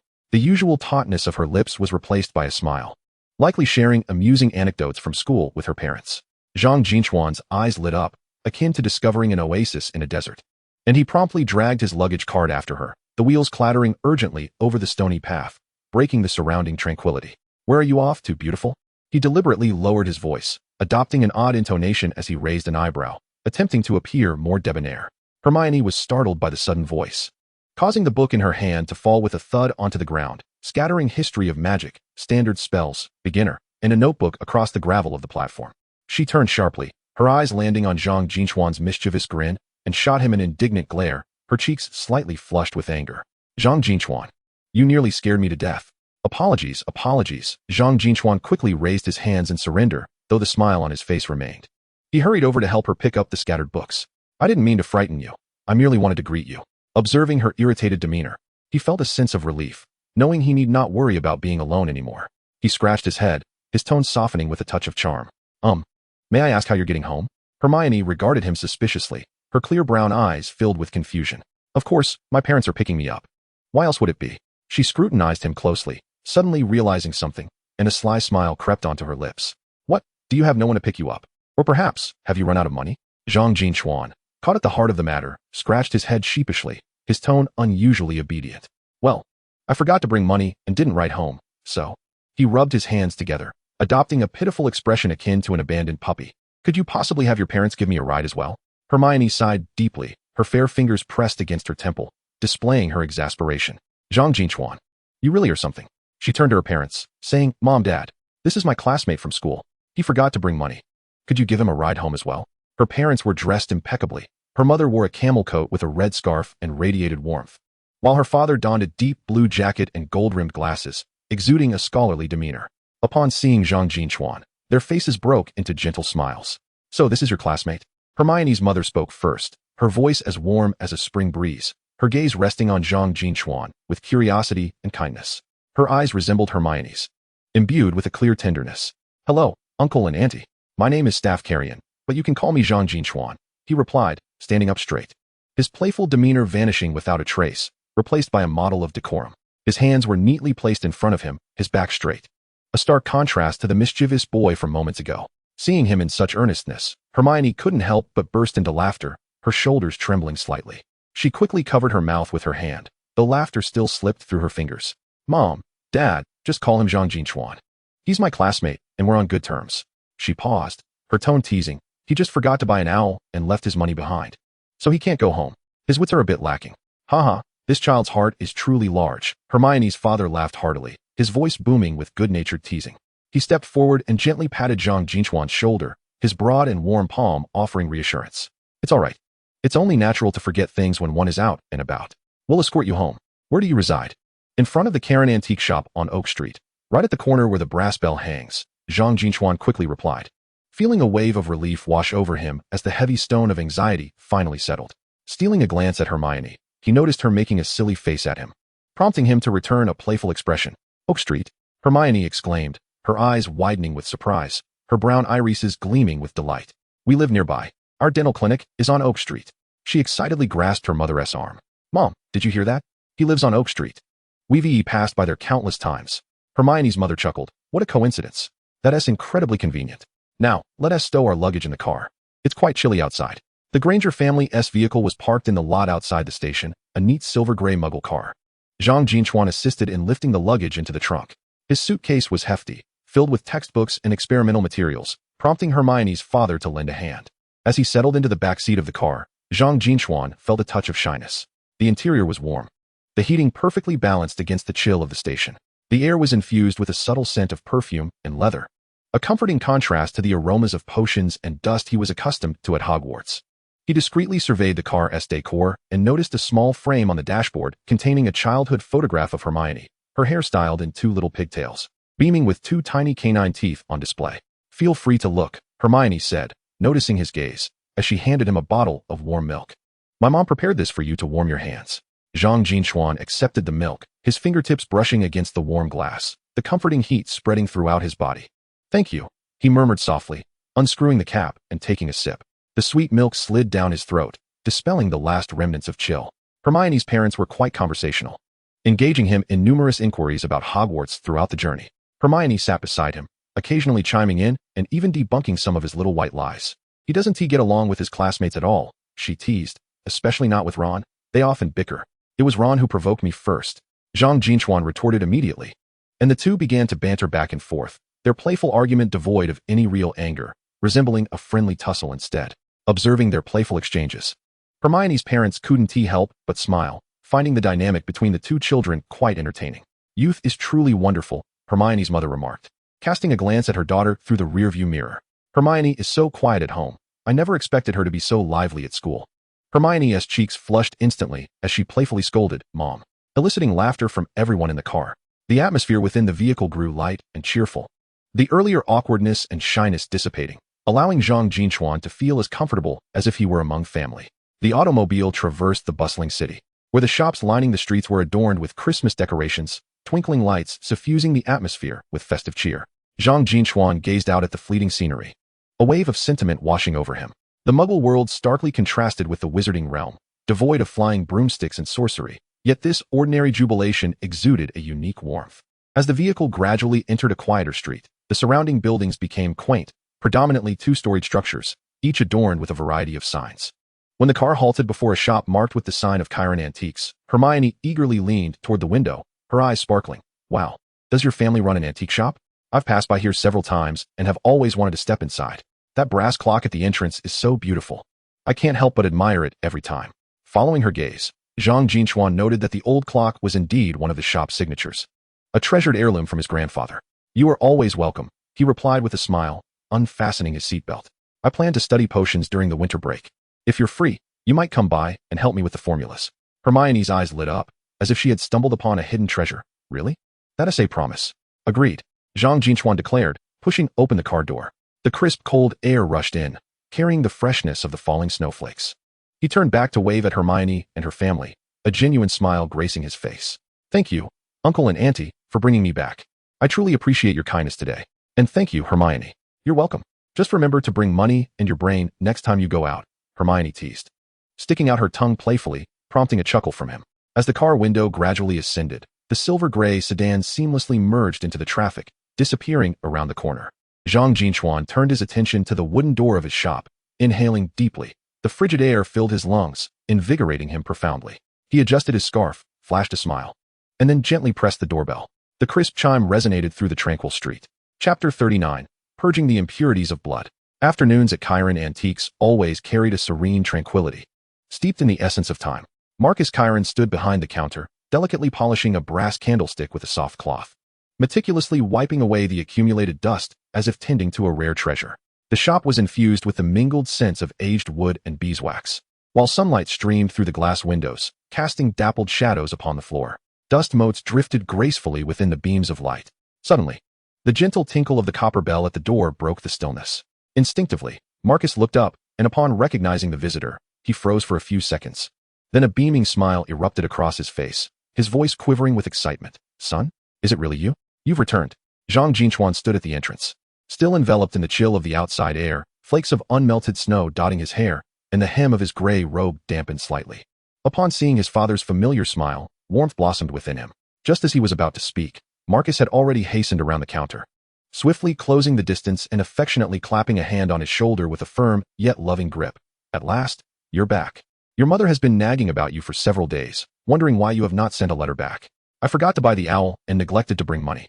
Zhang Jin Chuan scratched his head, feeling somewhat embarrassed as he explained, but was interrupted by his father's hearty laughter. It's all right.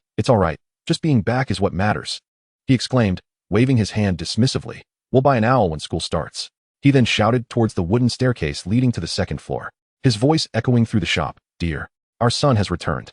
Come down and have a look. The sound of hurried footsteps accompanied by the rustling of fabric echoed from the staircase.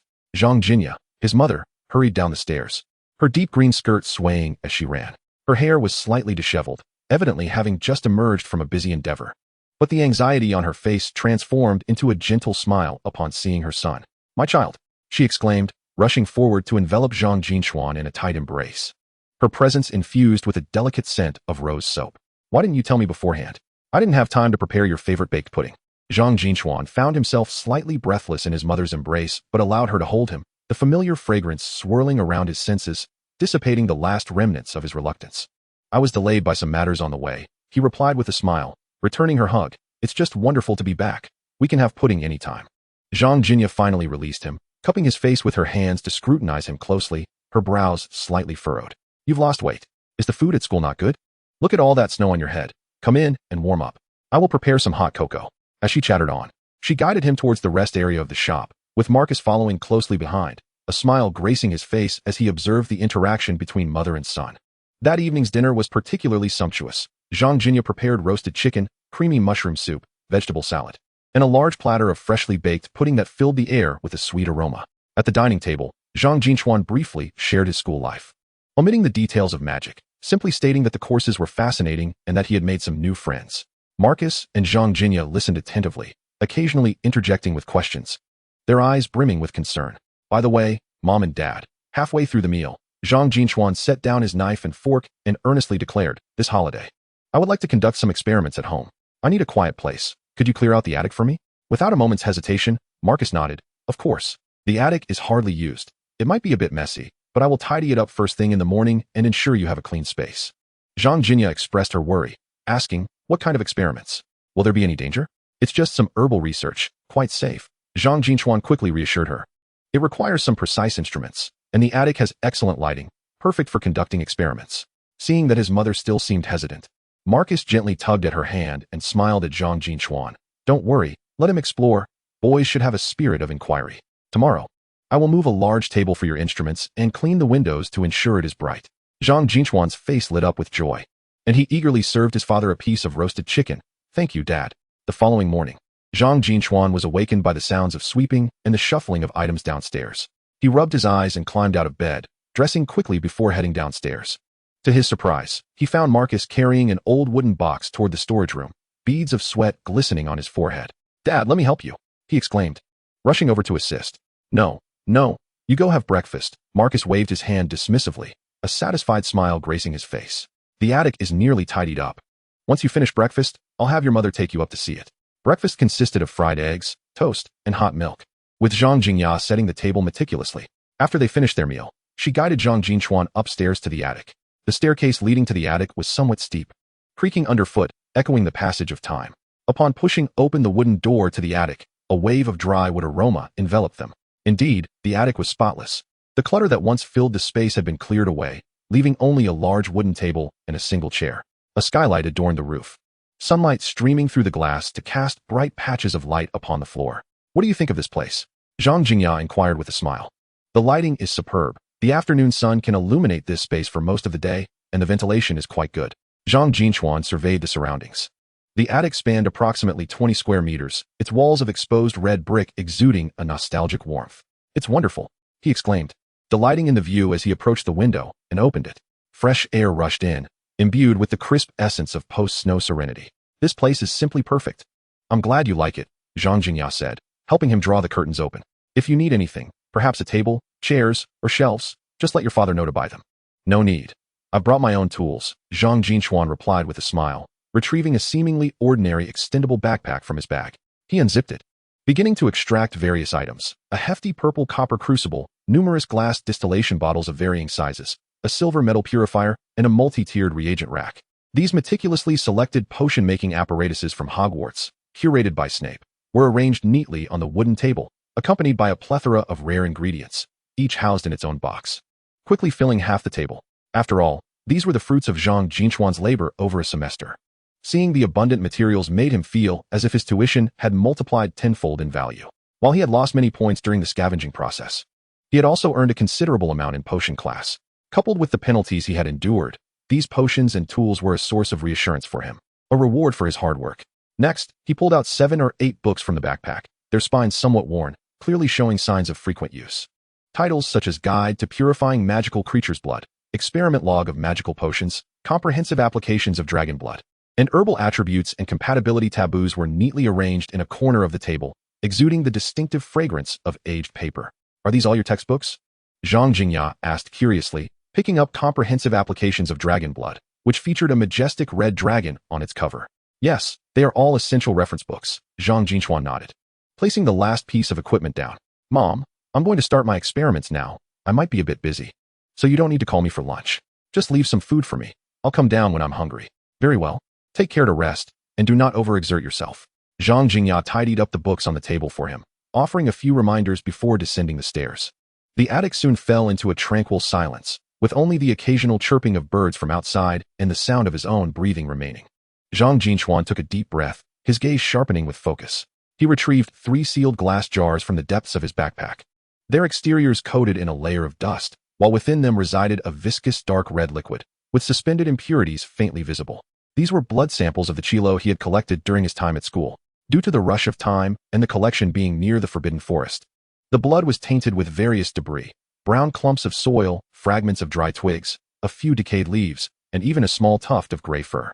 More intriguingly, the blood retained 2 peculiar powers, a silvery glimmer left by the unicorn's blood that the Chilo had consumed, and a green luminescence derived from the dark magic aura that clung to him, both shimmering eerily within the viscous liquid, exuding an uncanny beauty.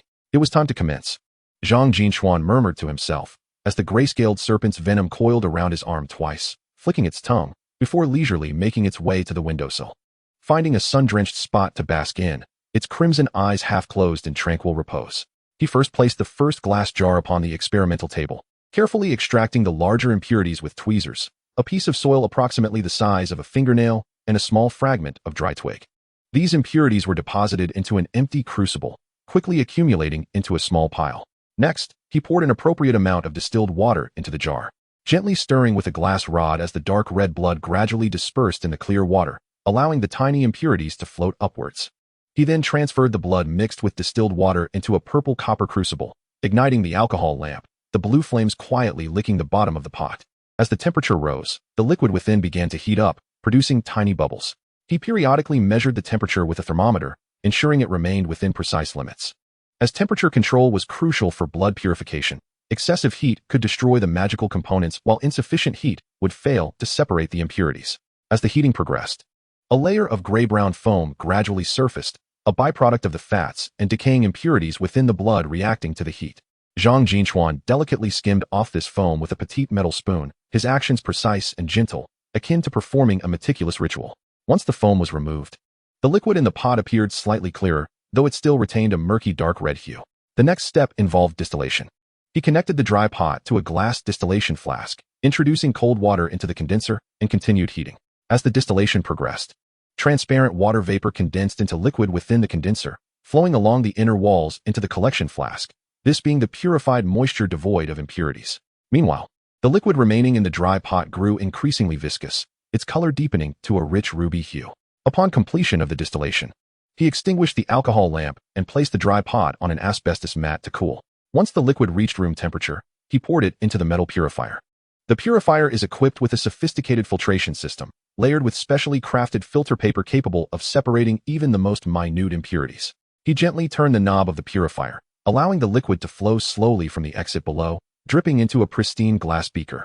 The liquid, after its initial filtration, had become considerably clearer, yet upon closer inspection, tiny particles still floated within.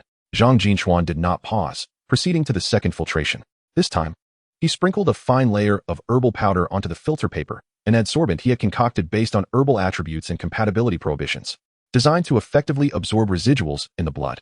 As the liquid flowed through the purifier once more, the once indistinct suspended matter had vanished, while the silvery luminescence characteristic of unicorn blood became strikingly vivid, resembling the glimmer of crushed diamonds flowing within the liquid. Zhang Jin Chuan's eyes sparkled with excitement. He knew the most crucial step was nearing completion. He poured the finally purified liquid into a crystal vial, which he had specially prepared. The vial was transparent, allowing for a clear view of the liquid state within. The dark red blood flowed quietly in the crystal container, its previously murky texture transforming into something delicate and enigmatic. Under the sunlight, the liquid shimmered with faint silver specks and green light, akin to crushed starlight. Zhang Jin Chuan lifted the crystal vial, gently swaying it in the sunlight. The dark red liquid danced with his movements, the silver luminescence swirling beautifully, breathtakingly exquisite.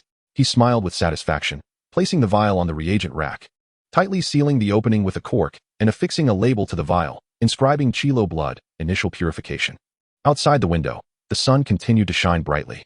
While the venom slumbered soundly on the windowsill, the attic filled with a subtle mingling scent of herbs and blood. Zhang Jin Chuan gazed at the fruits of his labor on the shelf, stretched lazily, feeling invigorated, as 2 more jars of materials awaited his attention. Chapter 40, Dragon Factor Activator.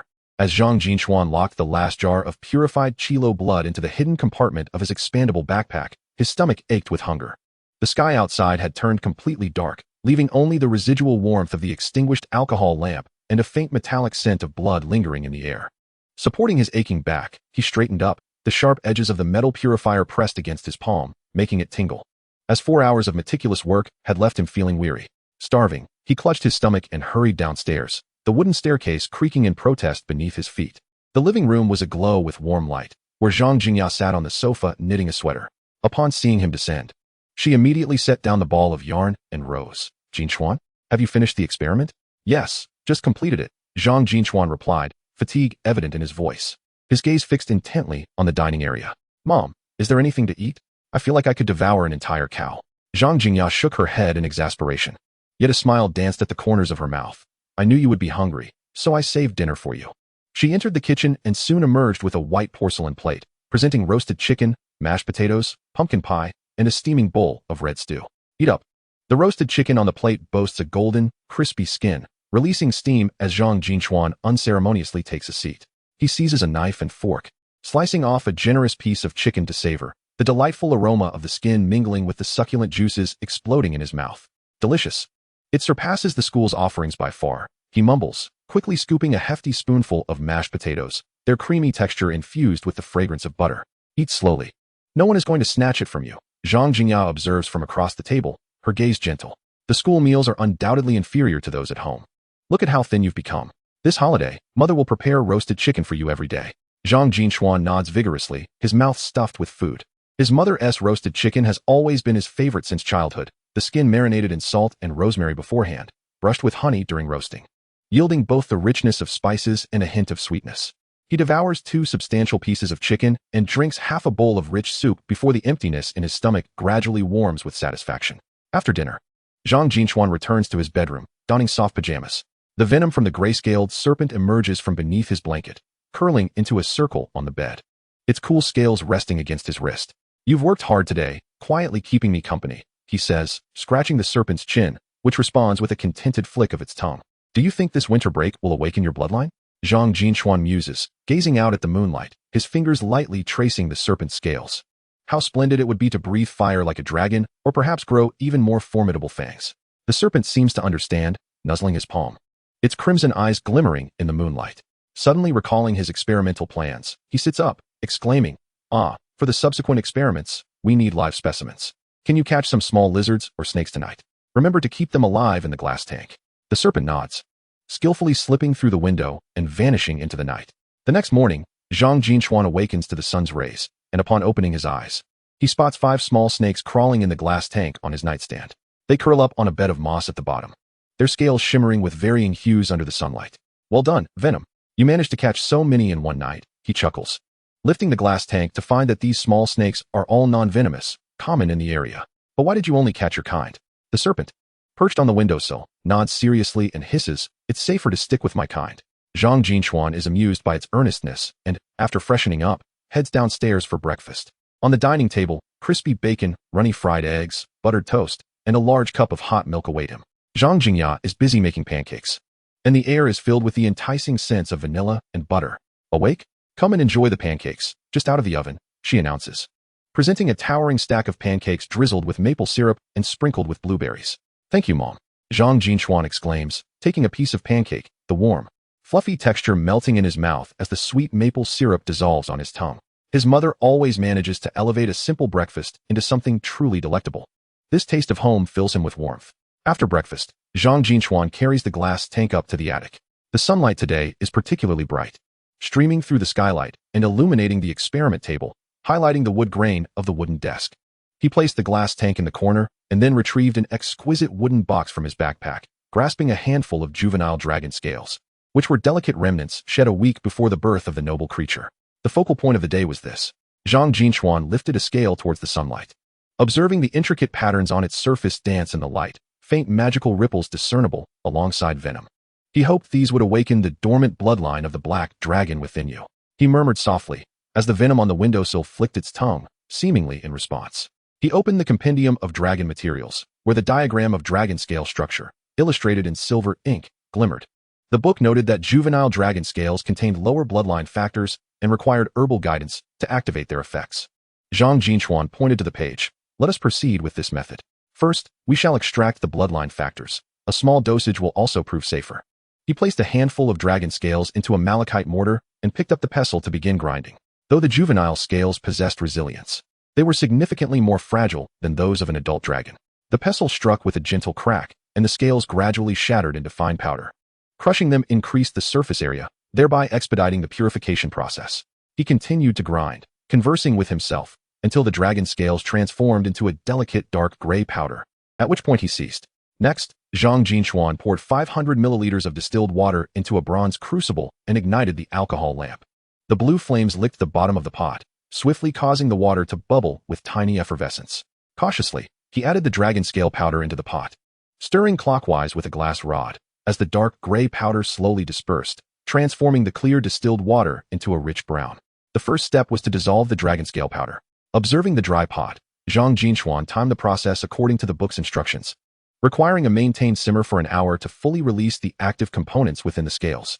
He periodically adjusted the flame of the alcohol lamp, ensuring the water temperature remained stable around 85 degrees, a temperature sufficient for dissolving components without compromising the vitality of the bloodline factors.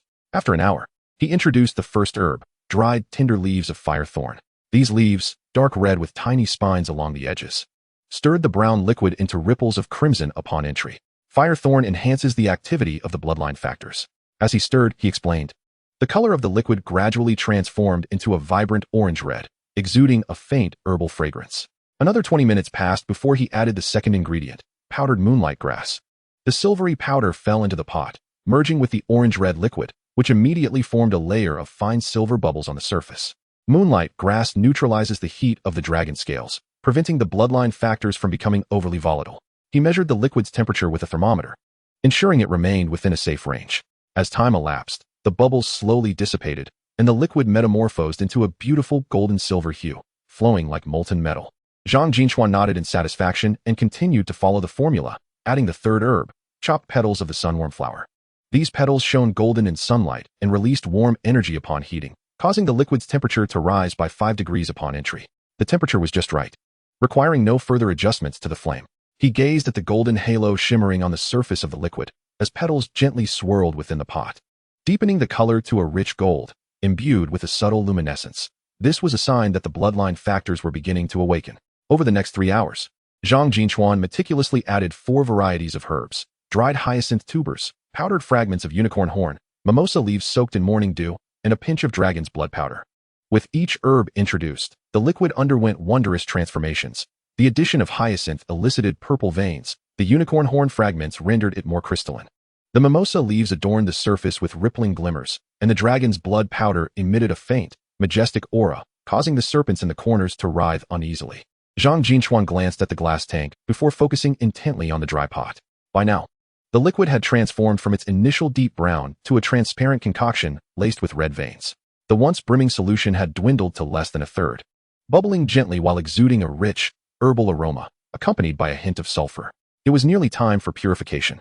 He extinguished the alcohol lamp and set the dry pot on an asbestos mat to cool. After meticulously cleaning the metal purifier, he layered 3 sheets of filter paper within the sieve, the first to capture larger impurities, the second to absorb excess herbal residue, and the third to retain any undissolved dragon scale powder. Once the liquid cooled to approximately 50 degrees, Zhang Jin Chuan commenced filtering. He poured the liquid slowly into the purifier.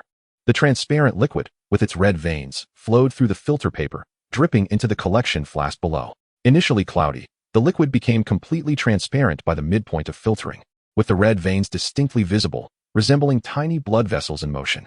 Excellent. The impurities have been filtered out beautifully, Zhang Jin Chuan thought, his eyes glinting with excitement as he regarded the liquid in the beaker. The purified solution amounted to about 30 milliliters, glimmering intriguingly under the sunlight. A gentle shake of the beaker made the red veins dance, as if alive. He retrieved a crystal vial and filled it with the collected dragon factor solution. This was the dragon bloodline factor inducer. As he drew the liquid into a glass reagent tube, he noted with dismay that only 25 milliliters remained. Such a meager yield from a single dragon scale. The efficiency is dismal, he frowned, calculating that, at this rate, the remaining scales could yield a maximum of 200 milliliters. His gaze fell upon the black impurities clinging to the bottom of the dry pot. A pang of regret stirring within him. These were the unextracted effective components and undissolved herbal residues. Such waste, he lamented, realizing his refining skills still required improvement. Yet, as he observed the liquid in the reagent tube, shimmering with an extraordinary glow, a smile crept upon his lips. At least he had succeeded, which was preferable to failure. He carefully sealed the reagent tube, affixed a label reading Dragon Bloodline Factor Activator, and placed it into the insulated compartment of his backpack. As he looked back at the black impurities at the bottom of the dry pot, a sudden thought struck him. He retrieved a metal canister that once contained the blood of a chilo and meticulously scraped the impurities into it with a small spoon, compacting the remnants before sealing it securely. Though these were merely residues, they might still hold some value. He placed the canister into his backpack, intending to study it further at a later time. The sunlight in the attic gradually slanted westward, casting an elongated shadow of Zhang Jin Chuan. After tidying up his experimental apparatus, he gazed at the venom resting on the windowsill, his eyes brimming with anticipation. Tomorrow, we shall commence the formal experiments. I hope this labor of love proves fruitful. The venom seemed to comprehend his thoughts, unfurling its body under the sunlight, its scales shimmering brilliantly. Zhang Jin Chuan stretched lazily. Although the refining process had proven more laborious than anticipated, the sight of the results dispelled all his fatigue. Chapter 41. Continuous Transformation. Good morning, little one. Zhang Jin Chuan smiled, extending his hand. As his fingertips brushed against the venom scales, it affectionately nudged his fingertip, its serpent body both supple and resilient. The sensation of its scales against his skin both familiar and comforting. Watching the venom consume the last morsel of flesh, Zhang Jin Chuan inhaled deeply and turned toward the experimental table. Today marked a pivotal day for validating the efficacy of the Dragon Bloodline Factor Inducer, and his heart raced involuntarily, his fingertips trembling slightly. The experimental table had been prepped. A protective asbestos mat covered the oak surface, while a silver balance, an agate mortar, and a purple copper crucible gleamed in the corner, reflecting the dappled light streaming through the skylight. Zhang Jin Chuan opened his expandable backpack. Nestled at the very top was an insulated box, within which a crystal vial held the Dragon Bloodline Factor Activation Potion, its body clear as ice. The red vein-like patterns within the liquid pulsating gently like a living entity. This was the outcome of yesterday's refinement, embodying all his passion and patience for potion making. The success or failure hinged on this moment. Zhang Jin Chuan murmured to himself, gently brushing his fingertips across the frosted glass cap of the potion vial. The chill of the glass steadied his nerves. He retrieved a crystal beaker from the drawer of the experimental table, its walls as thin as gossamer, allowing for clear observation of every subtle change in the liquid. He also procured a platinum dropper, a material that would not react with any magical potion, making it the optimal choice for handling rare elixirs. As he inserted the dropper into the vial, a flurry of delicate silver bubbles erupted at the surface of the liquid. Zhang Jin Chuan held his breath, focusing intently as he tilted his wrist, drawing only a single drop of the potion. The transparent liquid suspended in the dropper formed a plump bead, reflecting the flicker of hope in his eyes and the sunlight filtering through the skylight, resembling a crystallized star, glimmering with the promise of dawn. The inaugural experiment necessitated strict control over the dosage. He steadily dripped the potion into the beaker, promptly tightening the cap of the vial. At the moment of contact, a faint blue protective evaporation charm materialized on the surface, a triple-layered safeguard he had meticulously inscribed. He meticulously inspected the seal 3 times, ensuring not a single gap remained, before returning the vial of potion to its insulated box. which he then tucked into the innermost compartment of his backpack. With a gentle tap of his wand upon the surface of the bag, he intoned the incantations for firmness and constant temperature, watching as the pale golden script flickered momentarily across the canvas. This vial contained an invaluable potion. He could not allow any mishap to occur. Even the slightest evaporation would result in an irrevocable loss. Next, Zhang Jin Chuan retrieved a bottle of magical restoration potion from the second shelf of the apothecary cabinet. This potion, borrowed from the storeroom of Hogwarts, bore the distinctively sharp handwriting of Snape. Dilution level 31, for classroom use only, strictly forbidden for personal use. He held the bottle up to the sunlight, observing how the pale golden liquid danced with countless tiny sparkling particles, reminiscent of crushed stars, a hallmark of high-quality magical elixirs. Zhang Jin Chuan carefully measured out 10 milliliters of the potion using a glass graduated cylinder. As he tilted the cylinder, the liquid formed a perfect concave meniscus, and he focused intently on the scale until the lowest point of the curve aligned precisely with the 10 milliliter mark before pouring the potion gently into a beaker containing dragon's blood potion. The moment the two liquids met, a wisp of silvery mist rose from the beaker, accompanied by a subtle sizzling sound, as if multitudes of tiny spells were colliding and merging. The pale golden magical restoration potion swiftly integrated with the gold and silver dragon's blood, and the crimson vein-like patterns began to spread through the liquid, each line quivering slightly, as though imbued with life. The stability of the mixture exceeded his expectations. He nodded in satisfaction, drawing the blended potion into a transparent magical syringe. Zhang Jin Chuan then turned his gaze to the glass tank in the corner, where sunlight filtered through, casting warmth upon 7 small snakes. Most were curled up on the moist moss at the bottom of the tank, relishing the rare warmth of winter, while one brown serpent, adorned with black ringed patterns, was actively exploring the walls of the tank, its scales glistening healthily in the light, appearing more vibrant than the others, occasionally nudging its head against the glass as if filled with curiosity about the outside world. I choose you. Zhang Jin Chuan's eyes locked onto this particular snake. Approximately the thickness of a pinky finger, its black markings were symmetrically arranged in rings, exhibiting a vitality far superior to the other serpents, making it the optimal candidate for enduring the potion's effects. He donned thin sheepskin gloves and opened the ventilated lid of the glass tank. As he reached inside, the little snakes immediately raised their heads in alertness, hissing in a chorus, their bodies tensed like bows, ready to attack or flee at a moment's notice. However, when the venom approached from the workstation, pressing against the outer wall of the tank, all the snakes fell silent, instinctively sensing the dominance exuded by the gray-scaled serpent, which filled them with dread. Even the most spirited brown snake obediently lay flat against the moss, daring only to peer at him with its bean-sized black eyes, its body trembling slightly, the scales brushing against the moss producing a faint rustling sound. Seizing the opportunity, Zhang Jin Chuan grasped the little serpent by its midsection. Its body instantly tensed, yet it dared not struggle, fixating on him with terrified eyes, as if silently pleading for mercy. Do not fear, it will be over soon. Zhang Jin Chuan's movements were as gentle as possible. With his left hand, he delicately pressed the snake's head, while his right hand held a syringe, poised near its mouth. Carefully prying the snake's jaws open with his thumb and index finger, he revealed its sharp, delicate fangs, with the interior of its mouth glistening in a faint pink hue. With precision, he injected the mixed solution into its throat, the transparent liquid gliding seamlessly down its esophagus, leaving not a single drop wasted in its oral cavity. Only then did he exhale in relief. After completing the injection, he did not immediately release his grip, but instead gently pinched the snake's jaws, while cradling its body with his other hand, swaying it slightly. Swallow it all, every last drop, he murmured softly, anxious that any remnants of the solution lingering in its mouth might diminish its efficacy. It was not until he felt a subtle undulation along the snake's body and observed distinct swallowing motions in its throat that he gradually loosened his hold, tenderly stroking along the snake's throat several times. With his fingertips, he could distinctly sense the passage of the medication into its stomach before he placed the small serpent on the laboratory table draped in white linen, his gaze fixed upon it, unwilling to relax for even a moment. Upon landing, the little snake initially froze in place, its head swaying slightly, seemingly acclimating to the unfamiliar energy coursing within. Occasionally, its body would twitch, as if grappling with the sudden changes it was undergoing. Zhang Jin Chuan and the venom, positioned on either side, watched intently, their eyes wide open, breaths held in suspense, as the loft was enveloped in silence, interrupted only by the occasional chirp of birds from outside and their synchronized inhalations. In that instant, time appeared to stand still.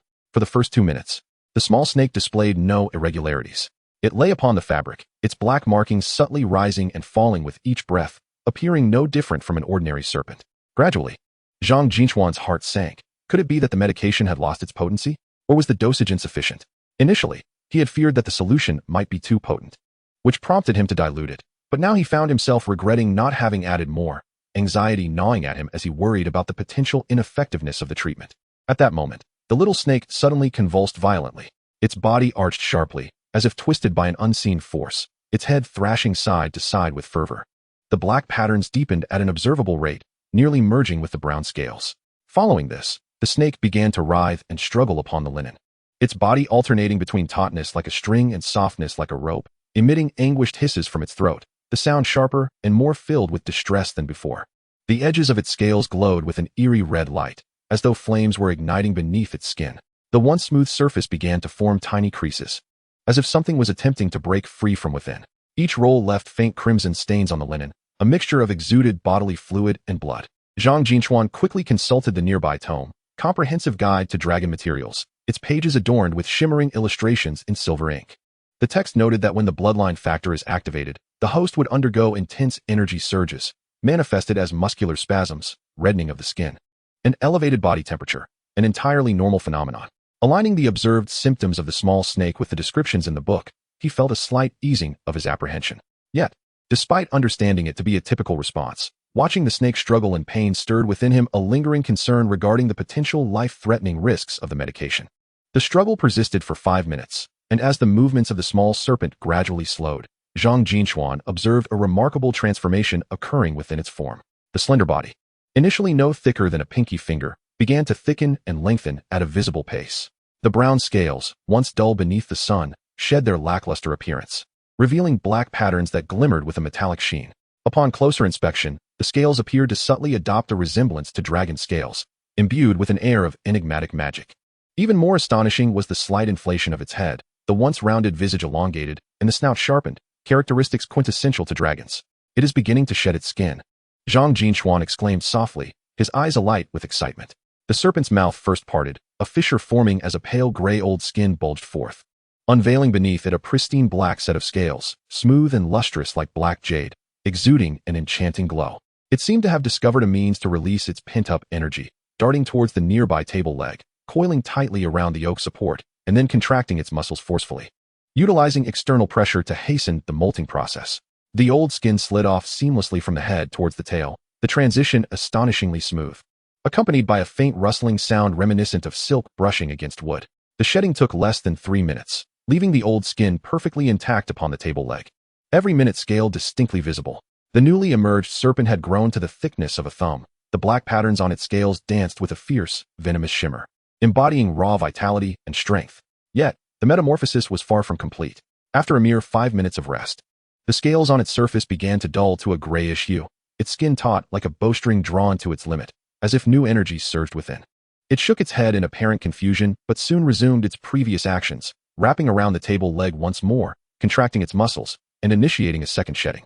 This time, the old skin shed even more rapidly, revealing scales of a deeper hue, approaching an inky black, with crimson edges that glinted in the sunlight. As it shifted, one could discern the surface of the scales exhibiting raised patterns akin to dragon scales.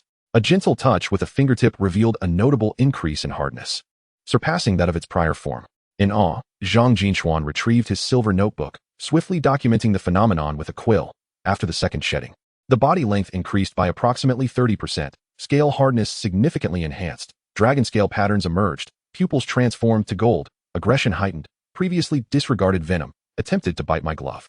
He wrote while observing, the quill scratching rapidly against the parchment, the letters quivering with excitement, leaving several unintentional ink marks along the edges of the pages, yet none detracting from his fervor for recording this extraordinary event.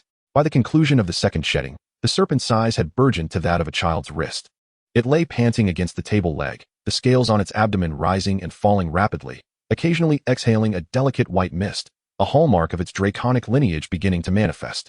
Before fully matured fire dragons unleash flames, a similar warm vapor emerges from their mouths, heralding the awakening of formidable power.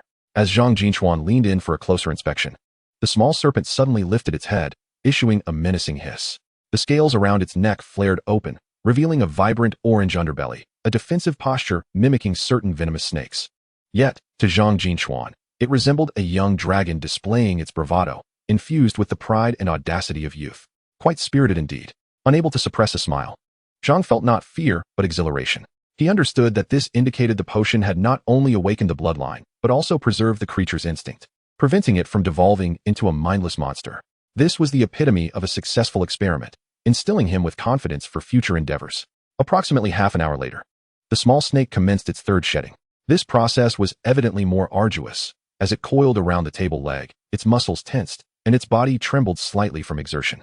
Blood oozed from where the old skin was sloughing off, staining a small section of its scales, a sight both alarming and heart-wrenching. Zhang Jin Chuan felt a pang of concern and could not help but murmur to the venomous creature, inquiring if it could endure such strain.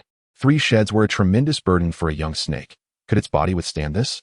The venomous creature merely nudged its head against his hand, as if to offer comfort or affirm the resilience of the little serpent. The crimson glimmer in its eyes radiated trust, gradually soothing his anxious heart. Fortunately, the third shedding was ultimately successful. As the last piece of old skin fell away from its tail, the small snake lay motionless on the table, utterly spent. Its abdomen rose and fell violently, reminiscent of a runner who had just completed a long race. Each breath exuded fatigue, yet also a tenacity born from survival. Its transformation was nothing short of breathtaking. Its length had grown to the thickness of Zhang Jinchuan's wrist, cloaked in an inky black hue, with scales as hard as iron. Each scale bore a distinct pattern reminiscent of miniature dragon scales, reflecting iridescence in the sunlight and shifting hues of red, purple, and yellow from varying angles, a dazzling spectacle. Its eyes had transformed entirely to a deep red, with slitted pupils sharp as daggers, seemingly capable of perceiving all. When its mouth slightly parted, 2-minute fangs glinted with a pale crimson hue, exuding an aura of lethal danger. On either side of its head, subtle bulges hinted at the emergence of dragon horns.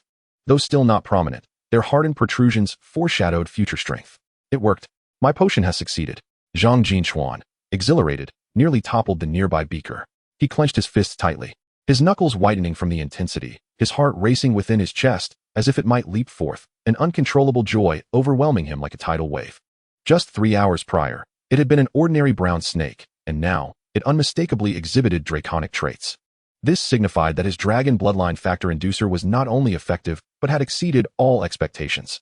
Once the excitement waned, Zhang Jinchuan quickly regained his composure. He recognized that mere visual observation was insufficient.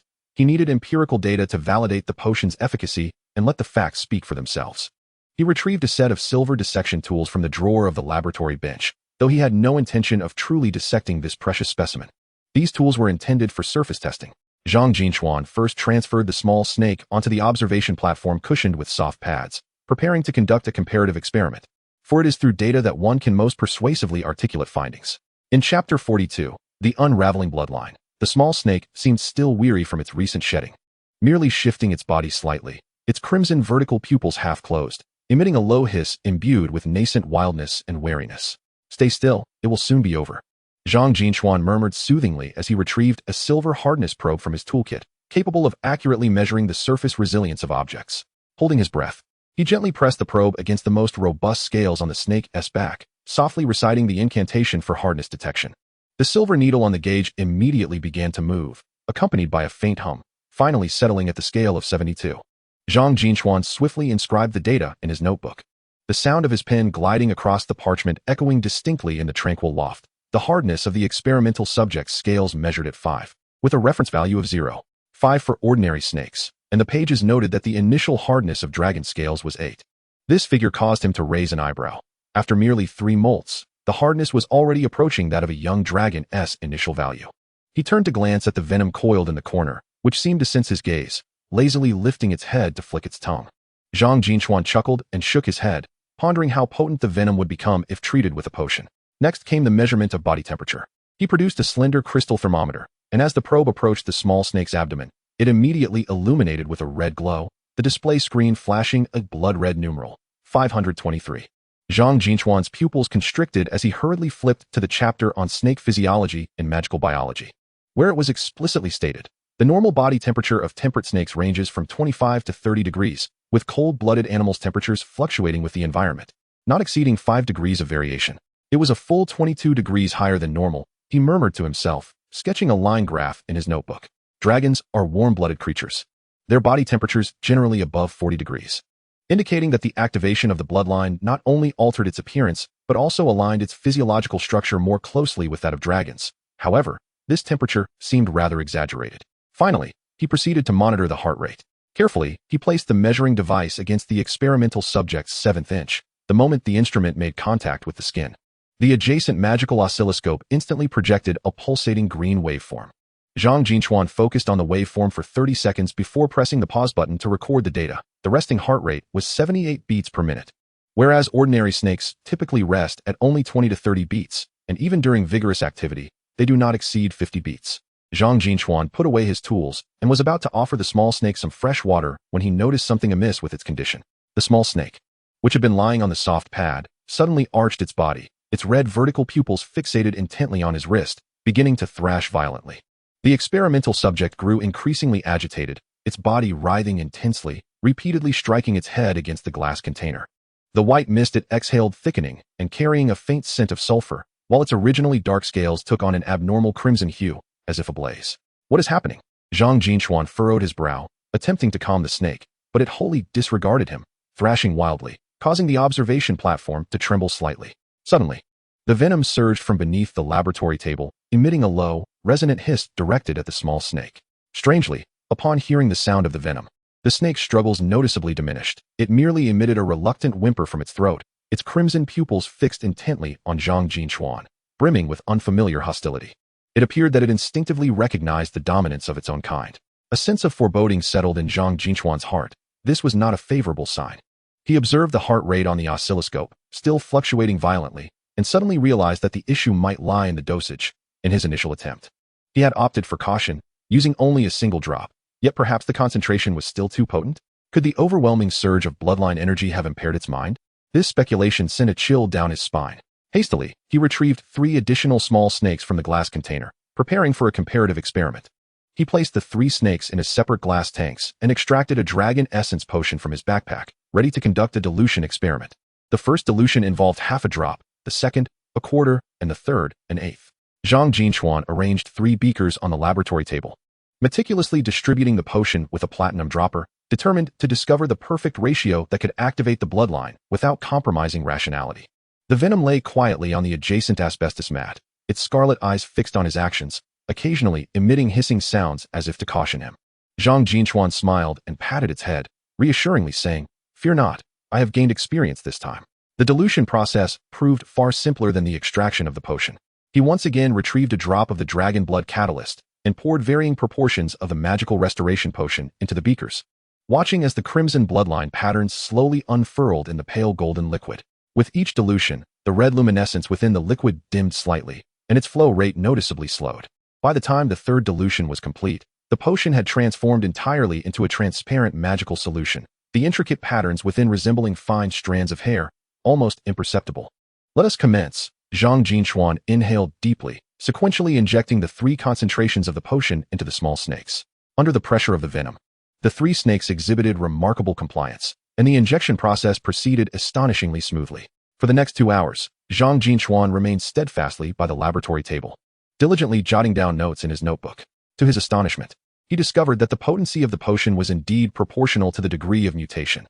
The snake injected with the half-diluted potion began to shed its skin within 15 minutes. Although it had only shed once, its scales had noticeably hardened, its pupils transformed to a light golden hue, its body temperature rose to 38 degrees Celsius, and its heart rate was at 55 beats per minute. More significantly, while it exhibited a degree of aggression, it hesitated upon hearing Zhang Jin Chuan's voice, not completely losing control. The snake that received the quarter-diluted potion showed signs of shedding only after an hour. Its scales merely glimmered slightly. Its pupil color remained unchanged.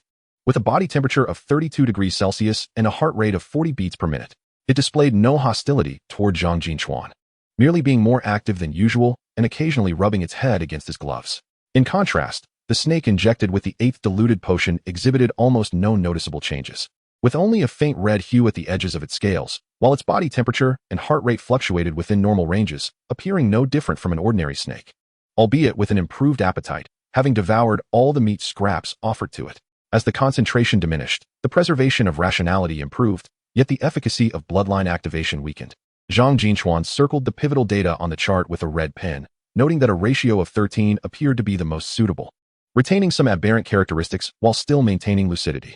Just as he believed he had discovered the perfect ratio, an unforeseen incident transpired. The first small snake injected with the 11th serum suddenly convulsed violently, exhibiting a more intense reaction than the initial test subject. It thrashed wildly within the glass tank, blood oozing from beneath its scales, its once pale golden pupils fading to a ghastly gray. Foam continuously erupted from its mouth, and its body visibly shrank, as if its life force were being siphoned away. How could this happen?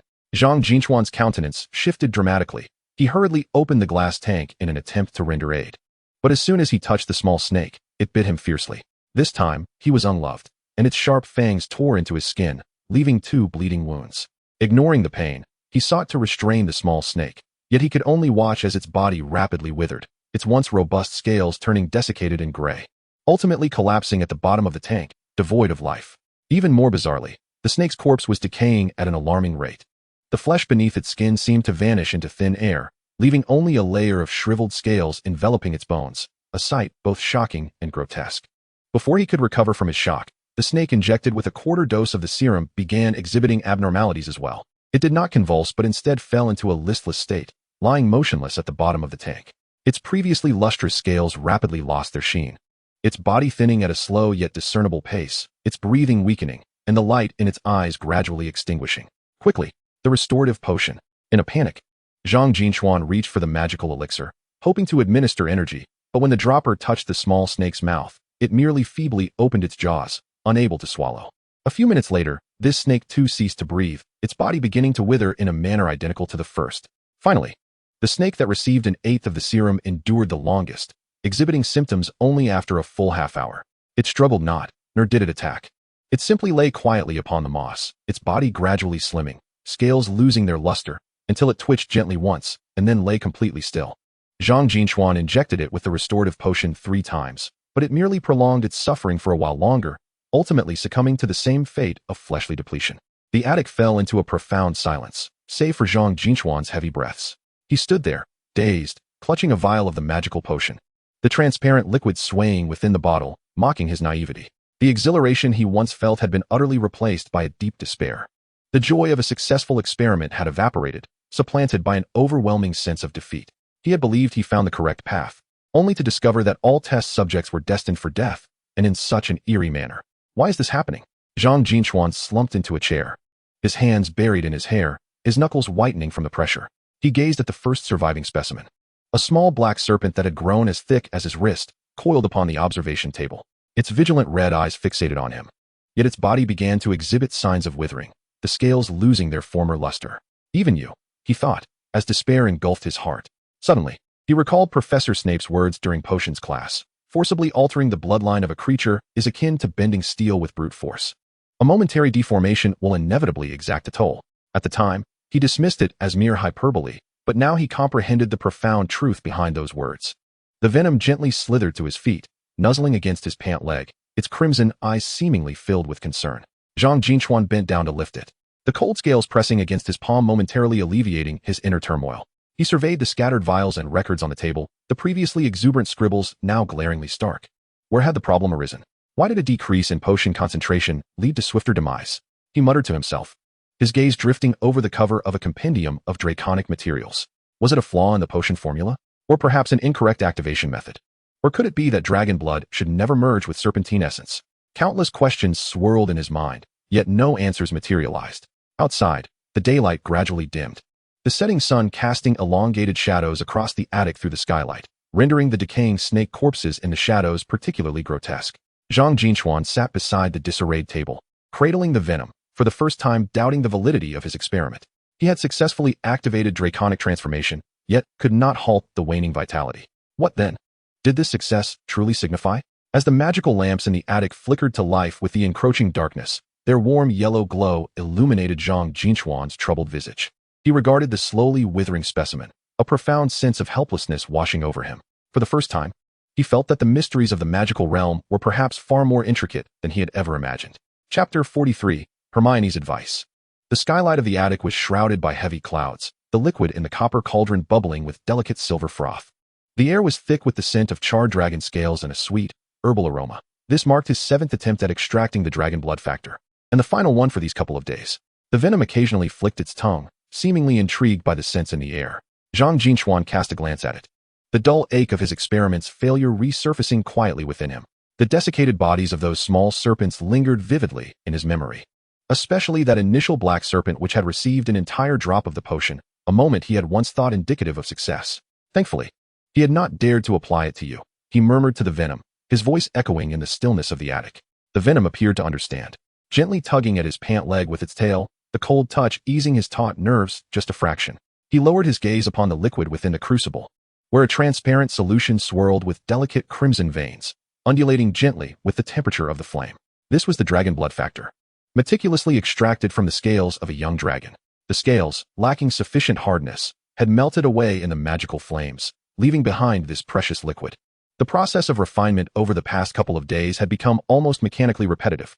Zhang Jin Chuan rose each day before dawn, retrieving the ashen young dragon scales from his expansive backpack, scales that still bore faint traces of tender pink at their edges, confirming their inadequacy for anything beyond the most basic potion crafting, as the records had indicated. He carefully extracted the elixir, encasing it in a crystalline vial before delicately placing it into a wooden box, insulated by a warming charm, and stowing it within the innermost compartment of his backpack, which also housed the desiccated remains of serpents. As he tidied his workstation, his eyes fell upon the open volume of comprehensive applications of dragon materials. The pages lingered on the chapter regarding the magical properties of young dragon scales, where a diagram of their structure, rendered in silver ink, was annotated with his own notes. Hardness 8, containing minimal dragon magical factors, suitable for low-tier activation potions. Yet, as he flipped further, he found the section on the side effects of bloodline fusion scant and vague, merely mentioning the potential for rejection, leaving unaddressed the symptoms of vitality depletion. Frustrated, Zhang Jin Chuan closed the book with a snap and pushed it aside. The words on the pages seemed to mock his ignorance. He could precisely control potion concentrations and expertly extract bloodline factors, yet he remained oblivious to the reasons behind his failures. Why had the first one lived the longest? He slumped into his chair, fingers threading through his hair, knuckles whitening from the pressure. His mind replayed every detail of the experiment. The small snake injected with a full drop of the potion, the wild, had endured 3 moltings. The one diluted to half had perished suddenly, convulsing briefly before rapidly desiccating, while the snake that received only an eighth of the potion, despite showing almost no mutations, met the same grim fate.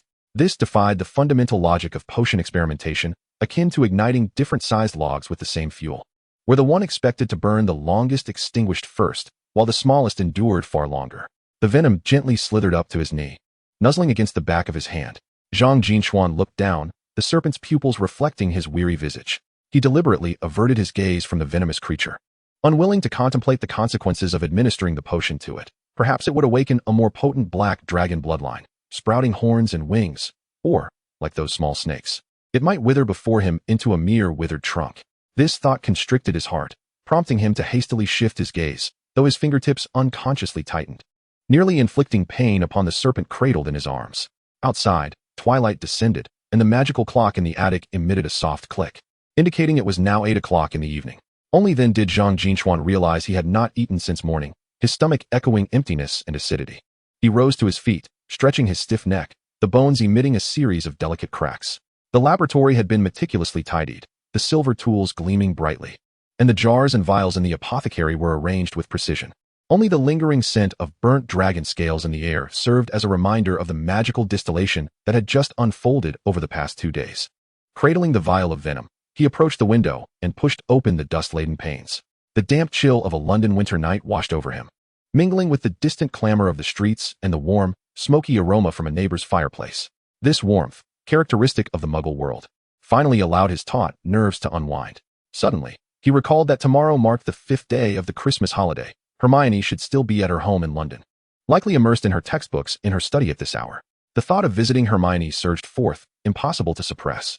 He recognized that Hermione had little interest in his experimentation with dark magical creatures and might even oppose it, yet her logical reasoning was always exceptionally clear. Perhaps she could uncover insights from details he had overlooked. Moreover, even if no inspiration arose, conversing with someone was far preferable to brooding alone in the attic. The next day, morning sunlight filtered through the curtain seams, casting slender beams of light upon the carpet.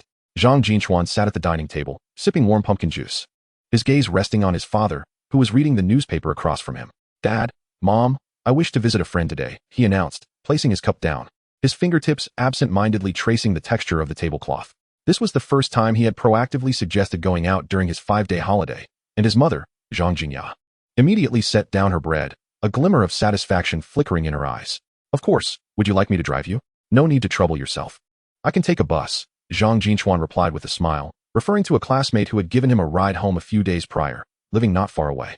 His father lifted his head from the newspaper. Be careful, and don't stay out too late. Beneath the simplicity of their conversation lay an unspoken concern from his parents.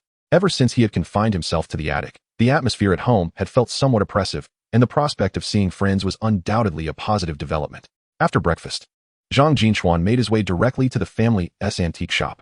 The store was situated beneath their residence, and wooden shelves brimmed with various magical antiques, brass candlesticks, silver picture frames, and gem-encrusted pocket watches shimmered with a warm glow in the morning light.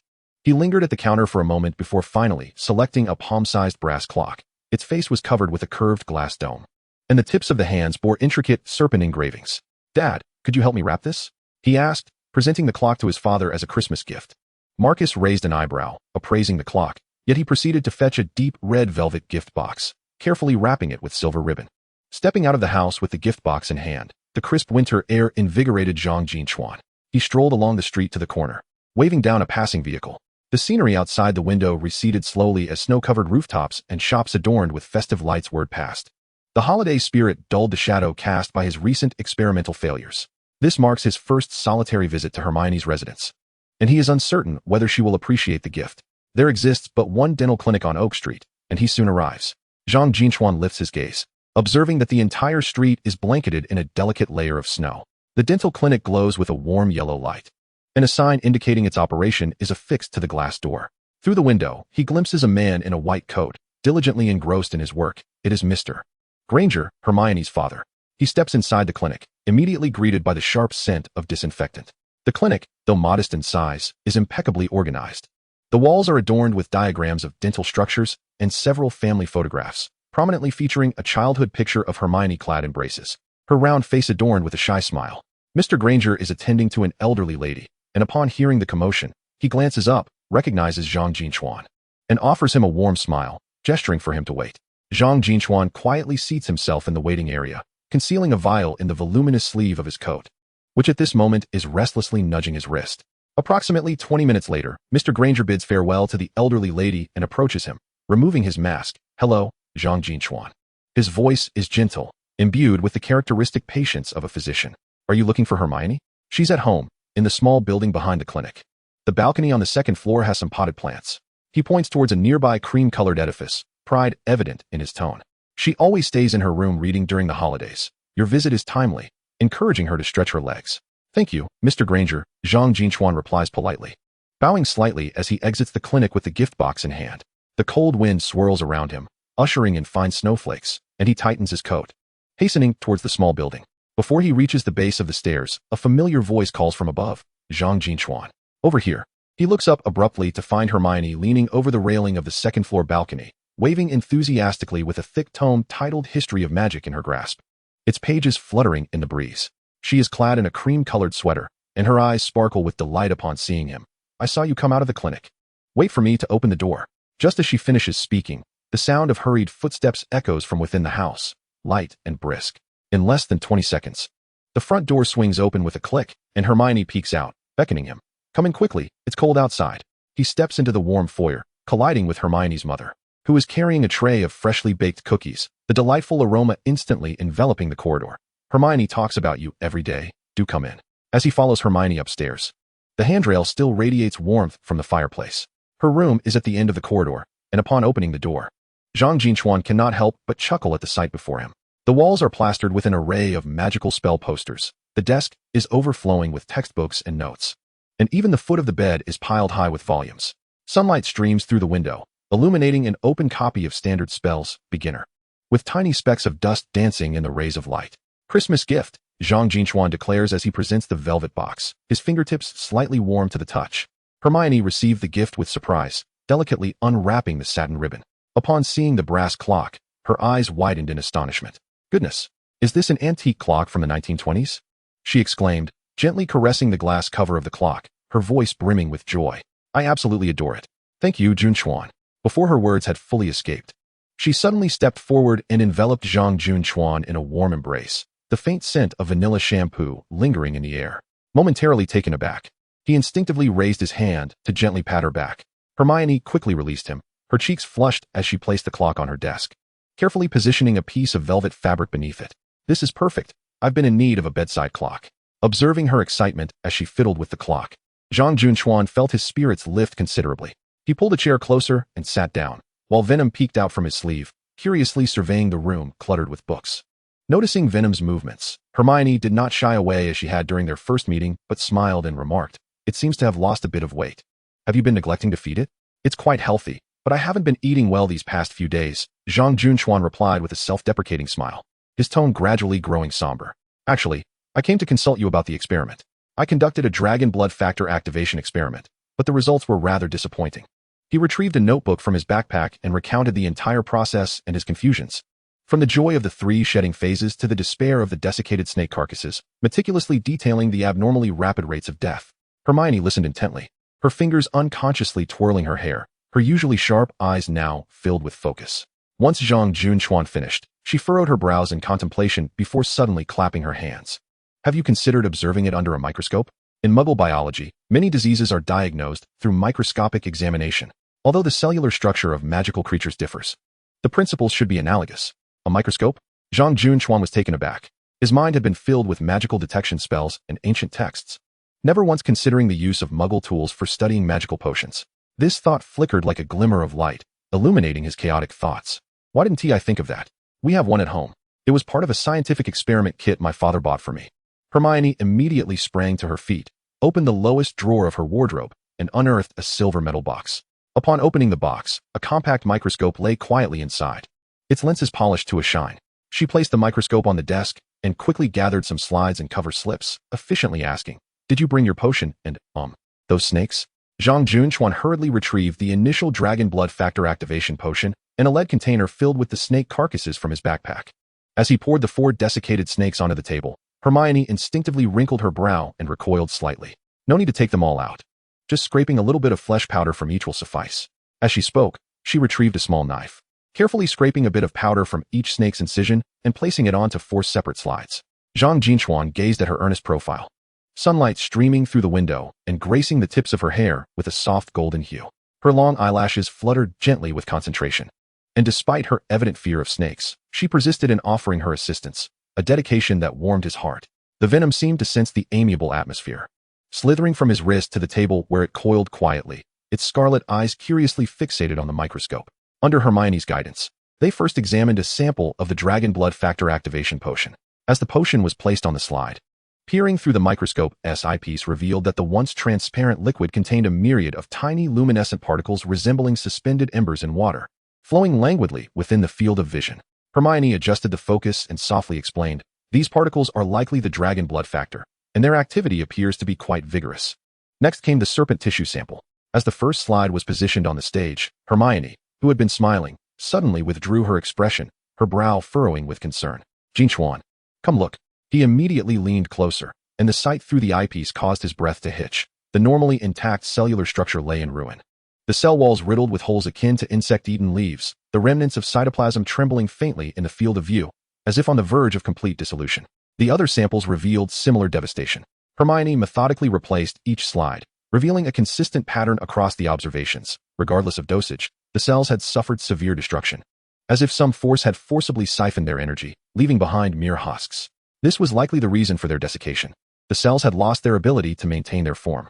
This revelation acted as a key, unlocking the riddle that had troubled him for 2 days. Zhang Jin Chuan abruptly lifted his head, excitement igniting in his eyes. "So the issue lies not with the dosage, but with the potion itself. It activates the bloodline, while simultaneously wreaking havoc on the cellular structure?" Hermione nodded, gesturing towards the microscope. "It is quite possible, much like igniting wood with fierce flames. While it releases heat, it ultimately reduces the wood to ashes. You need to find a buffering agent to protect the cells or enhance them to withstand the stimuli." Her words sliced through the haze like a bolt of lightning. Zhang Jin Chuan promptly retrieved his notebook, swiftly jotting down keywords such as searching for cellular protectants, testing buffer compatibility, and enhancing cells, the sound of his pen scratching across the paper rapid and forceful. Hermione leaned closer to inspect his notes, occasionally pointing at certain lines to offer suggestions. "You might consider adding moonlight grass juice. It has cell-repairing properties, but the dosage must be exceedingly small to avoid toxic reactions.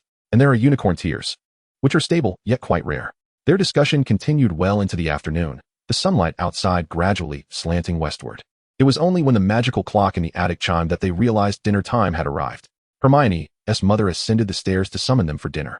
Momentarily taken aback by the array of experimental apparatus strewn across the table, before smiling and saying, "It seems you two have been quite engrossed. Just in time. Your father has bought a turkey. Shall we savor it together?" The atmosphere during dinner was warm and inviting. Hermione animatedly recounted the amusing incidents she had shared with Zhang Jin Chuan during potions class, with Zhang occasionally interjecting. The laughter at the dining table dispelled the chill of the winter evening. As they bid farewell, darkness had fully enveloped the surroundings. Hermione stood at the doorway, presenting him with a box containing a microscope. "Take this home. Perhaps it will lead you to new discoveries." Zhang clutched the box tightly, an unprecedented clarity flooding his mind. "Thank you, Hermione. You have been a tremendous help." "No need for formalities among friends," Hermione replied with a smile, her cheeks aglow under the street lamp. "Do let me know if your experiment yields progress." As Zhang departed, he glanced back to see Hermione still standing at the door, waving at him, the light from the second floor gleaming like a warm star in the night. Chapter 44, Breakthrough in Experimentation. The room's lights were dimmed to their lowest setting, a warm golden hue gently enveloping one corner of the desk. Zhang lay on his bed, replaying the images of the cells beneath Hermione's microscope in his mind. The fragmented cell walls resembled decayed leaves, gnawed at by insects, while the remnants of cytoplasm quivered faintly in his vision, silently narrating the agony of energy being drained. Hermione's words echoed in his ears. "Just as a fierce fire consumes wood, no matter how intense the heat, it will ultimately reduce the wood to ash." He turned onto his side, gazing at the venom coiled at his pillow's edge, its body forming a tight, black circle, scales glistening subtly in the dim light, with only the occasional flick of its tongue indicating it was still awake. "Cell reinforcement, buffering agent," he murmured softly, his fingers tracing imaginary experimental data in the air. Hermione's suggestion of mandrake juice and unicorn tears was indeed recognized in the magical world as cell repair agents, yet Zhang sensed something amiss. Suddenly, Snape's words from potions class flashed through his mind. The essence of potions lies in balance, not suppression. Any attempt to diminish the vitality of a buffer is a betrayal of the potion itself. He bolted upright, his eyes shining brilliantly in the darkness. Hermione's reasoning was sound, but perhaps the approach required adjustment. Instead of using a buffer to diminish the activity of dragon blood factors, one should utilize a reinforcing agent to enhance the resilience of the recipient cells. It was akin to encasing a fragile vessel in a steel shell, enabling it to contain fierce flames without succumbing to incineration. The first small serpent thrived the longest precisely because continuous mutations had fortified its cellular strength. This thought surged through his mind like a jolt of electricity, awakening him instantly. Zhang, barefoot on the cold floor, approached the loft's experimental table to sift through materials. He pulled out the compendium of magical creature bloodlines, its pages rustling as he flipped through them until he stopped at the chapter on bloodline inertia and activation thresholds. Certain ancient magical creature bloodlines remain in an inert state due to their age, requiring high-intensity energy stimulation or specific mediums to awaken. He tapped his fingertip heavily on the words inert state, his heart racing uncontrollably. Might the Venom's bloodline be in such a condition? It was not that it could not endure the dragon blood factor, but rather that its bloodline was too thin, akin to a spark on the verge of extinguishment, lacking the energy necessary to ignite. As the sky outside gradually lightened to a fishbelly white, the first rays of dawn pierced through the skylight, casting diamond-shaped patches of light upon the floor. Zhang Jin Chuan leaned over the table, having already filled the parchment with formulas and sketches in silver ink. At the top, a bold line proclaimed, "Objective, to concoct a bloodline enhancement elixir that fortifies cellular resilience and activates dormant bloodlines." Below, a list of potential ingredients was meticulously cataloged: dragon's blood, core energy source; thornvine juice, enhances physique; moonlight grass powder, stabilizes energy; phoenix tail ash, imparts vitality. Each accompanied by annotations detailing magical properties and risk factors. It was only when his mother knocked on the attic door that Zhang Jin Chuan realized he had not slept a wink throughout the night. He hastily consumed a few bites of breakfast before racing back to the attic, forgetting the sandwich his mother had offered. The experimental station had been meticulously rearranged. The bronze crucible gleamed brightly, and the silver tools were neatly aligned in order of use. In the most prominent position sat a crystal vial containing the dragon's blood he had extracted. "This will do." Zhang Jin Chuan gently swayed the vial, observing the viscous, heavy flow of the dragon's blood within. He retrieved the dried thorn vine from the shelf and placed it into the mortar, grasping the agate pestle. As the deep green juice seeped from the fibers, he paused to pour it into the filter funnel, leaving only the purest essence to cascade into the crucible. Next, he evenly sprinkled the moonlight grass powder into the crucible and opened the crystal vial, using a platinum dropper to release a single drop of dragon's blood onto the powder, creating a blossoming blood-red flower at the bottom of the vessel. Instantly, the air filled with a rich metallic sweetness, not harsh, but rather imbued with an ancient, dignified aura. The venom suddenly became restless, skimming rapidly across the experimental table, emitting a low, throaty hiss. Zhang Jin Chuan instinctively reached out to soothe its head. Do not be afraid. He understood this was a primal response. Typical serpents would tremble at the sight of a dragon. Yet, despite possessing a trace of black dragon lineage, the venom was not significantly different from ordinary snakes. He continued to add dragon's blood, watching as the blood-red flower melted gradually, merging into a viscous, deep crimson liquid. Intricate golden patterns emerging on the surface, pulsating like veins, as if it had come to life. Suddenly, the venom ceased its agitation, fixating intently on the crucible. Its scarlet eyes reflected the liquid sheen, and a soft hiss emanated from its throat, as if responding to a call. A thought flickered in Zhang Jin Chuan's mind. Could the venom sense the energy of the elixir? It seems you are quite fond of it, he mused, smiling as he continued with his work. The next ingredient to be added was the phoenix tail ash, which he had procured from other students for a price. Reputedly sourced from Dumbledore's fox. The ash was silvery white, as light as a feather. The moment it touched the crimson liquid, it was enveloped, transforming into countless tiny specks of light that danced within the liquid, reminiscent of a swarm of fireflies. Zhang Jin Chuan let out a long, relieved sigh, his voice slightly hoarse from the tension of prolonged focus. At last, it is complete. He utilized a silver funnel to pour the elixir into a slender crystal vial. The concoction flowed languidly within the vessel, a deep crimson liquid with golden patterns that morphed and danced with its movement, casting elusive shadows upon the walls. Zhang Jin Chuan lifted the vial to the light. Sunlight filtered through the crystal, projecting the golden designs onto the wall, creating a dynamic tapestry of light and shadow, reminiscent of a lively dragon gliding across the surface. This was the Dragon's Blood Enhancement Elixir, first edition. He inscribed its name and the date upon the label. The vial still warm to the touch, emanating a sense of warmth and vitality, starkly contrasting the previous coldness of the Dragon Blood Factor Activation Elixir. Zhang Jin Chuan carefully placed the crystal vial at the center of the laboratory table, as if positioning a rare treasure. He gazed at the elixir within, his heart brimming with a tumult of emotions, joy at his success, anticipation of the unknown, and a hint of ineffable anxiety. This vial encapsulated his hopes, serving as the key to breaking through the experimental impasse and unraveling the enigma of the venomous bloodline. He understood that each subsequent step would be crucial. And as he observed the flowing golden patterns, he felt a profound conviction about the experiment. The venomous creature gently glided to the side of the crystal vial, nuzzling its head against the glass, emitting a contented hiss from its throat. Zhang Jin Chuan bent down to embrace it, the cool scales pressed against his palm, imparting an oddly reassuring sensation. He met the creature's crimson eyes and whispered, "Soon, we shall uncover the answer." It was then that a wave of exhaustion washed over him.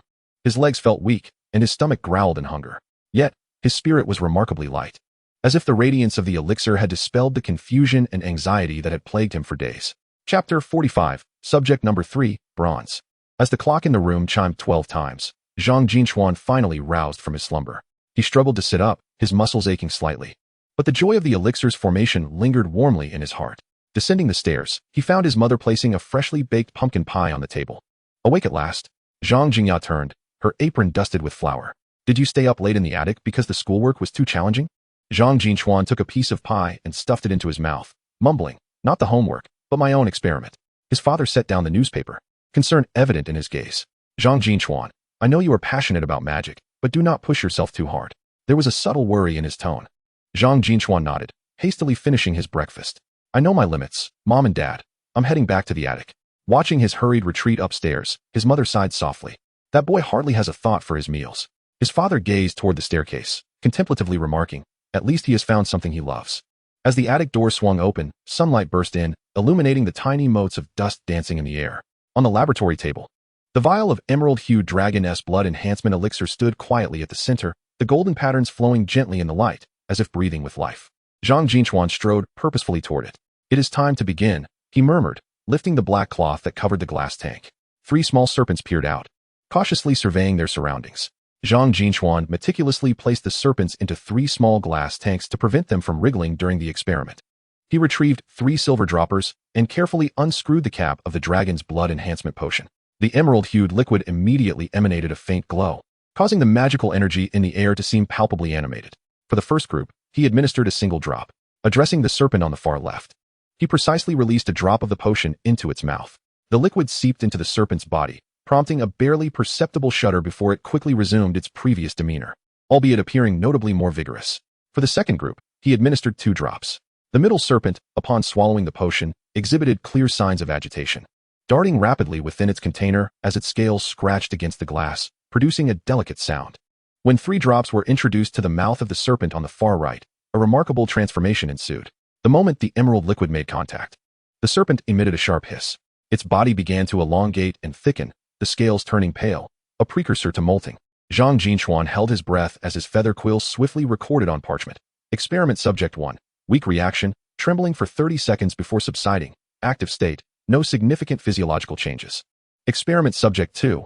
Exhibited stress response, increased length of 12 inches, slight structural mutation of scales, notably agitated. Experiment Subject 3. Severe reaction accompanied by an energetic outburst. Increased length of 35 inches, hardened scales, with horn-like protrusions and deep red markings resembling the dark scales of a nobler breed. He set down his quill and leaned closer to observe Subject 3. It had ceased its restlessness, now quietly resting at the bottom of the container, its chest rising and falling with a steadiness that contrasted sharply with its earlier behavior. The scales glistened with a healthy sheen under the sunlight, and the red patterns on its back pulsed rhythmically like veins. Clearly, the dosage was indeed proportional to the enhancement effect, Zhang Jin Chuan mused aloud. During the waiting period, he refreshed the water and food in all 3 containers, while leaning against the lab table, nibbling on the sandwich his mother had prepared for him that morning. Venom slid down from his shoulder, swimming toward the glass containers to gaze at its kindred through the transparent barrier. It displayed no hostility, merely nudging the wall of the container gently, as if sensing the changes in the bloodline of its fellow serpents. Are you worried about them? Zhang Jin Chuan chuckled, stroking the scales of the venomous creature. Do not fret, this time is different. No sooner had he spoken than the venomous creature abruptly raised its head and emitted a low hiss directed at the serpent in container 3. That sound bore an indescribable authority, causing the previously tranquil Subject 3 to instinctively coil in apparent fear. Zhang Jin Chuan felt a stir within. The venom's reaction validated his hypothesis. Its bloodline was indeed purer than that of the 3 experimental subjects, possessing a faint draconic pressure even in its unactivated state. While these experimental serpents were perhaps barely worthy of being classified as lowly dragonkin. 2 hours later, all 3 serpents within their containers had returned to a state of calm. Upon confirming their stable condition, Zhang Jin Chuan retrieved another vial of transparent liquid, the dragon blood factor activation potion he had previously concocted, which had been pivotal in the demise of earlier experimental subjects. It was time to proceed to the next phase. He took a deep breath, this time without hesitation, and dripped a drop of the enhancement agent into the mouth of each small serpent. He understood that the true test was only just beginning. Whether the enhancement agent could counteract the destructive nature of the activation agent would determine the validity of his theory. The moment the activation agent made contact with its body, the first serpent convulsed violently, its skin beneath the scales rapidly turning crimson as if seared by an internal flame. Red patterns emerged upon its surface, and it writhed in agony before beginning to shed its skin in rapid succession. As the red patterns faded, within 2 minutes, its scarlet eyes lost their luster. Yet its body continued to grow until it seemed to reach a certain limit, after which it began to wither rapidly, accompanied by a charred odor. Subject 1, a failure. Zhang Jin Chuan paused with his pen. Although he had anticipated this outcome, a flicker of regret passed through his mind. Through the microscope, it became evident from the blood sample that the activation agent had indeed stimulated the dragon blood within Subject 1, but the integration of the dragon blood was insufficient, rendering it akin to a combustible agent. The reaction of the second serpent was somewhat slower, yet it exhibited clear signs of distress. Its body alternated between swelling and contracting, the red patterns flickering like a candle flame in the wind. The serpent's convulsions gradually subsided, though it continued to gasp for breath. It had evidently preserved its life and began to shed its skin slowly. Subject 2. Moderate rejection response observed. Blood within was rapidly repairing and being damaged, cellular tolerance increased, and the subject's condition was poor. The most tense situation was with Subject 3. After the activation agent was administered, it did not struggle in pain like the previous 2, but instead coiled its body, red veins shimmering intermittently across its form. Its body began to grow once more, and this transformation was even more astonishing. The scales on its surface gradually shed, and bony protrusions emerged along its spine. The originally dark red and white scales morphed into a bluish-gray hue, glinting with a metallic sheen under the light. When the brilliance faded, Zhang Jin Chuan was astonished to find that this serpent, once only the length of a chopstick, had now reached approximately 1 meter, nearly half the size of its venom. It coiled within the container, its head slightly raised, yellow eyes gleaming with a newfound sharpness. It succeeded. Zhang Jin Chuan's voice trembled with excitement as he extended his hand, cautiously pressing his fingertip against the glass wall. Subject 3 did not recoil. Instead, it leaned closer, brushing its head against his fingertip and emitting a low, rumbling hiss from its throat, a sign of affection, starkly contrasting its earlier wariness. He immediately recorded. Subject 3, no rejection response. Bloodline activation successful. Body size increased 5-fold. New vertebrae developed. Tail spike characteristics observed, exhibiting preliminary traits of the Norwegian Ridgeback dragon. Conclusion: the dragon blood enhancement agent effectively improved cellular tolerance, successfully counteracting the destructive nature of the activation agent, though the purity of the enhancement agent was insufficient, exhibiting a clear inclination towards Norwegian Ridgeback dragon enhancement. Named Bronze. Zhang Jin Chuan set down his pen and exhaled deeply, gazing at the nascent dragon-like serpent within the container, his heart brimming with complex emotions, ecstatic triumph, reverence for the transformation of life, and an ineffable sense of shock. The form of this small serpent transcends the realm of ordinary serpentine beings. Its scales resemble dragon skin, and its tail bears a sting, each alteration narrating the awakening of its lineage. Yet, Zhang Jin Chuan is acutely aware that it remains insufficient. He gently caresses the venom resting on his shoulder, whispering, "It still falls short, does it not?" The venom seems to comprehend his words, nuzzling his cheek. Its crimson eyes cast toward the third small serpent with an innate air of superiority.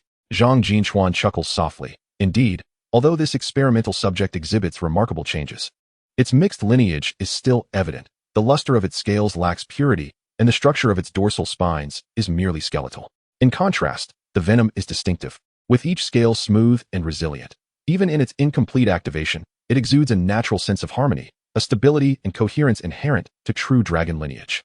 It appears that the formula for the enhancement potion requires further refinement and purification. He picks up the vial, scrutinizing it carefully. The stability of the moonlight grass is adequate, yet it may lack components that guide the purity of the bloodline. Perhaps a touch of phoenix feather powder could be added? His gaze falls upon the compendium of magical creatures' bloodlines. The pages fortuitously open to the chapter on discerning the purity of dragon bloodlines. At that moment, a gentle tapping sound emanates from the windowsill. Zhang Jin Chuan looks up to see a gray owl perched there, clutching a rolled parchment in its beak. He approaches to retrieve the missive, and the owl flutters its wings and departs. The instant he unfurls the parchment, familiar handwriting greets his eyes. It is a note from Ella. Her script elegant. "How has your holiday been? I discovered several books on the application of dragon blood in the library at home, which mention that sun sand, red crystal, and copper will all aid in purifying dragon blood. I thought you might find this useful." Following this, she has transcribed 3 potion formulas. Zhang Jin Chuan's fingertips trace Ella's name, and her focused profile during potion class springs to mind, her golden locks cascading beside the cauldron. He can vividly imagine her expression of slight pride as she penned those words. Just as he prepares to respond to Ella, the venom suddenly slips from his shoulder, gliding to the container housing the third experimental subject, emitting a deep hiss toward the small serpent within. The creature instinctively coils its body, adopting a submissive posture. Observing this scene, an idea surges within Zhang Jin Chuan's mind. Perhaps the key to activating the bloodline lies not solely in potions, but in more ancient methods? For instance, the guidance between bloodlines? He gazes at the venom, which is now nuzzling his hand, seemingly attuned to his thoughts. The dragon blood enhancement potion within the crystal vial glimmers with an emerald hue under the sunlight, golden patterns flowing gently, as if urging him to press onward. Zhang Jin Chuan swiftly seizes a quill, this time, rather than replying. He inscribes a new experimental plan upon the parchment. Next steps. Enhance the purity of the dragon blood enhancement potion. Test the optimizing effects of the venom's blood on the potion, and attempt the bloodline guidance activation method. Subsequently, Zhang Jin Chuan produced a fresh piece of parchment, inscribing recent events and experimental data for Ella, expressing his yearning for her, and mentioning a Christmas gift he had prepared, which he would send in a few days. He entrusted the letter to an owl for delivery. The sunlight outside gradually tilted towards the west, casting a warm golden hue across the attic. Within 3 glass containers, the second specimen was slowly fading, while the third experimental subject remained quietly coiled, its bronze scales gleaming under the light, juxtaposed against the venom resting languidly on Zhang Jin Chuan's shoulder, as if an unspoken dialogue transcending bloodlines was taking place. Chapter 46, A Return to Diagon Alley. Zhang Jin Chuan stood before the attic window, gazing at the bronze creature coiled within the glass tank. Sunlight filtered through the clouds, refracting a mosaic of metallic hues upon its slate-gray scales, while its tail occasionally brushed against the tank's walls, emitting a muffled thud. No longer was it merely an ordinary snake the length of chopsticks, its spine arched with the distinctive menace of a Norwegian ridgeback, and the faintly flowing crimson veins beneath its scales resembled solidified flames. Its tongue flicked at a slower rhythm than that of typical serpents, radiating an air of newly awakened arrogance. This could be deemed a commendable beginning. Zhang Jin Chuan tapped the glass with his fingertips, prompting the bronze creature to lift its head, its yellow eyes reflecting his image, while a low hiss escaped its throat. This response lacked the initial wariness, now infused with a sense of domesticated submission. It was time to step outside for some fresh air. He turned to cover the glass tank with a dark cloth and replenished the venom with fresh dew. The gray-scaled serpent's favored drink, particularly when imbued with the essence of morning mist. The venom lazily coiled around his wrist, its scarlet eyes half closed, as if mocking him for finally allowing himself to depart from the experimental table. As he descended the stairs, his mother was pouring hot milk into a cup, while his father was already dressed, holding a copy of a Muggle newspaper. "Are you heading out?" his mother inquired, her apron speckled with crumbs from toasted bread. Breakfast warming on the stove, his preferred tomato and egg sandwich. "To Diagon Alley for some supplies," Zhang Jin Chuan replied, stuffing the sandwich into his mouth and mumbling about needing potion ingredients. His father set down the newspaper and lightly tapped the table with his knuckles. "Do you require my company?" "No, I can manage on my own." Zhang Jin Chuan slung a backpack over his shoulders, containing his wallet and wand. As he reached the door, his mother suddenly called out to him, handing him a small box wrapped in brown paper. "Cookies from yesterday. Take them with you. And be careful." He accepted the box, feeling the warmth of his mother's palm brush against his fingertips, stirring a subtle emotion within him. Understood. With that, he opened the door and stepped into a waiting taxi. As the Muggle taxi halted in front of the leaky cauldron, Zhang Jin Chuan paid the fare, pushed open the door, and entered the pub. Tom was busy wiping down the bar with a grimy cloth. Upon seeing him, he merely raised an eyebrow. "You off to buy something?" "Indeed," Zhang Jin Chuan replied tersely, placing 10 nuts on the table, then strode directly to the fireplace, grabbing a handful of flue powder. "Diagon Alley," he called, as green flames enveloped him, transporting him to his destination. The air here is infused with the charred aroma of burning cauldrons, the scent of ink on parchment, and the cacophony of various magical creatures, blending into a lively atmosphere unique to the Wizarding World. Diagon Alley in the early morning is bustling with pedestrians. Robed wizards hurriedly pass by, carrying their wares, while children shriek around an ice cream cart. A few owls swoop overhead, the breeze generated by their wings sending pamphlets fluttering to his feet. He can't help but smile. This is truly where he feels most at home. His first destination is the magical alchemical supplies shop, though he has no intention of entering it. Instead, he turns into a smaller storefront adjacent to it. The sign reading Brass Cauldron Emporium has faded somewhat, and at the entrance, stacks of polished brass cauldrons of various sizes await. The smallest is no larger than a fist, while the largest could contain 2 of him. "Ah, young wizard, what can I assist you with?" The shopkeeper, a stout witch, wears glasses as thick as the bottom of a wine bottle and is currently crouched on the floor polishing a cauldron.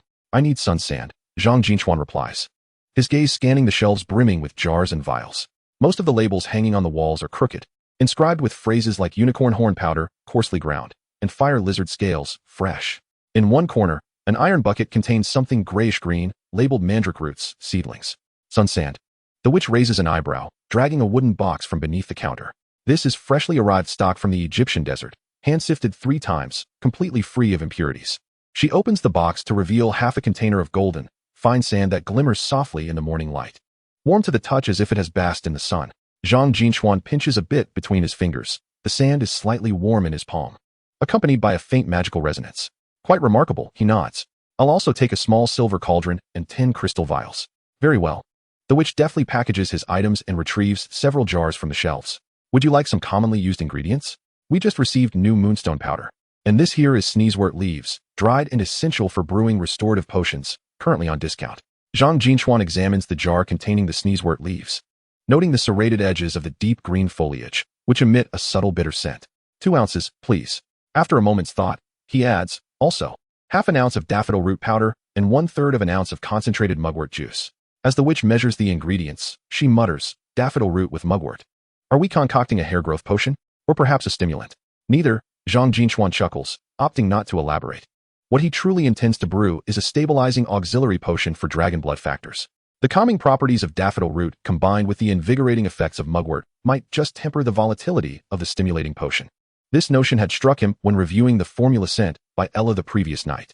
After settling the payment and hefting the heavy bag, Zhang Jin Chuan ventures into a narrower alleyway nearby. The shops here mostly display dark door curtains, and the air is redolent with an earthy scent reminiscent of damp soil and decaying leaves. This is the materials district of Diagon Alley, dedicated to selling rarer magical ingredients. At the end of the alley, he sought the Crimson Crystal Shop, its facade adorned with a string of wind chimes crafted from red crystals. When the breeze stirred, They emitted a melodious chime and a faint red glow. Upon pushing open the door, a rustling sound filled the air as several small gray mice scurried from the shelves into a hole beneath the counter. "Welcome," greeted the shopkeeper. A tall and slender sorcerer clad in a deep red robe, his hair disheveled like a bird's nest, yet his eyes sparkled with an astonishing brightness. "What may I assist you with? Copper ore? Red crystals? Or perhaps something more extraordinary?" "I require the highest purity of copper ore and red crystals," Zhang Jin Chuan stated, his gaze fixated on a fist-sized red crystal upon the shelf. The crystal was entirely transparent, with what appeared to be a flow of red liquid within. Unmistakably a premium specimen. The sorcerer retrieved 2 wooden boxes from beneath the counter. Opening the first, he revealed several dark red stones, their surfaces uneven yet gleaming with a metallic sheen. "This is copper ore excavated near the Dragon Valley in Romania, infused with a hint of dragon's blood. Highly beneficial for purifying magical materials." He proceeded to open the second box, revealing an assortment of cut red crystals of varying sizes. There are 2 types of red crystals, the standard variety and the pure red crystals, which are 3 times the price, but their efficacy, I need the pure ones. Zhang Jinchuan interrupted. Ella's letter had specifically mentioned that the purity of the red crystals directly influenced the stability of the dragon blood potion. He was unwilling to compromise on this matter. The sorcerer raised an eyebrow and selected a pigeon egg-sized red crystal from the box, handing it to Zhang Jinchuan. The crystal felt cool to the touch, its crimson veins seemingly alive, flowing gently. "I also require half an ounce of dried sunflower pollen," Zhang Jinchuan added. Recalling the sunflower sand from Ella's formula, the combination of red crystals and copper ore, perhaps complemented by the sunlit essence of sunflower pollen, might stabilize the activity of the dragon's blood. "Sunflower pollen?" The sorcerer turned to retrieve a small jar from the shelf. "This is quite rare, typically used as a component for defensive spells. What do you need it for?" "To brew potions," Zhang Jinchuan replied succinctly. He preferred not to divulge experimental details in the presence of strangers, especially in such a chaotic marketplace of materials. As he settled the payment, the sorcerer suddenly glanced at the venomous liquid on Zhang Jinchuan's wrist, a flicker of surprise crossing his face. "Gray-scaled serpent? Or is it still alive?" Such specimens are rare, particularly with this sheen. Instinctively, Zhang Jinchuan pulled his wrist back into his sleeve. "A gift from a friend." The sorcerer smiled, refraining from further inquiries, and added a small package to the bag. "A little gift for you. Seeds of evening primrose. Plant them under the moonlight, and they will bloom in the morning. Adorned with dew, they are excellent for calming potions." Upon exiting the crimson crystal shop, Zhang Jinchuan felt the weight of the bag increase. He found a secluded corner and stowed all the materials into an expandable backpack. Feeling considerably lighter, he resolved to explore the shops he seldom had the opportunity to scrutinize. As he strolled along the main street, he soon came upon a quaint shop adorned with a sign that read "Enchanted Curiosities." The window display showcased an array of whimsical items: self-walking shoes, a quill that penned answers autonomously, a music box that sang lullabies, and a mirror that revealed one's ideal self. Zhang Jinchuan felt an irresistible urge to step inside. The interior buzzed with far more vibrancy than the window suggested. Shelves brimmed with peculiar trinkets. A flying teapot circled overhead, occasionally showering a few drops of hot water, while fluffy orbs rolled about on the floor, chirping when they bumped against passersby. In the corner, a cage housed a winged rabbit nibbling on a carrot. "Look at this!" exclaimed a shopkeeper clad in a blue robe, approaching with a silver bell in hand. "This is a silence bell. Just a gentle shake, and all sounds within 10 paces vanish. Perfect for discreet conversations in class. Only 15 galleons." Zhang Jinchuan accepted the silence bell and gave it a gentle shake.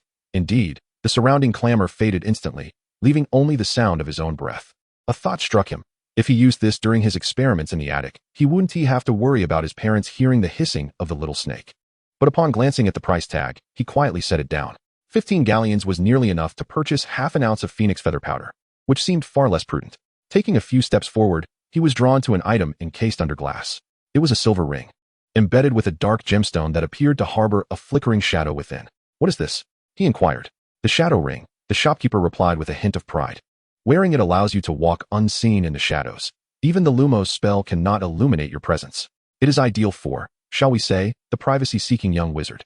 He squinted. The price was steep, 80 galleons. Zhang Jinchuan's heart sank. He envisioned himself adorned with the shadow ring, perhaps slipping quietly into the forbidden forest or stealthily visiting Ravenclaw Tower to seek out Jelena under the cover of night, but quickly dismissed the notion. Too extravagant. He shook his head and turned his gaze elsewhere. On the top shelf lay a golden compass, its needle not pointing north but spinning incessantly, occasionally pausing to indicate a direction. A nearby tag read "Finder's Compass," capable of locating anything you seek, except for love and memories. The price tag displayed 120 galleons.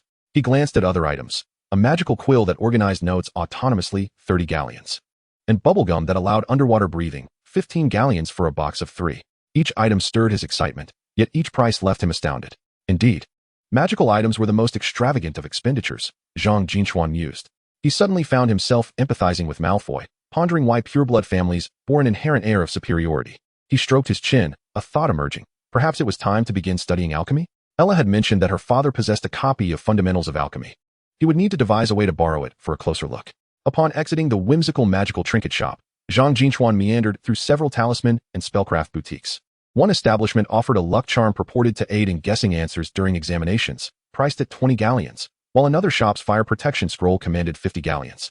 Claimed to withstand a dragon's fiery breath. He merely browsed, refraining from inquiring about prices, yet silently catalogued a selection of seemingly practical items. Perhaps when his dragon's blood potion research bore fruit, he could sell them to the apothecary for profit. Unbeknownst to him, he had wandered to the end of Diagon Alley, where a quaint pet shop beckoned, its sign adorned with an image of a soaring owl. Zhang Jin Chuan recalled that he lacked a dedicated owl.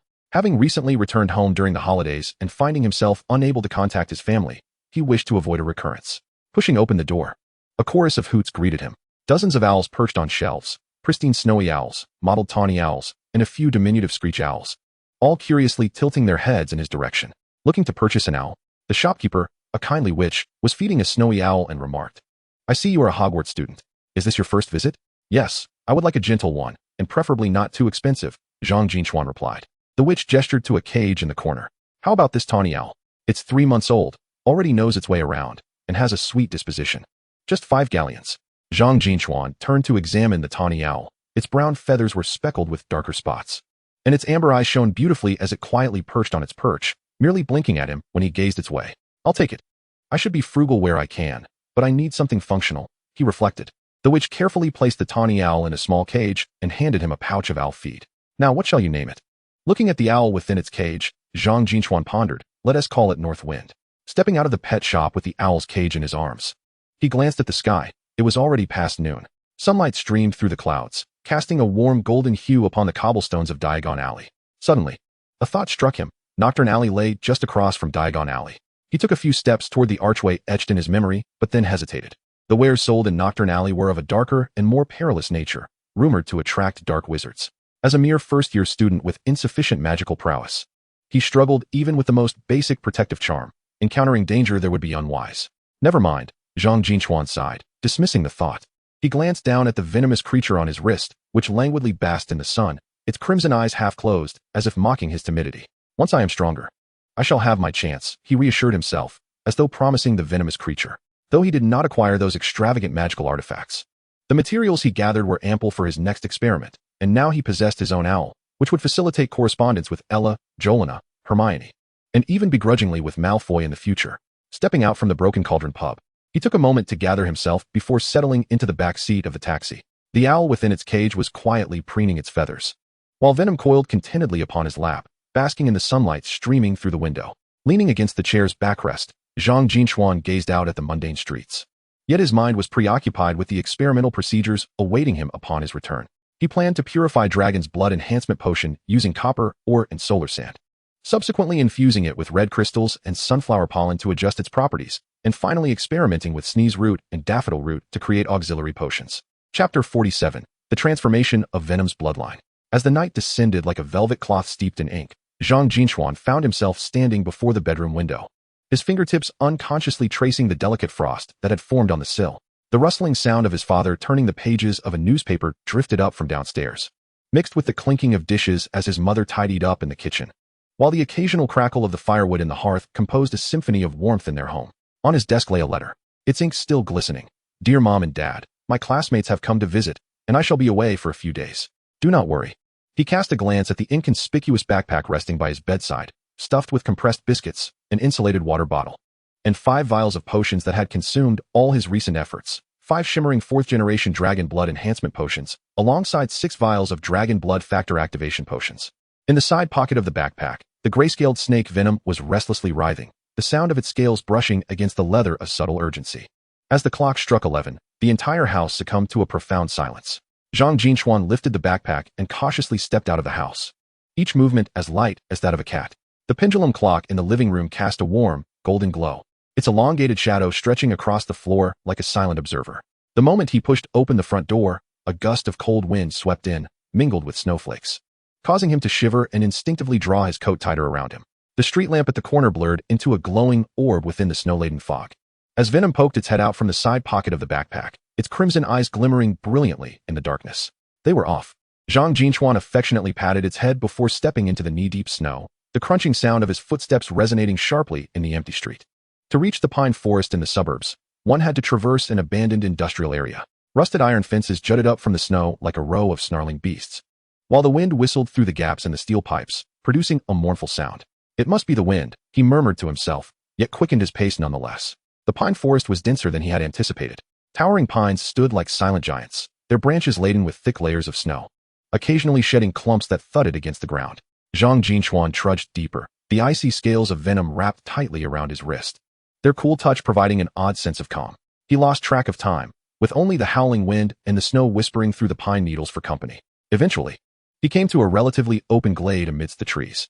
In the center of the clearing lay a massive boulder, partially buried in the snow, its surface polished as if meticulously crafted, having rested there for countless years. Zhang Jin Chuan set down his backpack and leaned against the stone, taking a deep breath. The white mist of his exhalation instantly whisked away by the biting wind. The venomous creature swiftly slithered out from beneath the robe, coiling into a circle upon the snow, its crimson eyes vigilantly surveying its surroundings. At this moment, it had grown to an impressive length of 2 meters, its scales shimmering with a ghostly luster under the moonlight. A far cry from the slender serpent he had initially encountered. Yet, this was still insufficient. Zhang Jin Chuan fixated on it, his heart swelling with a tumultuous mix of anticipation and apprehension. He retrieved a vial of dragon's blood enhancement potion from his backpack. The glass container refracted shards of golden light in the snow's glow, the liquid within resembling melted stars, with countless golden specks cascading and reassembling within the solution with each movement. This was the culmination of over 20 vials of dragon's blood, refined through 4 meticulous processes. Are you ready? Zhang Jin Chuan crouched to meet the creature's gaze. The venomous entity abruptly raised its head, emitting a sharp hiss, its tail striking the snow and sending fine flakes swirling into the air. Zhang Jin Chuan uncorked the crystal vial, and an unusual fragrance immediately wafted through the air.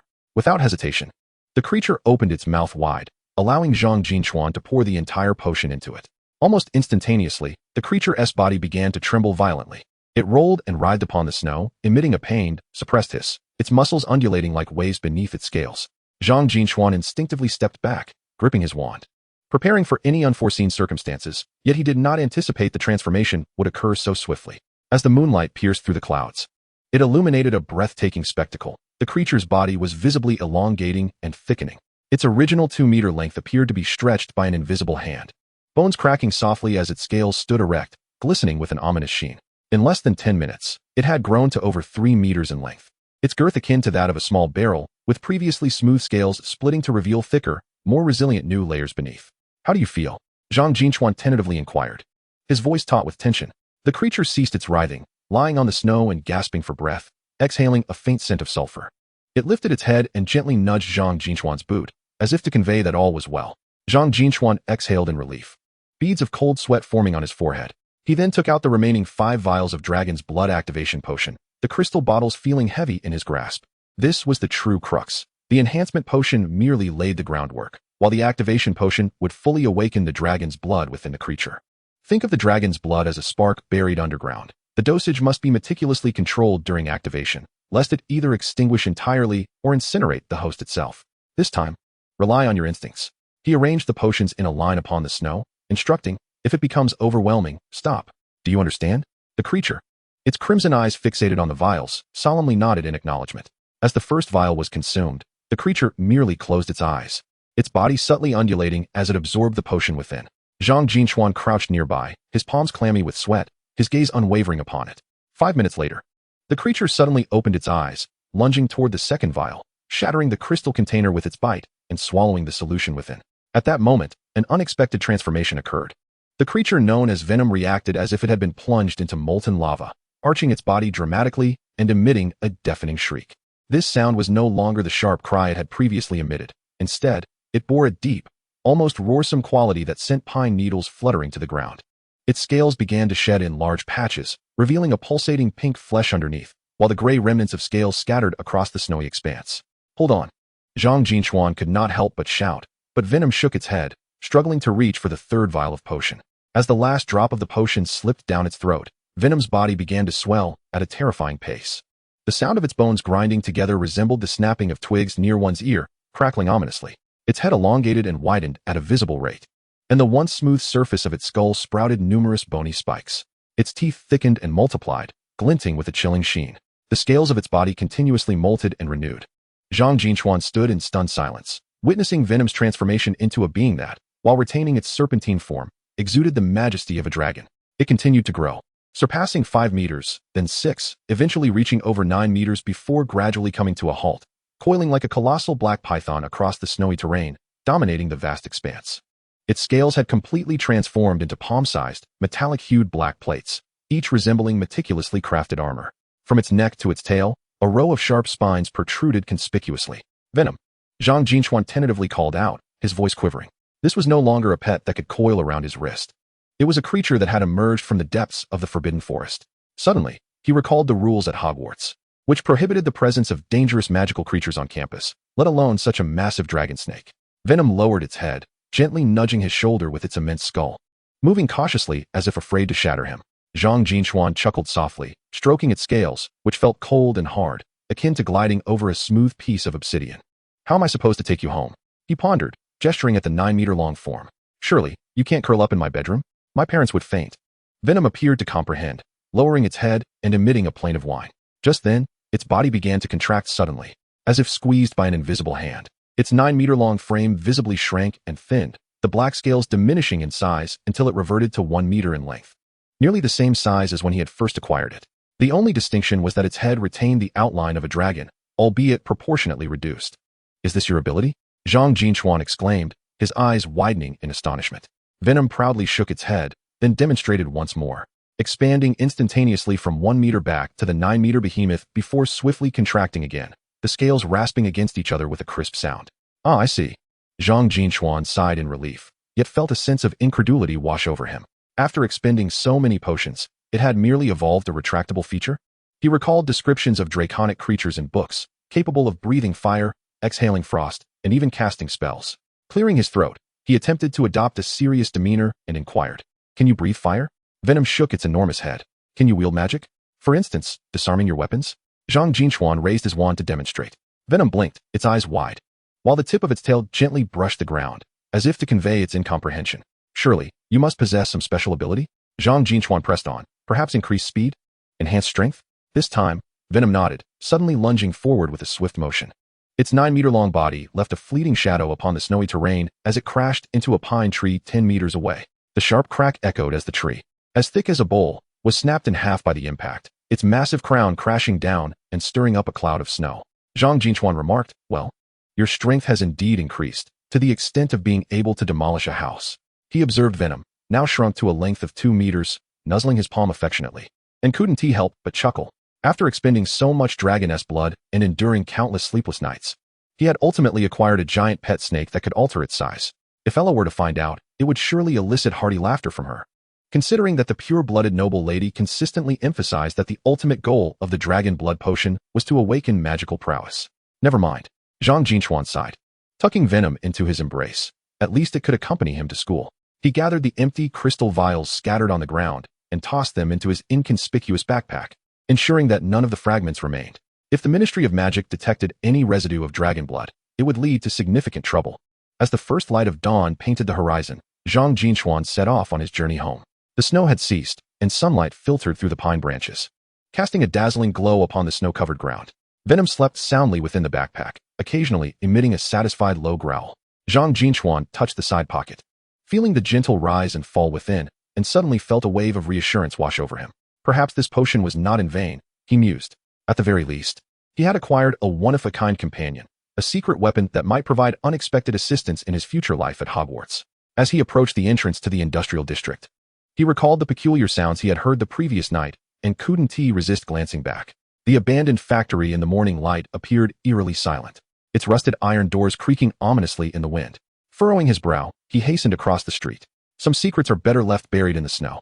The journey home felt remarkably long. When he finally spotted the chimney of his house, he saw his mother standing at the door, peering out. A warmth filled his heart as he quickened his pace. "You're back." His mother rushed over to embrace him, her voice tinged with tears. How could you leave without saying a word, even when visiting a friend? Just encountered a little trouble and returned, Zhang Jin Chuan replied, playfully patting her back, inhaling the familiar aroma of toasted bread emanating from her. No need to worry. His father stood at the door, his expression solemn. It's good that you're back. There are egg sandwiches and warm milk waiting for you. Stepping into the cozy living room, the fire in the fireplace crackled back to life. Dispelling the chill that clung to him, this was always a place that brought him solace. He set down his backpack, and it seemed that Venom, sensing the warmth, stirred gently within the side pocket. Zhang Jin Chuan curled the corners of his mouth, reaching out to touch the 9-meter-long dragon. Yet, how remarkable it was that it could be condensed into a mere 1-meter-long pet snake, quietly residing by his side. Perhaps this was the truest form of evolution.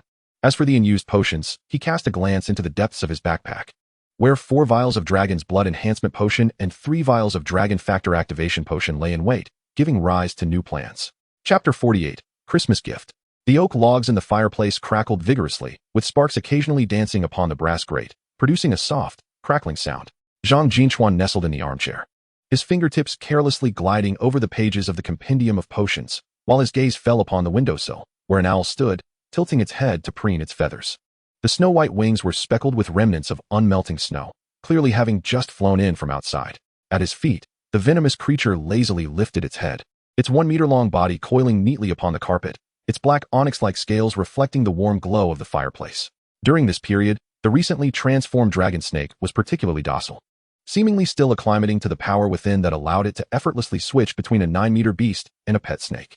Zhang Jin Chuan set the book aside and approached, discovering a velvet gift box resting on the ground beneath the owl's feet, tied with a deep green satin ribbon in a perfect 4-leaf knot. Its corner embossed with silver, a clear indication it was sent by Malfoy. Malfoy was indeed more courteous than he was at school. With a smile, Zhang Jin Chuan untied the gift box, and upon peeling away the outer wrapping, his fingertips brushed against the cool, hard metal. Inside, a black velvet lining cradled a set of 6 cauldrons of varying sizes, their rims shimmering with a moonlit glow, and the bottoms intricately etched with magical patterns. Made of mithril? Zhang Jin Chuan picked up the smallest one, no larger than a palm, yet surprisingly weighty. He had encountered cauldrons of this material in Hogwarts potion storage, rumored to significantly reduce magical fluctuations during boiling, and essential for crafting high-level transformation potions. However, the price of mithril was commensurate with an equivalent amount of dragon's blood. Malfoy had indeed gifted an entire set, a true display of pure-blood nobility. Zhang Jin Chuan glanced at the array of potions he had brewed last semester on his desk, among which the most precious was a vial glowing with a faint golden hue, its cork adorned with a note, Felix Felicis, effect lasts 6 hours, side effect, slight drowsiness. This was the Christmas gift he had prepared for Malfoy, initially intending to gift a standard waking potion, considering Malfoy's tendency to mask his daydreaming with yawns during class. He ultimately decided to present this vial of Felix Felicis instead, reflecting on Malfoy's repeated misfortunes in Quidditch.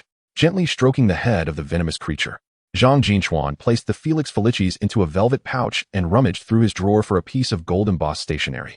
He pondered before writing, "Thank you for the gift. The mithril cauldron is very practical. Here's a small token in return. Next time in Quidditch, it will surely lead you to victory." As the owl accepted the envelope and prepared to take flight, it suddenly hooted twice toward the window. Zhang Jin Chuan looked up to see a gray owl descending gracefully. It was Jelina's owl. This owl bore a flat wooden box attached to its leg, secured with pale blue cotton thread, its end tied with a dried bay leaf. As Zhang Jin Chuan unwrapped the package, a delicate scent of sandalwood wafted through the air.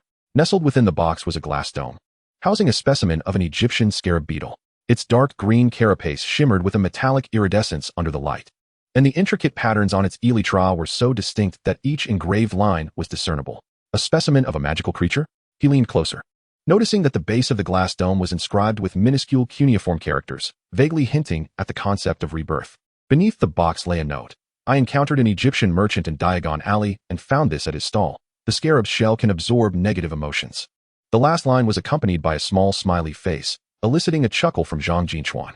Jelina always had a way of revealing her delicate sentiments through her words.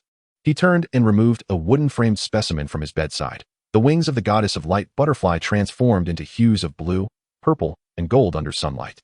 A cherished birthday gift. He placed the wooden frame inside the gift box, thoughtfully affixing a note on the inner lid. "The scarab is exquisite. I give this to you. As beautiful as you are, and I hope you will cherish it." Not long after the gray owl had taken flight with the gift box, Venom suddenly raised its head, gazing out the window. Zhang Jin Chuan barely had time to react when a scroll of parchment spiraled down onto the carpet. He picked it up, The writing was flecked with gold dust, glimmering under the light. I have sent you an ancient potion recipe. Is it effective? How is Venom faring? If it succeeds, should you not express your gratitude? Venom, you must make a small sacrifice, he remarked to the creature. The dragon snake seemed to understand, willingly presenting its tail. Its scales slightly parted to reveal the skin beneath. Zhang Jin Chuan gently pierced it with a silver blood-collecting needle, and deep crimson blood gushed forth, dripping into a new crystal vial. Curiously, the blood did not coagulate at the bottom of the vial. Instead, it writhed slightly, occasionally flashing with a golden glimmer. A sign of its transformation. At least you possess some conscience, he chuckled, placing the vial filled with its blood into the wooden box. Alongside a serpent-shaped ring he had crafted himself. He wrapped the box carefully and included a Christmas card, entrusting it to the North Wind for delivery to Ella. Just as the flames in the fireplace resumed their normal flicker, an urgent fluttering sound echoed from outside. A brownish owl collided with the glass, nearly tumbling down. Zhang Jin Chuan hastily opened the window to let it in. The bag at the feet of the gray owl was damp, evidently soaked by the snow, and contained a cardboard box. Upon unwrapping it, a scarf tumbled out, its green and gray yarn intertwined, the stitches crooked and uneven, with a few loose threads still visible. Yet, upon closer inspection, a faint fragrance wafted from it. The end of the scarf was embroidered with a minuscule design, its stitches appearing haphazard, as if it had been unpicked and restitched multiple times before finally taking shape.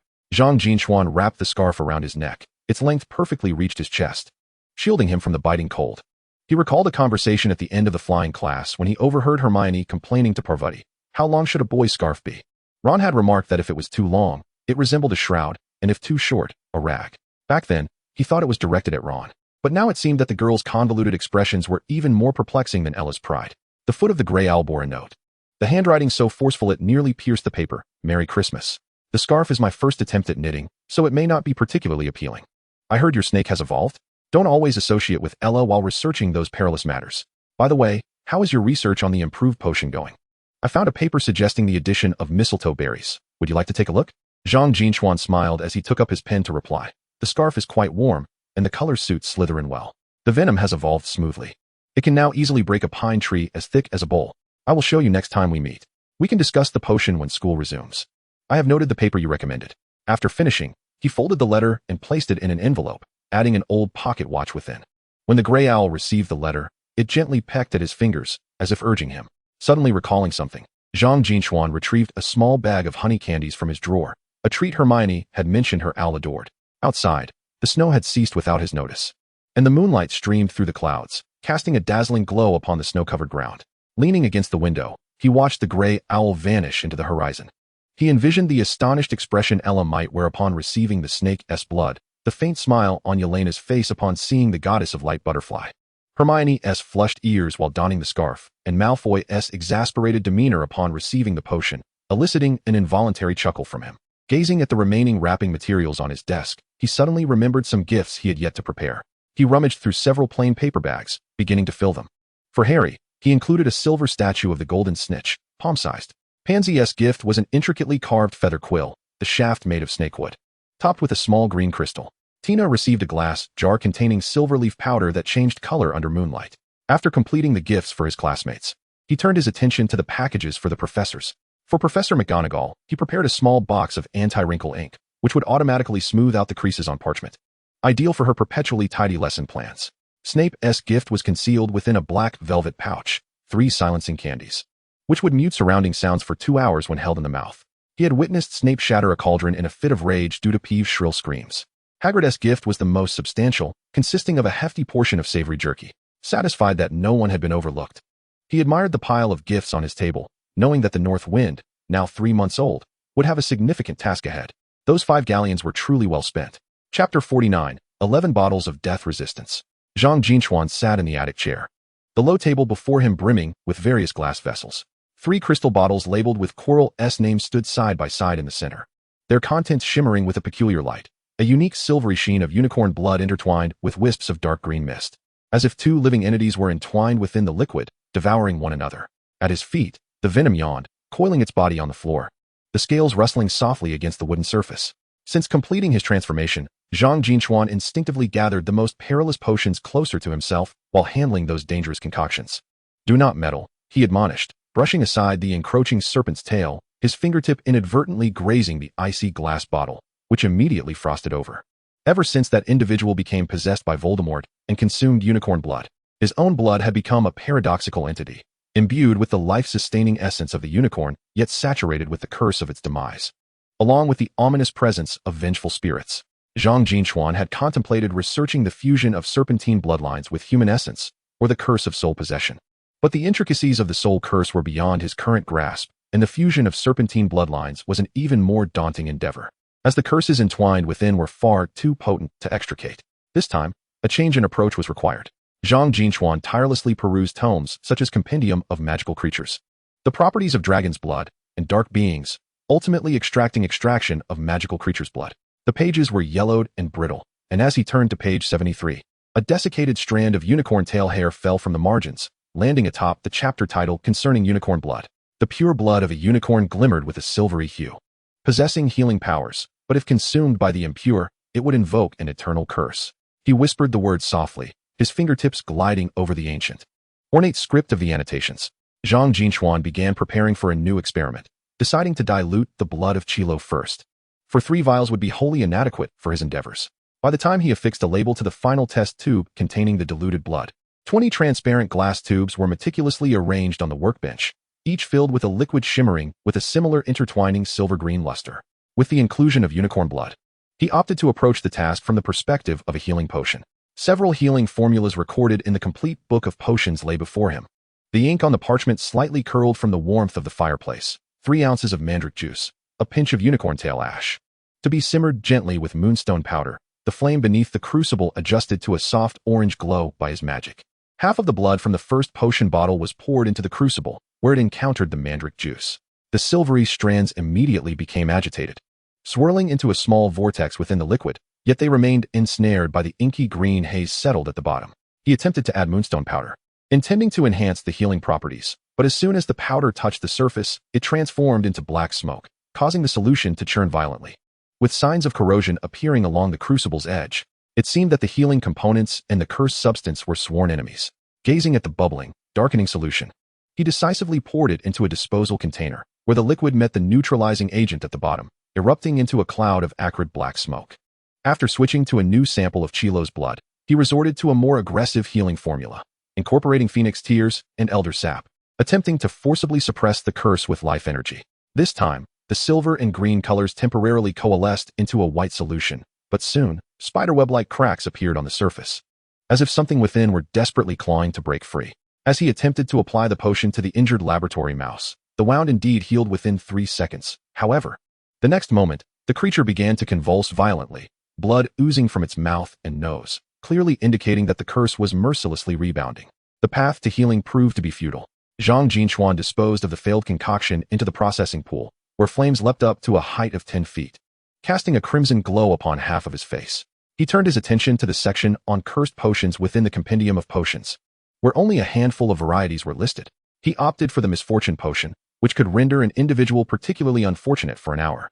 Following the curse's formula, he added the viscous secretions of toxic tendrils and the petals of the morning flower. The dark green mist became animated, coalescing within the liquid into indistinct human faces that emitted inaudible screams. Yet, when he attempted to harness these cursed energies, the silvery threads of light suddenly erupted, piercing through the visages like swords, rendering the potion a murky gray. The healing properties resisted the curse's form. Dipping the tip of his quill into the mixture, he discovered it was searing hot. The concoction offered no healing effect, and the curse's energy was chaotic and disordered, a complete waste of resources. After numerous failures, Zhang Jin Chuan irritably raked his fingers through his hair. 11 test tubes remained on the workbench, and the supplementary materials had dwindled to nearly half. Withered flower petals lay crumpled in a dish. The roots of the life and death grass oozed a purplish sap, alongside the venom of the dreamweaver spider, the shadow sand, and the heart-eater leaves. Since failure was inevitable, he decided to embrace madness. Suddenly laughing, he seized a test tube of blood and poured it directly into the cauldron. Then, as if discarding refuse, he grabbed the nearby materials and tossed them in without hesitation. 3 pinches of withered flower powder, half a vial of life and death grass juice, a spoonful of shadow sand, and even the remnants of mirror shadow crystals and gravekeeper tears from the previous day. 13 ingredients piled within the cauldron, their colors ranging from dark green to silvery white, deep purple to fiery red, resembling an overturned palette. The venom hissed anxiously beside them, its scales raised. It sensed the energy within the cauldron clashing violently, as if countless venomous snakes were gnawing at one another. Yet, Zhang Jin Chuan appeared oblivious, summoning the strongest flames. The bottom of the cauldron glowing a fierce red. Initially, the mixture within the cauldron indeed erupted as anticipated, dark green mist and silvery threads swirling amidst the flames, even creating liquid columns that reached half a foot high. Just as Zhang Jin Chuan was preparing to abandon hope and conclude this chaos with a freezing spell, a miracle occurred. The previously repulsive materials suddenly began to meld together. The gray-black of the withered flower was tinged with golden edges from the silvery threads. The purple juice of the life and death grass enveloped the agitated dark green mist, and the purple light of the shadow sand acted like glue, binding all fragments together. In just a quarter of an hour, the liquid in the cauldron had transformed into a state of complete transparency, resembling water melted from the purest crystal. No threads of light, no mist, not even a trace of impurity could be seen. Strangely, it emanated an indescribable herbal aroma, which tingled along the spine, yet compelled one to inhale deeply once more. Zhang Jin Chuan held his breath and scooped a small amount with a silver spoon. The liquid swayed slightly within the spoon, reflecting his astonished face. He tentatively dripped a single drop of the potion onto the body of a sparrow captured by the venom. Its wings shattered. The wound healed at a visibly rapid pace, the wings flapping with vigor as it hopped about on the experimental table, appearing to be in perfect health. Just as he was about to speak, the sparrow suddenly dashed headlong into the wall, as if propelled by an invisible force, its neck snapping instantaneously. The transparent solution in the crucible continued to emit an unusual fragrance, shimmering with a gentle luster beneath the firelight, as if harboring the secrets of rebirth.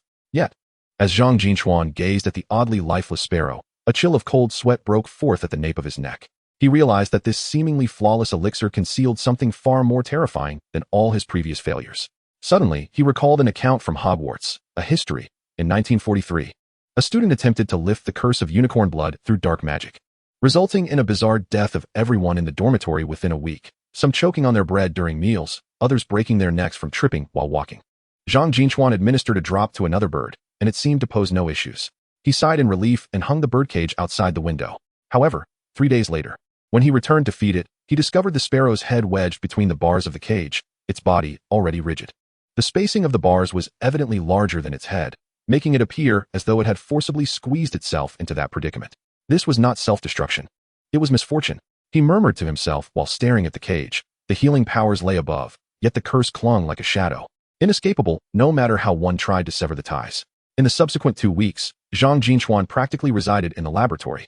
Venom brought back various injured animals each day, wounded hares, fish with broken fins, abandoned stray cats, all becoming subjects of his experiments. He attempted numerous times. The potion indeed enabled the mortally wounded creatures to recover instantaneously, even restoring severed limbs. However, without exception, all the healed beings perished within 7 days. And the greater the severity of their injuries, the more intense the backlash of misfortune became. The hare, whose leg injury had been healed, suddenly squeezed through a gap in its cage on the 3rd morning, a space so small that even a young mouse could not fit through. Yet it seemed as if some unseen force compressed it, turning it into a blurry mass of flesh and blood. The fish, once thriving in its tank, unexpectedly floated to the surface on the 4th day, its gills choked with bubbles it had expelled, as if it had drowned. The most bizarre case was that of the stray cat, which Zhang Jin Chuan had intentionally placed in a completely sealed magical space, furnished only with a soft mat and fresh water. Yet, on the 7th night, the cat stepped onto its water bowl, slipped, and tragically snapped its own neck. Zhang Jin Chuan scoured every book in his home and finally unearthed a vague reference. The curse of the unicorn is not one to be lifted by magic, nor can it be physically defended against. It clings to life itself until it drags it into the abyss of death. The most remarkable subject was a fox bitten by a venomous snake, the toxin having spread to its heart, on the brink of death. Zhang Jin Chuan administered 3 drops of the potion, and the fox immediately ceased its convulsions, the wound healing at a visibly rapid pace, and even its breathing became steady. It had lived in the cage for a full 7 days, during which it evaded falling chandeliers from the ceiling, dodged the thunder outside through inexplicably open windows, and even miraculously expelled food that had lodged in its throat. Yet, as the sun set on the 7th day, the fox was gnawing on a bone when it suddenly splintered, and the sharp shards pierced its throat. Indeed, misfortune had been accumulating, even if it had momentarily escaped. It was merely a temporary reprieve. Zhang Jin Chuan gazed at the data in the record book, his eyes brightening with each passing moment. 7 days, sufficient time to accomplish many things. This meant that as long as life persisted, the curse would not vanish. A sudden smile crept across his face. What if it were merely a means to prolong existence temporarily? Perhaps a last-ditch effort before death? A final mission to fulfill? Zhang Jin Chuan began to produce this potion in bulk, depleting all the Chilo blood he had. When the 11th vial of potion was sealed in a crystal bottle, it emanated an unusual translucent sheen, resembling a delicate Pandora's box. Let us call it death resistance. He carefully placed the bottle into his extendable backpack and gazed out at the gradually clearing sky, a calculating smile playing at his lips. The venomous creature coiled its tail around a thick coat, reminding him that it was still snowing outside. Zhang Jin Chuan patted its head, suddenly recalling the deceased experimental animals. What if someone were to learn of the side effects of this potion? Would they still purchase it? The creature flicked its tongue, seemingly suggesting that humanity is ever greedy. Zhang Jin Chuan chuckled and placed the last vial of death resistance into his backpack. He understood the implications of this potion. For those on the brink of death, it represented their final hope, while for the unscrupulous, it was a deadly weapon. Regardless, as long as there was demand, a market would exist. As for how those who consumed the potion would ultimately perish, well, that would be a matter for 7 days hence. At least for now. They could live to witness the next sunrise. The embers in the fireplace finally extinguished, and the room gradually grew colder. Zhang Jin Chuan locked the experimental records in a drawer, pondering the potential price that could be fetched for this death resistance. Chapter 50, A Lucrative Venture. On the cobbled streets of Diagon Alley. The warm glow of magic sought to dispel the chill of winter. Zhang Jin Chuan tightened his thick cloak, burying half of his face in his scarf, the soles of his boots crunching on the thin, ice-coated ground. His extendable backpack held 11 vials of death resistance, their crystal-clear potions swaying gently with his steps, as if whispering of the inevitable death curse to come in 7 days. The creature shrank to a meter in length, coiling around his wrist, its scales brushing against the woolen cuff, imparting a cool sensation. Behave, Zhang Jin Chuan warned softly, his fingertips gliding over the serpent's head. Do not expose yourself outside. Be cautious lest you be captured. The creature growled in response. He felt the remaining few dozen gold galleons in his pocket, the cold metal seeping through the fabric. The holiday potion experiments had nearly depleted his savings, with shattered materials in the cauldron, discarded potions, and rare ingredients consumed to stabilize the efficacy of death resistance, all devouring his gold coins. With scarcely any materials left for his research, he found himself in urgent need of replenishment. From the fundamental essence of mandrake juice to the more advanced shadow sand, and even the elusive Tomb Guardian tears that circulate solely in the dark arts market. First, sell the potions, then, acquire the materials, Zhang Jin Chuan mused to himself, his gaze sweeping across the shops lining Diagon Alley. The window of Honeydukes displayed dancing candy canes, while the curtain of Ollivander's wand shop fluttered as if stirred by an unseen breeze. His first destination was the apothecary, Lovegoods Potions, diagonally across. As he pushed open the door, a delicate chime of wind bells rang out. The air within was thick with the rich aroma of herbs, mingling with the scents of tar and sulfur. Shelves were laden with labeled bottles and jars, ranging from common healing potions to rare wolfsbane elixirs. The prices on the labels often exorbitant. The proprietor, a balding middle-aged wizard, was stirring a bubbling purple concoction with a silver spoon. Upon hearing the door, he raised his bloodshot eyes. What can I do for you, young man? His voice was gravelly, as if worn down by sandpaper. Zhang Jin Chuan did not immediately present his potion. Instead, he approached the shelves and feigned casual browsing. His fingers glided over a bottle marked at 200 galleons for a Felix Felicis, then glanced at the adjacent 50 galleons for a Veritaserum. Having formed a rough estimate in his mind, he turned and retrieved a vial of death resistance from his backpack, placing it on the counter. The crystal bottle shimmered under the light, releasing an unusual herbal fragrance that quickly enveloped the space. The proprietor's nose twitched, and his gaze sharpened. What is this? I call it death resistance, Zhang Jin Chuan replied thoughtfully, capable of instantaneously healing near-fatal injuries, no matter how severe, within 3 seconds. The proprietor picked up the bottle, scrutinizing it against the light, then brought it to his nose for a careful sniff. Unicorn blood, and something else. This is not something everyone dares to use. No one wants to be associated with such a curse. He frowned. Moreover, this substance is unstable. The effects are absolutely reliable, Zhang Jin Chuan asserted. I offer it for 300 galleons a bottle. The proprietor suddenly snorted, pushing the bottle back towards him. 300? Young man, you know that the value of healing potions depends on their stability. I can smell the curse hidden within. I'll give you a maximum of 180, considering your formula's concept. Zhang Jin Chuan's expression darkened. He understood the potion had side effects and could accept a lower price, but being pressed so hard was unexpected. No need for that, he replied, reclaiming the bottle and turning to exit the shop. The biting cold wind greeted him, sharpening his senses. The proprietors of Diagon Alley were astute.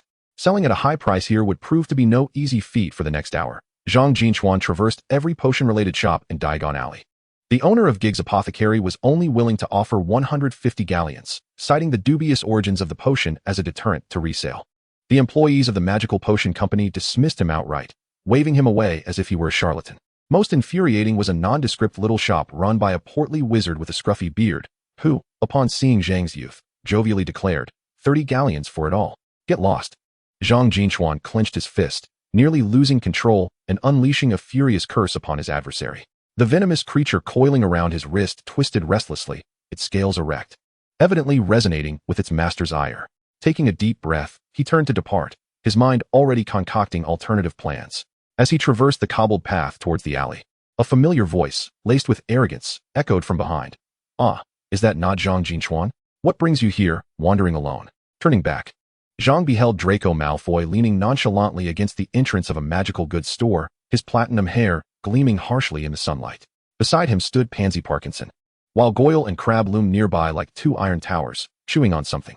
Malfoy, Zhang greeted with a smile. Indeed, their rapport was far more amicable than his with Harry and Ron. What brings you to Diagon Alley instead of languishing at the manor? Malfoy raised an eyebrow, stepping closer. Is it that your galleons are running low? The remark struck a nerve with Zhang, prompting him to raise the crystal vial in his hand. I came to sell something. Pansy leaned in for a closer look, scoffing, potions? A mere potion won't fetch much. You might not even recoup your costs. My potions are far from the rubbish you presume, Zhang retorted coldly. Pansy, stung, was about to counter when Malfoy interjected. What sort of potion are we discussing? His curiosity piqued. Not sellable? After a moment's hesitation, Zhang succinctly described the effects of the death resistance potion, noting that the shopkeepers of Diagon Alley would offer a mere 180 galleons. Malfoy burst into laughter, his tone dripping with disdain for the alley. 180? They wouldn't dare accept it. Such a life-saving potion with unique properties should never be found in Diagon Alley. The inhabitants here are all cowardly fools. He patted Zhang on the shoulder, his voice laced with a hint of pride. In my opinion, you ought to venture to Nocturne Alley. There. The clientele would truly appreciate its worth. Nocturne Alley made Zhang's heart skip a beat. He had contemplated it before, but the place was rife with unsavory characters and dark wizards. As a first-year student, he felt quite apprehensive. Sensing his trepidation, Malfoy scoffed dismissively. Fear not. With me by your side, what is there to dread? Standing tall, his platinum hair arched elegantly through the air, he added, the Malfoy name carries weight in Nocturne Alley. No one dares to harm my associates. Goyle and Crabbe nodded vigorously, while Pansy smirked. Draco is correct. The riffraff in Nocturne Alley quail at the sight of the Malfoy crest. Observing Malfoy's confident demeanor, Zhang inquired, are you certain it is safe? Absolutely, Malfoy replied, waving his hand impatiently, just follow me. But remember, once the deed is done, you owe us a lavish meal. Ice cream from Florian's, and I want the largest dessert extravaganza. Not a problem, Zhang readily acquiesced. Malfoy guided them through a concealed alley at the end of Diagon Alley, where a rust-covered iron door adorned with twisted serpentine patterns awaited them in the depths. With a flick of his wand, Malfoy unlocked the door, which creaked open, revealing a scene starkly contrasting with Diagon Alley. The sky above Nocturne Alley seemed perpetually gray, and the air was thick with the scents of blood and rust. The shop signs, predominantly black, bore obscure inscriptions in dark red paint. The wizards populating the street were mostly draped in dark cloaks, their hoods pulled low, their gazes wary and cold. Upon seeing Malfoy and his entourage, particularly the prominent family crest on his chest, many instinctively averted their eyes. Did you see that? Malfoy declared with pride. This is power. They ultimately halted before a shop named Boneclaw Potions.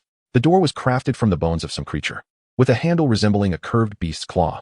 As they pushed the door open, the interior was even darker than Borgin and Burke's, with shelves lined with animal organs steeped in green liquid and dried poisonous tentacles hanging from the walls. The proprietor was a tall, gaunt wizard, his face etched with mysterious tattoos and his eyes murky yellow, reminiscent of a reptile. Upon noticing Malfoy, a flicker of wariness crossed his clouded eyes, and he inclined his head slightly. Master Malfoy, a rare visitor. Enough chatter, Malfoy interrupted, gesturing towards Zhang Jin Chuan. My friend has something to sell you.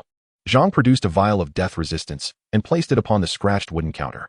Unlike in Diagon Alley, he made no attempt to conceal the side effects this time, calmly stating, cures near-fatal injuries, effective in 3 seconds, but the user will be plagued by misfortune, not surviving beyond 7 days. The more severe the injury, the more tragic the demise.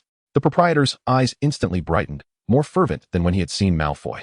He seized the vial, and without the hesitation exhibited by the Diagon Alley shopkeeper, he dipped a silver needle into the potion and let a drop fall into a glass jar containing a half-dead fly. The fly, missing a wing and with 2 legs broken, miraculously sprouted new limbs and took to the air upon contact with the potion. However, before it could escape the jar, it abruptly collided with the glass wall, its body stiffening in an instant, its compound eyes shattering. The proprietor let out a low, satisfied chuckle, his yellow gaze fixed intently on Zhang. A fine specimen. It grants a dying person 7 days, a sufficient span to accomplish much. He extended 4 fingers. For 100 galleons per vial, I'll take them all. Just as Zhang was about to nod in agreement, Malfoy interjected, his tone laced with unabashed derision. For 100? Lockhart, do you take us for fools? He approached the counter, lifting the vial to the light. To cure fatal wounds instantly while carrying a curse, this is a treasure beyond price for those dark wizards seeking vengeance. You ought to offer at least double. The proprietor's expression shifted as his yellow eyes turned to Malfoy. Master Malfoy, that price is excessive. Excessive? Malfoy scoffed, returning the potion to the table. Our family acquires your potions at a cost of merely 500. You dare charge 3,000? Why are you driving the price down just for a few bottles of potions? He turned to leave. Forget it, Zhang Jin Chuan. Let us check the neighboring bone-eating prop store. I recall their proprietor mentioned a shortage of this kind of emergency potion not long ago. Wait. The owner urgently called out, his tattoos twisting with anxiety. 600. 600 galleons per bottle. It cannot go any higher. Malfoy paused, glancing back at Zhang Jin Chuan. Suppressing his inner elation, Zhang Jin Chuan nodded. The owner, clearly pained, counted out 600 gleaming galleons from a hidden compartment beneath the counter, stacking them into piles of 600. 11 bottles. 600. Not a penny less, he said. His voice raspy with reluctance. Zhang Jin Chuan stuffed the galleons into his pouch, the weight nearly eliciting laughter from him. The venom brushed against his wrist. Seemingly sharing in his joy, as they departed the potion shop, Pansy couldn't help but cast several astonished glances at Zhang Jin Chuan, exclaiming, 600 per bottle? These dark wizards are truly insane. They are not insane. They are desperate, Malfoy replied nonchalantly. There are always those who would rather cling to life for just 7 more days, dragging their enemies along to hell. He glanced at Zhang Jin Chuan's bulging pouch with a hint of disdain. Look at your paltry fortune. It's merely a few thousand galleons. Is it worth such jubilation? Zhang Jin Chuan, however, could not contain his mirth, especially at the prospect of purchasing a plethora of materials next. Come, I shall treat you all to Florin's ice cream shop. Order whatever you desire. Upon returning to Diagon Alley, the warm light of Florin's ice cream shop dispelled the chill that had lingered from Nocturne Alley. Zhang Jin Chuan generously allowed Malfoy and the others to order freely while he opted for a simple cup of hot chocolate. Observing Goyle and Crabbe devouring ice cream tubs larger than their faces, Pansy sipped her strawberry milkshake, while Malfoy elegantly scooped mint ice cream with a small spoon. Suddenly, he felt that having a roommate to shield him from the shadows of Nocturne Alley wasn't so bad after all. This delightful dessert feast ultimately cost over 100 galleons, yet Zhang Jin Chuan felt no regret. After satiating their appetites, the shopping commenced in earnest. Zhang Jin Chuan's first stop was the Leaky Cauldron, where he procured an alchemical chisel along with 2 books, Introduction to Basic Alchemy and Comprehensive Commentary on Ancient Runic Script, both of which were rather pricey, costing him 300 galleons. Next, he visited the greenhouse, where he purchased a plethora of herbs, moonlight grass, porcupine quills, toad venom, mandrake juice, dried bone flower petals, and the roots of life and death grass. The expenditure on these fundamental materials alone amounted to 500 galleons. The most costly venture was to the Black Market Materials Transit Station, a shop concealed deep within Diagon Alley, accessible only to regular patrons. Zhang Jin Chuan had learned of it through Ella. Here, he acquired various metal ores and gem materials, alongside the rare shadow sand, tears of the Gravekeeper beast, and even a small vial of Dreamweaver spider venom. The prices for these materials were exorbitant, nearly depleting his pouch of 500 galleons. Finally, he visited the magical artifacts shop, where he bought the shadow ring he had long coveted, along with a brass talisman reputed to ward off low-level curses. What pleased him most was a magical monocle, inscribed with spells for magnification and analysis, allowing him to discern the subtlest variations in the composition of potions. These 3 items cost him 500 galleons, yet Zhang Jin Chuan felt it was a worthy investment. As he exited Diagon Alley with his bulging extendable bag, the sky had darkened. Snow began to fall again, delicate flakes landing in his hair and melting instantly. He patted the remaining galleons in his pocket, totaling over 800. Sufficient to support his upcoming experiments. For now, I shall delve into alchemy, he murmured, as the venom coiled around his wrist, seemingly in agreement. Upon returning home, Zhang Jin Chuan categorized the materials he had procured in the attic laboratory, locking the dark magical components in a cabinet, hanging the monocle on a shelf beside the cauldron, and wearing the rings and talismans on his person. Once he completed these tasks, he sat in a chair, gazing at the snowflakes drifting outside, while toying with the heavy pouch of galleons. Galleons brought not only materials and tools, but also a sense of control in this magical realm. Power and wealth appeared to be eternally intertwined. He recalled the greedy gaze of the shopkeeper in Nocturne Alley and Malfoy's words about living 7 more days, which would be sufficient to drag one's enemies to hell. Suddenly, he felt that the potion resisting death was worth far more than 600, and he grew concerned for his financial patron. In the attic, the venom coiled in a corner, napping, while a bronze figure curled up beside it. The north wind combed the feathers of the roosting wood outside the window. Zhang Jin Chuan opened the newly acquired comprehensive commentary on ancient runic, his gaze landing on the first line. The essence of magic is equivalent exchange. He chuckled softly, mentally adding, and the cost may reveal itself in 7 days. Chapter 51, A True Love for Life. In the attic's fireplace, flames quietly licked at the firewood, casting warm light upon the towering piles of materials. Zhang Jin Chuan removed his gloves, speckled with metallic debris, and traced the outline of a sturdy runic symbol in the air. Just as it took form, he shook his head and dispersed it. The comprehensive commentary on ancient runic lay open on the table, a large red cross marked on a blank page. Annotated with 7th failure. Too deep a vertical line led to magical congestion, the handwriting slightly wrinkled from exertion. He picked up a discarded bronze plate, its edge still dusted with uncleaned mithril powder. It was the 13th day of winter break, and the third drawer of his workbench already housed 8 failed attempts, some surfaces marred with web-like cracks, remnants of collapsed runes during the infusion of magic, while others had been bent mid-engraving due to a mere 3-degree deviation in the angle of the barrier rune. Such a discrepancy might seem trivial to the untrained eye. Yet in runic engraving, it was enough to transform a talisman from a protective charm into a self-detonating device. Venom, please hand me the 3rd chisel on the left, Zhang Jin Chuan said without lifting his head. The black dragon serpent on the shelf instantly awoke, deftly curling its tail around a silver chisel and precisely delivering it to his side. Zhang Jin Chuan glanced at it. Once the talisman is complete, I shall treat you to something delightful. Venom nodded, its tail thumping rhythmically against the table. Zhang Jin Chuan grasped the carving knife anew, his gaze fixed upon the bronze plate before him. This plate was thicker than the previous one, its surface polished to a mirror-like sheen. Taking a deep breath, he opened Introduction to Basic Alchemy to page 47, where a homemade rune decomposition diagram was nestled. The vertical stroke required a depth of precisely 0.3 inches, and the curvature of the tail hook must perfectly align with the first fold line, as seamlessly as a key entering a lock. As the carving knife descended, his wrist remained as steady as if petrified by a spell. In earlier practice sessions, he struggled to control his strength. The first bronze plate he carved resembled a distorted centipede, and upon infusing it with mithril and magic, it cracked into 2 pieces with a loud snap, narrowly avoiding injury to the back of his hand. Later, he discovered in the book that in Niven's carving, intent must match power. The knife was not merely a tool, but an extension of magic, akin to how the angle of a wand's tip influences a spell's efficacy. The speed, depth, and even the rhythm of his heartbeat at this moment would be imprinted within the rune. The silver knife produced a metallic friction sound as it sliced through the surface of the bronze plate. Zhang Jin Chuan exhaled slowly, wearing a single lens prop, observing as the vertical stroke deepened gradually. The flickering light of the fireplace danced upon his eyelashes, casting shadows over the incomplete lines that shimmered and dimmed. Venom, with its crimson eyes fixed intently on the bronze plate, sensed a steadier flow of magic from its master than ever before, akin to a frozen lake in winter, seemingly still, yet concealing undercurrents beneath. As the final stroke of the tail hook was completed, a faint silver glow emerged from the surface of the plate. Zhang Jin Chuan felt a surge of excitement, ready to continue carving, when suddenly the sharp cry of the northern wind pierced through the window. He looked up to see a brown owl flapping its wings, attempting to enter. The northern wind, Zhang Jin Chuan shouted. In that fleeting moment of distraction, the angle of the carving knife deviated slightly, resulting in the second fold line being 5 degrees off from the intended mark.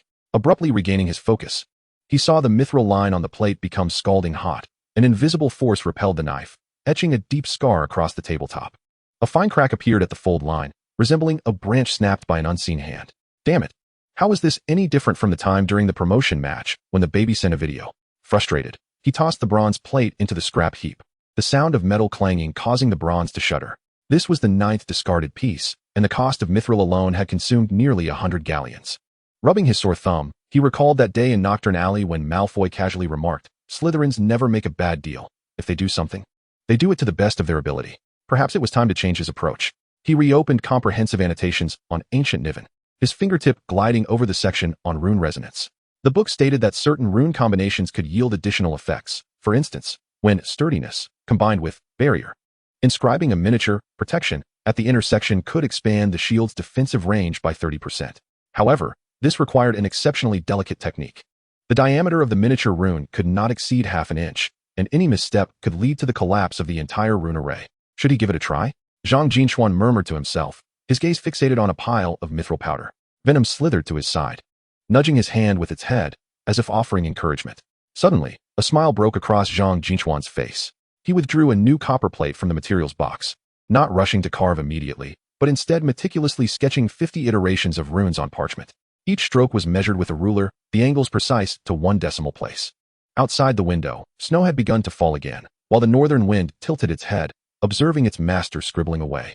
Occasionally using its beak to preen its feathers dampened by the snow. Taking several deep breaths, Zhang Jin Chuan finally grasped the engraving knife.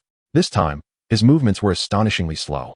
After completing each rune, he paused to inspect it with a newly acquired magical monocular, which bore engravings of magnification and analysis spells, capable of revealing metallic lines finer than a hair. When the vertical stroke was completed, the monocular displayed a depth of precisely 0.3 inches. The curvature of the hook matching the sketch flawlessly, and the angles of the folds were exact to 30 degrees. The 2 lines appearing symmetrically as if measured with a ruler. Most critically, as he engraved at the intersection, he held his breath in anticipation, achieving a micro-rune with a circle as smooth as a full moon, devoid of any burrs. Upon finishing the final stroke, he exhaled deeply, his back drenched in cold sweat. Venom slithered onto the workbench, gently coiling its tail around the copper plate and presenting it to him. As Zhang Jin Chuan accepted it, his fingertips trembled. This was his first time engraving 3 runes on a copper plate, and he felt utterly uncertain.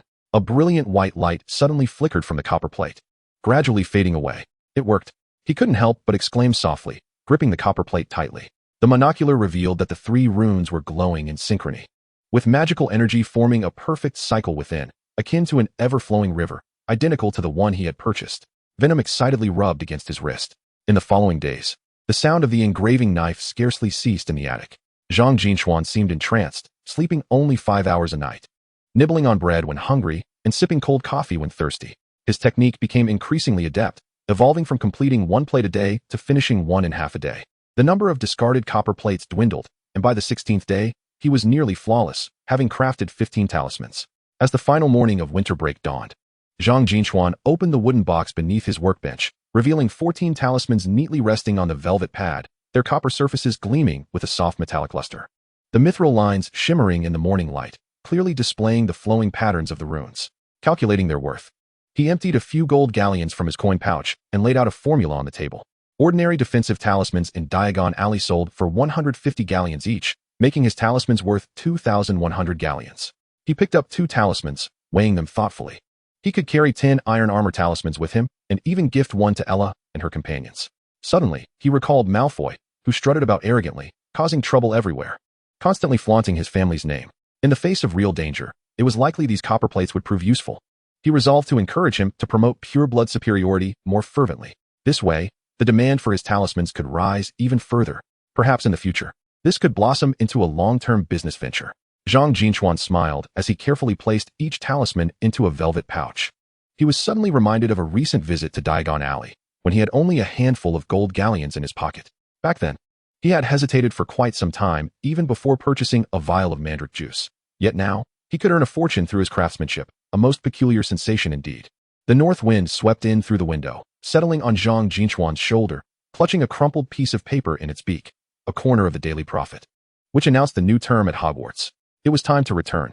He placed the talismans into the bottom of his expandable backpack, atop which lay the comprehensive commentary on ancient runic texts and introduction to basic alchemy. The edges of the pages were filled with annotations, making the tome considerably thicker than when he first acquired it.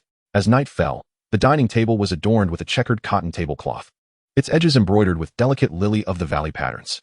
Zhang Jingyao brought a cast-iron pot to the table, its rims still glistening with aromatic butter, the sausages within sizzling and exuding oil, their skins a delightful golden crisp, while halved tomatoes oozed a sweet tart juice alongside.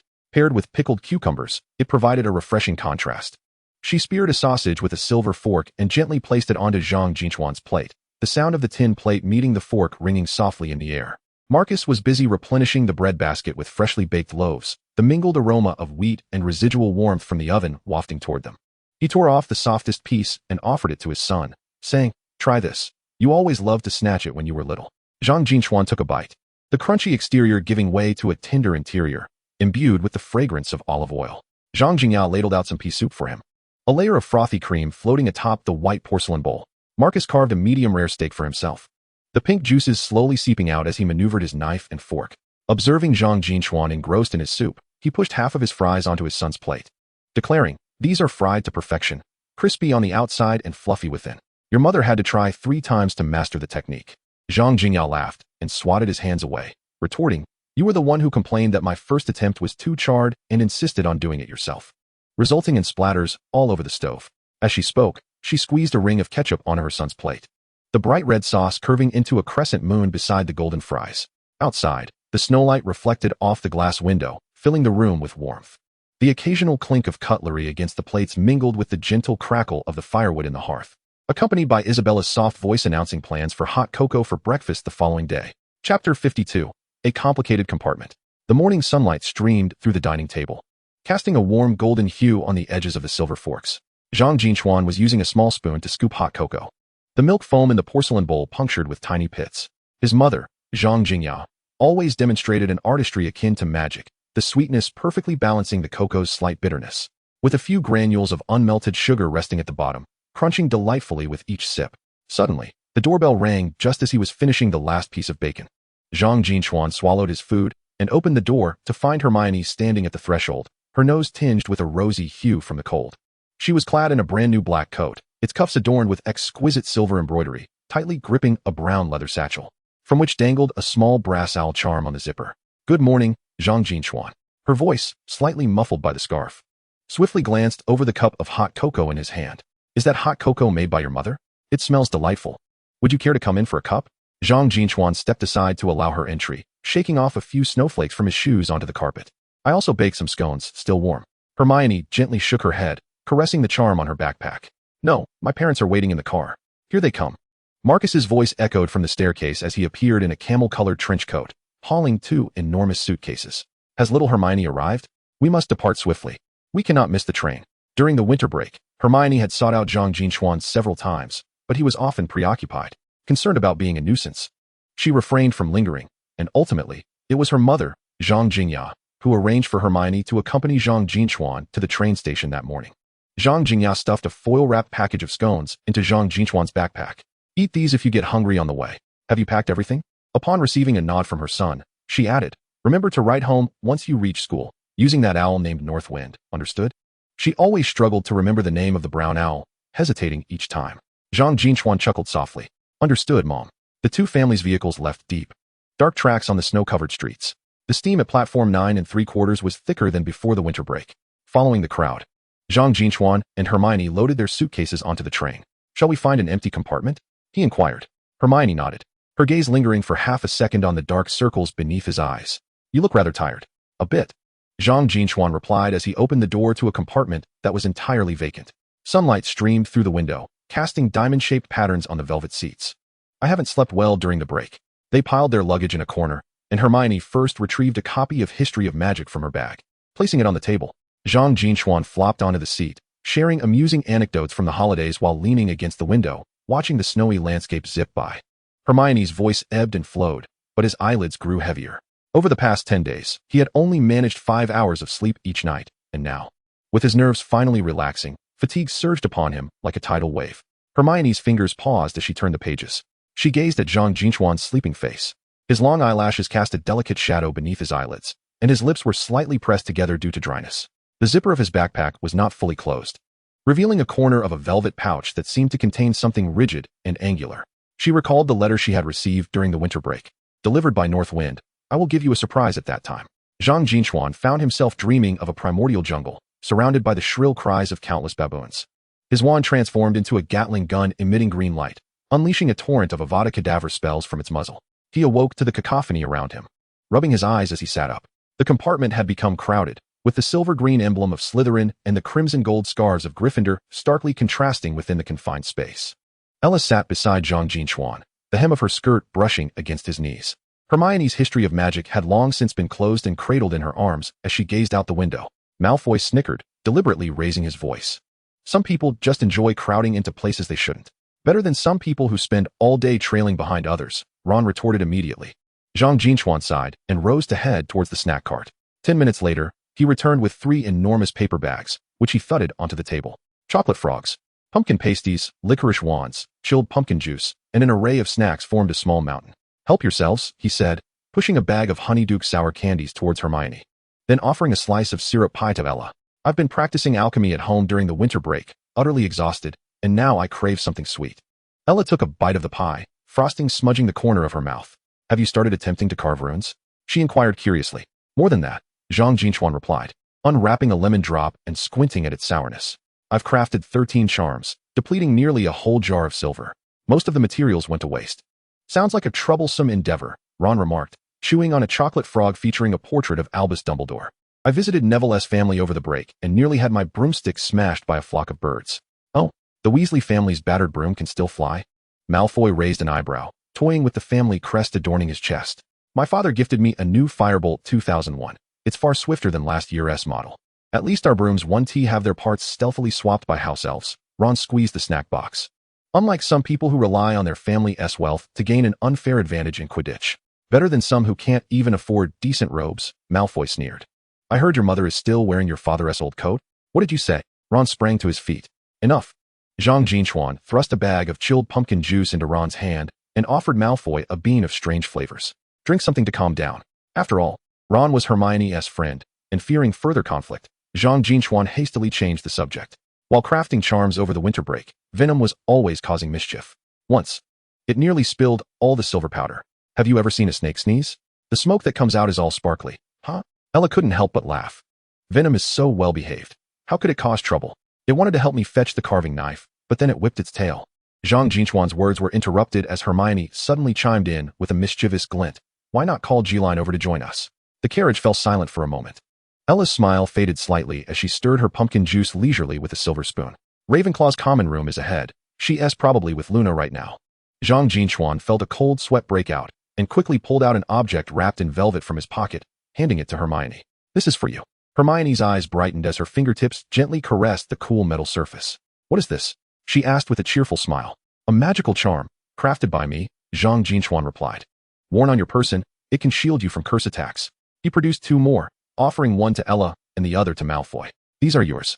Ella gazed down at the amulet, the silvery sheen reflecting in her azure eyes. Thank you. Malfoy whistled, tossing the charm into the air before catching it deftly. Impressive craftsmanship. Far superior to the rubbish in Diagon Alley. How much? I can have my father send it to you. This one's a gift. Zhang Jin Chuan waved his hand dismissively. But if any classmates wish to purchase one in the future, do remember to refer them to me. You certainly have a knack for business. Malfoy scoffed, but carefully tucked the amulet into his inner pocket. Ron observed the trinket in their hands, his expression somewhat conflicted. Zhang Jin Chuan shamelessly feigned ignorance, the price being 150 galleons each. Hermione, unable to say much, simply sighed in resignation. The atmosphere gradually relaxed. Ron began recounting how the Weasley twins had pranked George with Bertie Bott's every flavor beans, while Malfoy interjected with jabs of sarcasm, albeit with a noticeably restrained tone. Avoiding excessive harshness, Ella and Zhang Jin Chuan engaged in a discussion about the upcoming potions class, with Hermione occasionally chiming in with textbook knowledge. The sunlight glinted off the amulet in her hand, the runes appearing to dance in the light. Leaning back against the chair, Zhang Jin Chuan found the lively scene before him amusing. Slytherin and Gryffindor, purebloods and half-bloods, once at odds, now crowded together in the same compartment. Their mouths filled with honeydew sweets. As dusk deepened, the train began to slow. The view outside shifted from snowy plains to a dark, dense forest, with the distant spires of Hogwarts Castle becoming faintly visible. We're almost there. Hermione carefully hung the amulet around her neck, tucking it beneath her sweater. Our first potions class will be with Slytherin again, right? Indeed, Ella replied, adjusting her robes, her golden hair shimmering like molten honey in the dim light. I hope Professor Snape won't deduct points from Gryffindor as he did last year. Malfoy snickered. Only a fool would lose points to Professor Snape. Who are you calling a fool? Ron shot back, glaring. You, Malfoy retorted. Zhang Jin Chuan chuckled and shook his head, rising to retrieve his backpack. As the carriage door swung open, a cold breeze swept in, carrying the unique scent of moss and magic that enveloped the castle. Let's go, he said. It's time to disembark. Hogwarts appeared even more majestic in the night than he remembered, lights twinkling from the castle windows like scattered stars. Hagrid stood on the platform, lantern in hand, calling out the names of the new students. Following the throng, Zhang Jin Chuan suddenly felt someone nudge his arm. It was Ella, her blue eyes shining brightly in the night. The amulet, I truly appreciate it, Zhang Jin Chuan. Before he could respond, Hermione pushed through from the other side, clutching Zhang Jin Chuan's arm. Hurry, Hagrid is urging us. Zhang Jin Chuan smiled and quickened his pace. The new semester had begun. Chapter 53, the start of the new term. After the feast, Zhang Jin Chuan sat on the edge of his bed, his fingers brushing against the backpack hidden beneath his pillow, as the cork was loosened. 4 vials of golden-hued elixir tumbled onto the bedspread, their surfaces glistening in the candlelight like solidified sunlight. Beside them lay 3 additional vials adorned with deeper crimson patterns, containing the Dragon Blood Factor Activation Serum.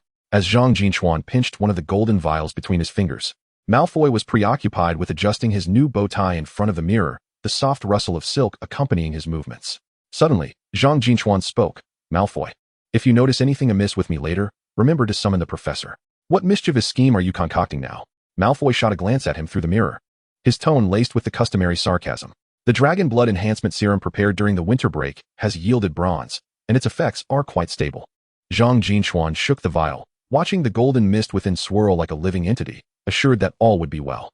Unbeknownst to Malfoy, however, the bronze had consumed but a single drop, while he possessed 4 vials. Malfoy scoffed and turned to retrieve a book titled Quidditch Techniques from the drawer. The edges of its pages emblazoned with the Malfoy family crest. Suit yourself, but mark my words, if you truly manage to drink yourself to death, I shall not delay tomorrow's flying lesson to collect your remains. Despite his words, he moved a chair closer to Zhang Jin Chuan, casting furtive glances at the vials. With a smile, Zhang Jin Chuan uncorked the first vial of Dragon Blood Serum. A faint, refreshing aroma wafted forth, reminiscent of the earthy scent of rain-soaked forests mingled with pine resin. He tilted his head back and took a small sip. The liquid glided down his throat with barely a sensation, leaving only a fleeting warmth akin to sipping tepid water. How does it feel? Malfoy inquired, his gaze shifting from the pages of his book, now tinged with curiosity. Nothing remarkable, Zhang Jin Chuan replied, smacking his lips. After waiting approximately 5 minutes, he examined his arm. Finding his temperature normal, devoid of dizziness or skin irritation, an entirely different reaction from when the bronze had first tested the serum. It seems the adaptation is quite effective. With that, he lifted the vial and consumed the remaining contents in one gulp. This time, the warmth was more palpable. As if a small fire had been ignited within his stomach, the heat gradually coursing through his veins towards his limbs, even creating a slight pulsation as it passed through his heart. Leaning against the headboard, he gazed at the back of his hand, where the veins beneath his skin shimmered with a faint golden hue, as if tiny lights were dancing within. Magic seems to have thickened, he murmured, raising his hand to grasp at the air. He could sense the magical particles around him buzzing more energetically than usual, akin to a swarm of fireflies drawn to his fingertips. For the next half hour, with each vial he consumed, Zhang Jin Chuan would close his eyes to absorb the sensations for a few moments, while Malfoy, arms crossed, transitioned from skepticism to barely concealed astonishment. He watched in awe as Zhang Jin Chuan's shoulders broadened gradually, his height visibly increasing. When the 4th vial was emptied, Zhang Jin Chuan stood and stretched. The distance between his head and the ceiling noticeably diminished. Here, measure yourself, Zhang Jin Chuan said with a grin, tossing a flexible tape measure to Malfoy.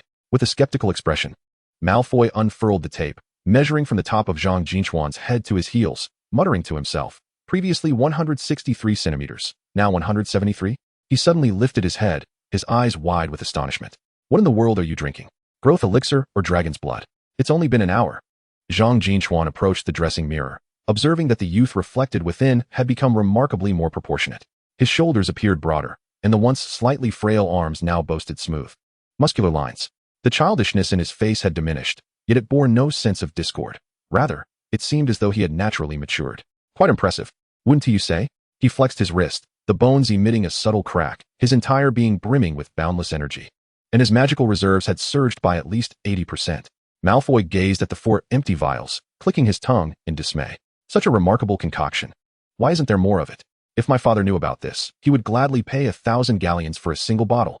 He poked Zhang Jin Chuan's arm, noting its newfound firmness. I should have snatched a bottle earlier. There's more, but you can't partake in this, Zhang Jin Chuan replied with a mysterious smile, retrieving 3 vials of transparent liquid adorned with red patterns from the depths of his bag. Suddenly, the venom beneath the bed raised its head, emitting a low hiss, its serpent eyes flashing with an unusual seriousness, while the bronze creature in its cage recoiled in fright. What is that? Malfoy's attention was captivated by the vials.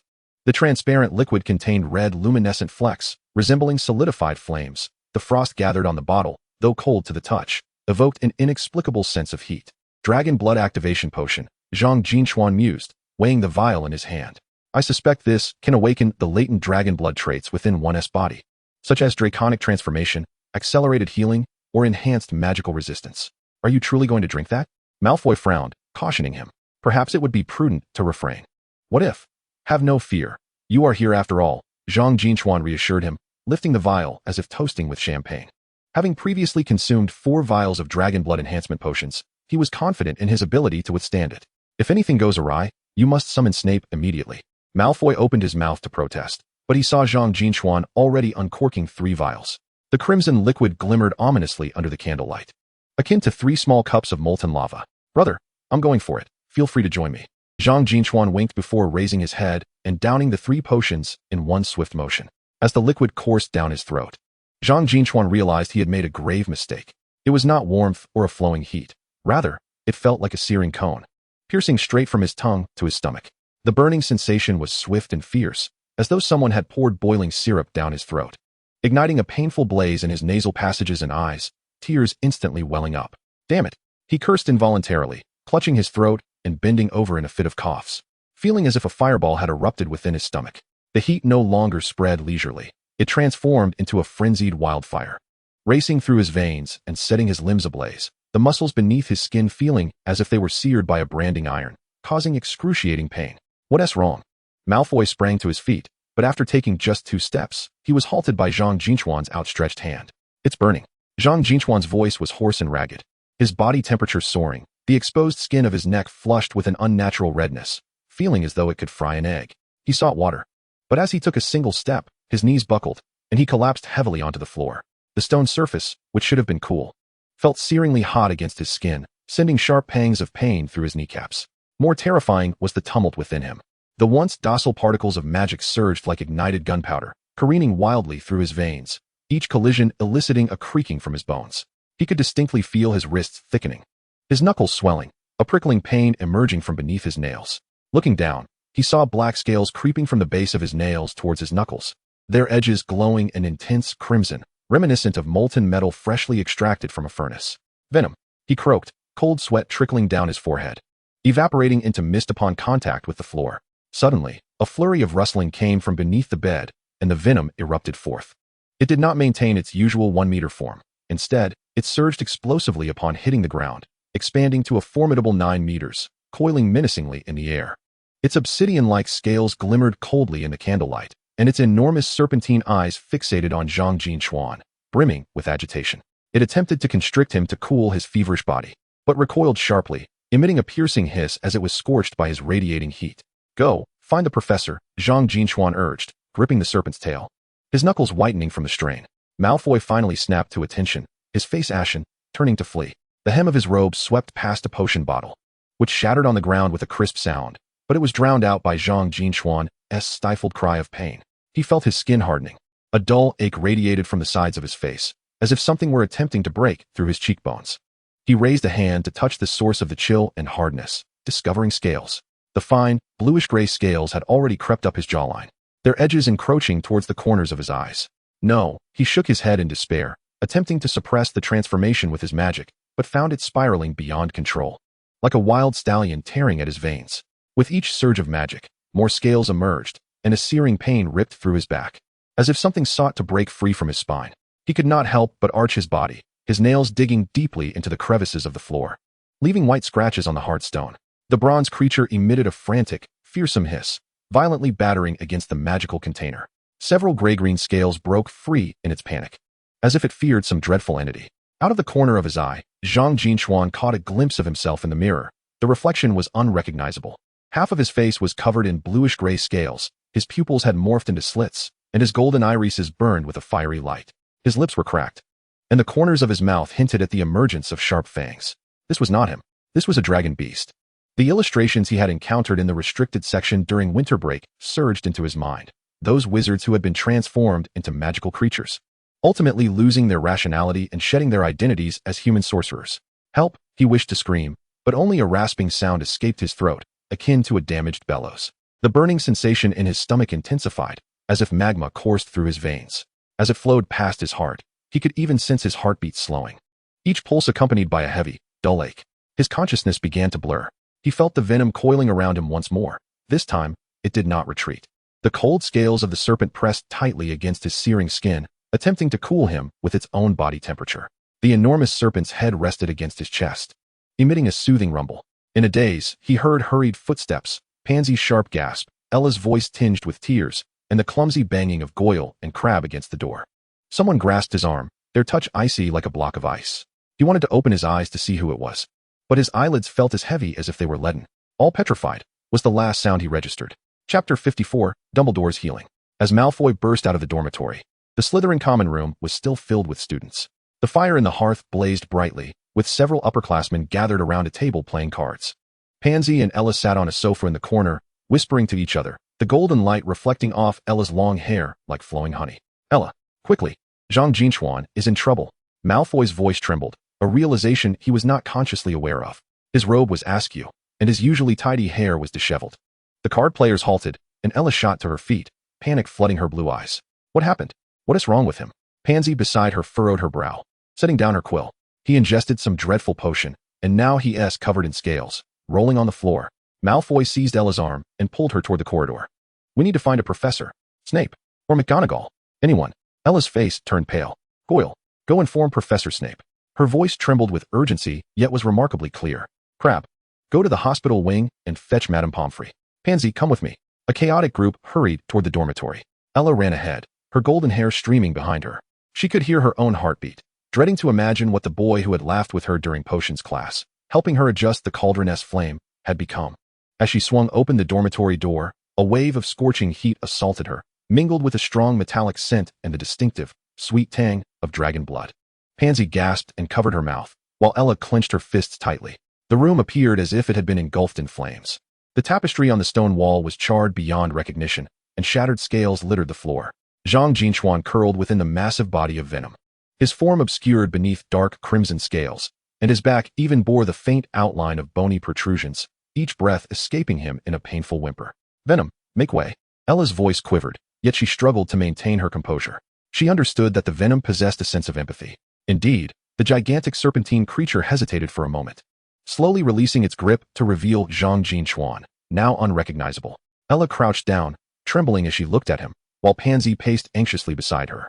We need to wait for the professors. Just then, the venom let out a low growl, its immense head suddenly whipping toward the doorway. Ella looked up to see Snape standing at the doorway, his dark robes nearly merging with the shadows of the corridor. His expression so grim it seemed capable of dripping water. Behind him followed Madame Pomfrey, carrying an enormous medical case, her demeanor serious. Fool.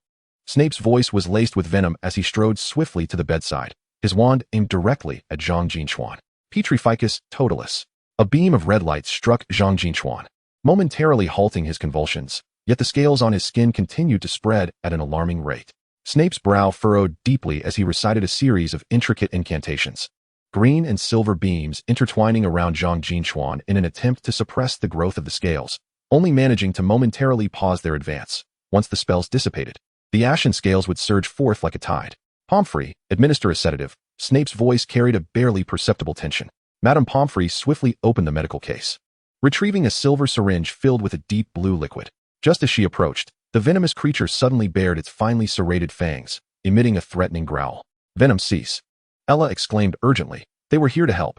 The creature hesitated, glancing between Ella and Snape, before reluctantly closing its mouth, though its massive head remained warily directed toward the entrance.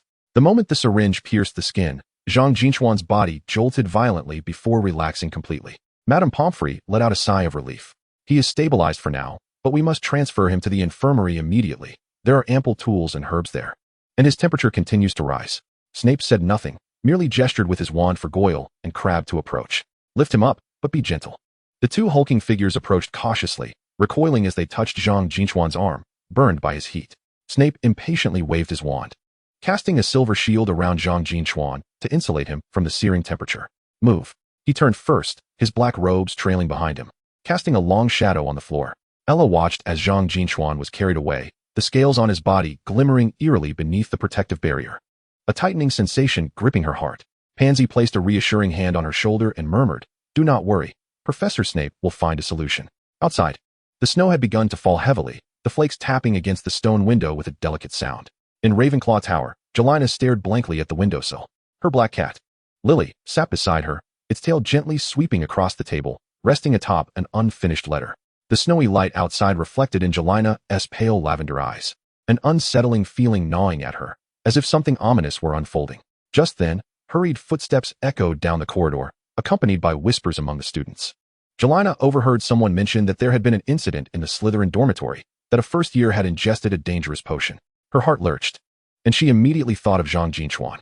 "Lily, we must go see," she declared, grabbing her cloak and Lily's cage before dashing out of the Ravenclaw common room. As she raced down the corridor leading to the Slytherin common room, she caught sight of a group of professors hurrying past, with Professor Snape at the forefront, his visage dark and foreboding. Following him were Madame Pomfrey and several unfamiliar upperclassmen, who were bearing a stretcher. Beside the stretcher, Ella's golden hair stood out starkly in the dim light. Her head was bowed, her shoulders trembling slightly, as if she were weeping. Jelina's steps faltered, her blood seemingly freezing in her veins. Watching the procession vanish at the corridor's end, she noticed a corner of the white cloth on the stretcher fluttering in the breeze, revealing a faint glimpse of black beneath, its hue reminiscent of venomous scales. Zhang Jin Chuan. She covered her mouth to stifle a cry. Lily mewed restlessly in her cage, as if attempting to comfort her. Tears finally escaped Jelina's eyes, splattering onto the cold floor, creating a small pool of moisture. She recalled the letter Zhang Jin Chuan had sent during the winter break, in which he had written with a peculiar ink, "When we return to school, I shall show you something remarkable. It is a potion I brewed over the holiday, with astonishing effects." At the time, her curiosity had prompted her to respond with caution, advising him against reckless experimentation. Now, she feared that the so-called remarkable thing had indeed become the source of his current plight. The wind in the corridor grew colder, imbued with the scent of snow. Jelina slowly rose, wiping her tears, her gaze now imbued with determination. She could not simply return, she needed to ascertain his condition. Cradling Lily, she cautiously followed the professors, resembling a frightened creature, her footsteps nearly soundless. The scales continue to grow, the magical fluctuations are too severe to contain. Came Snape's voice, laced with an unusual weariness. "I have already administered 3 vials of mandrake essence, yet it proves ineffective. We must proceed to the infirmary." Madame Pomfrey's tone was fraught with anxiety. "When will Professor Dumbledore arrive?" "He should be here shortly. Hagrid has also been summoned. There are few such fools in the annals of wizardry, even in Hogwarts." Jelina's heart sank to the depths. Were even the professors at a loss? Suddenly, a voice called from behind, "You two have come?" Turning, Jelina saw Hermione, her hair disheveled and her eyes reddened, evidently having recently wept. "Hermione?" Jelina exclaimed, astonished. "What brings you here?" "Ron told me that Zhang Jin Chuan is in trouble," Hermione replied, her voice still choked with emotion, yet her eyes shone with intensity. "What has happened to him? What is the situation inside?" Jelina shook her head, relaying the words she had just overheard. Hermione's complexion paled further, her fists clenched. "This is all Ella's fault. She must have incited Zhang Jin Chuan to conduct some reckless potion experiment. I knew their constant association would lead to trouble." "Now is not the time for blame," Jelina whispered. "Pointing fingers serves no purpose. Let us hope the professors find a solution." After a while, Professor Dumbledore and Professor McGonagall entered the room. The voices within gradually diminished, and Jelina and Hermione could only catch occasional snippets of indistinct conversation, yet they remained steadfastly outside, resolutely guarding their vigil. As the night deepened, the snowfall intensified, blanketing the towers of Hogwarts in a pristine white. Jelena, cradling Lily, felt her limbs growing numb. Yet she dared not move, fearful of missing even the slightest hint of news from within. Hermione leaned against the wall, incessantly rubbing her hands, murmuring softly as if in prayer. Time seemed to stretch endlessly until at last, the door to the infirmary creaked open, revealing a weary yet gentle smile on Professor Dumbledore's face. "All is well, children," he reassured them, his gaze softening as he noticed the 2 girls outside. "He has passed the critical phase, the scales are beginning to recede, and his magic has stabilized." A collective sigh of relief escaped Jelena and Hermione, tears of gratitude spilling down their cheeks. "Thank you, Professor," they chorused in unison. Dumbledore smiled warmly, placing a reassuring hand on their shoulders. "You may enter for a brief visit, but do not linger. He requires rest." The 2 girls nodded, stepping lightly into the infirmary.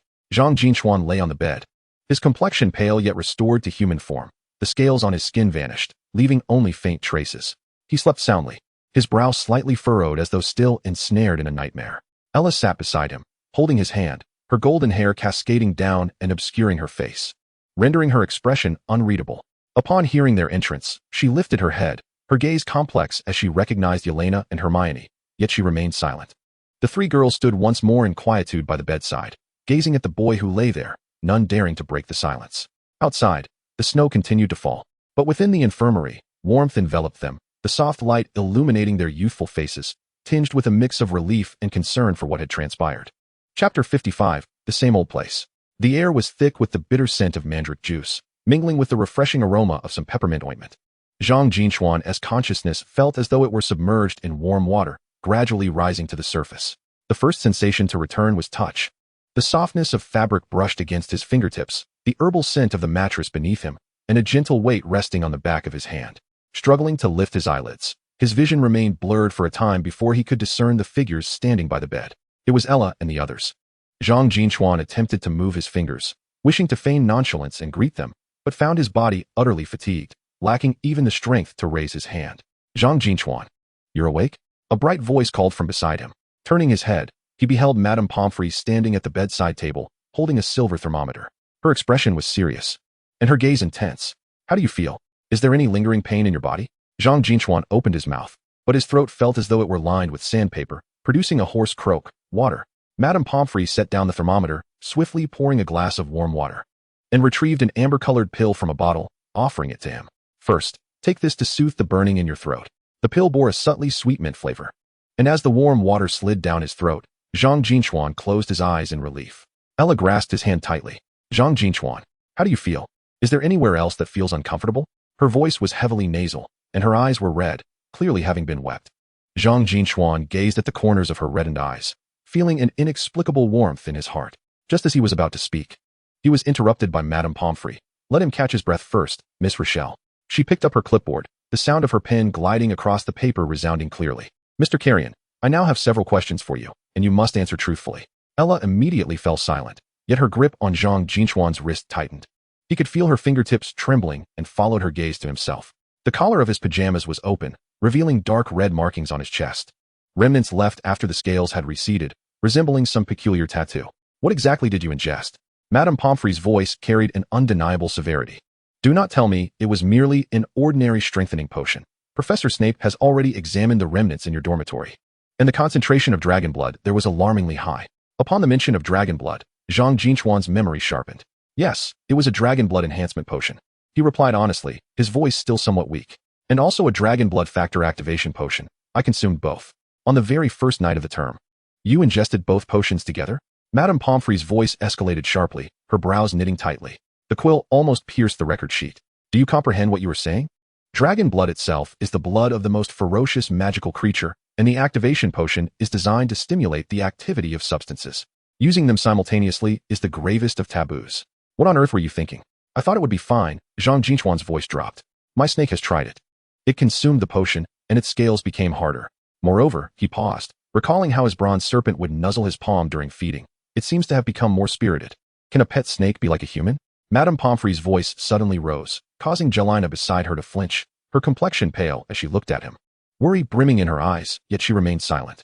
Ella's fingers tightened even further, and Zhang Jin Chuan could even feel her nails digging painfully into his skin. Her gaze towards him was complex, filled with fear, anger, and a hint of grievance he could not fathom. Do you realize you nearly perished? Madame Pomfrey took a deep breath, seemingly striving to suppress her anger. Did you think you merely fainted? By the time you were brought here, you were on the verge of becoming a dragon beast. A dragon beast? Zhang Jin Chuan was taken aback. Covered in scales, bony spikes protruding from your spine, fingers transforming into claws, capable of spewing sparks from your throat. Madame Pomfrey's voice chilled the air. Professor Snape employed 17 suppressive spells, and it was only through the personal intervention of Headmaster Dumbledore that your magical energy was stabilized. Hagrid even prepared chains. We all thought we would either lose a student forever or gain a magical creature that needed to be confined. A cold sweat broke out on Zhang Jin Chuan's back. He recalled the excruciating pain before losing consciousness, as if countless knives were stirring within his bones, blood seemingly ablaze, something within him threatening to break free. It was not merely an illusion. He was truly losing his humanity. Yet, the bronze figure remained unscathed. He muttered to himself, the dread within him surging like a rising tide. If venom had not shielded him with its body at the first moment, if Malfoy had discovered it a moment later, if the professor's spells had been a fraction slower, he dared not continue his thoughts. Do you consume the same dosage? It is, after all, a reptile. Madame Pomfrey set down her clipboard, her tone softening slightly, though her gaze remained piercing. You are different. You are human. Even the strongest giant, upon consuming such a concentrated dragon blood potion, would have their insides scorched. She picked up a small vial filled with a deep green liquid, inspecting it against the light. The commonly used dragon blood enhancement potions are diluted thousands of times and require the addition of 23 soothing agents to minimize the potency of the dragon blood, merely stimulating the bloodstream gently. But you consumed the pure concentrated liquid, combined with activating agents. In the history of magic, fewer than 5 wizards have dared to do so, and none have survived. Zhang Jin Chuan's face paled entirely. He had always believed he possessed a certain talent for potions, taking pride in his ability to refine concoctions of higher concentrations than those in textbooks. yet he had never contemplated the inherent risks. The intricate dilution steps were not superfluous. They were crucial for survival. Then why am I unharmed? He instinctively touched the markings on his chest, where the skin still felt warm. Madame Pomfrey regarded him with a peculiar gaze, as if studying some rare creature. We wish to know as well. Professor Snape examined your blood sample. The magical fluctuations within are quite peculiar, almost as if you possess an innate resistance. She paused, lowering her voice. Your survival is not due to the efficacy of our treatments, but rather a particular talent of yours, combined with a fortuitous balance. Even you cannot guarantee that should this happen again, you would survive once more. What we have done is merely help repress the power of the dragon blood deep within you. It will eventually resurface. Zhang Jin Chuan fell silent. The ward was oppressively quiet, save for the sound of snowflakes falling outside. Ayla released his hand, but pulled a handkerchief from her pocket, gently wiping the red marks left on his skin by her grip. Her movements were delicate, her golden lashes casting long shadows upon his hand, like a butterfly resting. Therefore, you must refrain from recklessly experimenting with such perilous potions in the future. Her voice was soft, tinged with a barely perceptible tremor. If you wish to pursue something, you must first inform the professor, or tell me. Zhang Jin Chuan gazed at the reddened corners of her eyes and nodded. Nearby, Hermione could no longer contain herself, stepping forward with restrained fury in her voice. Inform you? Tell you, and let you assist him in his folly? Ayla, if it weren't for your antics in potions class, he would never have even thought of brewing dragon blood potions. Hermione. Ayla snapped her head up, flames of anger igniting in her blue eyes. What do you mean by that? What do you mean? Hermione's voice rose. Who in the entire school is unaware that you two are always concocting those peculiar things together? If it weren't for his remarkable luck. Enough. Zhang Jin Chuan interjected sharply, the pain in his throat causing him to frown. The two girls immediately halted. Yet both stubbornly glared at each other, unwilling to back down. The previously silent Jelena gently patted the lily in her arms, which gracefully leapt onto the bedside table, nuzzling its head against Zhang Jin Chuan's chin. Thank you, he murmured softly. Jelena hastily lowered her head and quickly returned to her chair by the window, pretending to observe the snowfall, though her ears were as red as if they might bleed. Madame Pomfrey watched this scene and suddenly chuckled lightly. She put away her medical chart and approached the bed, looking down at Zhang Jin Chuan with a certain gravity. Do you know, Mr. Staff? That Slytherin students are typically as cautious as snakes, yet you dare to experiment with your own life? Zhang Jin Chuan was perplexed by her words and looked up at her. Madame Pomfrey's expression softened unexpectedly, laced with a hint of teasing. To be honest, Mr. Staff, I believe you might be better suited for Gryffindor. The atmosphere in the room shifted subtly with her words. Hermione's eyes widened in surprise, and even Jelena couldn't help but glance back, her lavender eyes brimming with curiosity. Zhang Jin Chuan himself was taken aback. Are you jesting, madam? He managed to force a smile. I do not jest, Madame Pomfrey replied as she organized her medical kit, her voice tinged with amusement. Not every Slytherin possesses the audacity to drink dragon's blood as if it were mere refreshment. She paused, glancing at Ella's tense profile, then at Hermione's reddened eyes, before finally settling her gaze on Jelena, who was nervously clutching her skirt. However, perhaps Slytherin is indeed more adept at handling situations such as this, wouldn't you agree? Zhang Jin Chuan followed her gaze, observing the varying expressions on the three girls' faces, each subtly attentive to his reaction. Sunlight filtered through the curtain's gap, casting a gentle golden glow upon the paper crane resting in his palm. He suddenly felt that Madame Pomfrey's assertion might hold some truth. The caution inherent to Slytherin could indeed aid him in navigating these tangled relationships. Very well. The three of you should return now, Madame Pomfrey declared, closing the medical kit, her tone regaining its seriousness. He requires rest. Visiting hours are over. Ella seemed poised to say something further, but was silenced by Madame Pomfrey's stern gaze. She cast one last glance at Zhang Jin Chuan, her blue eyes conveying 1,000 unsaid words, ultimately settling for a simple nod.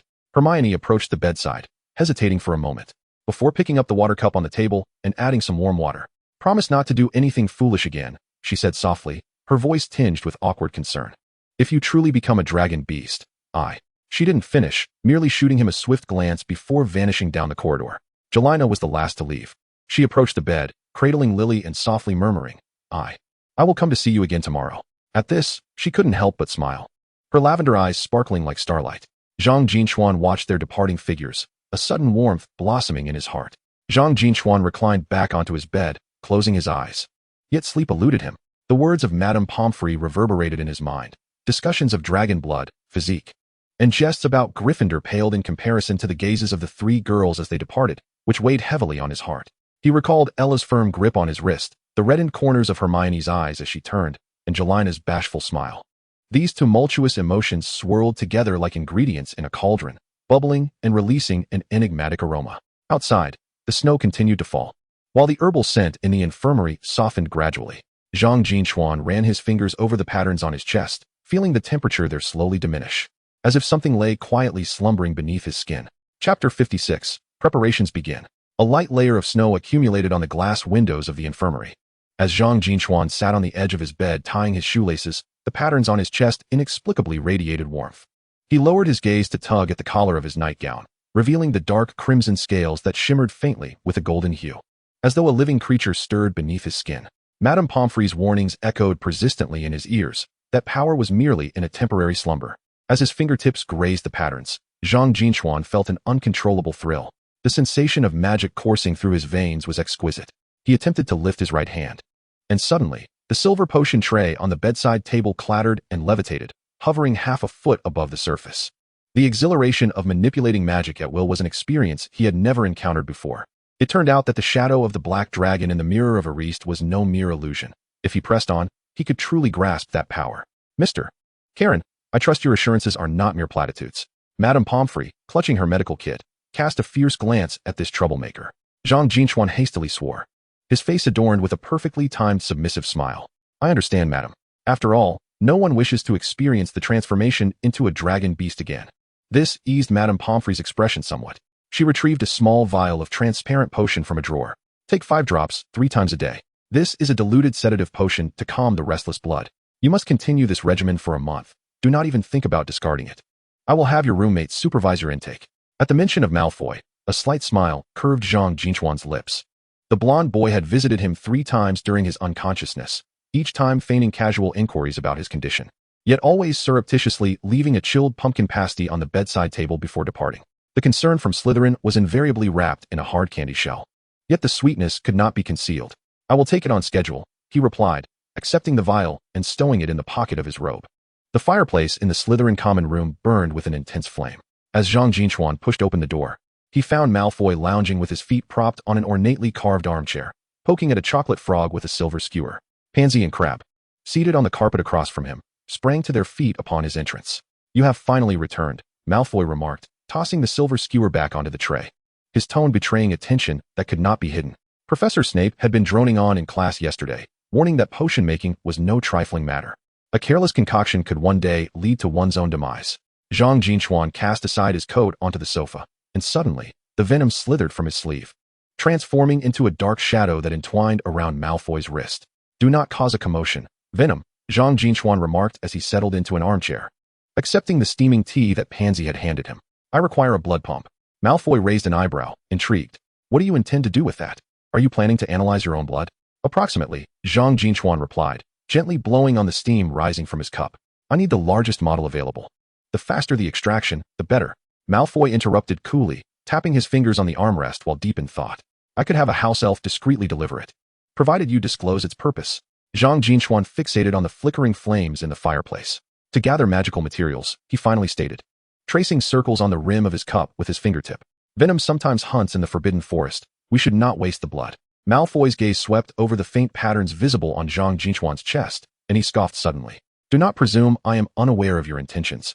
You seek an opportunity to extract dragon blood, do you not? Zhang Jin Chuan did not deny it. Consider it a personal favor owed to you, he continued. This batch of potion, once sold, I shall grant you 30%. Have Dobby deliver it to you by tomorrow morning. Malfoy suddenly lowered his voice. Zhang Jin Chuan understood that the plot was about to unfold. His current powers were formidable, enabling him to achieve much more. What are you daydreaming about? Ella's voice unexpectedly resonated from behind him. Zhang Jin Chuan turned to see her emerging from the shadows, clutching a tome titled Potion Making. I was pondering the improved formula for the dragon blood potion, he replied, half-truthfully. It seems necessary to reduce the concentration of dragon blood and add some unicorn tears as a buffer. Ella's laughter rang out, her blue eyes curving like crescent moons. When I visited you last week, I overheard Madame Pomfrey conversing with Professor Snape. They mentioned that your blood samples are nearing the threshold of humanity. She moved closer, her warm breath brushing against his earlobe. How have you accomplished this, Zhang Jin Chuan? Zhang Jin Chuan found himself at a loss for words, for he too was uncertain. It would hardly be reasonable to claim that he had crossed over with a golden finger, would it? Besides, he was unsure if he possessed such a golden finger. What if it was mere coincidence, and he inadvertently brought about his own demise? Ella suddenly tiptoed closer, whispering into his ear, in truth. I know what you wish to achieve. Her voice was as light as a sigh.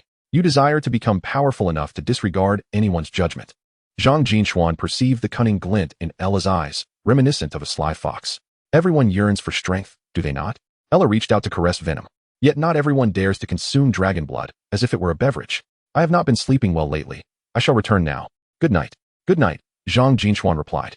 Ella's words pierced through the carefully maintained facade he had constructed. He indeed craved power, a desire potent enough that he would wager his life for it. Driven by the dragon's silhouette within the mirror of Erased, Zhang Jin Chuan's fingertips unconsciously tapped against the armrest.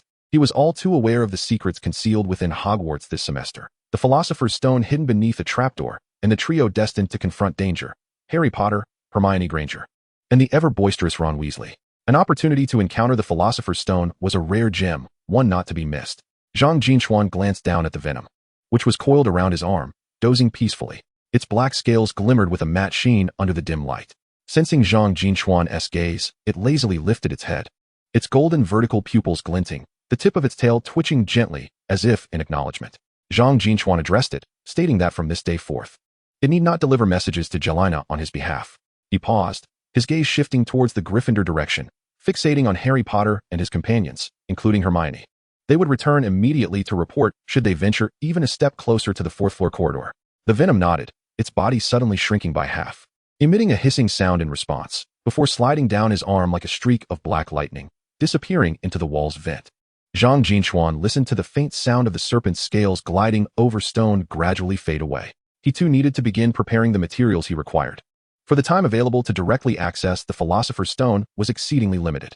On the following day, Malfoy entered the dormitory, presenting a delicate box to Zhang Jin Chuan, stating it was the item he had requested.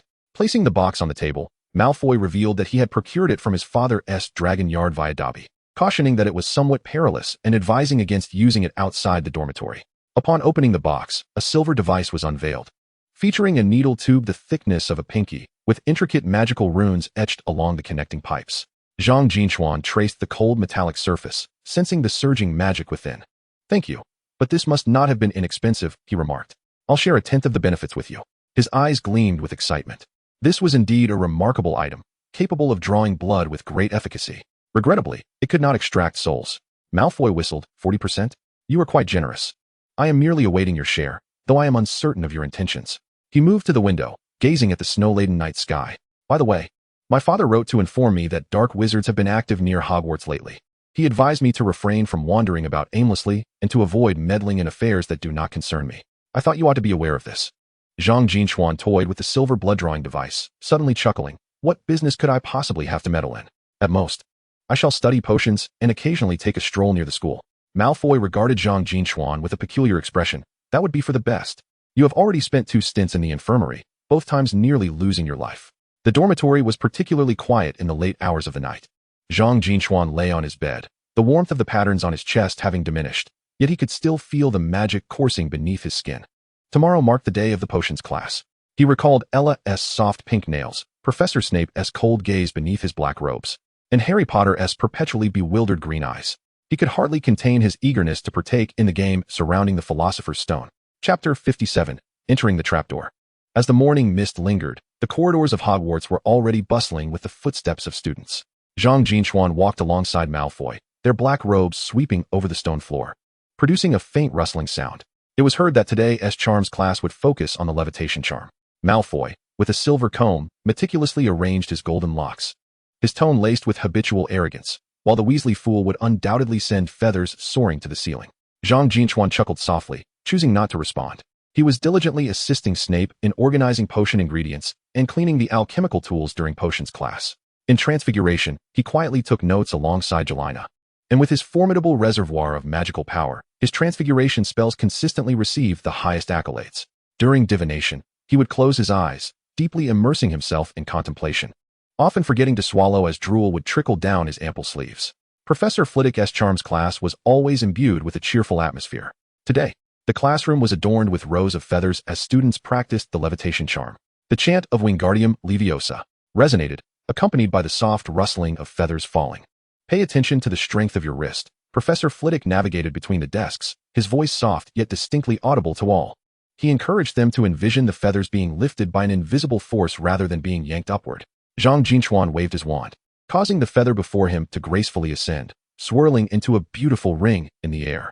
He could even make the feather rise and fall in rhythm with his incantation, as if performing an elegant dance. Splendid. Professor Flitwick clapped in delight. Mr. Chiron has truly grasped the essence of the levitation charm. Hermione furrowed her brow in frustration, exerting more force with her wand. The result was her feather landing with a slap on Ron's face. Ron yelped in pain as the feather fell to the ground. Hermione, you need to calm down. Zhang Jin Chuan approached, lightly tapping his wand, causing the feather to rise cleanly and settle before Hermione. It's not about force. Hermione's face flushed crimson. I don't need your help, she retorted, grasping her wand again. This time, the feather finally floated steadily, albeit somewhat askew. Zhang Jin Chuan smiled, choosing to say nothing further. After class, once Zhang Jin Chuan and the other students had departed, he approached Professor Flitwick, saying, Professor, I wish to inquire about some advanced charms. Professor Flitwick adjusted his glasses. Oh, what would you like to ask? The unforgivable curses, Zhang Jin Chuan whispered. I've heard that the killing curse has no counter curse. Is that true? Professor Flitwick's expression immediately shifted, a flicker of caution flashing in his previously amiable eyes. Chiron, why are you interested in this? He inquired. First-year students should not delve into such dark spells. I'm merely curious. Zhang Jin Chuan feigned nonchalance, shrugging. The book states it is the most powerful dark magic, and I wish to understand its principles. The principle is evil. Professor Flitwick's tone grew grave. It is a curse that exacts the soul of the caster as its price. Never attempt it, nor seek to inquire further. He paused, adding, if you are interested in advanced spells, you might first practice the Patronus charm. That is a light magic worth studying. Zhang Jin Chuan nodded, yet felt a sense of skepticism within. After expressing his gratitude to the professor, he turned and exited the classroom, only to encounter Ella and Pansy waiting for him in the corridor. What did you discuss with Professor Flitwick? Ella inquired with curiosity, her golden hair glistening under the sunlight. Nothing much, Zhang Jin Chuan replied vaguely, just sought advice on advanced techniques for the levitation charm. Ella wore a disbelieving expression, as if to say she knew him too well. I know of several more formidable spells. She suddenly leaned closer, her voice dropping to a conspiratorial whisper, in my study. There's a book titled The Origins of Dark Magic, which contains numerous powerful enchantments. I recall the Bone-Breaking Curse and the Fiendfire Curse. Would you like to learn them? Zhang Jin Chuan's eyes sparkled with intrigue. The Bone-Breaking Curse was significantly more potent than Shatter, capable of instantly reducing an adversary to dust. The Fiendfire Curse, on the other hand, possessed a wide-ranging, persistent strength and was exceedingly dangerous. Of course I would, he exclaimed, unable to contain his excitement. When can I borrow it? Not a chance. Ella laughed mischievously, resembling a cat that had gotten into the cream. The book is non-negotiable, and the Fiendfire Curse is far too perilous. I can only manage to get you the Bone-Breaking Curse. As they conversed, Venom suddenly appeared on the handrail around the corner, slithering up to entwine around his wrist. Resembling an exquisite bracelet, its head raised as it emitted a hissing language of serpents. Zhang Jin Chuan immediately understood that Harry and the others were about to take action. Hermione was researching the three-headed dog in the restricted section, while Harry and Ron stood guard outside, clutching some stolen jerky from the kitchen, seemingly hoping to appease a certain guardian. Looks like there's an exciting spectacle in store tonight, Zhang Jin Chuan murmured, a glimmer of anticipation playing at the corners of his mouth. Ella raised an eyebrow in curiosity. What spectacle?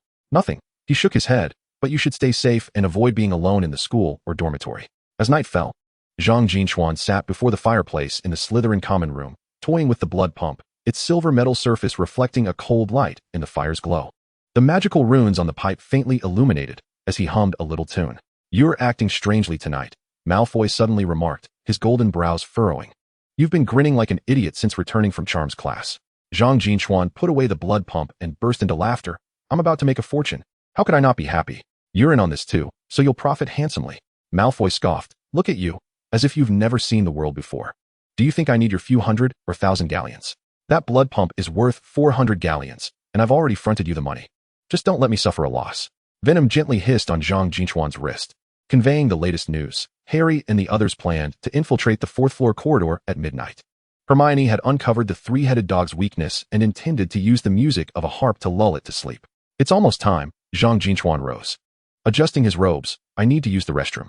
Malfoy rolled his eyes. Don't go pilfering potion ingredients again. If Snape catches you, we'll lose points for Slytherin. Rest assured, Zhang Jin Chuan effortlessly slung the prepared extension backpack over his shoulder, concealing the bronze within his embrace. His figure vanished at the corridor's end, his voice tinged with a barely perceptible excitement. Moonlight streamed through the castle windows, casting mottled shadows upon the ground. Zhang Jin Chuan lingered at the corner of the fourth-floor corridor, observing the silhouettes of Harry, Hermione, and Ron as they stealthily approached the door leading to the trapdoor. The air in the fourth-floor corridor was thick with dust and the scent of aged wood. Zhang Jin Chuan deliberately softened his footsteps, nearly blending them with the crackling sounds of the burning torches. "Happy birthday to you, happy birthday to you." He intentionally slowed the rhythm, each note elongated, the simple melody repeating itself. He wagered that among the 3 heads of the 3-headed dog, at least one would relish this tune. The door at the corridor's end was unlatched, and with a gentle push, it revealed a narrow opening. 3 large, furry heads jostled behind the door, the central one's eyelids drooping, clearly just roused from a light slumber, while the left head bared its teeth in cautious vigilance. Drool dripping from its fangs onto the carpet, staining it dark. As Zhang Jin Chuan's melodic voice wafted in, the 3 heads noticeably paused. "Be good now. There's a surprise today," he smiled as he advanced, his song unwavering, yet his gaze fixated on the trapdoor. The heads of the 3-headed dog seemed to pivot slowly, as if drawn by an invisible thread, the central head's ears twitching slightly, revealing its pink inner ear. Perhaps the repetitive melody had some effect, though it remained insufficient. He had approached the trapdoor when his foot struck something hard. Bending down, he discovered Harry's violin, its body smeared with grass clippings, a string dangling loosely. Suddenly, the right head of the dog leaned in, its moist breath washing over his face, reeking of a strong canine odor. "It appears a bit of a sedative is in order," Zhang Jin Chuan contemplated, continuing to sing while bending to retrieve the violin, aiming to strike the softest bridge of the central head's nose with a decisive blow. The sound of the violin's body colliding with fur was muffled, mingled with a howling cry of pain. Instantly, the 3 heads erupted in chaos, iron chains dragging across the floor, emitting a piercing screech. Zhang Jin Chuan swiftly flung open the trapdoor. A gust of cold air surged in, laden with the scent of earth and decaying vegetation. "Farewell," he grinned at the furious hound, jumping into the pitch-black opening. The sensation of weightlessness did not last long, as his back collided with a cold, slick surface. The tendrils of the devil's snare coiling around him like serpents, burrowing towards his mouth and nose. Zhang Jin Chuan immediately relaxed his body, too lazy to even move his fingers. Silently recalling Hermione's words about its nature, this creature feared immobile objects. Indeed, after a few coils, the vines hesitated, seemingly confirming whether he still possessed breath. Moments later, their grip began to loosen, and he fell through the gaps of the vines, landing with a thud onto the soft earth, his face splattered with grass clippings. Wiping his face, he rose to see a stone door ajar not far away, vague voices emanating from within. "There are too many keys. I can't grasp any." Ron's voice carried a hint of exasperation. Zhang Jin Chuan stealthily pushed the door open, slipping into the shadow behind it. The ceiling of the circular chamber soared beyond sight, with countless brass keys swirling through the air, their wings creating a resonant hum akin to a dense swarm of bees. Harry was mounted on a Firebolt 2000, leaning forward as he adeptly maneuvered among the flurry of keys. Zhang Jin Chuan had no intention of intervening. He simply waited in silence, hoping they would not inadvertently shut the door behind them. Suddenly, Harry dove down, seizing a battered bronze key, the wheels of the Firebolt 2000 skimming the ground and sparking in its wake. "Got it!" exclaimed Hermione and Ron.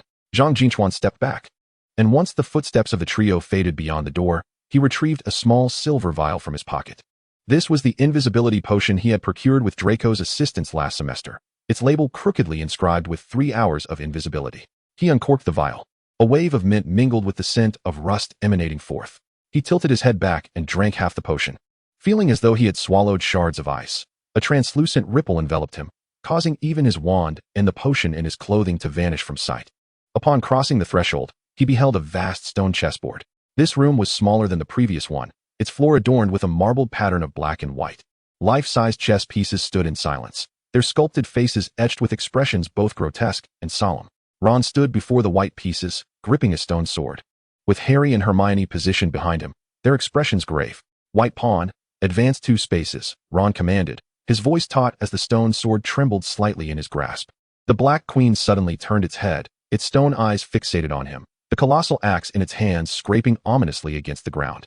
Zhang Jin Chuan leaned against the shadows of the door, observing as Ron took a deep breath and uttered the next command. Reflecting inwardly, "The candy I bought at the start of the term was not in vain. Good job, and perhaps I shall treat you again next time." As the Black Knight swung its sword toward the White Castle, Ron suddenly shouted, "I'll be the decoy," and charged at the Queen, brandishing the stone sword. The moment the stone axe descended, he felt as if struck by a heavy hammer, letting out a muffled groan as he collapsed to the ground, the chessboard vibrating with a dull thud. Hermione's sobs erupted suddenly, laced with suppressed gasps, prompting Harry to rush over to check his breath, his fingers trembling with anxiety. Zhang Jin Chuan frowned, having overheard Ron mutter, "Don't touch my hair," pondering whether he was truly pretending to be unconscious. The next chamber was suffused with the rich aroma of potions, featuring 7 crystal vials arranged upon a stone pedestal, their hues ranging from deep purple to vivid crimson. At the forefront lay a parchment inscribed with a few lines of crooked poetry, clearly the handiwork of Snape, who always relished being a riddle master. He refrained from entering, leaning against the doorframe to listen as Hermione's voice rang clear and composed, methodically deciphering the verses. "This potion can pass through the purple flames," she paused, lowering her voice. "Harry, you must go alone." "What about you?" Harry's voice brimmed with concern. "I'll stay here and wait for Ron to wake up." "Then seek out Dumbledore," Hermione replied, as if fearing he would doubt her, adding reassuringly, "You needn't worry. I can take care of myself." Upon hearing footsteps approaching the fiery door, Zhang Jin Chuan quickly retreated a few steps, concealing himself in the shadows of the corridor. He extracted 2 small vials, one containing a fire resistance potion, its liquid resembling molten gold, and the other a powerful concealment agent, with a silvery powder settled at the bottom. Upon consuming the fire resistance potion, a sensation akin to a fireball rolling down his throat enveloped him, warming his skin throughout. He then imbibed the concealment agent, causing the surrounding air to feel as if it had solidified. Even the sound of his breathing seemed to vanish. Purple flames danced behind the door, and just as Harry's figure vanished within, Zhang Jin Chuan followed suit. In the instant he crossed the threshold of the fiery portal, the anticipated scorching heat did not afflict him. Instead, a layer of cool resistance brushed against his magical robe, reminiscent of passing through water-soaked silk. Upon landing, he was met with a pungent odor of decaying vegetation, instinctively prompting him to hold his breath. He found himself in a cramped circular chamber devoid of torches. The sole source of illumination emanated from a massive silver mirror at the room's center. The mirror's edge was entwined with intricately carved patterns, and silvery light cascaded from its surface, casting mottled shadows upon the ground, illuminating the neglected wooden crates in the corners like spectral figures. Thick dust clung to the stone boxes, indicating they had not been disturbed for ages. Harry stood motionless before the mirror of Ariste, his back turned to the entrance. His shoulders subtly quivered, and the silver light from the mirror illuminated his profile, revealing a smile at the corner of his lips that was entirely unlike his usual stubborn demeanor. It radiated a foolish contentment. His eyes slightly reddened as if he had glimpsed something extraordinarily precious, his breath soft and gentle, resembling an ant lost in a delightful dream. At that moment, a faint cough emerged from the shadow to the left of the mirror. Zhang Jin Chuan instinctively held his breath, his gaze shifting toward the sound, where a hunched figure slowly emerged from behind the mirror, Professor Quirrell. In that instant, Quirrell exhibited none of the timidness he typically displayed in class. His signature purple turban was askew, revealing half of his face, which was as pale as parchment, skin stretched taut over bone, with greasy black strands clinging to his sweat-dampened forehead. Most chilling were his eyes, usually evasive, now wide with terror, bloodshot with spiderweb-like veins, fixated on Harry's back, while his lips curled into a rigid smile, exposing a set of dark, decayed teeth. "It seems you have seen it as well, Harry," Quirrell's voice rasped like sandpaper, each word seemingly forced from the depths of his throat. "That thing is in your possession, is it not?" Chapter 59, A Fair Exchange. Harry appeared jolted awake by the sound, abruptly turning around, his smile freezing into a mask of sheer astonishment. He instinctively clasped his hands behind his back, his chest rising and falling with intensity, clearly still grappling with the illusion from the mirror. His complexion was even paler than Quirrell's, and his lips trembled slightly. "Professor Quirrell? What are you doing here?" Quirrell did not respond. Instead, he slowly raised a trembling hand, pointing towards Harry's chest. His fingers were thin as withered bones, with dark brown stains lingering beneath the nails. As he moved, the purple scarf that had been askew suddenly slipped off, revealing the back of his head, where a face was horrifyingly affixed. This face was even more pallid than Quirrell's, its features distorted and indistinct, devoid of a nose, with only 2 cavernous nostrils, and lips of an eerie, ashen hue that pulsed in rhythm with Quirrell's breath. When its gaze swept over Harry, Zhang Jin Chuan could distinctly see the emerald flames flickering in those eyes, resembling 2 dancing will-o'-the-wisps. "Give me the Philosopher's Stone, Potter."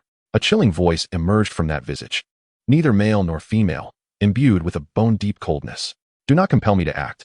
Harry recoiled suddenly, his back colliding with the frigid surface of the mirror, producing a dull thud.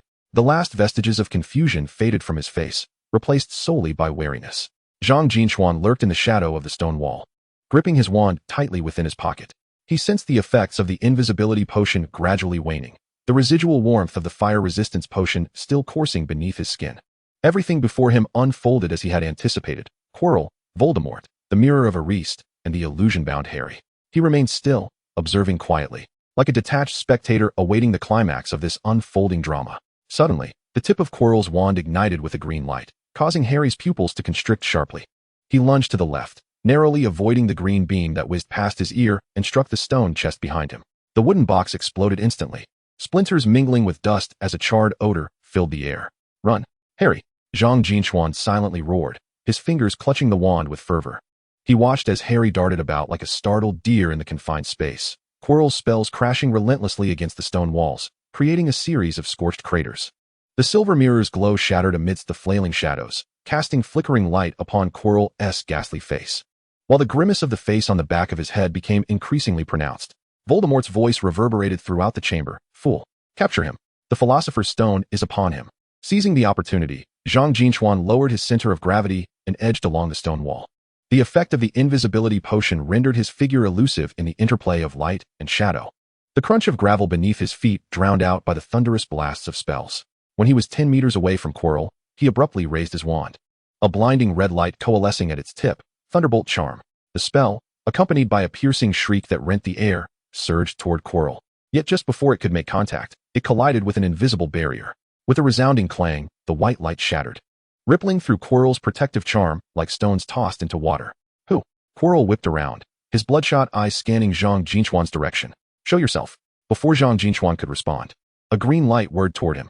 Instinctively, he rolled aside, the green beam grazing his side and striking the wooden chest behind him. The heavy oak disintegrated into powder. A chill creeping up his spine, it was the killing curse. Before he could regain his footing, a second green light was already hurtling toward him. In that critical moment, a shadow burst forth from his grasp, its venomous jaws snapping wide as it seized the bronze on Zhang Jin Chuan, flinging it towards the green light. The green light first collided with the bronze, then splattered onto the back of the venom, emitting a piercing sound of searing heat. The bronze fell heavily to the ground. Its serpentine body quickly charred black, convulsing twice before falling still. However, the venom coiled its body instantaneously, sustaining no significant damage. "Bronze, what are you doing, Venom?" Zhang Jin Chuan exclaimed in bewilderment, only to hear the venom hiss in response. "I fear I cannot withstand it. Let it take the brunt for now." "You fool." Zhang Jin Chuan nearly laughed in frustration, hurriedly reaching for his chest where 10 bronze talismans hung, each glinting with a silvery sheen. "I brought 10 talismans." Before he could finish his sentence, 3 beams of green light shot forth simultaneously from Chilo's wand, fanning out towards them.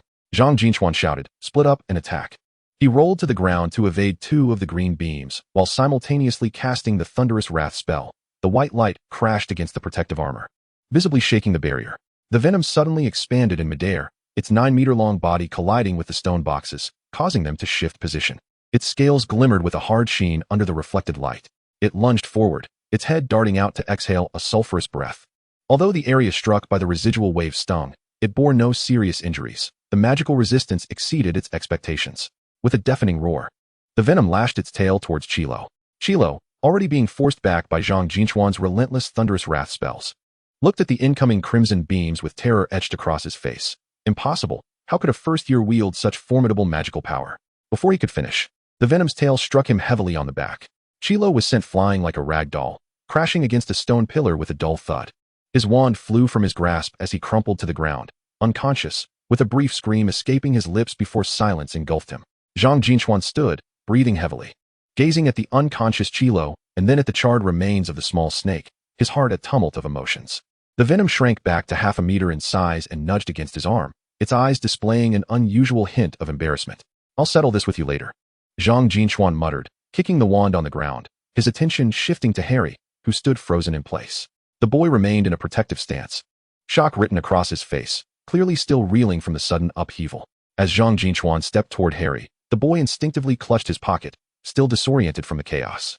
Without time for idle chatter, Zhang Jin Chuan deftly reached into Harry's pocket, retrieving a warm red stone. The Philosopher's Stone radiated a soft glow in his palm. Resembling a solidified flame, its surface smooth and devoid of any markings. "I'll borrow this," he stated tersely, turning away to approach the stone platform. Simultaneously, he pulled various pre-prepared items from his spatial extension backpack. Fist-sized pebbles scattered across the ground, palm-width agate stones glistening with an oily sheen, a few rusted metallic ores, and even a block of clay. With a clatter, a 1/2-meter brass bottle was placed upon the ground, filled to the brim with clear water. He first picked up a common limestone, gently touching one corner of the Philosopher's Stone against it. The moment they made contact, The gray rock appeared to be infused with life, shimmering with a golden luster that spread outward at a visible pace. In mere seconds, the entire stone transformed into a weighty block of gold, its original sharp edges now polished to a brilliant sheen. Just as anticipated, Zhang Jin Chuan raised an eyebrow and picked up a piece of agate. As soon as the philosopher's stone made contact, the reddish-brown agate instantly shed its impurities, morphing into a solid block of gold. He even brought a rusty piece of iron, or closer. The rust vanished in an instant, replaced by a gleaming gold nugget. Zhang Jin Chuan murmured, "What a pity." Harry, watching in astonishment, moved his fingers as if to speak, but was interrupted by Zhang Jin Chuan's next action. He tossed the philosopher's stone directly into a copper vessel filled with clear water. The surface of the water immediately rippled, gradually taking on a faint golden hue, resembling a basin full of melted sunlight. After completing this, Zhang Jin Chuan swiftly turned and rushed towards the fallen Quirrell. He retrieved a metallic device from the side pocket of his backpack. It was a newly acquired magical blood extraction pump, its silver body engraved with acceleration runes. He knelt beside Quirrell, tearing open the professor's tattered collar to reveal the pulsing carotid artery, and without hesitation, plunged the pump's thick needle into it. The pump emitted a soft hum as it vibrated, and Zhang Jin Chuan adjusted the side knob to the maximum setting. Vivid red blood surged through the hose. He had already fished out a row of oversized crystal vials from his bag, positioning the opening at the hose's end as blood gurgled into one vial. Quickly switching to a new one, moving with the deftness of a skilled butcher. Time was of the essence. Zhang Jin Chuan glanced towards the entrance, knowing Dumbledore could appear at any moment. Observing the speed of blood extraction, he deemed it insufficient, so he squatted in front of Quirrell, interlacing his hands atop the professor's chest, and began to apply firm pressure in a standard CPR maneuver. With each compression, Quirrell's body convulsed, and the blood vessels in his neck throbbed more violently. The rate of blood flow indeed increased significantly. "Come on," he silently urged himself, switching to a new crystal vial. The transparent container revealed faint green luminescence and silver flecks swirling within the blood. Finally, Harry regained his composure and hurried over, his voice laced with incredulous anger. "What are you doing?" He is already unconscious. Zhang Jin Chuan did not lift his head, his hands continuing their work. "Haven't you seen blood extraction before? When Dumbledore arrives, do you think I'll have a turn?" He gestured towards the row of filled crystal vials. "He should compensate me for the bronze I lost. I spent 880,000 galleons on that bronze, and if you cover for him, I 1T extract more." He intensified his efforts in performing CPR. As he spoke, the blood extraction pump began to emit a gradual halt, evidently detecting that the target had no blood left. The last 3 crystal vials remained unfilled, and Zhang Jin Chuan, with a look of regret, withdrew the needle from the blood pump. He stowed all the blood-filled vials deep within his backpack and retrieved the magical stone from the copper basin, returning it to Harry. He then placed the large copper vessel into his expandable backpack. Dusting off his hands, he glanced at the still-dazed Harry and instructed, "Do not disclose my presence to anyone. Simply claim that you vanquished Voldemort." Harry observed as Zhang Jin Chuan resumed collecting the scattered gold stones. He then glanced at Quirrell, now a lifeless husk. Though his lips moved as if to speak, he ultimately remained silent. In the 60th chapter, titled "What is Your Dream?", Zhang Jin Chuan was on the verge of stowing away the last piece of agate-transformed gold when he continued to chatter to Harry. When Dumbledore inquires later, "You shall tell him that Quirrell was defeated by you." After his demise, he simply turned to dust. Before he could finish, a soft sound of fabric brushing against the stone wall resonated from above, and a vast shadow suddenly loomed over them. Zhang Jin Chuan abruptly looked up to meet a pair of blue eyes concealed behind crescent-shaped lenses. Dumbledore's figure had silently appeared at the edge of the stone platform, his silvery beard cascading down to his waist, the crescent lenses reflecting a silver sheen that cast half his face in shadow. The deep purple velvet robe he wore shimmered with magical patterns in the dim light. Zhang Jin Chuan's movements halted. The gold piece remained suspended in his hand, unplaced in the backpack. Following Dumbledore's gaze, he saw Quirrell's corpse lying next to the stone pillar. The once withered body now appeared completely drained of moisture, skin tightly adhering to bone, taking on a dark brown hue. A thumb-sized hole marred his neck, rendering him akin to a piece of desiccated wood forgotten in the desert. The face on the back of his head had long since lost all vitality, with grayish-blue lips sagging and 2 hollow nostrils directed towards the ceiling. "Professor!" Harry's voice trembled from behind, laced with apprehension. He nervously twisted the hem of his robe, his expression clouded with confusion, as if shrouded in a thin mist. Still grappling with the events that had just transpired, the sudden assailant, the painful scar, the eerie second face, the enlarging serpent, the professor reduced to desiccation, and his classmate busy gathering gold. Yet Dumbledore did not turn to Harry. His gaze was firmly fixed upon Zhang Jin Chuan. The elder's lips, which usually bore a gentle curve, were now a straight line, The wrinkles at the corners of his eyes taut, and the warmth typically found in his blue eyes had vanished, replaced by a profound solemnity. Zhang Jin Chuan felt the weight of Dumbledore's scrutiny. He was acutely aware that the headmaster recognized him, for it was this very man who had recently intervened to prevent his transformation into a dragon. The look in the elder's eyes had been akin to observing a colossal threat. Mr. Carillon, Dumbledore finally spoke, his voice low yet imbued with undeniable gravity. Each word resonating as if struck upon stone. What is your dream? This inquiry came without preamble, like an icy dagger thrust directly into the air. The playful smile on Zhang Jin Chuan's face froze instantly, the joy in his eyes fading away. He gradually stuffed the gold ingots into his backpack, his fingertips brushing against the coarse fabric before lifting his gaze to meet Dumbledore's, unwavering and resolute. Harry clenched his fists nervously, sensing the palpable tension in the air, yet bewildered by the headmaster's unexpected inquiry directed at this unfamiliar classmate. Venom coiled at Zhang Jin Chuan's feet, its serpentine eyes warily fixed on Dumbledore, emitting a low growl. To chase girls, Zhang Jin Chuan's voice rang out clearly, slightly hoarse yet remarkably steadfast. The statement fell like a stone cast into an icy lake, shattering the stagnant atmosphere. Harry's eyes widened in disbelief, his mouth agape, nearly biting his tongue in astonishment. Even Venom's serpent head paused momentarily, as if processing the answer. Dumbledore, too, appeared taken aback, his blue eyes behind the lenses flickering with surprise, his silvery beard trembling ever so slightly, evidently unprepared for such a response. An eerie silence enveloped the stone chamber, interrupted only by the occasional glimmer of silver from the mirror of Ariste, illuminating the varied expressions on the faces of the three. Zhang Jin Chuan's demeanor was earnest, almost nonchalant, as if he had merely stated that the weather was pleasant rather than uttering something extraordinary. Dumbledore remained silent for a few seconds, his long fingers gently stroking his beard. Before he inquired again, his tone softened, yet still scrutinizing. What drives your relentless pursuit of power? Upon hearing this, Zhang Jin Chuan straightened his posture, chest thrust forward, hands instinctively resting along his trouser seams, his eyes suddenly brimming with fervor, resembling someone standing to pledge allegiance under a national flag. Clearing his throat, he elevated his voice with deliberate fervor, to make money, and to better chase girls. Harry could not contain himself, almost bursting into laughter, hastily covering his mouth, while his shoulders quivered with suppressed mirth. Observing Zhang Jin Chuan's demeanor, Dumbledore initially furrowed his brow, seemingly weighing the truth of the words. Before a realization dawned upon him, the tension in his lips curving upward into a smile, followed by a soft chuckle that crescendoed into hearty laughter. Ah, indeed, a youthful rationale. I hope you remain steadfast in your ideals. The elder's laughter echoed throughout the stone chamber, causing dust to cascade from above. His silvery beard swaying with each peal of mirth, his blue eyes regaining a twinkle of kindness.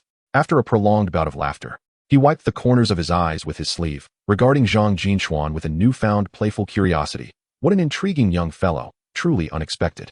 His gaze shifted to Quirrell, standing by the stone pillar, as his smile gradually faded, his tone turning grave. However, do you not find your actions rather cruel? Look at your Professor Quirrell.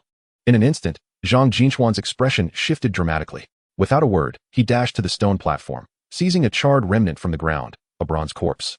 Once a serpent over a meter long, now shattered into pieces, its scales blackened and curled, with its eyes reduced to two hollow voids. He cradled the charred bronze body and hastened to Professor Dumbledore, suddenly dropping to his knees with a thud, his shoulders shaking violently. Professor. Zhang Jin Chuan's voice instantly quavered with tears, deliberately exaggerated sobs escaping him. This was my very first alchemical pet. He wiped his face with his sleeve, forcing out a visage of sorrow. I raised it from a mere 10 centimeters to over a meter in length, feeding it the finest magical potions daily and cradling it to sleep each night, treating it as my own child. He lifted the blackened head of the bronze creature, bringing it close to Dumbledore's gaze, his voice choking with emotion. Look at it. Just look at what that scoundrel Quirrell, along with that revoltingly ugly face behind him, did to it with such a cruel curse. My poor bronze, it was even carrying 8 eggs of venom. The final utterance lingered, tremulous, resembling a child bereaved of a beloved pet. Zhang Jin Chuan even shed a couple of tears that streamed down his cheeks, falling onto the bronze corpse, creating small damp spots. The venomous creature hissed nearby, appearing equally mournful, yet its serpent tongue questioned, "Is the bronze not like me, both male? How could it bear my 8 offspring?" Dumbledore observed Zhang's despondent demeanor, the veins on his forehead twitching, his silver beard trembling with barely contained ire. He opened his mouth, seemingly intent on speaking, but was silenced by Zhang's heartfelt lament. The old man's expression oscillated between pallor and flush until it culminated in a long, weary sigh, imbued with an indescribable resignation. "Very well, Mr. Staffkirian. He waved his hand as if to dispel some unclean presence. You may return now. Zhang Jin Chuan immediately stifled his sobs, wiped his face, and promptly stood, carefully placing the bronze corpse into his backpack, giving it a gentle pat as if to soothe the departed. He glanced at Dumbledore and then at Harry, who was stifling laughter, his shoulders trembling, before awkwardly bowing to the elder. Thank you, Professor. I shall take my leave now. Please accept my condolences. Oh no, you carry on. With that, he turned and walked towards the fiery portal, the venom creature quickly shrinking and slithering up to wrap around his ankle. Zhang's footsteps soon faded beyond the flames. The stone chamber fell silent once more, leaving only Dumbledore and Harry. The elder gazed at the roaring flames of the portal, then glanced at Quirrell's lifeless body, finally resting his gaze upon Harry, the gravity in his blue eyes gradually softening into a gentle warmth. He approached the young boy, gently patting his shoulder. Harry, come with me. Harry nodded, instinctively looking towards the mummified corpse on the stone platform, recalling Zhang's tearful display, and could not help but softly inquire. Professor, was what he said true? Dumbledore smiled, offering no direct answer, merely taking Harry's hand as they walked toward the fiery portal. Some answers require time to unveil, do they not? The silhouettes of the two individuals vanished behind the fiery portal, leaving the stone chamber bathed in the gentle silver glow of the Eris mirror, as if nothing had transpired.